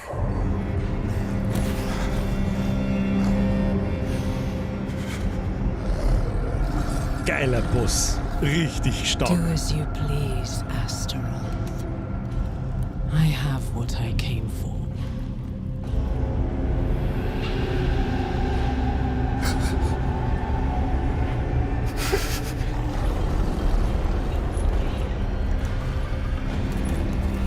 Gesicht schaut ein wenig komisch aus. Tja, wenn das nicht der Bossfight ist, dann weiß ich auch nicht, was der Boss... Was haben wir jetzt mit dem? Ich weiß nicht, haben wir ihm erst mal das Ulti ins Gesicht. Das ist einmal Phase 1. So, grüß Gott, ja, das wissen wir schon, dass er das kann. Schauen wir mal. Staggert mal den Grippe einmal. Das wollen wir aber Leichen explodieren. Schauen wir, dass unsere Skelly Boys am Leben sind. Konstanter Damage. Gibst du mal hin. Ja, da sollte man vielleicht nicht drin stehen bleiben. Das soll vielleicht... Oh, meine ganzen Skelette. Nein, jetzt sind down.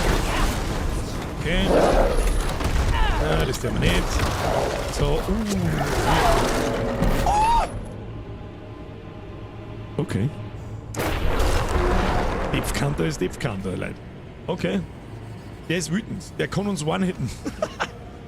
Oh shit, wir haben keine Skelett. Doch, haben wir schon. Okay. Ja, da müssen wir ein bisschen aufpassen auf die Fähigkeiten. Ja, hab schon verstanden. Hab schon verstanden. Erstmal reindreschen. Wo wir mit diesen hier... Nein, mit abgeblockt. Ein bisschen müssen wir schon schauen, was da los ist. Boah, dieses One-Hit, der killt das Skelett, der auf einen schlägt. Okay, das ist nix. Reindreschen. Gib mal... Ist jetzt der Golem? Nein, das ist nicht das.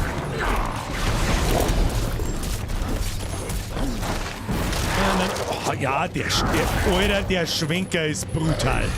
Okay. Da wird es noch nicht so ganz erkannt, muss ich sagen. Wo der herkommt. Kann man Wasser spotten?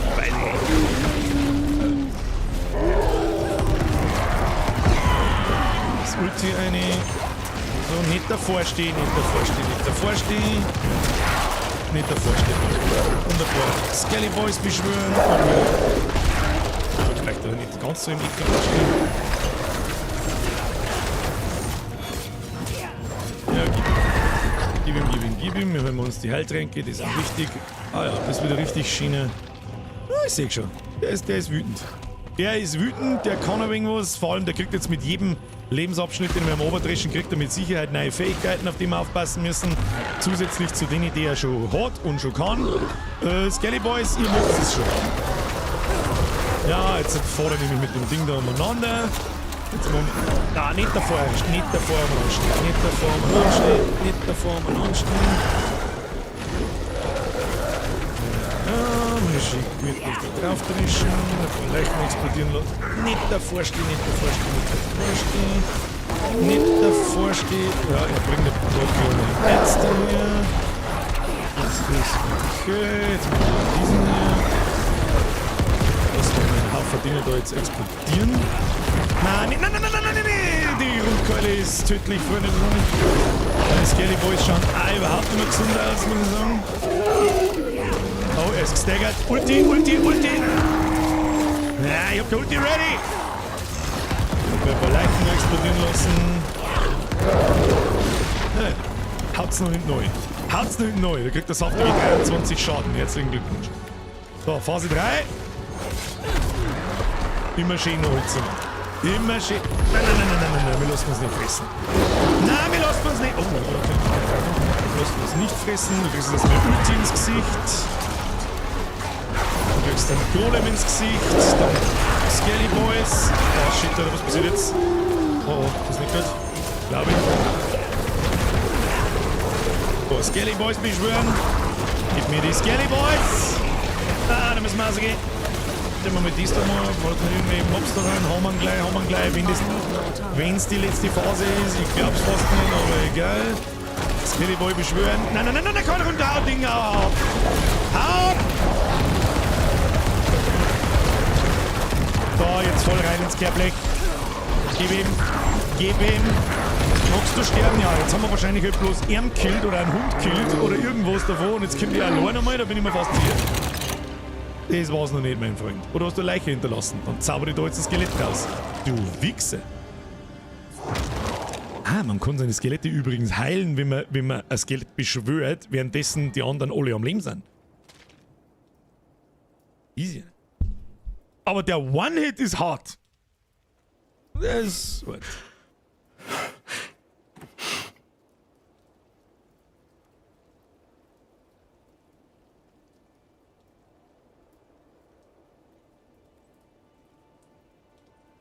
Das ist mein Lava-Dildo. Aui.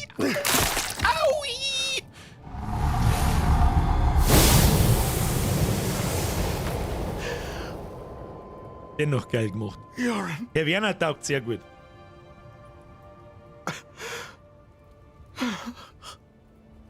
Das wird Akt 2 gewesen sein, nehme ich an. Sorry, my son. I'm sorry.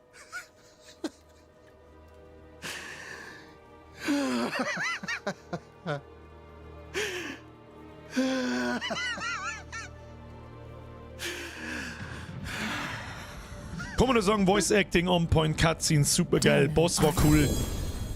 Legendary Drop. Ja, Gott sei Dank mal was anderes. Jawohl, eine Brust. Ui, Depf. Jetzt passen sie an. Das ist auch wieder irgendwas mit Defensivscheiß, können wir eigentlich nicht brauchen. Aber die ist Welten besser, das sage ich von da bei uns nicht. 4% weniger Schaden durch entfernte Gegner, das schaut nie. Schadensreduktion 2,5% schaut auch nie. 10 Geschick. Das ist ein bisschen bitter, weil wir halt Int verlieren und Wille verlieren. 31 Dornen. Hat viel mehr Rüstung und die Fähigkeit ist folgende: Wenn ihr einen Elite-Gegner Schaden zufügt, erhaltet ihr eine Barriere, die 10 Sekunden lang bis zu 627 Schaden absorbiert. Dieser Effekt kann nur einmal alle 30 Sekunden auftreten. Wir haben ja insgesamt 467 Leben. Und kriegen wir eine Barriere von 627. Wir kriegen 1,5 Mal unser Leben oben drauf. Ja, brauchen wir lange mal diskutieren. Eine damit. Haben wir einen roten Stor dabei noch? Haben wir leider keinen mehr wahrscheinlich, oder? Nö. Okay, jetzt müssen wir sowieso erst einmal Dissenchant. Oh, da haben wir auch noch was.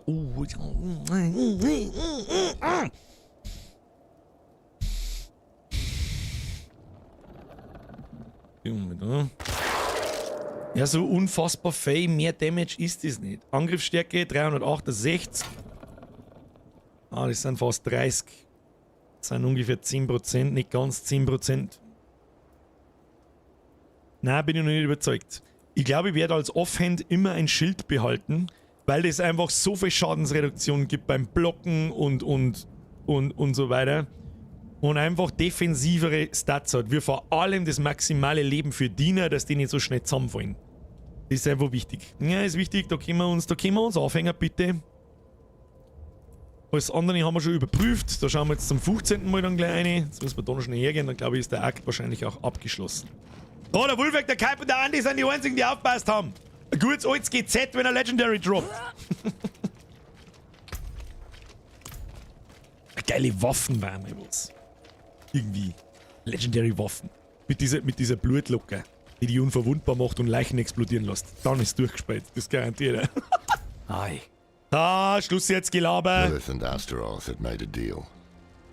And we were the ones who would pay the cost. Our presence was no coincidence. Everything happened exactly as Lilith wanted. We just danced to her music. Donan was shattered. His mind on grief, not her. Not answers. No one knew what Lilith was truly after, or exactly what Astaroth had promised her. But we needed to recover quickly, and we needed to stop chasing her phantoms. Weil gerade jemand hört, der Protector schreibt, Servus Bürger, habe heute Morgen schon mal kurz reingeschaut. Wie weit bist du schon in der Kampagne? Ich glaube, das war gerade, ja genau, schließt Akt 2 ab. Das heißt, das zweite Gebiet haben wir jetzt fertig. Wir haben da herunten angefangen, da herum das Gebiet gemacht und das Zeug da ein wenig gemacht. Dann sind wir da rauf, dann haben wir das Zeug da herumdroschen, da droschen, jetzt haben wir einen Endboss zusammendroschen aus dem zweiten Akt. Jetzt geht's ab in den dritten. Wie spät ist es jetzt? Ja, 10 nach 4. Wie lang streamen wir jetzt schon? Oh, 7 Stunden, Alter. Ein bisschen behindert. Ja gut. Das heißt so ungefähr 3 bis 4 Stunden pro Akt. Wir fangen mal den dritten Akt auf alle Fälle an. Auf die Nacht wären wir dann mit Sicherheit auch fertig damit. Der dauert mit Sicherheit auch nicht länger wie 3 bis 4 Stunden. Ja. Würde ich sagen, markieren wir uns den Grippe. Kann man das nicht anders markieren? Ah, Linksklick ist eine gute Markierung. So, dann gehen wir mal zurück in die Stadt. Jawohl. Und dann zaubern wir uns den Dungeon-Scheiß mal kurz auf irgendein Item drauf, das wir einfach vergessen haben. Was ist denn jetzt wieder? Warum geht denn das alle nicht? Warum port's mir da alle nicht? Was war denn da jetzt wieder?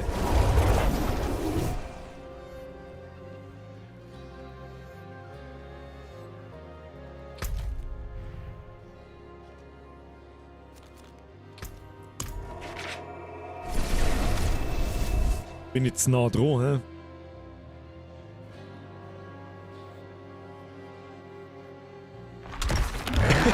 Der Schimmer. Schreit, ich kenne mich auch nicht aus. Sollen wir mit Lilly oder wollen wir es umbringen? Ja, beides. Wir suchen es, wir wollen es aufhalten, die möchte die großen Übel einlassen. Ein Diablo himself heute höchstwahrscheinlich. So, darf ich mich jetzt bitte in die Hauptstadt einporten? So 100% kenne ich mich auch nicht aus. Ich bin bloß trotzdem Viecher zerpümmeln. Freier ist auch eingetroffen. Wie viele Kapitel gibt's dann, wenn das erst der zweite ist? Ich glaube 5. Also es gibt 3 Startkapitel, jetzt machen wir das dritte Startkapitel dann und dann gibt's 2, die in Richtung Endgame führen. Glaube ich. Ich hab's ja auch noch nicht durchgespielt. Sprichwörtlich heute morgens in der Früh rausgekommen. Was soll ich machen? So, jetzt gehen wir erst einmal beim Schmied entzaubern. Oder soll man vielleicht einmal ein bisschen Gold, 124.000? Weiß ich jetzt auch nicht. Ich glaube, verkauft mir ein paar. Verkauft mir ein paar. Moment, so. Oh, Handschuhe, Moment. Glückstreffer, Wille, 2 Ring. Ah, und jetzt haben wir schon so weit. Das ist ein Item mit Level 23. Da können nicht einfach schon plus 2 Stufen auf eine Fähigkeit drauf sein. Die heben wir uns einmal auf. Versucht mal umzurollen. Diese Legendary Pants, die wir da überall aufgesammelt haben. Weg. Den Rest, der wir entzaubern. Also eine gute Mischung zwischen Gold, Farmen und... Was? So.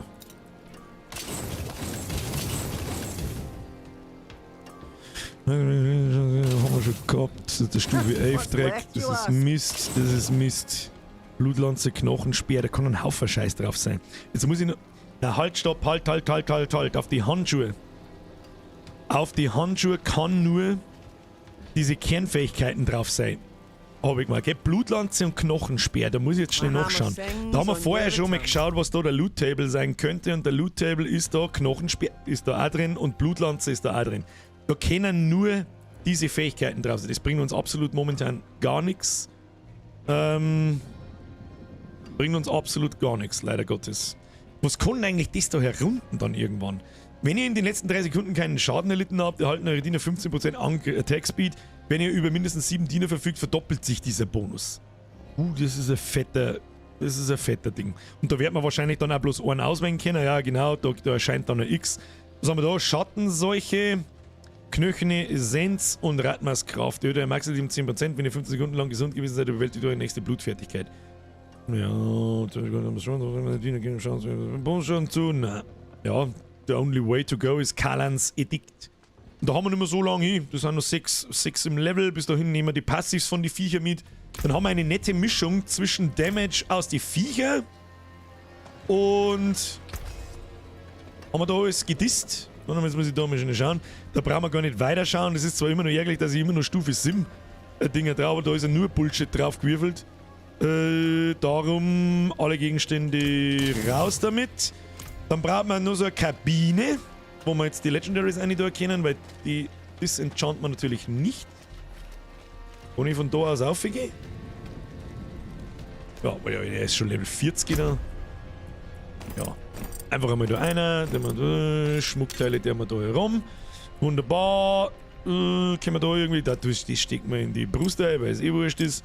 Und die ganzen Steine, die haben wir außer. Passt schon. So, jetzt gehen wir noch einmal Runden zum Okkultisten. Der ist da.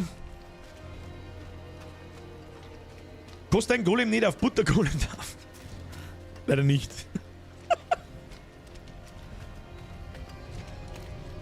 Ja, halt, stopp, außen rundum. Und da, was wollen du eigentlich? Ah ja, den scheiß Aspekt ausziehen, den wir aus dem Dungeon rausgeholt haben. Das haben wir noch nicht da.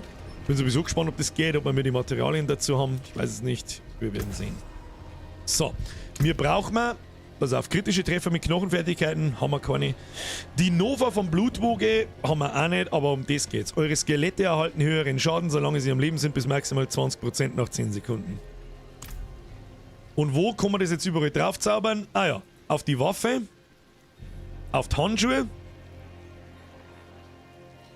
Ist der dann, weißt du das werden wir rausfinden, das ist mir jetzt wurscht. Gut, Handschuhe sind relativ beschissen. Ja, was werden wir am wenigsten schnell austauschen? Ich glaube, das Amulett, das ist ziemlich gut. Oder relativ gut. Verringerung der Dauer von Kontrollbeeinträchtigung, Rangfertigkeit, da versuchen wir noch was umzurollen. Machen wir jetzt so. Was kostet es umrollen? 12.000, das ist okay. Kontrollverlustdauer 3% ist einfach absolut lächerlich, dass der mal weggert. Verringerung der Dauer von Kontrollbeeinträchtigung ist im Prinzip genau das gleiche. Ich weiß nicht, was das überhaupt soll. Probieren wir es.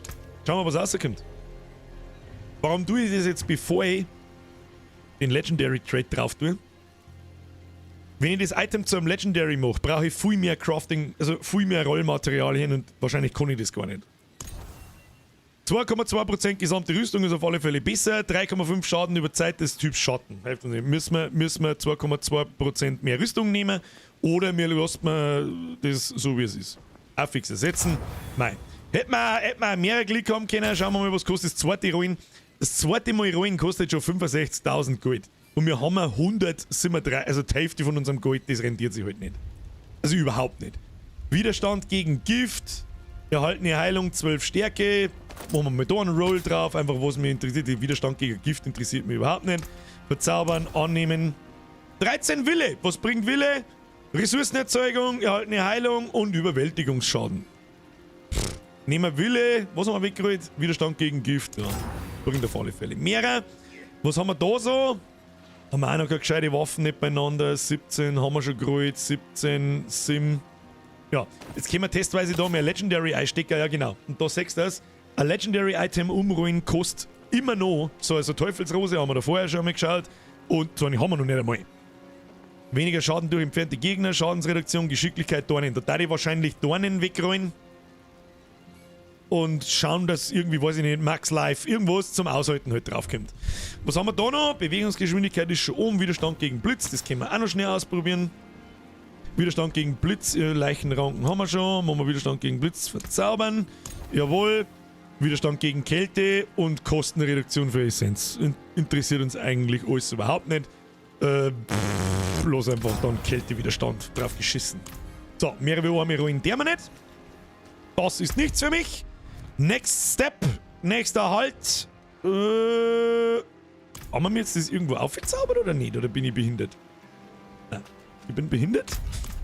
Weil ich einfach wieder gegangen, ohne den Scheiß da auf zum Zaubern. Jetzt machen wir so. Dann machen wir... Wo ist jetzt das hin? Das da möchte ich. Skelette, Schaden. Ja. Gegenstand. Ruhmessprache. Jawohl. Kost... Oh, da hätten wir jetzt nicht weiter rollen dürfen. Das habe ich nicht gewusst, dass das jetzt schon 10 seine gelben Essenzen kostet. Aber das war das. Es darf ruhig teuer sein. Das ist ja wichtig. Und rauskommen tut dann das da. Nämlich, Skelette kriegen 30% mehr Schaden. Und das ist so eine Ansage. 30% Schaden ist wirklich eine massiv hohe Zahl. Das würfelt man jetzt da einfach einmal auf und fertig. Kostet 14.000 Gold. Jawohl. Nein. Bitte einmal drauf. Und dann ist das Ding draus geworden. Wunderbar. Sehr schön. Mehr können wir jetzt gerade nicht da. Was mich jetzt noch interessiert, haben wir mit den Aspekt jetzt immer noch. Ja. Also das können wir wirklich... Das stackt auch nicht. Das erkläre ich jetzt nicht weiter, ist wurscht. Aber man kann das so oft rumzaubern, wie man will. Das muss man nach dem Draufzaubern nicht nochmal irgendwie finden oder nochmal erfarmen. Das hast du einfach immer, wenn du den Dungeon freigeschaltet hast. Und das ist wirklich ein ganz netter Trade. Den kann man sich schon mal reingenehmigen. Was tun wir jetzt da? Wir porten uns jetzt da so her. Dann ist 20 nach 4. Jetzt meine ich, gehen wir mal nochmal schnell eine Rauer. Schaut sich am Podcast einmal ein bisschen Runden weiter. Bin ich dann in 2-3 Minuten wieder da. Jetzt sind wir da. Mich wundert sowieso ein wenig, was das da überhaupt ist. Warum ist denn da nichts? Warum ist da ein Wegpunkt, aber da ist nichts? Keine Händler, das ist einfach ein offenes Feld. Keine Ahnung, was die Scheiße eigentlich soll. Naja, gut. It is what it is. So, Freunde der Sonne. Ich glaube, das war... Wir haben ganz stabil dabei. 2 Tage ist erledigt, den 3. schaffen wir heute locker noch und im 4. fangen wir mit noch. So schaut's aus. Jetzt, pass auf. Super, ja, klingt perfekt. Das ist übrigens auch die Möglichkeit für euch, die da wirklich im Dauerzustand zuschauen. Da könnt ihr mal was zum Trinken holen, geht's aufs Klo, geht's bieseln, geht's kacken, geht's wichsen, geht's was weiß ich was, das ist mir wurscht. Hauptsache, ihr beschäftigt euch irgendwie. Oder, wenn ihr euch nicht beschäftigen wollt, dann machen wir es so. Ich verstecke mich da hinter meiner kleinen Pausenfigur, gehe schnell eine Raucher. Das dauert jetzt ein bisschen länger, weil ich keine Vortreide mehr habe. Das heißt, ich brauche 30 Sekunden länger. Und euch wünsche dabei damit viel Spaß. Bussi aufs Nussi, bis gleich. Und dann leidet das Persönliche darunter und dann hast du halt, wenn du Pech hast, Hundstag da drin. Da habe ich auch keinen Bock, das ist mir schon klar. Aber was soll ich denn tun? Ja, was willst du tun? Und wenn du dann sagst, nachdem was gekommen ist und du hast dann wirklich Hundstag, du musst ja dann einfach wirklich bewusst mitschauen, was ist jetzt halt anders, was ändert sich, wie schlechter behandelt und dann gehst du wieder zum Betriebsrat. Ey, das ist Mobbing dann am Arbeitsplatz, weißt du? Das ist dann das ist auch kein Spaß mehr. Du hast die Leute halt einfach auch, du hast eine freie Handhabe auf die Vorgesetzten und so weiter, so ist es ja nicht, aber es traut sich halt einfach keiner. Was dann schwimmt auch ein wenig mit, kann ich auch ein wenig verstehen, wenn dann in der Firma wird dann bekannt, du bist so einer, da wo dann sofort... Das gibt dann schon du willst sofort zum Betriebsrat und sagen, ja, dann führt sich anständig auch für Vollidiot. Ja, genau. Dafür habe ich den. Für was jetzt ja, genau, für was haben wir denn gemacht, ihr Trottel? Muss ich mich vor euch lang verarschen lassen, der Hörerin? Das ist nicht ganz dicht. Aber das kapieren, wie gesagt, das kapieren so wenig Leute. Und ja, dass eine gewisse Angst mitschwingt, das ist immer klar. Da muss der Typ dafür sein, ich muss ja da irgendwann einmal überlegen, wie lange muss ich noch arbeiten und wie lange möchte ich mich verarschen lassen. Oder, genau, so oder mache ich halt einmal Full Risk. Weil die meisten, also es ist ja, bei uns ist ja auch in der großen Firma damals, sind ja viele, haben wir Sachen erstritten und so weiter, die haben dann noch keine Probleme nicht gehabt. Es ist nicht so gewesen, dass du dann der Geächtete bist am schwarzen Brett. Und wenn dann einen Tag und am nächsten Tag haben sie es sowieso vergessen, weil... Ja, hallo, da sind dann, was weiß ich, 5000 Leute umeinander gerannt. Ja, dann hat er der gemalt, dann wird 2 Tage mit dem Finger darauf geteilt, wenn da nachher Ruhe ist, dann ist alles cool. Hey, das ist da, sowas habe ich nie genossen. Also die größte Firma, wo ich jemals drin war, so 20 Leute ungefähr. Deswegen kann ich da nicht so mitschmerzen, wie es jetzt zum Beispiel in der BMW ist. Oder da wo es ja, da kann man ja 5.000 Leute nicht. Wie viele Leute arbeiten in der BMW? 25.000. Ich habe keine Ahnung. Ich glaube alle. Gefühlt arbeitet jeder irgendwo in der BMW. Und alle sind im 2.1 oder im 2.4er Werk. Egal wie es schmerzt. Das ist alles, was du hörst. Ja, im 2.1 das letzte Mal im 2.4er. Dann gibt es andere Werke. In der Montage. Kennst du meinen Bruder oder was? Ja, irgendwie. Keine Ahnung. Ich habe nie nur ansatzweise die Anstalten gemacht, dass ich irgendwo in der BMW arbeite. Auch wenn das als Mediengestalter tue, und dort hättest du richtig fette Kohle verdient. Ja, das glaube ich. War schon gegangen, aber nein. Ja, nein. Automäßig ist es ja wieder. Erst mal Fernsehgeist aufgeben und jetzt machen wir Autos wieder komische Geräusche. Du musst einen Muselauder dran. Habe ich heute schon so gemacht. Ja, ich habe schon einen Spätzle spazieren gefahren und dann hat er gesagt, das ist jetzt ein anderes Geräusch. Dann sage ich, was? Und das Problem ist, es ist halt die Art von Geräusch, wo sogar der Laie merkt, da ist kurz vorm Abnippeln. Nicht so das Loch im Auspuff, das für Laien als Tuning-Geräusch durchgekannt. Das war bei uns gerade erst. Der größte Auspuff ist der Tuning-Sound des kleinen Mannes. Offensichtlich hat ja jeder Fiat Stilo auf dem Planeten dasselbe Problem. Mein alter Stilo hat ein Loch im Auspuff gehabt, der hat sich angehört, als hätte er 600 PS. Voll geil. Und unser jetziger Stilo, der hat jetzt auch ein Loch im Auspuff gehabt, der hat sich ganz genauso angehört. Hat dann genau der gleichen Steuerloch gehabt und genau dieselbe Scheiße. Wo sind denn unsere Augenbrauen gepiersten Tribal-Tattoo-Träger? Wir brauchen billige Autoschrauber. Gibt's mir einen Autoschrauber, das soll mir richten. Auto. Scheiß Autos, ja. Also ob der Fernseher jetzt nicht schon gelangt hat, dass der das Zeitliche gesegnet hat. Ja, jetzt wird es langsam teuer. Ja, bitte. Ja. Er hat mir gute Dienste geleistet, meine gute alte 4er Golf-Kisten. Blechkasten. War schon 15 Jahre, glaube ich. Ja, ich habe meinen Stilo auch 15 Jahre gehabt und den wir dann gekriegt haben von den Schwiegerleuten, der ist wahrscheinlich auch schon 15 Jahre alt, aber das war halt nur in der Garage umeinander, steht im Feld eigentlich überhaupt nichts. Den werden wir die nächsten 15 Jahre fahren, bis er auseinanderfällt. Ja, ich lasse jetzt. Oder man uns zwingt, dass wir Steckdosen anstecken. Ja, kannst du einfach anstecken. Kannst du einfach, das wird dann schon. Ja, ich bin fein nichts. Sagst du was an? Oder kann ich gesagt, dass ich umbauen will? Leg mir am Arsch, ey. Warum ist das überhaupt so heiß? Mir rinnt Sauce, aber. Ja. Das ist ja da Strahler, überall, oh, den Strahler haben wir vergessen. Super. Und auf das Arschlochwasser richtig zusammen. Das ist richtig ekelhaft. Und das Getränk da, SpongeBob, Bubble Drink, Ananas, so? Ja. Ja. Ich bin froh, wenn es weg ist, auf alle Fälle. Es schmeckt wie ein flüssiger Ananas Chupa Chups. Ich mag jetzt nicht, das ist nicht unbewusst wieder Werbung, aber ich muss ganz ehrlich sagen, das Red Bull Cola ist eigentlich ziemlich geil. Ich mag das auch voll gern. Eigentlich ziemlich geil. Ich bin gespannt, wie der Hello Kitty Drink schmeckt. Ich bin deswegen saufe ich das so schnell ein, weil... den nicht, den schmeißt jetzt bitte nicht wieder unter den Tisch ein. Nein, das saufe ich erst nach Hause. Warte auf X. Tornado reingekommen. Geht das mit einer Dosen eigentlich? Keine Ahnung. Ich bin gar nicht 12. Aber wir gestern erst drüber unterhalten über das Trinkverhalten im Alter. Wir werden alle alt, fett, grau. Aber grau ist das neue Schwanz. Blattert. Und blattert. Oder grau. Oder beides. Darum gehabt. Ja. Sondern wie heißt du, weißt schon, wenn du eine Kappe hast, dass du noch mehr oberreibst. Ja, das wird jetzt so viel schlimmer machen, wenn es mir ausfällt. Das ist einfach wurscht. Halt doch einfach das ist, ich mich wundert sowieso auch, dass ich noch Haar am Schellum habe. Ich muss einmal, also ich glaube öfter wie einmal in der Woche, muss ich meine Kampe auszupfen, weil da drin einfach ein Bär ist. Und ich frage mich manchmal, warum habe ich noch Haar am Kopf, ich verstehe es nicht. Ich finde das unfair. Ja. Dreckschwein. Nein. Was soll ich machen? Hoffentlich kriegst du einen Hodendreher dafür. Einen Hodendreher? Das ist aber unangenehm. Das ist sehr unangenehm. Ja, aber Platten ist sicherlich auch unangenehm. Ja, es geht, da kriegst du Sonnenbrand. Ich kenne jemanden, der hat eine Haartransplantation machen lassen. Ich kenne auch jemanden. Das muss unangenehm sein, leck mich am Sack, Alter. Wow. Ich kenne auch, der hat es. Hallo? Ausgegangen. Pause! Pause vorbei!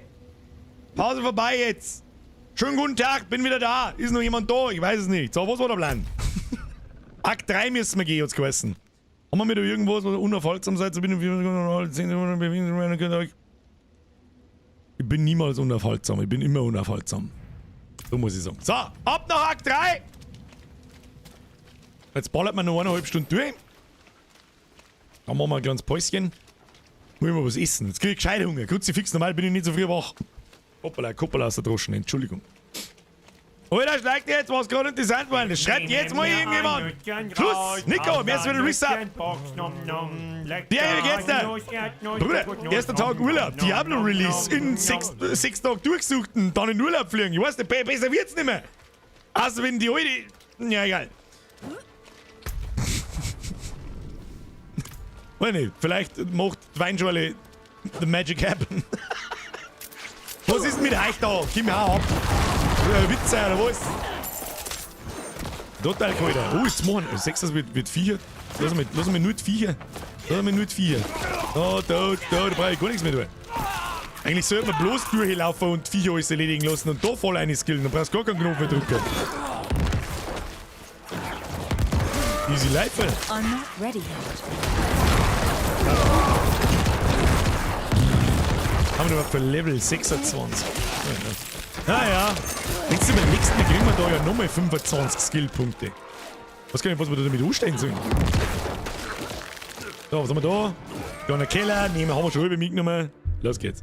Wenn sie schon im Garten rumgraben, kannst du gleich unter dem Tisch graben. Richtig. Absolut richtig. Die haben immer so kleine Pflanzen gekriegt. Von Freunden. Ich weiß gar nicht, was das ist. Keine Ahnung. Paprika und Chili und was weiß ich, was für ein Kack. Und da wir beide absolut zero grünen Daumen haben, haben wir uns... Was ist denn das jetzt? Was ist die weiße Barriere da? Weiß ich nicht. Zieh mit 4 zusammen und lass explodieren. Los. Ist mein Ulti. Eine kleine Sense in Gelb. Das ist gut. Das kann der guter sein.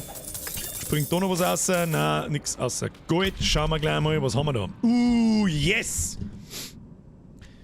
Verlangsamt alle Werte, Schaden gegen verwundbare Ziele, Schaden gegen entfernte Gegner, gut, das passt, Schaden gegen folgende Gegner, oh ja, das ist eine starke Waffe, plus 35 DPS.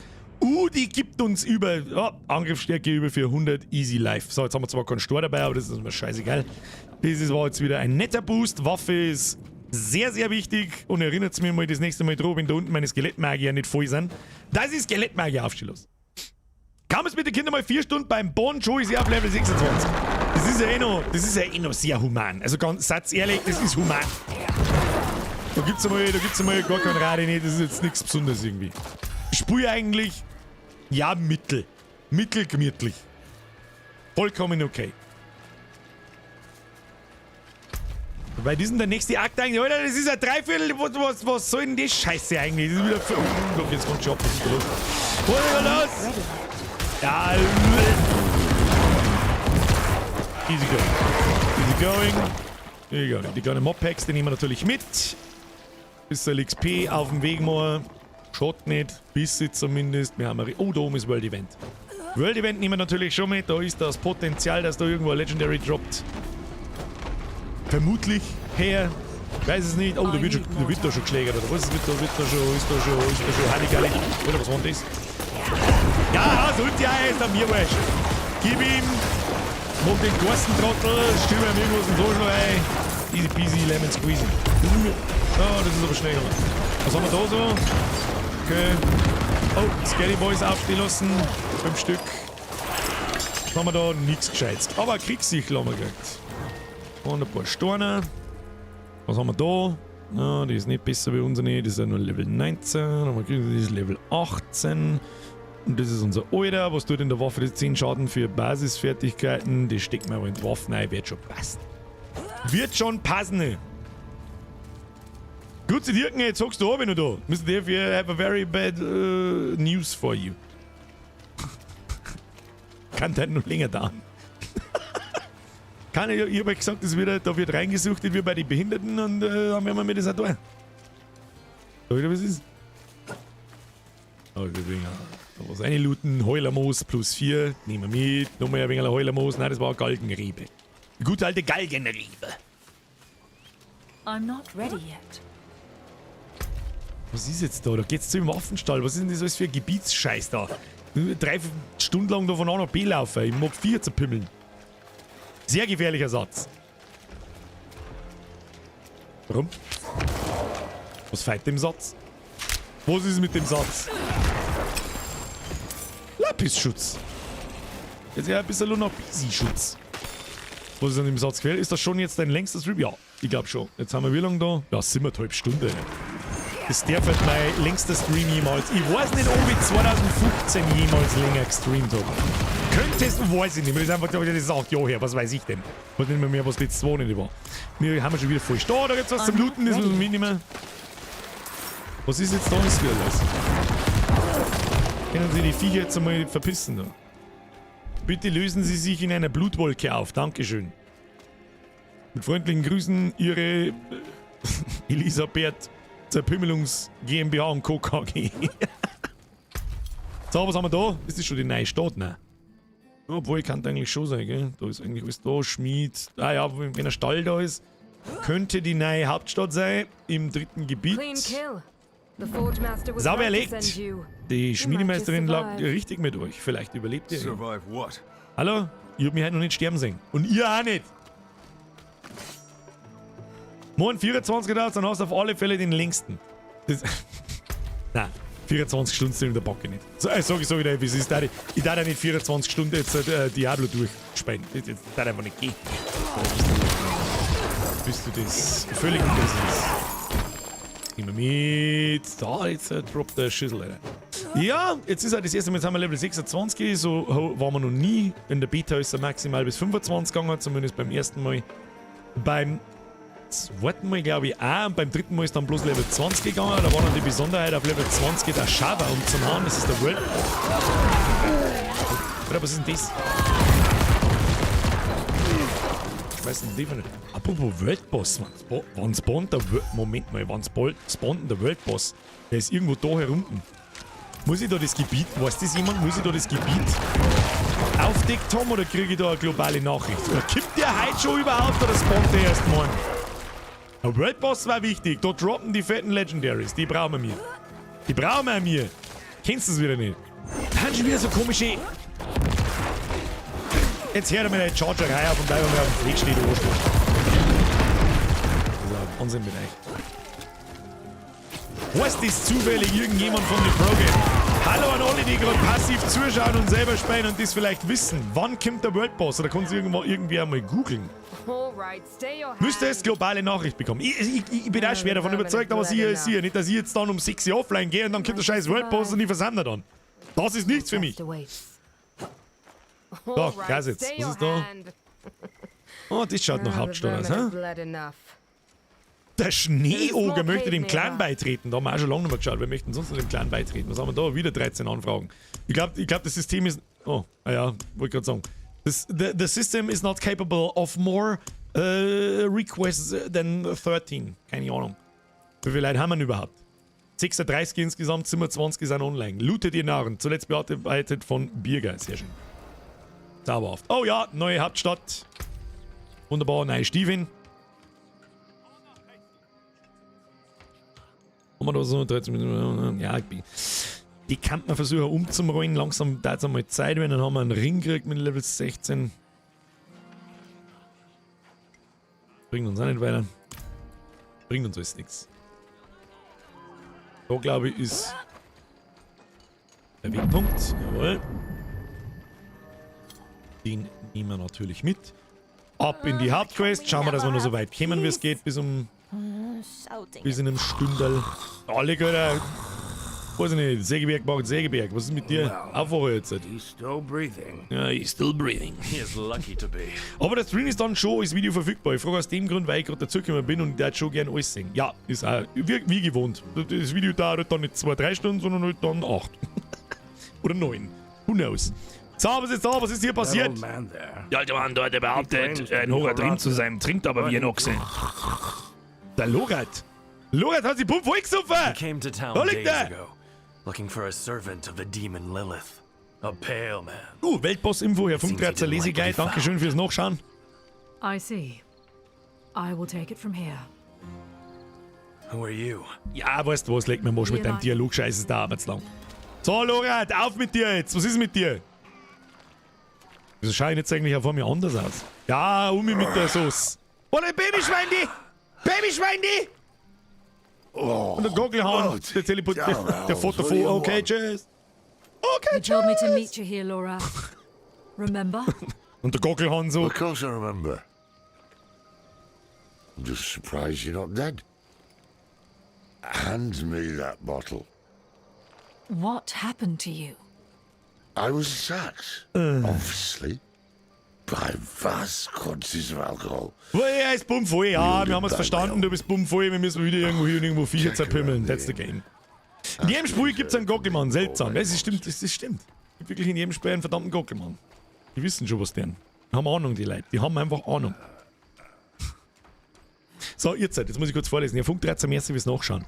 Weltbosse erscheinen zwar in allen Gebieten in Diablo 4, aber immer an bestimmten Orten. Sobald wir diesen Ort betreten, erscheint ein Counter, der uns anzeigt, wann der nächste Weltboss erscheint. Wenn das Event bereits begonnen, haben wir nur kurz Zeit, noch am Kampf teilzunehmen. Ob wir dabei sind, merken wir daran, dass die Kamera sich rauszoomt. Moment mal, dann muss ich in das Gebiet runtergehen. Das muss ich jetzt selber schnell genauer nachgoogeln. Moment.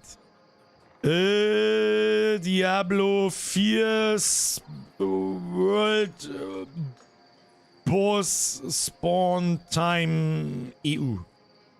Diablo 4 Java World Boss Spawn Times and Location. Von wann ist das? Vom 12. Mai. Trifft man Scheißdreck. Diablo 4 Server Slam, nein, auch nicht. Diablo 4 Java Spawn Times Location and How to Beat. Interessiert mich eigentlich auch nicht. Was haben wir da? Update. Ja. Update on the 1st June 2023. We've updated this article with the exact dates that the Diablo 4 World Boss Java will spawn. Looking for more Diablo. Ja, wo steht's denn? Ewig 5 Kilometer langer Scheißartikel. Wo, ja, wo er spawnen, wo es. Ja, wann war die Frage? Wann?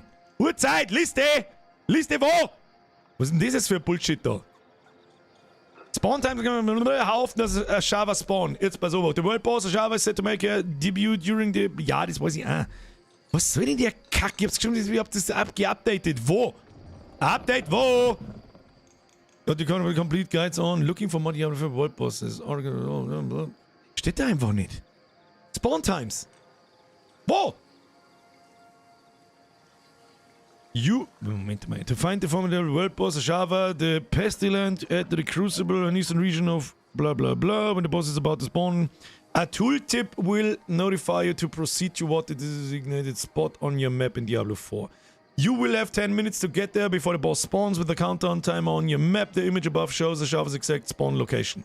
Es sagt mir immer noch nicht, wann und wie viel Uhr das es spawnt.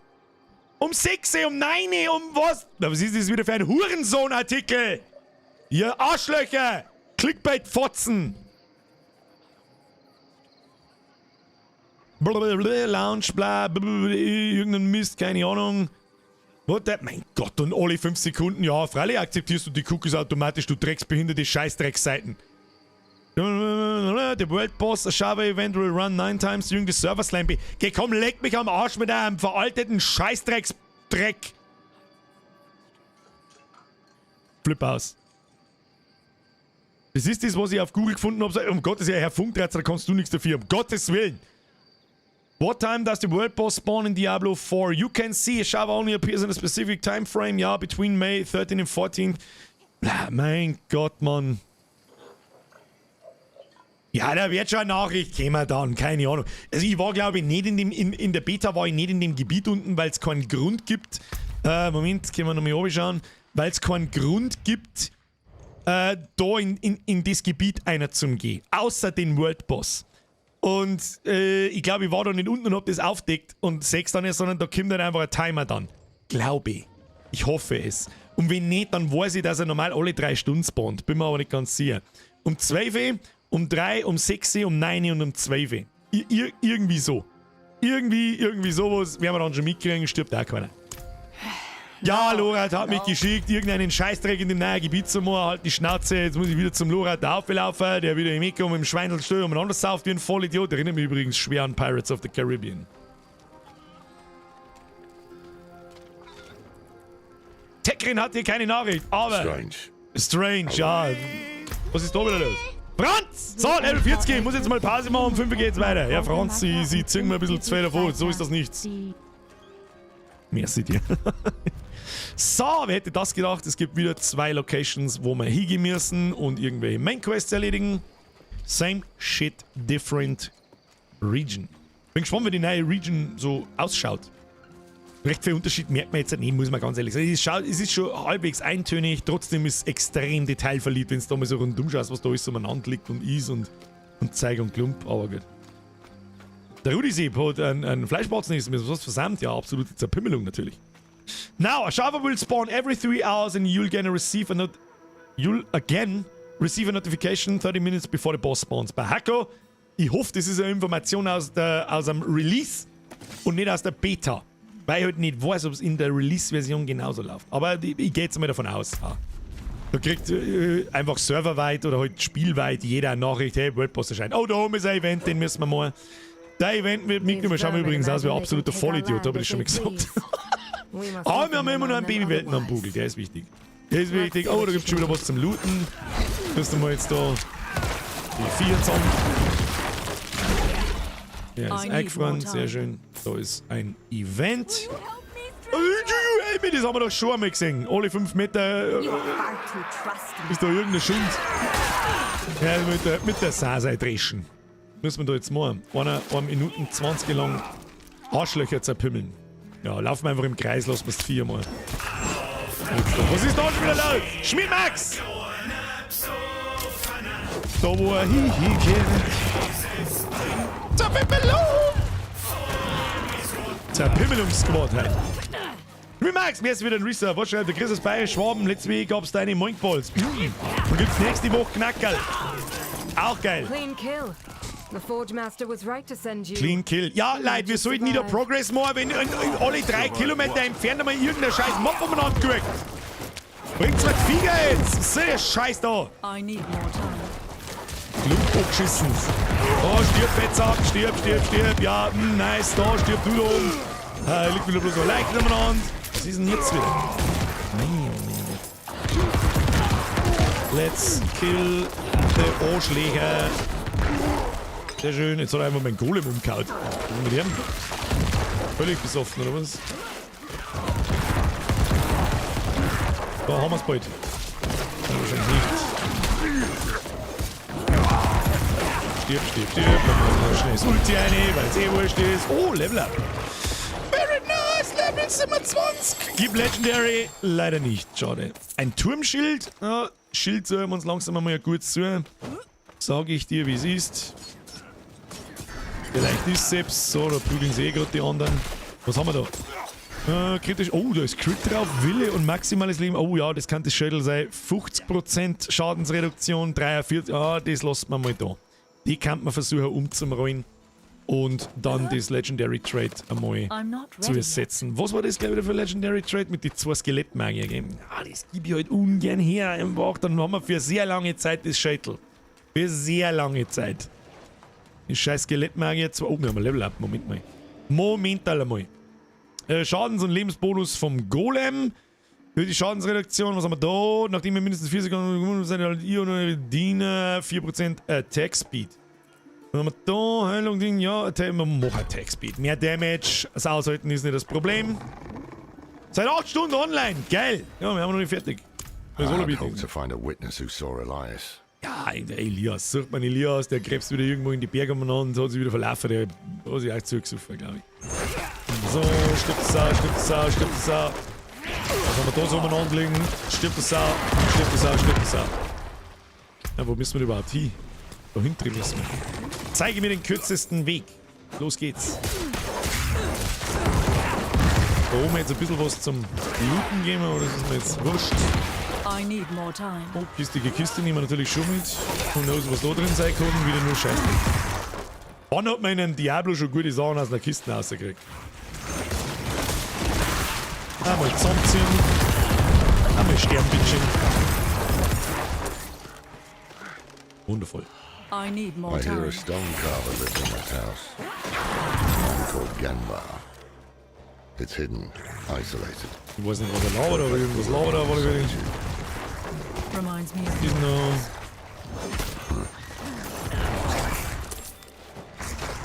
Ja, fein. Krähe abgeschlacht, weil warum nicht? Warum nicht? Weg mit die Viecher. Da, bisschen verlooten. Berg. Arme mal kennen. Golem ein. Ich glaube, dass die Viecher nämlich dann auch mehr Damage kriegen. Haben wir schon da. Was ist da wieder los? Ja, irgendwelche fragwürdigen Symbole am Boden. Wer hätte gedacht, dass da irgendwas kaputt gehen kann? Wer hätte es ja ahnen können? Ich nicht. Oh, kaputt dreschen ist. Kommt jetzt garantiert gleich Elite raus. Natürlich kommt da Elite raus. Golem eine, Ulti eine, staggern, explodieren lassen, Bildschirm löschen. Jetzt wollte ich Far too easy. Far too easy. Das ist richtig. So, wo müssen wir jetzt hin? Jetzt müssen wir da aufhören. Let's search the house. Cap hat's nach Köln geschafft. Dankeschön. Frau Freund, um Gottes Willen. Ich hoffe doch. Ich glaube, 1 Cappy bis jetzt ist nicht angekommen, beziehungsweise einfach nicht abgeholt worden. Und das, ja, derjenige kriegt das leider Gottes erst nach meinem Urlaub zurückgeschickt, wenn halt das Cappy wieder bei mir ist und das dauert alles ewig und so weiter. Aber er hat sich drauf einlassen, das ist gut. Muss ich nicht nochmal anscheißen. Also im Kimi sowieso nicht weg. Ich sitze den ganzen Tag da und stream bis Mittwoch und dann bin ich fort, damit außer Lande. So, was ist jetzt da? Blutige Statue, lass mich raten, die müssen wir anklicken. Was ist da? Nix. Helft Lorat dem Bauernhaus nach Hinweisen zu suchen. Da ist ein Hinweis. Da öffnen sie einen Scheißdreck. Oder hinten ein Hinweis. Hinweis wo? Da, Statue, Hinweis. Was ist denn jetzt? Wo ist denn der Lorat? Lorat. Was denn, wie lange schaust du die Überreste einer exquisiten Steinstatue, die zertrümmert wurde? Ja, was wollen sie? Da haben wir noch was. Today, Master Elias called at my door. I had trouble with my words, so I showed him my carvings. He said he could. Ja, heute mal. Kim, mach weiter jetzt da. Lorat, Kim, moven. Movement. Meta machen. What a damn mess. What a damn mess. Oh, schade, ich hab mich schon daran gewohnt, dass alles blutig ist. Mir war es gar nicht aufgefallen. Burning hells. Brennende Höllen. Wir sind so spät. Elias ist längst fort. Dieser Genbar ist unser Beschwörer. Aha, hat wieder irgendjemand einen Scheißträger raufbeschworen und jetzt müssen wir es wieder ausbauen. Die nicht dazulernen, sag mal. I'm not ready yet. Wo müssen wir jetzt wieder hin? Ja, den weitesten Weg einmal im Kreis rumlaufen. Lass mich raten und ich muss dann wieder zurücklaufen, damit's ja schön lang dauert. Bisschen was looten. Mit. Oder? Ein paar Arschleger-Vier. Wunderschön. Das regeln 4, so ein selber. Schickst du mal den Golem rein. Weißt du, der Golem kann halt da auch reinspringen mit seinem Taunt. Und nicht durch die Viecher durchlaufen, hängen bleiben und dann einfach, wenn die Viecher nicht mehr an dem Pfleg sind, da hinspotten, ohne dass man was dagegen tun kann. Ich weiß jetzt auch nicht. For sending Master Elias. Wer versucht denn da schon wieder irgendwelche Sachen zu beschwören? Ich weiß es nicht. I long for the day when we stand by 2 Schwipschwapp gesucht, der Golem. Lecker Schwipschwapp ist schon geil. The cleansing fire. Was ist jetzt da? Gas! Genbar! Besucher? Hat Meister Elias euch geschickt? Natürlich. Was ist jetzt da mit dem? Oh, müssen wir jetzt wieder eine Beschwörung beenden. Ja, das ist richtig. Mal ganz nice. Oh, der eine damit. Oh, was? Schon hier? Was ist denn der Boss? Er oder was? Dann schicken wir ihn. Oh, ich bin geviert. Das ist nichts. Schicken wir einen Golem rein, schickst du mal eine Ulti rein. Dann lassen wir 4 mal staggern. So, gib ihm. Kommt der was? Schaffelt der bloß. Das ist Witz gewesen sein, oder was? Oh, jetzt kommt der Basie.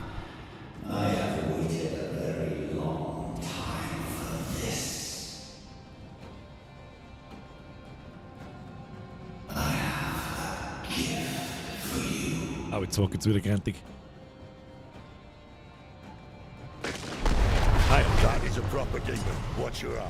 Das ist a proper demon. Ich bin a proper necromancer. So ist das. And they're gonna fuck you up. Das ist schon gut. Aber ich bleibe auch gerne mal im 4 stehen, weil wir sich hinterfangen und Stecker nicht auskennen, was überhaupt los ist. Da habe ich das aus. Sehr gut. Hat's ihn schon. Eine Blutkugel und ein Scheibendolch. How vicious you've become. Einmal, ja. Oh, jetzt haben wir schon bei 193 DPS. Oh, jetzt wird's da nicht happig. Was haben wir noch sonst noch so? Alle Werte Schadensreduktion. Das ist alles Crap. Na ja, gut. So, was passiert denn jetzt? Druck halt. Bad news first. Make yourself useful and head for the Orbe Monastery. So, Quest abgeschlossen. Schwindender Verstand. Das gibt ja gleich 20.000 XP. Das ist eine Ansage. Das ist eine Ansage. So, und jetzt werden wir da oben müssen. Ne?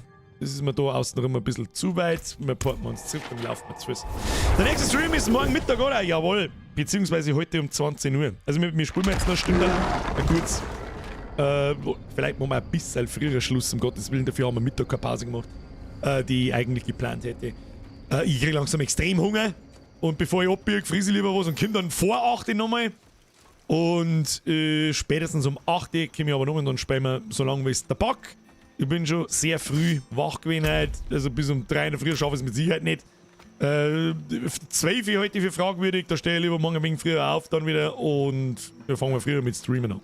Aber spätestens morgen um 13 Uhr geht der Stream weiter. Wobei natürlich auch gerne mal vor Mittag, wenn meine Spätzchen online sind, vor allem jetzt am Wochenende, Samstag und Sonntag, da ich auch gerne mal einfach ins Discord zu denen eine, wegen labern, was los ist und was weiß ich. Und dann mache ich halt die Gebietsaufgaben da. Das ist jetzt was, das ist nicht sonderlich spannend für einen Stream. Generell glaube ich, ist für einige der Stream nicht sonderlich spannend. Aber ich habe euch gewarnt, das ist jetzt was, das muss nicht unbedingt im Stream laufen, dann habe ich halt 2 Level mehr, wenn wir mal weiterspielen. Da ist ein Event, ich habe es genau gesehen.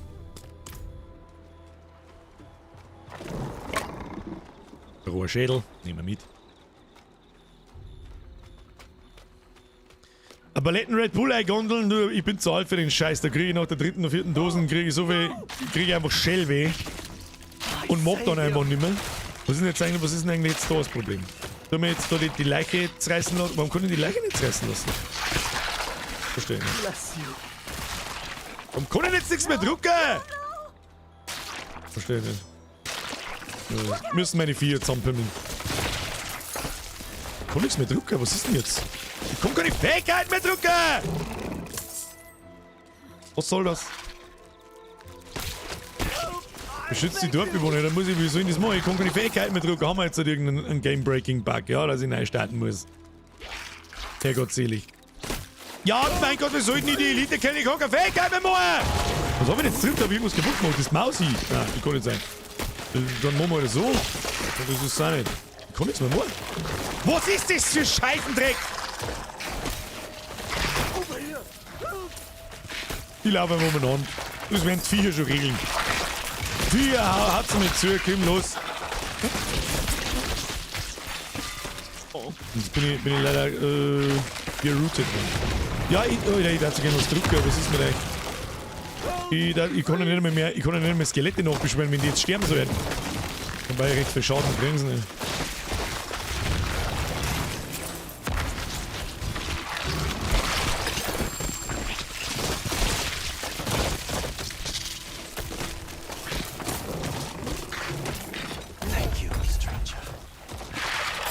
Deswegen mag ich einen Necromancer so gern. Du brauchst einfach bloß da stehen und zuschauen. Dauert es bloß ein bisschen länger. Was haben wir da jetzt gekriegt? Ja, oh nein, Ding, ja, haben wir auf Zeit gekriegt, haben wir noch was Gescheites gekriegt. Ein Kopfhalt, Widerstand, Schattenfeuer, Rang zu altern. Nicht unbedingt. Oh ja, nochmal eine Sense, kritischer Trefferschaden, das ist okay, Schaden gegen Kontrolle. Oh, 19 Int. Die darf weit stärker sein wie unsere. Jawohl, 430. Das ist wieder 10% mehr Damage. 9 Wille, Rang zu Knochenspeer, Schaden über Zeit des Typs. Schatten bringt absolut gar nichts. Stärkungseffekten durch Schreine und Widerstände ohne Ende bringt auch absolut überhaupt nichts, aber da kann man auch versuchen umzurollen. Die nehmen wir mal da oben. Dann haben wir da noch ein bisschen was. Das Wille, Leben, Diener, kritische Treffer. Ist schwierig. Immer diese Entscheidungen. Immer diese Entscheidungen. So, eine jetzt in die Bude. Müssen wir da überhaupt da? Reist zum Kloster von Orbei, um mit dem Abt zu sprechen. Kriegen wir hin. Das war bei mir auch, muss das Spiel nicht starten. Kann ich eigentlich jetzt irgendwas da? Ich kann ja jetzt keine Fähigkeit mehr drücken. Ja, dann. Was mir jetzt extrem hart auffuckt ist, dass ich den Scheißweg da jetzt nochmal runterlaufen muss. Gehen wir mal da rein und hoffen wir, dass da ein Waypoint ist, damit, wenn ich jetzt das Spiel starte, nicht wieder da oben anfangen muss. Das da jetzt absolut gar keinen Bock drauf. Ja, scheiße, das ist ein Brunnen. Das passt mir jetzt gar nicht. So, oh, da ist. Da kann man aufmachen, da kann man nicht. Das passt mir jetzt überhaupt nicht! Wo ist denn da ein Waypoint? Weiß jemand, wo da in der Nähe ein Waypoint ist, den man sich schnell holen kann? Was machen wir Diablo Map auf? So schaut's aus. Diablo 4 Map. Diablo 4 Interactive Map. Sanctuary, 100% Region Check, Aspect List. Gib mir Aspect List. Nein, keine Aspect List. Bin ich gemeint.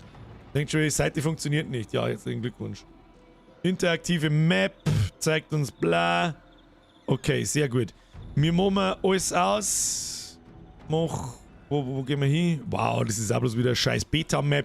Mein Kim, Alter, da ist nix aktuell. Gefickt sein. Ich muss jetzt die Scheiße da nochmal laufen, oder was? Was macht das grüne Symbol? Was für grünes Symbol? Das da? Angriffsgeschwindigkeit erhöht. Ich weiß nicht, was für grünes Symbol du meinst. Ja, ich kann nichts mehr drücken. Irgendwas ist bra. Aber warte mal, wir gehen mal in den Dungeon rein. Vielleicht resettet es dann irgendwas. Schauen wir mal, vielleicht Lots. Nein, oder so. Na. Toll. Ja, gut. Ja, wird nicht helfen. Da müssen wir uns jetzt leider Gottes schnell auslocken, weil ohne Zuhauen ist es auch nichts. Ohne Zuhauen, ich habe nicht mehr was zum Dringen. Mit was für einer Taste skippt man die Dialoge? Ich habe schon alles probiert. Linke Maustasten. Oder auf Escape, dann, also einmal auf Escape, dann erscheint unten das Menü, mit was du skippen kannst und dann nochmal Escape. Da hat allerdings schon jemand geschrieben vor einer gefühlten halben Stunde. Und darum bin ich da. Pazifist Mode activated. Immer noch keine Warteschlange. Und das um 5 Uhr am Freitag. An Release-Tag. Blizzard, ich bin beeindruckt. I'm fucking impressed. Kannst du noch einmal nicht zwingen, wenn ein Dialog kommt. Dass es funktioniert. Ja, Stickerl müssen wir gehen, aber nicht ganz.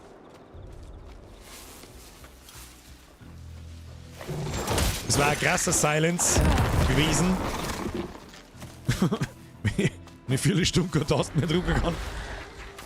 Oder ein Vogis! Vogi, stirb Vogi! Und der komische Eber, du jetzt mal den Eber weg da. Ja, nice. So, wie müssen wir da rein? Natürlich laufen wir wieder falsch rundum außen. Ist ja klar.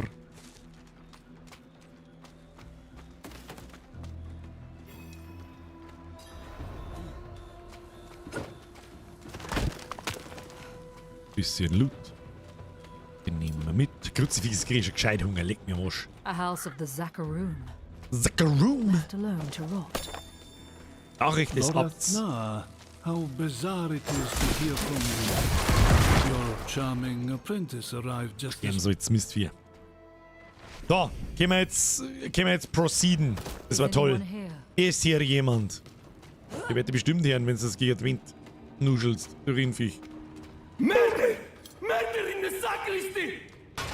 Mord in der Sakristei ist... Lock the doors! Was? What about the others? Was ist mit den anderen? Wo ist der Abt? Was weiß ich nicht. Wir bleiben da umeinander. Wo? Ich habe ein bisschen Andariel-Kathedralen-Vibes. Bisschen. Haben wir da drin? Nix.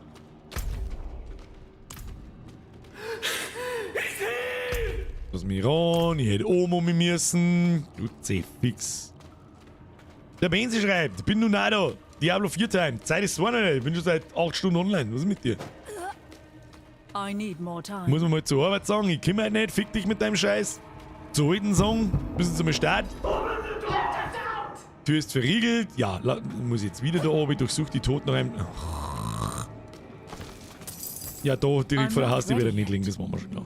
Der Benzi musste arbeiten, deswegen sag ich ja, sagst du mal zu dem Chef, jetzt halt mal den Mal, ich hab jetzt keine Zeit nicht. Wenn er fragt, warum, dann sagst du, jetzt halt mal den Mal, sonst halt er nicht aufs Mal. Du Klappspaten, du. Hast du mal viel Glück drin, dass ich überhaupt... Ist hier. Hier, blöd. Ja, jetzt rück an den Schlüssel aus, du Klappspaten. Da, was war da? Kreuzritterschädel. Das war's der Key. Achso, die hat's in der... Weiß ich nicht, wo hat's denn den Kreuzritterschädel gehabt? Wo hat's denn den gehabt? Im Hosensack, oder was? Das kriegst du wie ich? Ausbildung und so, ein bisschen kritisch, ja, damit sie später gleich wissen, was geschlagen wird. Du musst deinen Standpunkt klar machen. Um Gottes Willen, hoffentlich nimmt meine Sachen niemand auf dem Planeten ernst. So, aber schauen wir aus. Oh, da haben wir ja, haben wir das Ulti ein, weiß ich, wurscht ist. Gib ihm. Damit Ding ein, Ulti ein. Schluss jetzt mit deinem Schild da. Klappspaten. Schön. Noch ein schwerer Schild. Sehr gut. Runenband. Gehen wir alles brauchen. Kann da kurz drum dabei sein. Muss jetzt da wieder irgendwie toten Trottel durchsuchen, bevor ich jetzt wieder durch die ganze Bude da 5-mal durchlaufe. Weiß ich noch nicht. 8 Stunden live und immer noch nicht fett. Mir geht's ähnlich. Ich weiß nicht, ob du von mir redest, ob das eine Frage war oder ob das eine Feststellung war. Weiß nicht. Mir geht's gleich wie dir, Benzi. Ich hab in die Schule müssen. Pfui Teufel, ich bin so froh, dass diese Scheiße vorbei ist. Und ich wahrscheinlich nie wieder in meinem Leben in irgendeine Scheißschule muss. Da, was haben wir da drin? Da ist natürlich wieder keiner super Durchgang. Oh, da haben wir irgendwo eine Elite. Gehen wir mal weiter, der muss da hinten nochmal anknipsen. Wo ist der Elite? Elite wo? Elite Sepp wo? Oh, das Kloster für Arbeit 2. Kann aber gar nichts. Ich weiß nicht, wo müssen wir überhaupt die suchen nach dem Ab des Klosters? Ja, werden wir schon finden. Das Kloster erinnert mich auch ganz krass an die, da ist der Abt. Scheiß den Dosen. Weiß nicht. Der Mönchmann sitzt beim Kacken. Und jetzt will. Hoppala, Luft gesprengt. Es ist bloß ein Mönch. Open the door. And the pale devil smiled. Oh, the pale devil. He took the forbidden knowledge. The forbidden knowledge! Elisabeth sagt, psst. Da ist chill. Saugen wir alle ein. Brav. Ah.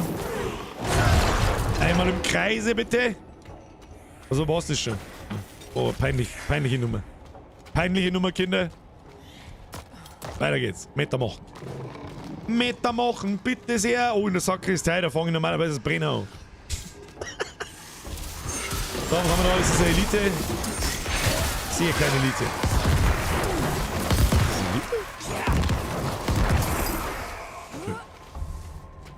Mehr Elite-Gegner. Ich brauche Loot.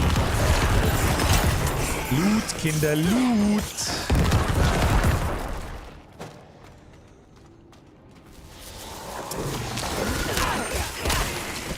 Wir einsammeln die Unsgrippen und dann zerpümmeln. Das schaut doch sehr stabil aus. Das schaut doch sehr stabil aus. Viecher werden ja immer... Oh, jetzt haben wir was gefunden. Da haben wir was gefunden, da haben wir nichts gefunden. Da haben wir nichts. Schicken wir einen Golem ein. Hätte ich vorgeschlagen. Weg mit dem Schund. Jawohl. Was ist mit eigentlich? Ja, was tut jetzt da? Ihr, der die Finsternis erfahren wollt, kniet nieder vor dem Licht, sprecht die Worte der Litanei und schultert unsere heilige Bürde. Okay. Ich muss jetzt den Scheiß da lesen, oder was? Und dann... Zeit zum Lesen. I'm not ready yet. I don't have any time to read now. I don't want to read. I can't read. Reading is nothing for me. Sagt die Litanei auf und entzielt die Tür. Möchtest du wetten, dass ich das jetzt anklicken muss und ich jetzt lesen soll? Möchtest du wetten? From morning, Gott sei Dank. my eyes were opened, and I saw the coming darkness. Through the day, Der Chris fragt, haben die Skelette eigentlich eine Lebenszeit bzw. Cooldown, bis die verschwinden, oder nur die Lebensleiste, dass wenn die weg ist, erst die Skelette verschwinden? Also, die haben Leben, die fallen nicht nach einer gewissen Zeit zusammen, die sind für immer da, außer sie werden von Gegnern erschlagen. Man muss dann, aus so leichten Dingen muss dann neue beschwören. Du kannst aber, wenn alle am Leben sind, also wenn du dein Maximum beschworen hast, kannst du auf eine Leiche draufklicken, dann heilt es. Abt! Wir müssen hier schnell weg! Lass mich raten, er ist schon besessen. Der hat schon eine Blutlocker davon gezogen. With the rest of it. where is Elias? Gone. He said the ruin of Sanctuary was imminent and only I could help. He is going to summon. Ja, Kim, was gib ich mir der Scheiß? Alter, was ist denn jetzt los? Achtung, massiver Bossfight, oder was? Oh, jetzt. Das ist der Skelett King. Skeleton King. Skeleton King! Ja, gib ihm gerne eine Ulti ins Gesicht, damit nichts passiert. Was ist jetzt da? Wo ist denn hier noch? Wo ist denn hier noch? Gib ihm einfach, der holt eh keine Sau was aus. Gib dem Affen Zucker. Schau hier, der schmutzt wie ein Stückchen Vieh, jetzt ist es staggert. Da kann man mal sauber reinprügeln. Da rasch schon mitgehen. Ja, total leere Hosen. Erstes Item mit 2 Sockeln. Ein Kopf, geschickter Widerstand gegen Kälte und Feuer. Ja, der hat schon mittlerweile, jetzt haben sie schon fast 20% Widerstand auf die Sachen drauf. Ein Ring mit Sockeln. Ja, jetzt findet man langsam ein paar... ein Schädel. Garnisonsgroll. Was haben wir da so? Schadensreduktion, Geschick, erhaltene Heilung. Na, das ist absoluter Vollcrap. Aber die Hosen, schauen wir mal die Hosen an. Nochmal Shift. 11 Stärke, können wir nicht brauchen. 25 maximales Leben, interessiert überhaupt nicht. Und Lebensregeneration auch nicht. Absolute Scheißdreckshosen. Plus 4 alle Werte. Gut, wir haben da eine ziemlich starke Brust gefunden. Rentiert sich auch noch nicht, die zum Tauschen. Schatten, Feuer, Rang 1 für Altern. Na, das ist alles Mist. Alles Schund, Knochenspeer, Schattenscheiß, interessiert auch alles keinen. Naja. Naja, haben wir nichts gekriegt. Der Lars schreibt, wusste nicht, dass du auch zockst. Direkt mal abonnieren. Herr Rudolf, jetzt bin ich, aber was, woher kennst du mich dann, wenn du schon auf YouTube bist und noch nicht abonniert hast? Ich mache eigentlich sonst nichts anderes. Oder nicht mehr, sagen wir es so. Oder nicht mehr viel andere Sachen, sagen wir es so. Das, glaube ich, ist am korrektesten gesprochen. Das machen wir übrigens schon seit 5 Jahren. Ja, 4,5. Wenn sie, war natürlich nur ein Scherz, ich bin nächste Woche auch nicht immer dabei, zwecks Hopp. Ich sag's jetzt auch ganz ehrlich, ich habe also ein bisschen das Gefühl, dass ich wahrscheinlich so Anfang der Woche langsam abbiege. So, mit inklusive, ich sage dir 100%, bin ich mir sicher. Ob ich dann, ich glaube nicht, dass ich den Stream dann irgendwie absage oder so. Aber bevor es gar nicht mehr zum Aushalten ist, gebe ich schon Bescheid. Ist auch für mich ein Test. Ich habe noch nie so lange eingestreamt. Das haben wir noch nie da. Schriftrollen des Verbotenen, Kim, leck mich, was interessiert mich der Gelaber da? Lass uns anfangen. Oh Gott, was passiert denn jetzt? Cutscene schauen wir uns natürlich schon. Ich kenne ihn nur von den How-To-Festival-Videos. Da gibt's nur eins. Und das ist unfassbar gut, ja. Dankeschön. This is Elias's work. Was ist denn das für Vieh? Das ist Elias. The answer lies in the stomach.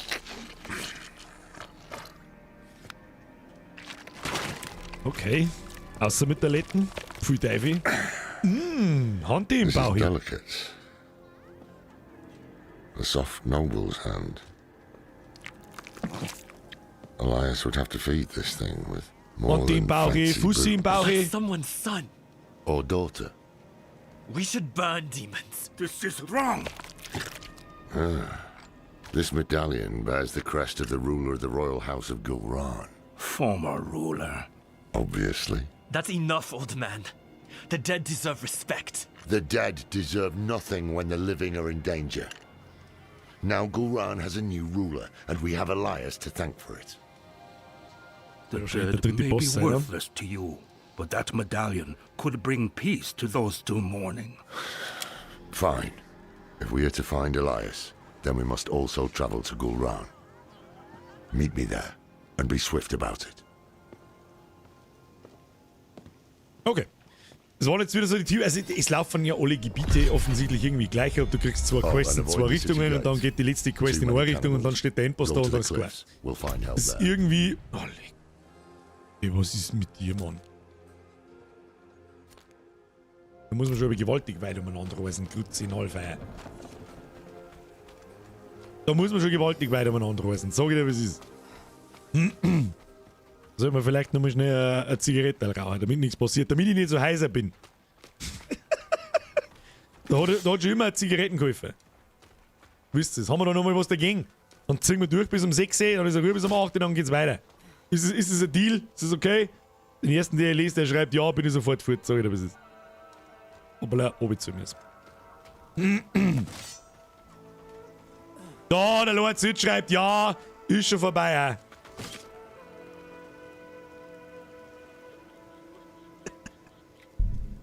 Achtung. muss ich mal schnell wieder eine wutzeln. Moment. Ich drück dabei schon mal auf Play.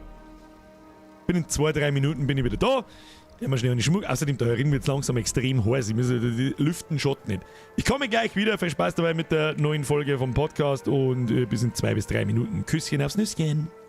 Wir haben uns hinten machen lassen und als es wieder voll geworden ist, hat es vorne ausgegangen. Weil das sollte man ja eigentlich ein wenig aussitzen, bis wirklich so überall ausfällt. Und also ich kenne eine, die arbeitet beim Hautarzt und die haben dann immer die Leute nachbehandeln müssen. Und die hat gesagt, die meisten machen das so, die fliegen in die Türkei für eine Nachbehandlung. Das ist dann praktisch wie so zum Machen, weil das ist wie ein Urlaub. Da kannst du ein Hotel mieten und so weiter. Das habe ich schon Dann machst du die Transplantation und die ist da ja ein Zehntel so viel wie bei uns in Deutschland und dann kommst du wieder zurück und musst einmal im Monat mit so einem Eigenblut-Ding musst deinen Kopf noch bestäuben. Das kostet nämlich 100 pro Monat, aber das soll anscheinend so Das ist aber schweineteuer bei uns. Du musst dir vorstellen, soweit mir das erklärt worden ist, wie das funktioniert, hinten, also die meisten Männer fallen ja hinten unten Tor nicht weg, deswegen kriegen meistens alle so einen Kranz. Geile Mundkranz. Das ist übrigens jetzt einmal ein Tipp an alle angehenden Platterten. Ich kenne das noch aus meiner Kindheit, wenn der Bart anfängt zum Wachsen und du hast da die ersten 8 Haare und du meinst, du bist der Allergeilste und das, ja, so lang, lass lang wachsen und tust dann auf Zeiten, dann sieht man es besser. Genau das gleiche Phänomen, glaube ich, gibt es, wenn du Oma Knie kriegst. Das heißt, ja, lass deine Haare und dann gibt es wirklich Leute, die, das ist kein Klischee, sondern die campen das dann da so um und so, please don't. Ja. Man sagt das, man nimmt es auch ganz aktiv wahr, nur man sagt halt nichts. Und wenn please, du Schütthaar dazu nehmen. Bitte einfach abrasieren. Schütthaar. Was ist ein Schütthaar? Das ist so Prüferzeug. Also, ja. Du kannst auf den Kopf auf den pfeffern. Vor allem, wenn du es dann 2 nimmst und wenn es los wird, dann kann es nämlich sein, dass es vielleicht ein bisschen rinnt und so. Das schaut richtig geil aus. Das ist was für 2 Es schaut einfach immer schlechter aus, wenn deine Haare auch schon dünn werden und du lässt das extra wachsen und man sagt aber halt darunter schon, da ist eigentlich nichts mehr. Ja. Einfach gnadenlos her. Der Schritt ist wahrscheinlich am Anfang ziemlich krass. Es dauert nicht einmal eine Woche. Dann hast du dich daran gewohnt, dass du jetzt deine Haare rasiert hast. Oder halt zumindest einmal, also nicht das Versuchen zum Verstecken, sondern einfach, wenn du jetzt sagst, mir fallen es da hinten aus, gut, aber dann lass das Haar trotzdem weiter normal schneiden, weil da hinten sage ich immer, mir ist das scheißegal, das sehe ich nicht. Bei mir wird es erst, wenn es ja vorne komplett licht wird, dann sage ich, dann gibt es Nein, wenn du viel lassen oder wenn ich das wahrscheinlich verstecken, ich kann nicht mitschmeißen, weil ich muss nicht verstecken. Ich darf gerne meine grauen Haare, manchmal denke ich mir schon, Kruzifix, die haben wir schon gescheit graben. Kruzifix ist das schnell gegangen. Ja, das hilft nicht. Hilft nicht. Kannst du mir reinfahren? Nein, warum, man? Was soll denn der Scheiße? Wieso soll man jetzt Tor fahren? Das ist behindert. Das Diese eitlen Vollidioten, die da meinen, damit, dass dann nur mit 20 jünger ausschauen. Nein, dann schaust du aus wie ein 50-jähriger Vollidiot. Ich bitte um Damenkommentare. Grau ist das neue Schwanz. Danke, das baut mein Selbstbewusstsein auf. Dankeschön. Grau macht attraktiv. Ich hab auf der Seite schon auch graue Haare. Ich will gerade bei Bord wieder haben, gerade. Ja, da kommt bei mir auch auch immer schlimmer. Der ist grau und gülden. Ich weiß bei mir, ich hab gute Gene, was die Haare betrifft. Der Bab ist nie blattert, auch nur ansatzweise blattert, waren auch nicht vorne da in die Geheimratsecken, Licht, sonst irgendwas. Aber er war mit 38, 39 komplett grab, also Gerald Grab. Geil, oder? Da hab ich mir auch gedacht, so, Alter, da hab ich nicht mehr lang. Ja, und es geht schon wirklich krass am Berg ab. Ich mein, was auch immer extrem unvorteilhaft ist, wenn die scheiß LED-Strahlen auf die Haare aufwichsen, schaut es aus, als wäre ich bloß noch Grab. Das ist halt auch nicht der Wahrheit entsprechend. Ja, ist aber, schon. Das ist ja, schon fuck. Ich trinke lieber. Erzähl du irgendwas. Heute mal einen Monolog über... Haben wir keine Kommentare mehr zum Vorlesen? Oh shit, wir müssen auf Pause drücken! Flockiani.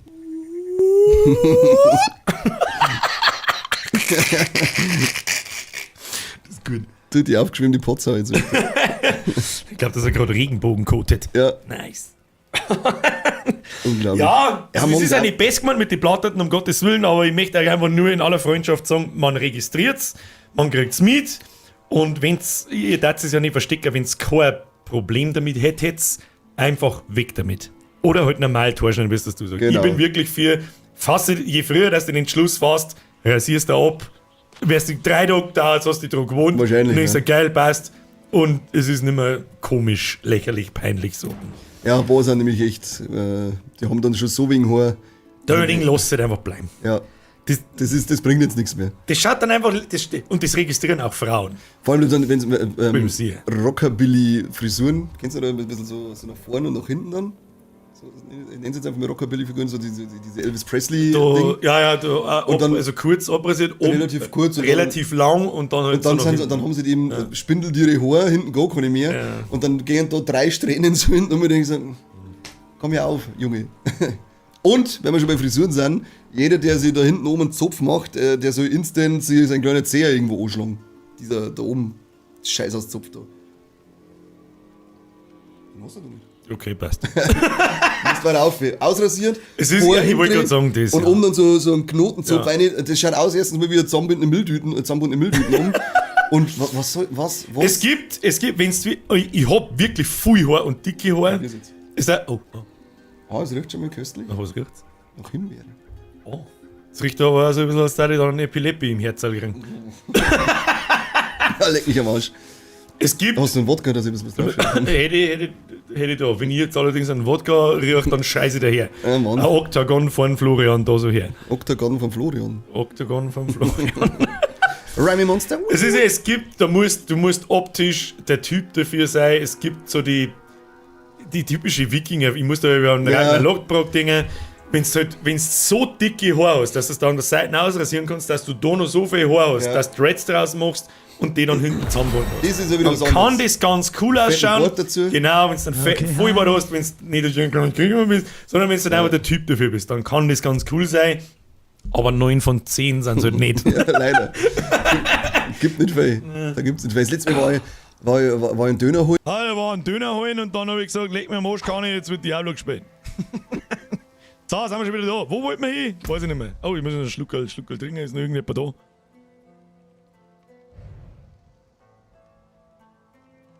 Ui, David, das ist wieder ein weiter Weg. Ui, David, das ist ein weiter Weg, der gefällt mir gar nicht. Ja, aber da gibt es aber 4 zum Zerpimmeln. Der Species war der Meinung, da läuft der Podcast live.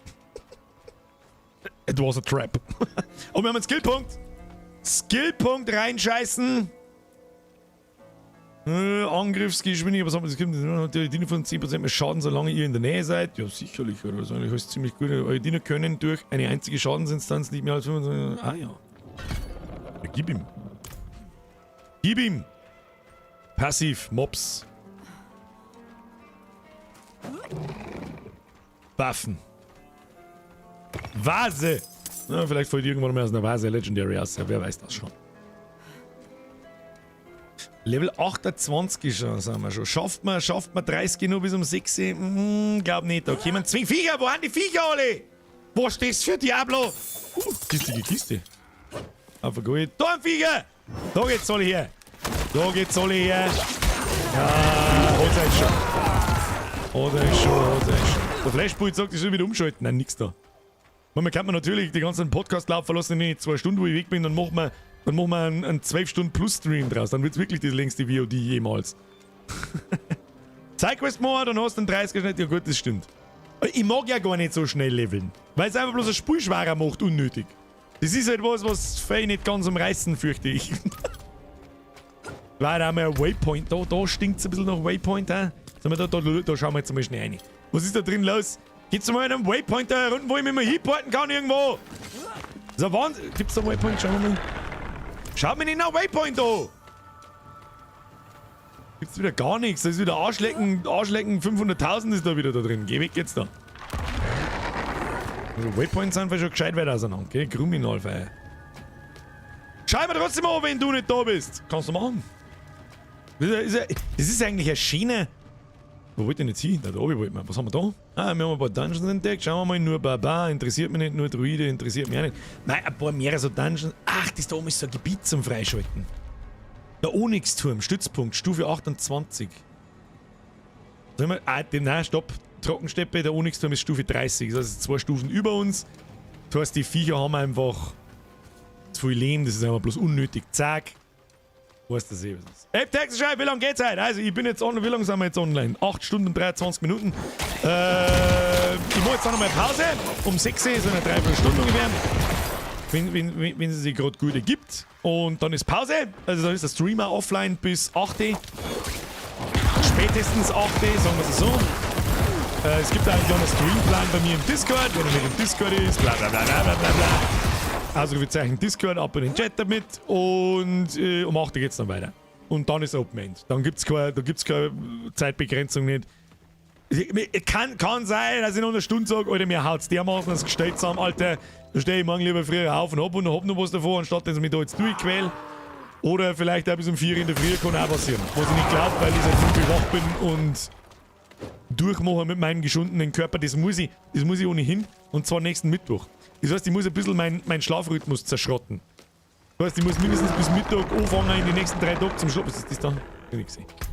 Mindestens anfangen zum Schlafen. Die nächsten Tage bis Mittag. Und am Mittwoch geht dann der Stream nicht um 1 so, sondern irgendwann spät Nachmittag. Und dann bleiben wir so lange wach, wie es irgendwie geht. Und dann mache ich durch. Basisfertigkeiten erhalten 15% Angeschwindigkeit. Ne, brauche ich nicht. Der Cyberslayer muss jetzt schon wieder, ist ja nicht tragisch. Du, der Stream ist so lang, dass da nicht jeder, wir sollen sagen, 100% davon sind. Oh mein Gott. Habe ich jetzt gerade wirklich, wie heißt das, Erdhörnchen getötet, das tut mir unfassbar leid. Da läuft's. Oh, es tut mir so leid. Das tut mir jetzt tatsächlich ein bisschen leid, dass man die überhaupt töten kann. Blizzard, ihr Schweinebären. Schweinebär-Eichhörnchen. So, haben wir gleich da. Ja, da ist er finally endlich einmal ein scheiß Waypoint. Rotamin. Da ist bloß einer drin, okay? I cannot do that here. I cannot do... Oh, Kiste. Wollt da mal was anderes aus als scheiß Gold? Fix. Das ist auch wieder keine Hauptstadt, nicht und nix. Na gut. I'm not ready yet. Aber... Oh, und da glänzt halt die Grafik wieder. Ah. Da glänzt halt die Grafik. Das schaut jetzt schon ganz geil aus. Der abgefuckte Scheiß, die aufgespitzten Leute. Pity you didn't bring an army or siege works. Elias is here. Oh, Boss Arena. Gone to the palace, no doubt. I can smell it. Behind the high wall with the gates barred behind him. We can't get through. You know who can. Zelaya. Wir sind Zelaya schon wieder. How many messages did I send? Huh?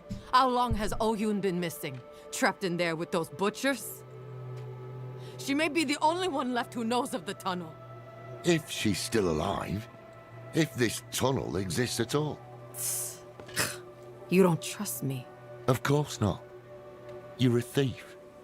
Useful years ago, true. But it's clear you have some other reason to seek this Oyun. Not your business. If I were to look for Oyun, where would I start? She has a house in the market square. We were supposed to meet there before, but I couldn't get close. Tried to come back alive.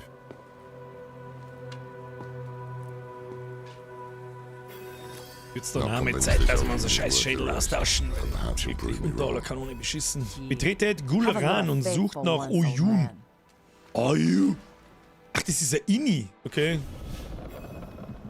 Ja gut, hat trotzdem geil ausgeschaut. Da kriegst du da erst einmal beieinander. Das Species Frog kommt das als VOD, sicherlich. Sicherlich. Also ich stehe da nicht. Es ist halt auch auf nicht gelistet. Aber es kommt als VOD. So, Zeit zum Sterben. Da haben wir wieder sehen. Zusammenziehen, Dings, keine Ulti. Zack, Explosion, tot. Eisenzauberstab. Waffe kann man immer brauchen. Ein Wefflein kann man immer brauchen. Was ist denn jetzt? Jetzt bin ich geslowt. Schleicht euch hier Penner. Ah, Öhrchen juckt.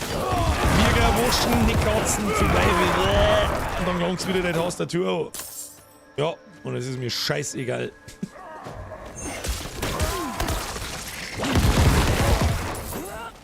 Bitte machen Sie den Meter.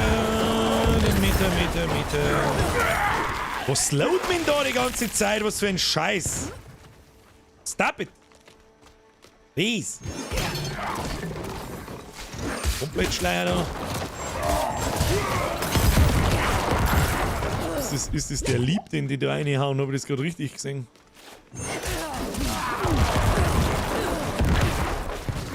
Ah ja. Ich habe richtig gesehen. Also aber Zusammenziehung. Sehr schön.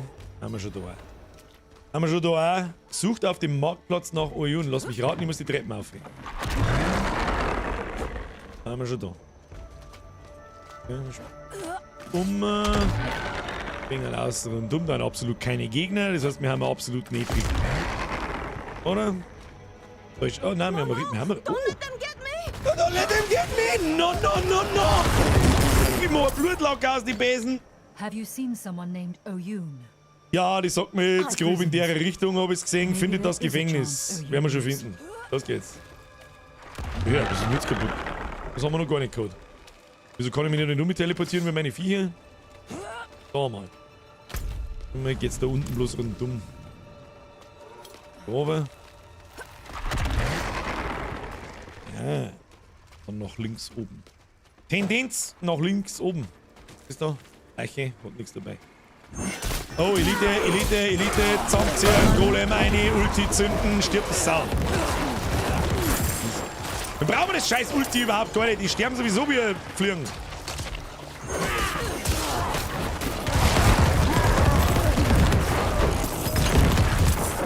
Oh, wird aber auch nicht langweilig. Boah, lecker, oder jetzt. Oder direkt. Jetzt hat er ja rein was Knacker gedroschen. Das ist der Wichser. Oder die Nekromantenhilfe wieder zu wenig.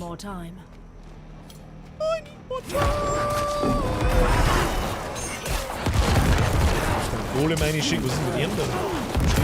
Fetter Gegner. Wir wollten schon ein bisschen was aus. Bisschen was wollten schon. So, zusammenziehen. Wenn wir alle auf einen Haufen sind, einfach Rechtsklick töten.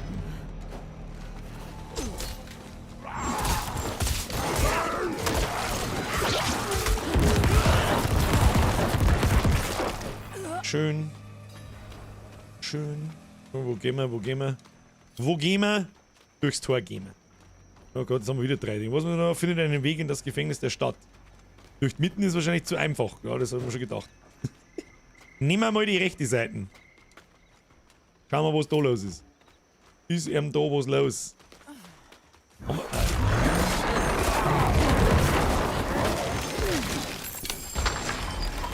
Eichenzauberstab. So, was ist schon?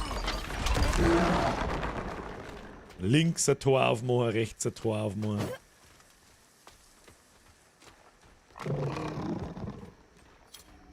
Der Auerweis! Fahrt auf Grill. Auf Grillen hätte ich jetzt ehrlich gesagt abgebrochen. Aber wenn du nicht 2 Stunden Pause, da habe ich zwingend Zeit dafür. Ja, wobei es da eigentlich schon geht, aber ich habe auch gar keine Zeit daheim zum Grillen.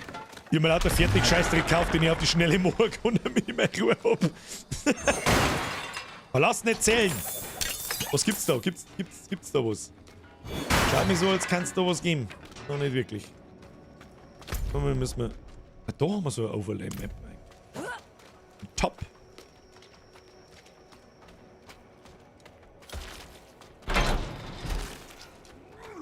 So, was ist denn hier da drin? Der Bestrafe. Die Bestrafer löst sich in Blutwolke auf, so schaut's aus. Wenn die zwei spät sind auch. So, die Scheiße auf den Bestrafer liegt mir am Arsch. Ja, was auch jetzt noch. Das ist aber derselbe Abschnitt, nochmal. Mit dieselben Gegner, mit dieselben Mobs. Geh mal bei, lass mich raten, wir müssen mal wieder... Oh, was haben wir da gefunden? Du hast eine Kohle meine schicken, gibst du mehr Liken, die haben wir die Mustang, gibst du immer mehr Ulti und dann machen wir die einfach weg. Schlüssel zum Gefängnis von Grulan. Das war einfach. Ich habe jetzt eigentlich damit geredet, dass wir ewig nach links und rechts laufen müssen. Oh, Jun! You're not him. Wer seid ihr? Das Haken ist halt aufgehört und ich... Oh. The chopping. Der Butcher? It stopped and I thought he was coming for me next. Das kann der Butcher sein. Your friend Zelaya sent me. You'll see her soon. Oh, findet einen geheimen Weg mit Oyun. Oyun. Where did the candles Ah, das Haken hat aufgehört. Hört sich nach Butcher. So, wie das ist? Was haben wir da? Beschädigte Mauer. Ja, hau doch mal ein Golem, hau mir die Mauer zusammen da jetzt. Jetzt da wieder. Okay.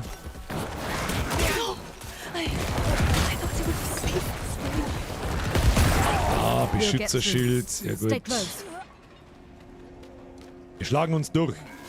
Man kann jetzt so Behindertenaufgaben kriegen, ist mir alles wurscht.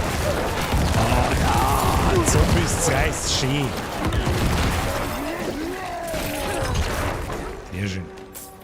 Abstaub, weiter geht's. Am Butcher habe ich am Server Clash im Wald getroffen. Der hat mich alt ausschauen lassen. Ja, mir hat er auch ein paar mit erwischt. Der ist aber, ich glaube, den gibt's. Das war ein Beta-Gimmick. Der ist einfach random gespawnt aus dem Nichts von irgendwo. Und der war anders stark. Zu zweit haben wir nochmal zusammengehauen. Allein habe ich ihn dann nicht mehr getroffen, wie ich einigermaßen schon beieinander war. Weiß ich nicht, ob ich ihn dann solo geschafft hätte. Aber zu zweit haben wir nochmal gekillt.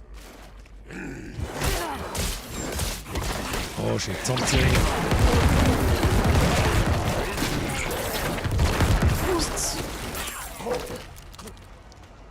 Was zerreißt denn da alle, was so viel Schaden macht? Haben wir schon da. Kann man das Spiel ja Crossplay zusammenspielen? Meines Wissens ja. We made it. Recht mit Oyun. I can't stop my hands from shaking. Währenddessen kann man mal in Kleine schauen. Beitrittsanfragen 19. Der Kurbe, der Sanchez, der Toasty, den glaube ich haben wir schon mal gehabt. Den lesenden Seth Never. Ein Meier Mike, der Dr. Fuzzy, der Jehan, der Verpitti, der Tobi, der Mozzo. Dann glaube ich, haben wir alle. Wie viele Leute haben wir mittlerweile? 41, 29 sind online. Ja, ich sehe schon. Da haben wir einen Haufen, haben Fettbock. So, seid ihr bereit? Where is she? Irgendjemand zusammendreschen halt wieder einmal. Aber ich glaube noch nicht, dass wir mir da schon ans Ende vom Akt ohne schmeckern. Also habe ich so Doppelquest, Einfachquest, nochmal eine Folgequest und dann ist Endquest. Bis sie haben wir schon und das werden wir dann um 8 Uhr erledigen, habe ich das Gefühl. It's safe now. Nothing will get you up here. Kriegen wir mir Mount noch? Zelaya! Zelaya! Oh, Yun! Oh, Yun! Oh, you've Ich bin come zurückgekommen, back to ja. me. Ist ganz ehrlich, es interessiert mich Scheiß, was ihr labert. Jetzt kriege ich da einen Mount. You know, when we first met, I assumed this connection you have with Lilith would lead you to darkness, as it has Elias. But after Mit the dem good Waypoint you've schon, done ja, here, haben wir. maybe I was wrong. We shall see. Was ist jetzt? Geflüster aus der Vergangenheit. Sprecht mit Lorat am Eingang der Schlachtergrube. Oh, das ist das Butcherloch. Ja, es gibt kein Diablo ohne Butcher. Seit Teil fucking nochmal 1. Der Ferdinand. Wenn man benennen kann. Ich glaube sowieso, dass er jeder zweite sein Pferdl einfach Plötze nennt. Haben wir noch was zum Looten? Das nehmen wir natürlich mit. I need more time. Da haben wir auch noch was zum Looten. Schöne Erzader mit Eisenbrockern drin. Nehmen wir mit. Birger, habe auch gerade einen Request an Clan geschickt. Falls schon einmal angezeigt wird, Saria. Wird mit Sicherheit auch sein. Ich tue da sowieso jede Stunde mal, nehme ich einen Haufen Dinger an. Da verkackt man jetzt nicht eine Dreiviertelstunde, dass ich alle 2 Minuten irgendwelche kleinen. Ich sehe gleich schon wieder, jedes Mal, wenn ich das nämlich tue, kommen gleich 15 neue rein. Ich nehme schon an jeden an, um Gottes Willen. Allerdings kommt irgendwann der Tag, da werde ich den Clan verlassen, weil ich genau weiß, wenn ich offstream spielen will, dann mehr Ruhe haben und dann habe ich nicht mehr Ruhe. Ich habe wieder 5000 Invites und Nachrichten und schau, da haben wir was, Gut. So, schau her. Einmal staggern, Ulti, Dingsbums rein, Explosion. Also explodiert ja nichts. Wieso ist denn da nichts explodiert? Kann man da jetzt schönes Explodierfleisch. Mr. Ghoul. Ja, Ghoule explodieren also schön sei das fein. Kannst doch in deinem Profil auf D&D stehen. Ja, und das glaubst du interessiert dich nicht.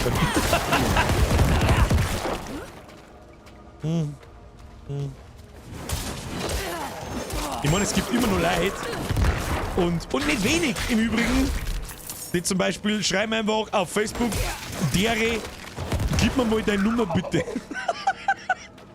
Lässt mir auch ein paar Mal schon denken, Alter, was meinen leider eigentlich passiert? The fuck? So, eine mit dem Jahr. Natürlich charge du wieder irgendwo in die Weggeschichte eine, machen wir so. Und dann lassen wir einmal Schätz reißen. Also, nein, mir geht es nicht um Benachrichtigungen, mir geht es um Leute, die mir dann anschreiben und mir Invites schicken und das ist ein Scheißdreck. Außerdem braucht nicht jeder den ganzen Tag wissen, wann ich online bin und wann ich sprühe und sonst irgendwas. Das ist einfach. So, 2 Säbel, wunderschön. Was müssen wir jetzt da? Hast du jetzt einmal die Tür aufgemacht? Jawohl. Es ist schon storytechnisch, nein, immer das Gleiche. Lauf von A nach B, prügelt Viecher über den Haufen.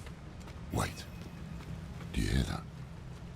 Voices. Oh, why do we stay here? Der Broll. Schau dir nur den Quamperten haben da. Ich glaube, den müssen wir selber nicht auf den Deckel gehen. Once Elias has finished his grand work. What work? You will see soon, bro. The seeds we have sown will bear fruit. Ghoul Run will be reborn, and so will. What work?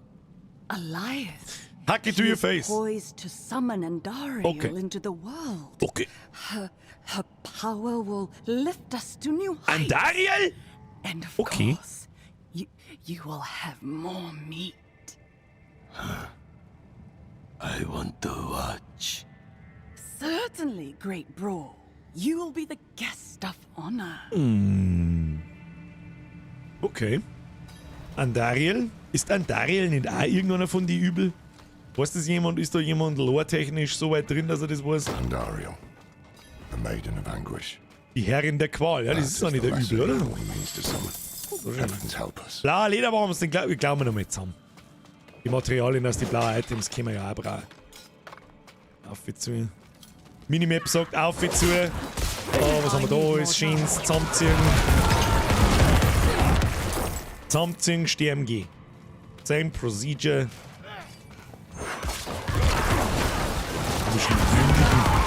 Die windigen Kuttenaffen da, die kann man einfach so zusammendreschen, da weiß ich nur nichts. Die Rest Mond 4. Ja, das ist der erste, der Endboss in Akt 1 in Diablo 2. Das weiß ich, aber ich weiß nicht, ob es eine von den großen Übel ist. Gruft schon. Jetzt haben wir schon einen Haufen Waffen gekriegt. Jetzt sollen wir langsam da nochmal nachschauen. Wie ist unser Inventar? Wir sind fast voll. Fuck, das hätten wir vielleicht mal früher mal sein. Bevor wir jetzt da vielleicht noch, wenn es ganz dumm läuft, auf einen Akt-Endboss treffen. Aber so weit sind wir, glaube ich, noch nicht. So weit sind wir noch nicht und das machen wir auch noch vor der Pause. Damit wir dann einfach loslegen können, wenn es 8 ist. Ja, Chef, ich bin jetzt wieder da, unterhalte mich. Bester Streamer, Mike Riese, ich arbeite dran. Heute habt ihr zu meiner Unterhaltung da. Habt ihr das nicht gewusst? Ja, habt ihr das nicht gewusst. Ja. Nase juckt. Ohrwaschel juckt. Juckt da über alles. Was haben wir da? Lächerlich. Lächerlich. Kutensepp, der reißt wie leere Hosen. Aufgemacht die Bude.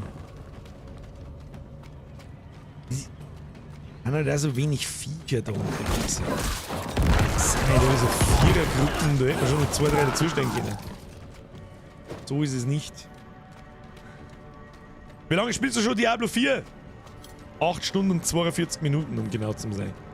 Oder sagen wir 8 Stunden und 30 Minuten. 8 Stunden und 20 Minuten, weil wir immer wieder mal ein Raucherpäuschen eingelegt haben. Andariel ist ein niederer Übel, steht unter Mephisto, Baal und Diablo. Ah ja. Das ist jetzt das. Oh, Boss. Ja, Zwischenbossfight. Zwischenbossfight, den der mal eine, Ulti der mal eine, Kim stirbt. Sterben, so ist's. Heilen wir unsere Skeletti-Boys einmal weg. Oh, das soll man vielleicht nicht, dass wir wieder einen One-Hit abkriegen. Diesen hier. Heilen wir unsere Skelly-Boys. Heilen wir uns selber. Warum tut denn da kein Fleisch mehr am Boden liegen? Was ist denn da? Was genau ist denn da? Ich glaube, Bosse kommen wir auch nicht. Kommen wir auch nicht. Spotten. Irgendein Golem, wenn wir nicht sehen. Stärke. Sehr schön. So, jetzt haben wir voll mit Items. Was ist jetzt? Untersucht das Zeichen der Versiegelung. Das ist wahrscheinlich am Ende hinten, hä? Wo ist das Zeichen der Versiegelung? Hallo? Zeichen der Versiegelung? Ach, da hinten. Servus an alle anderen Rücken, die sich nach Feierabend instant den Bürgersee in Streaming einziehen. Ein Servus zurück. Look at all this. Look at all this. An archive of the forbidden. Archive. Handpicked by Elias himself. He must be planning to summon Andariel somewhere else. But he did his research here. Look around. There might be some clues that can tell us where the ritual will take place. Jetzt müssen wir da Sachen durchsuchen. Goldene Kiste. Ja, da ist wieder nur Scheißdreck drin. Ja, wir sind im Übrigen sind wir auch voll. Das werden wir jetzt nach der Quest auch mit da, dass wir unser Zeug verkaufen und die neuen Items einwursteln. So, was haben wir da? Irgendwo, da muss man da irgendwo draufklicken können, oder? Was ist dort? Das schaut verdächtig aus. The prophecy is unfolding before ganz da, oder was? Ja. Ja. Andariel wird offenbar woanders beschworen. Aber wo?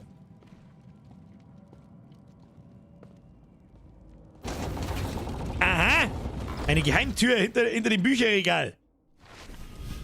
Oh, das schaut nach Boss Arena aus. Should have killed him when I had the chance. Oh, jetzt kommt der Dicke wahrscheinlich, oder? Jetzt kommt der Dicke. Wo ist der Dicke? Wo ist der Dicke? Her mit dem Dicken. Die Flüster aus der Vergangenheit. 14K durch dunkles Glas findet einen Weg in den Tempel der großen Übel. Oh, das hat so schön nach Boss Arena ausgeschaut. I'm not ready yet. Oh, das mag ich jetzt noch einigermaßen fertig machen, bis wir wieder zum Waypoint irgendwie kommen. Ah ja.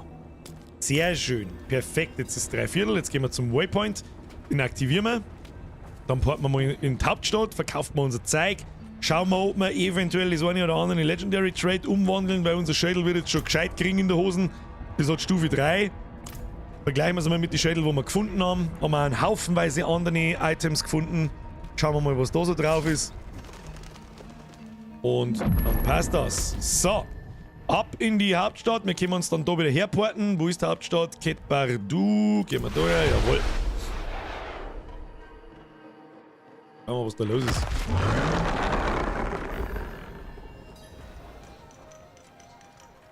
Schauen wir mal. Wo gehen wir hin? Gehen wir mal zum Alchemisten schauen. Da haben wir fast Level 29. Da können wir nicht recht viel mehr kennen, nehme ich an. Nein, da müssen wir Level 30 sein. Okkultisten. Ja, verkaufen wir erstmal unseren Schund. Legendary. Haben wir mehr Legendary im Inventar? Nein, gar nichts. Wo ist denn der scheiß Schmied? Schmiedesepp, da unten ist er. Hoppala, anders um mich. Oh, da ist schon der erste mit dem Mount, der ist Level 38. Ich mag auch einen Mount! Kann nicht mehr lang hin sein. Bin ich gespannt, ob wir das heute noch da rein. Da eine große Schmiede. Da keine große Schmiede, ich brauche einen Schmied. Jo, wo ist denn der Schmied? Ja, Kim, da stehen wieder 5 Minuten. Okay. So, jetzt pass auf. Das ist unser alte Waffen, braucht man nicht. Waffen braucht man nicht. Waffen braucht man nicht. Alter Ring braucht man nicht. Brustrüstung. Weniger Schaden durch entfernte Gegner. Barriere, Geschick, Dornen. Weniger Schaden durch entfernte. Das ist nicht wirklich besser. So, das sind die Offhands. Ich möchte aber gerne eine Schultel behalten. Sag ich dir, was ist. Schaden schön und gut, aber aushalten schaut schon auch nicht. Außerdem gibt der Offhand immer eben diese plus 80% Waffenschaden in der Haupthand. Das heißt, es ist so 20% weniger Schaden, aber mehr aushalten, darum weg damit. Einhanddolch können wir nicht brauchen. Schädel, absoluter Schrott, haben wir vorher schon geschaut. Handschuhe, Wille, Knochenspeer, Schaden über Zeit können wir auch nicht brauchen. Das ist unsere Waffen von vorher, können wir nicht brauchen. Kopf. Widerstand, Schatten, Feuer, Rang für Altern, können wir auch nicht wirklich brauchen. Die Rüstung war nicht schlecht, langsam aber sicher, aber 60 ist schon ein großer Unterschied.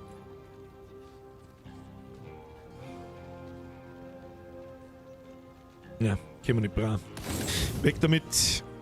Kritischer Trefferschaden, Schaden gegen folgende Verlangsamschaden gegen entfernte Gegner. 3% Schaden, das ist jetzt nicht so viel. 2,5 Schaden des Typs physisch und folgende. Ja, den müssen wir fast austauschen. Der Ring ist besser. Hat auch mehr Widerstand gegen die Schadensarten. Und ich glaube nicht, dass sie das viel nimmt. Das probieren wir jetzt aus. 402,3. Ja, nimmt sie nicht recht viel. Aber es ist ein Sockel drin. Das ist nicht schlecht und der Schmucksockel ist immer nicht übel. So, Hose, die ist jetzt wichtig. Jetzt bei O8. 25 Max Life, 6 Lebensregeneration, 11 Stärke. Okay, die ist absolut beschissen. Die hat kein Max Life für Diener. Und plus nicht auf alle. Ja, die ist beschissen, aber hätte 2 Sockel, aber auf dies kommt es auch nicht weg damit. Widerstand Feuer, Geschick ein Haufen. Sehr hoher Roll. Und 2 Widerstände. Können wir auch nicht brauchen. Dann haben wir da seltener Zauberstab. Der ist schlechter als Unternehmen. Da schaue ich wirklich bloß auf DPS. Was haben wir da eigentlich? Kritischer Schaden. Schaden gegen den Kontrollverlust. Und halt, da ist 19 Int drauf. Das ist halt schon stark. Dann haben wir ein Köpfchen. Oh, ja, okay. Int, Rang für eiserne Jungfrau. Können wir nicht brauchen. Und Widerstand gegen Gift. Können wir probieren umzurollen. Umrollsachen, die wir da auf. Und Stat auswechseln. Vielleicht wird es dann besser. Was haben? Oh yes! Zauberstab mit plus 11. Überwältigungsschaden, Chance von bis zu 3,7%, verletze nicht die Gegner hinzurichten. Kurzer Test. Macht uns stärker. Weg mit der Sense. Ich glaube, dass das passt. So, Schild. 80% Waffenschaden, 25 Dornen. Das ist ein totales Kackschädel. Sag ich dir, wie es ist. Weg damit. Was habe ich jetzt da? Ja, weg damit. Abklingzeitreduktion, Dreck, Wille, Geschick, Rang für Schnitte. Brauchen wir welche mit Int. Fällt mir gar nicht. Blau sowieso weg, blau sowieso weg. Weg damit. So, neue Hose. 35 Dornen. 10% maximales Leben für Diener und 10 Int. Das ist unsere Hose. Das ist unsere Hose für unsere Wahl. Die können wir sofort austauschen, da brauche ich gar nicht weiter nachschauen. Weg damit. Dann haben wir einen Brustschutz, gesamte Rüstung, Widerstand gegen Blitz, 14 Stärke, absoluter Crap. So, schauen wir da mal bei der Ding. Kritische Trefferchance, das ist gut. 16 Wille ist auch gut. Und 12,5% maximales Leben für Diener. Das sind 20 Level Unterschied. 20% Blockchance, haben wir nur 43 Dornen, ja. Aber wenn wir mir das jetzt oberzaubern, wenn wir aus unserem jetzigen Legendary Shuttle die 2 Skelettmagier runterzaubern und auf das Shuttle deren, dann haben wir das Shuttle sehr lang. Weil die 2 Skelettmagier, die gebe ich nicht her. Ja, it is what it is. Müssen wir machen, hilft nicht. Außerdem ist ein Sockel auch drin. Jetzt hätte ich es fast gewusst. So, was haben wir da noch? Bessere Schuhe. Dauer von Stärkungseffekten durch Schreine, Widerstand. Warum habe ich denn die aufgekommen? Bist du besoffen? Ein totaler Scheißschrott. Weg damit. Was haben wir da? Oh, da ist Int drauf. Das ist gut. Widerstand gegen Feuer. Geschick und Int. Ja, und beim Feuer müssen wir probieren, den Widerstand vom Feuer umzuwürfeln in +1 auf Leichenranken oder +1 auf irgendwas anderes, was ganz geil ist. Jo! 3 Items zum Austauschen. Da kann man mal schauen, dass wir die jetzt ein bisschen herholen und ein bisschen besser machen, bitte. Da gehen wir zum Herrn Okkultisten und dann zaubern wir unser Schädel und das der wir jetzt einfach, weil es wurscht ist. Es wurscht ist, weiß ich. Oh, können wir mit Steiner craften? Da haben wir Juwelenschmied. Wir können, oh ja, freilich machen wir das. Diamanten an Gräsern herstellen, einen Schädel an Gräsern herstellen. Können wir sonst noch einen Topaz an Gräsern. Oh Gott, da kann man sogar 2 herstellen. Jawohl, ein Smaragd. Ja, mittlerweile haben wir ein paar Steiner gefunden. Amethyst, können wir sogar 2 mal. Ja, schau her, da können wir gleich mal ein paar bisschen an umeinander sockeln. Schaut auch nicht. Die Sockel bringen nicht so viel, aber ein bisschen was. Das passt schon. Schiebet alles. Schau, was man da kann. Hello. Ding. Greetings. Jetzt glaube ich, läuft er da die ganze Zeit nach. Ja. Beste Leben. Greetings. Ja, das ist jetzt. Hello. Du hör den Hund schreien, du Mongo. Greetings. Jetzt brave Miezi. So. Das war wichtig, hallo. Was haben wir jetzt da? Okkultist. So, jetzt müssen wir aufpassen, dass wir keinen Bullshit nicht machen, sonst sind ein paar Items kaputt. Wir nehmen den Kopfschutz. Int, super. Widerstand gegen Gift, super. Ja, ist die Frage, was wir jetzt da austauschen. Let me have a look. Eiserne Jungfrau können wir eigentlich nicht brauchen. Sag ich das, weil wir damit nicht spielen, wir haben keinen Slot mehr für den Skill. Haltende Heilungsstärke, wir würfeln jetzt die Eiserne Jungfrau um. Sag ich dir, was ist. Jungfrau umwürfeln, 9,9. Ja, was kriegen wir? 13 Wille. Hey, Wille kann man besser brauchen wie den anderen Schund. Drauf damit haben wir einen besseren Kopf beieinander. Verlieren wir sogar gar keine Willenskraft, kriegen wir dafür statt scheiß Stärke und Rüstung braucht kein Mensch. Kriegen wir Int, ist mehr Schaden, können wir reinbrettern. Sehr schön. Was ist denn das jetzt? Hä? Such poor equipment. Ja, egal. Den können wir da oben zum Dissen. So, dann nehmen wir die Schuhe. Wir schauen die Schuhe aus. Warum kann ich jetzt nicht mehr vergleichen?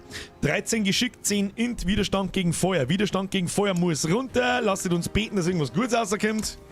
Annehmen natürlich nicht. 1% Ausweichchance. Was kostet nochmal? Ja, 44.000 Gold. Wir haben nur noch 80.000 Gold. Das ist unser ganz Gold gekommen.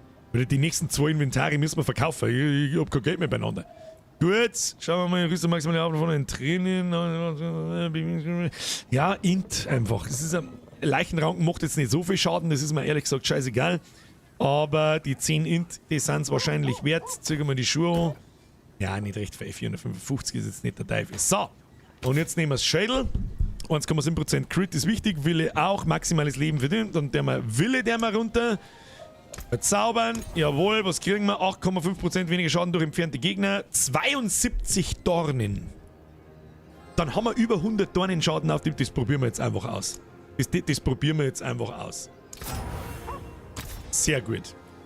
Dann Aspekt extrahieren. Wir nehmen unser Level 3 Schüttel.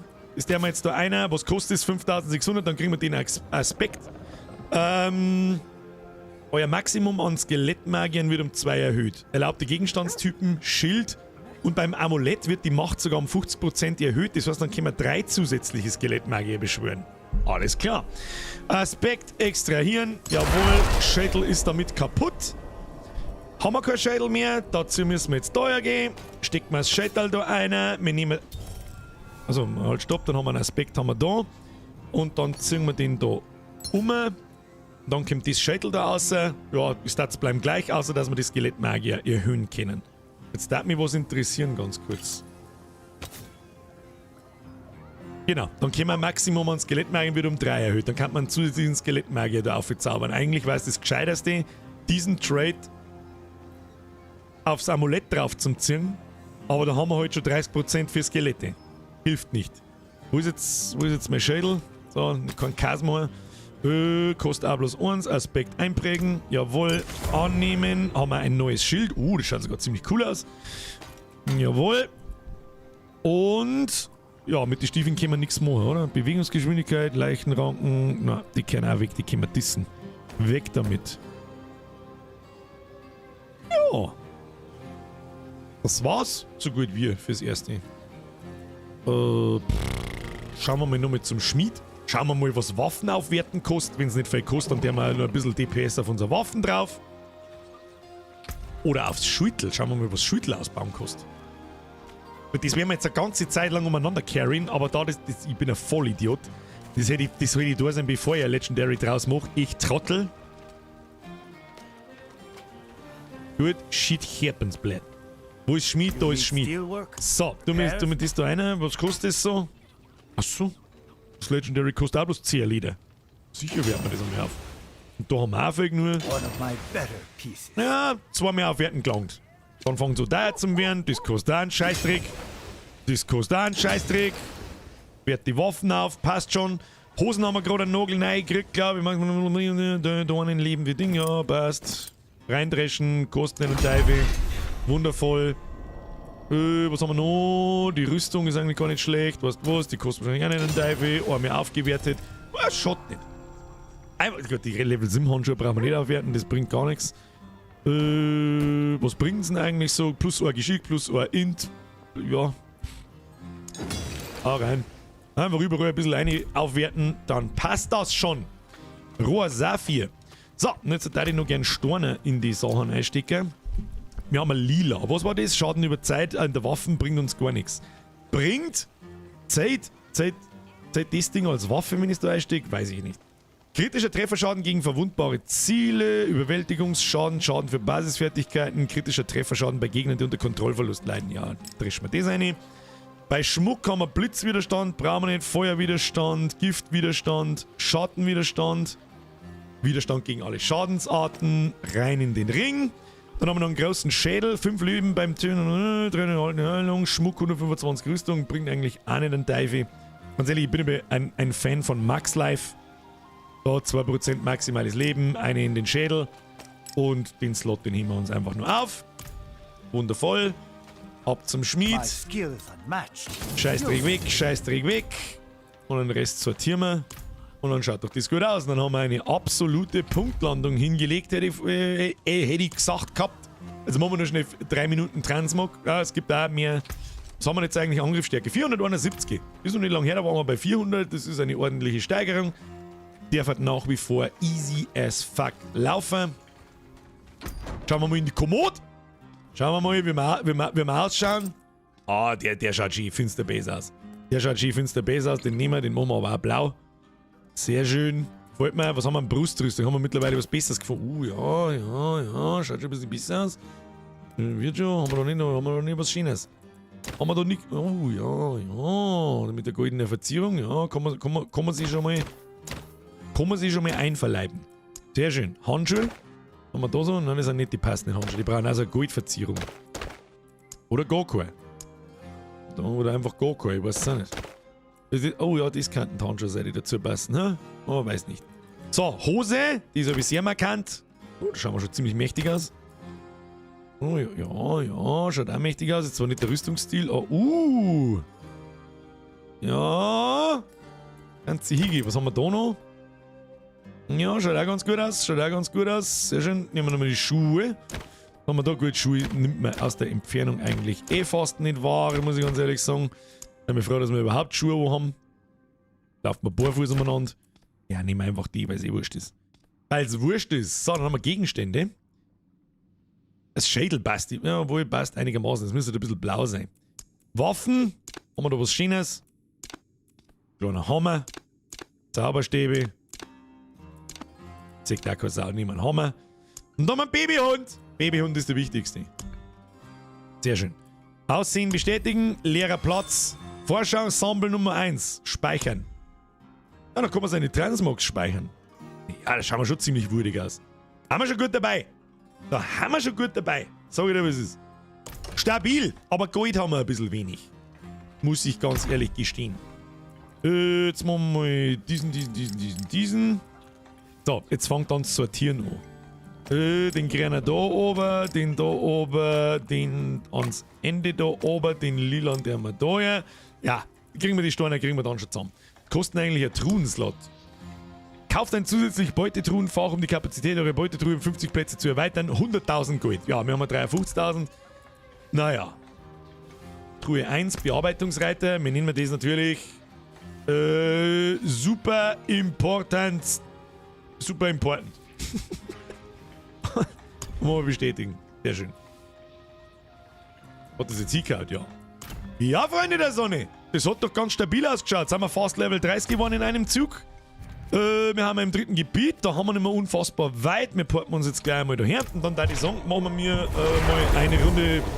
mal ein Päuschen. Meine sehr verehrten Damen und Herren, wir haben gerade die 9 Stunden Stream. Wo haben die 9 Stunden gekommen? Hat sie besoffen? Wo genau haben die. Wo haben die 9 Stunden gekommen? Kannst du mir das erklären? Ich weiß es nicht. Sagt die, das ist alles, was ich weiß. So. Machen wir es so. Und dann beten wir einfach zum heiligen Diablo-Gott, dass es um 8 keine Warteschlangen gibt und wenn nicht, dann sitzen wir es aus. Diablo 4 verlassen. Warte, ich nehme noch ein paar kleine Anfragen. Oh, schauen wir mal. Oh ja, jetzt werden es viel. Über 25. Ah, leg mir mal. Sag mal!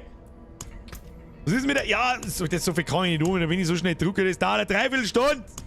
Kruzifix. Ja, je später das wird, desto mehr Anfragen schwappt einer.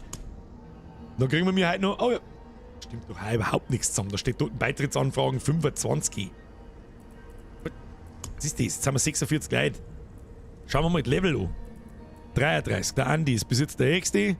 Schauen wir weiter, 17, 29, 23, oh, 42. Sidewinder, stabil, Alter. Dann haben wir da 29. Naja, der Rest ist offline. Auch vielleicht schon wieder offline, haben schon wieder abgehoben.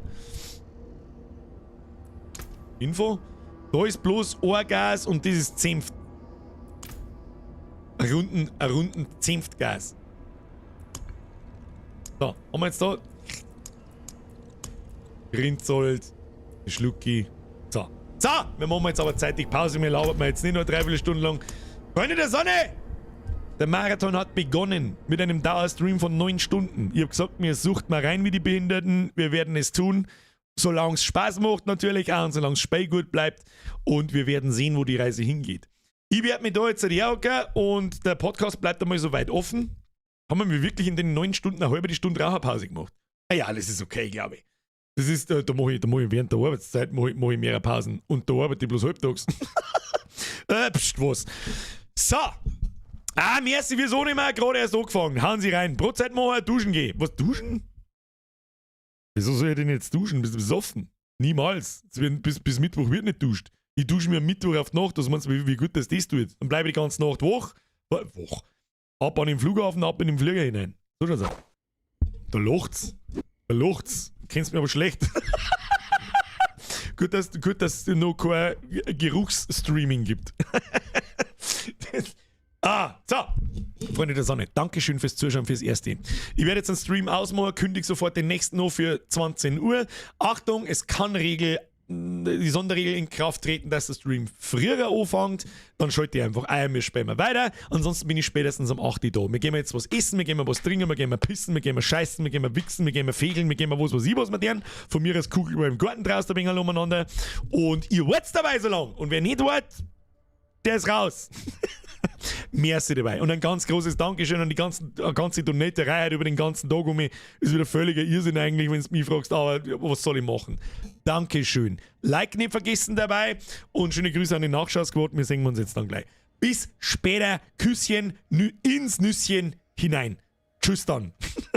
bis in 2 Stunden. Habe die Ehre.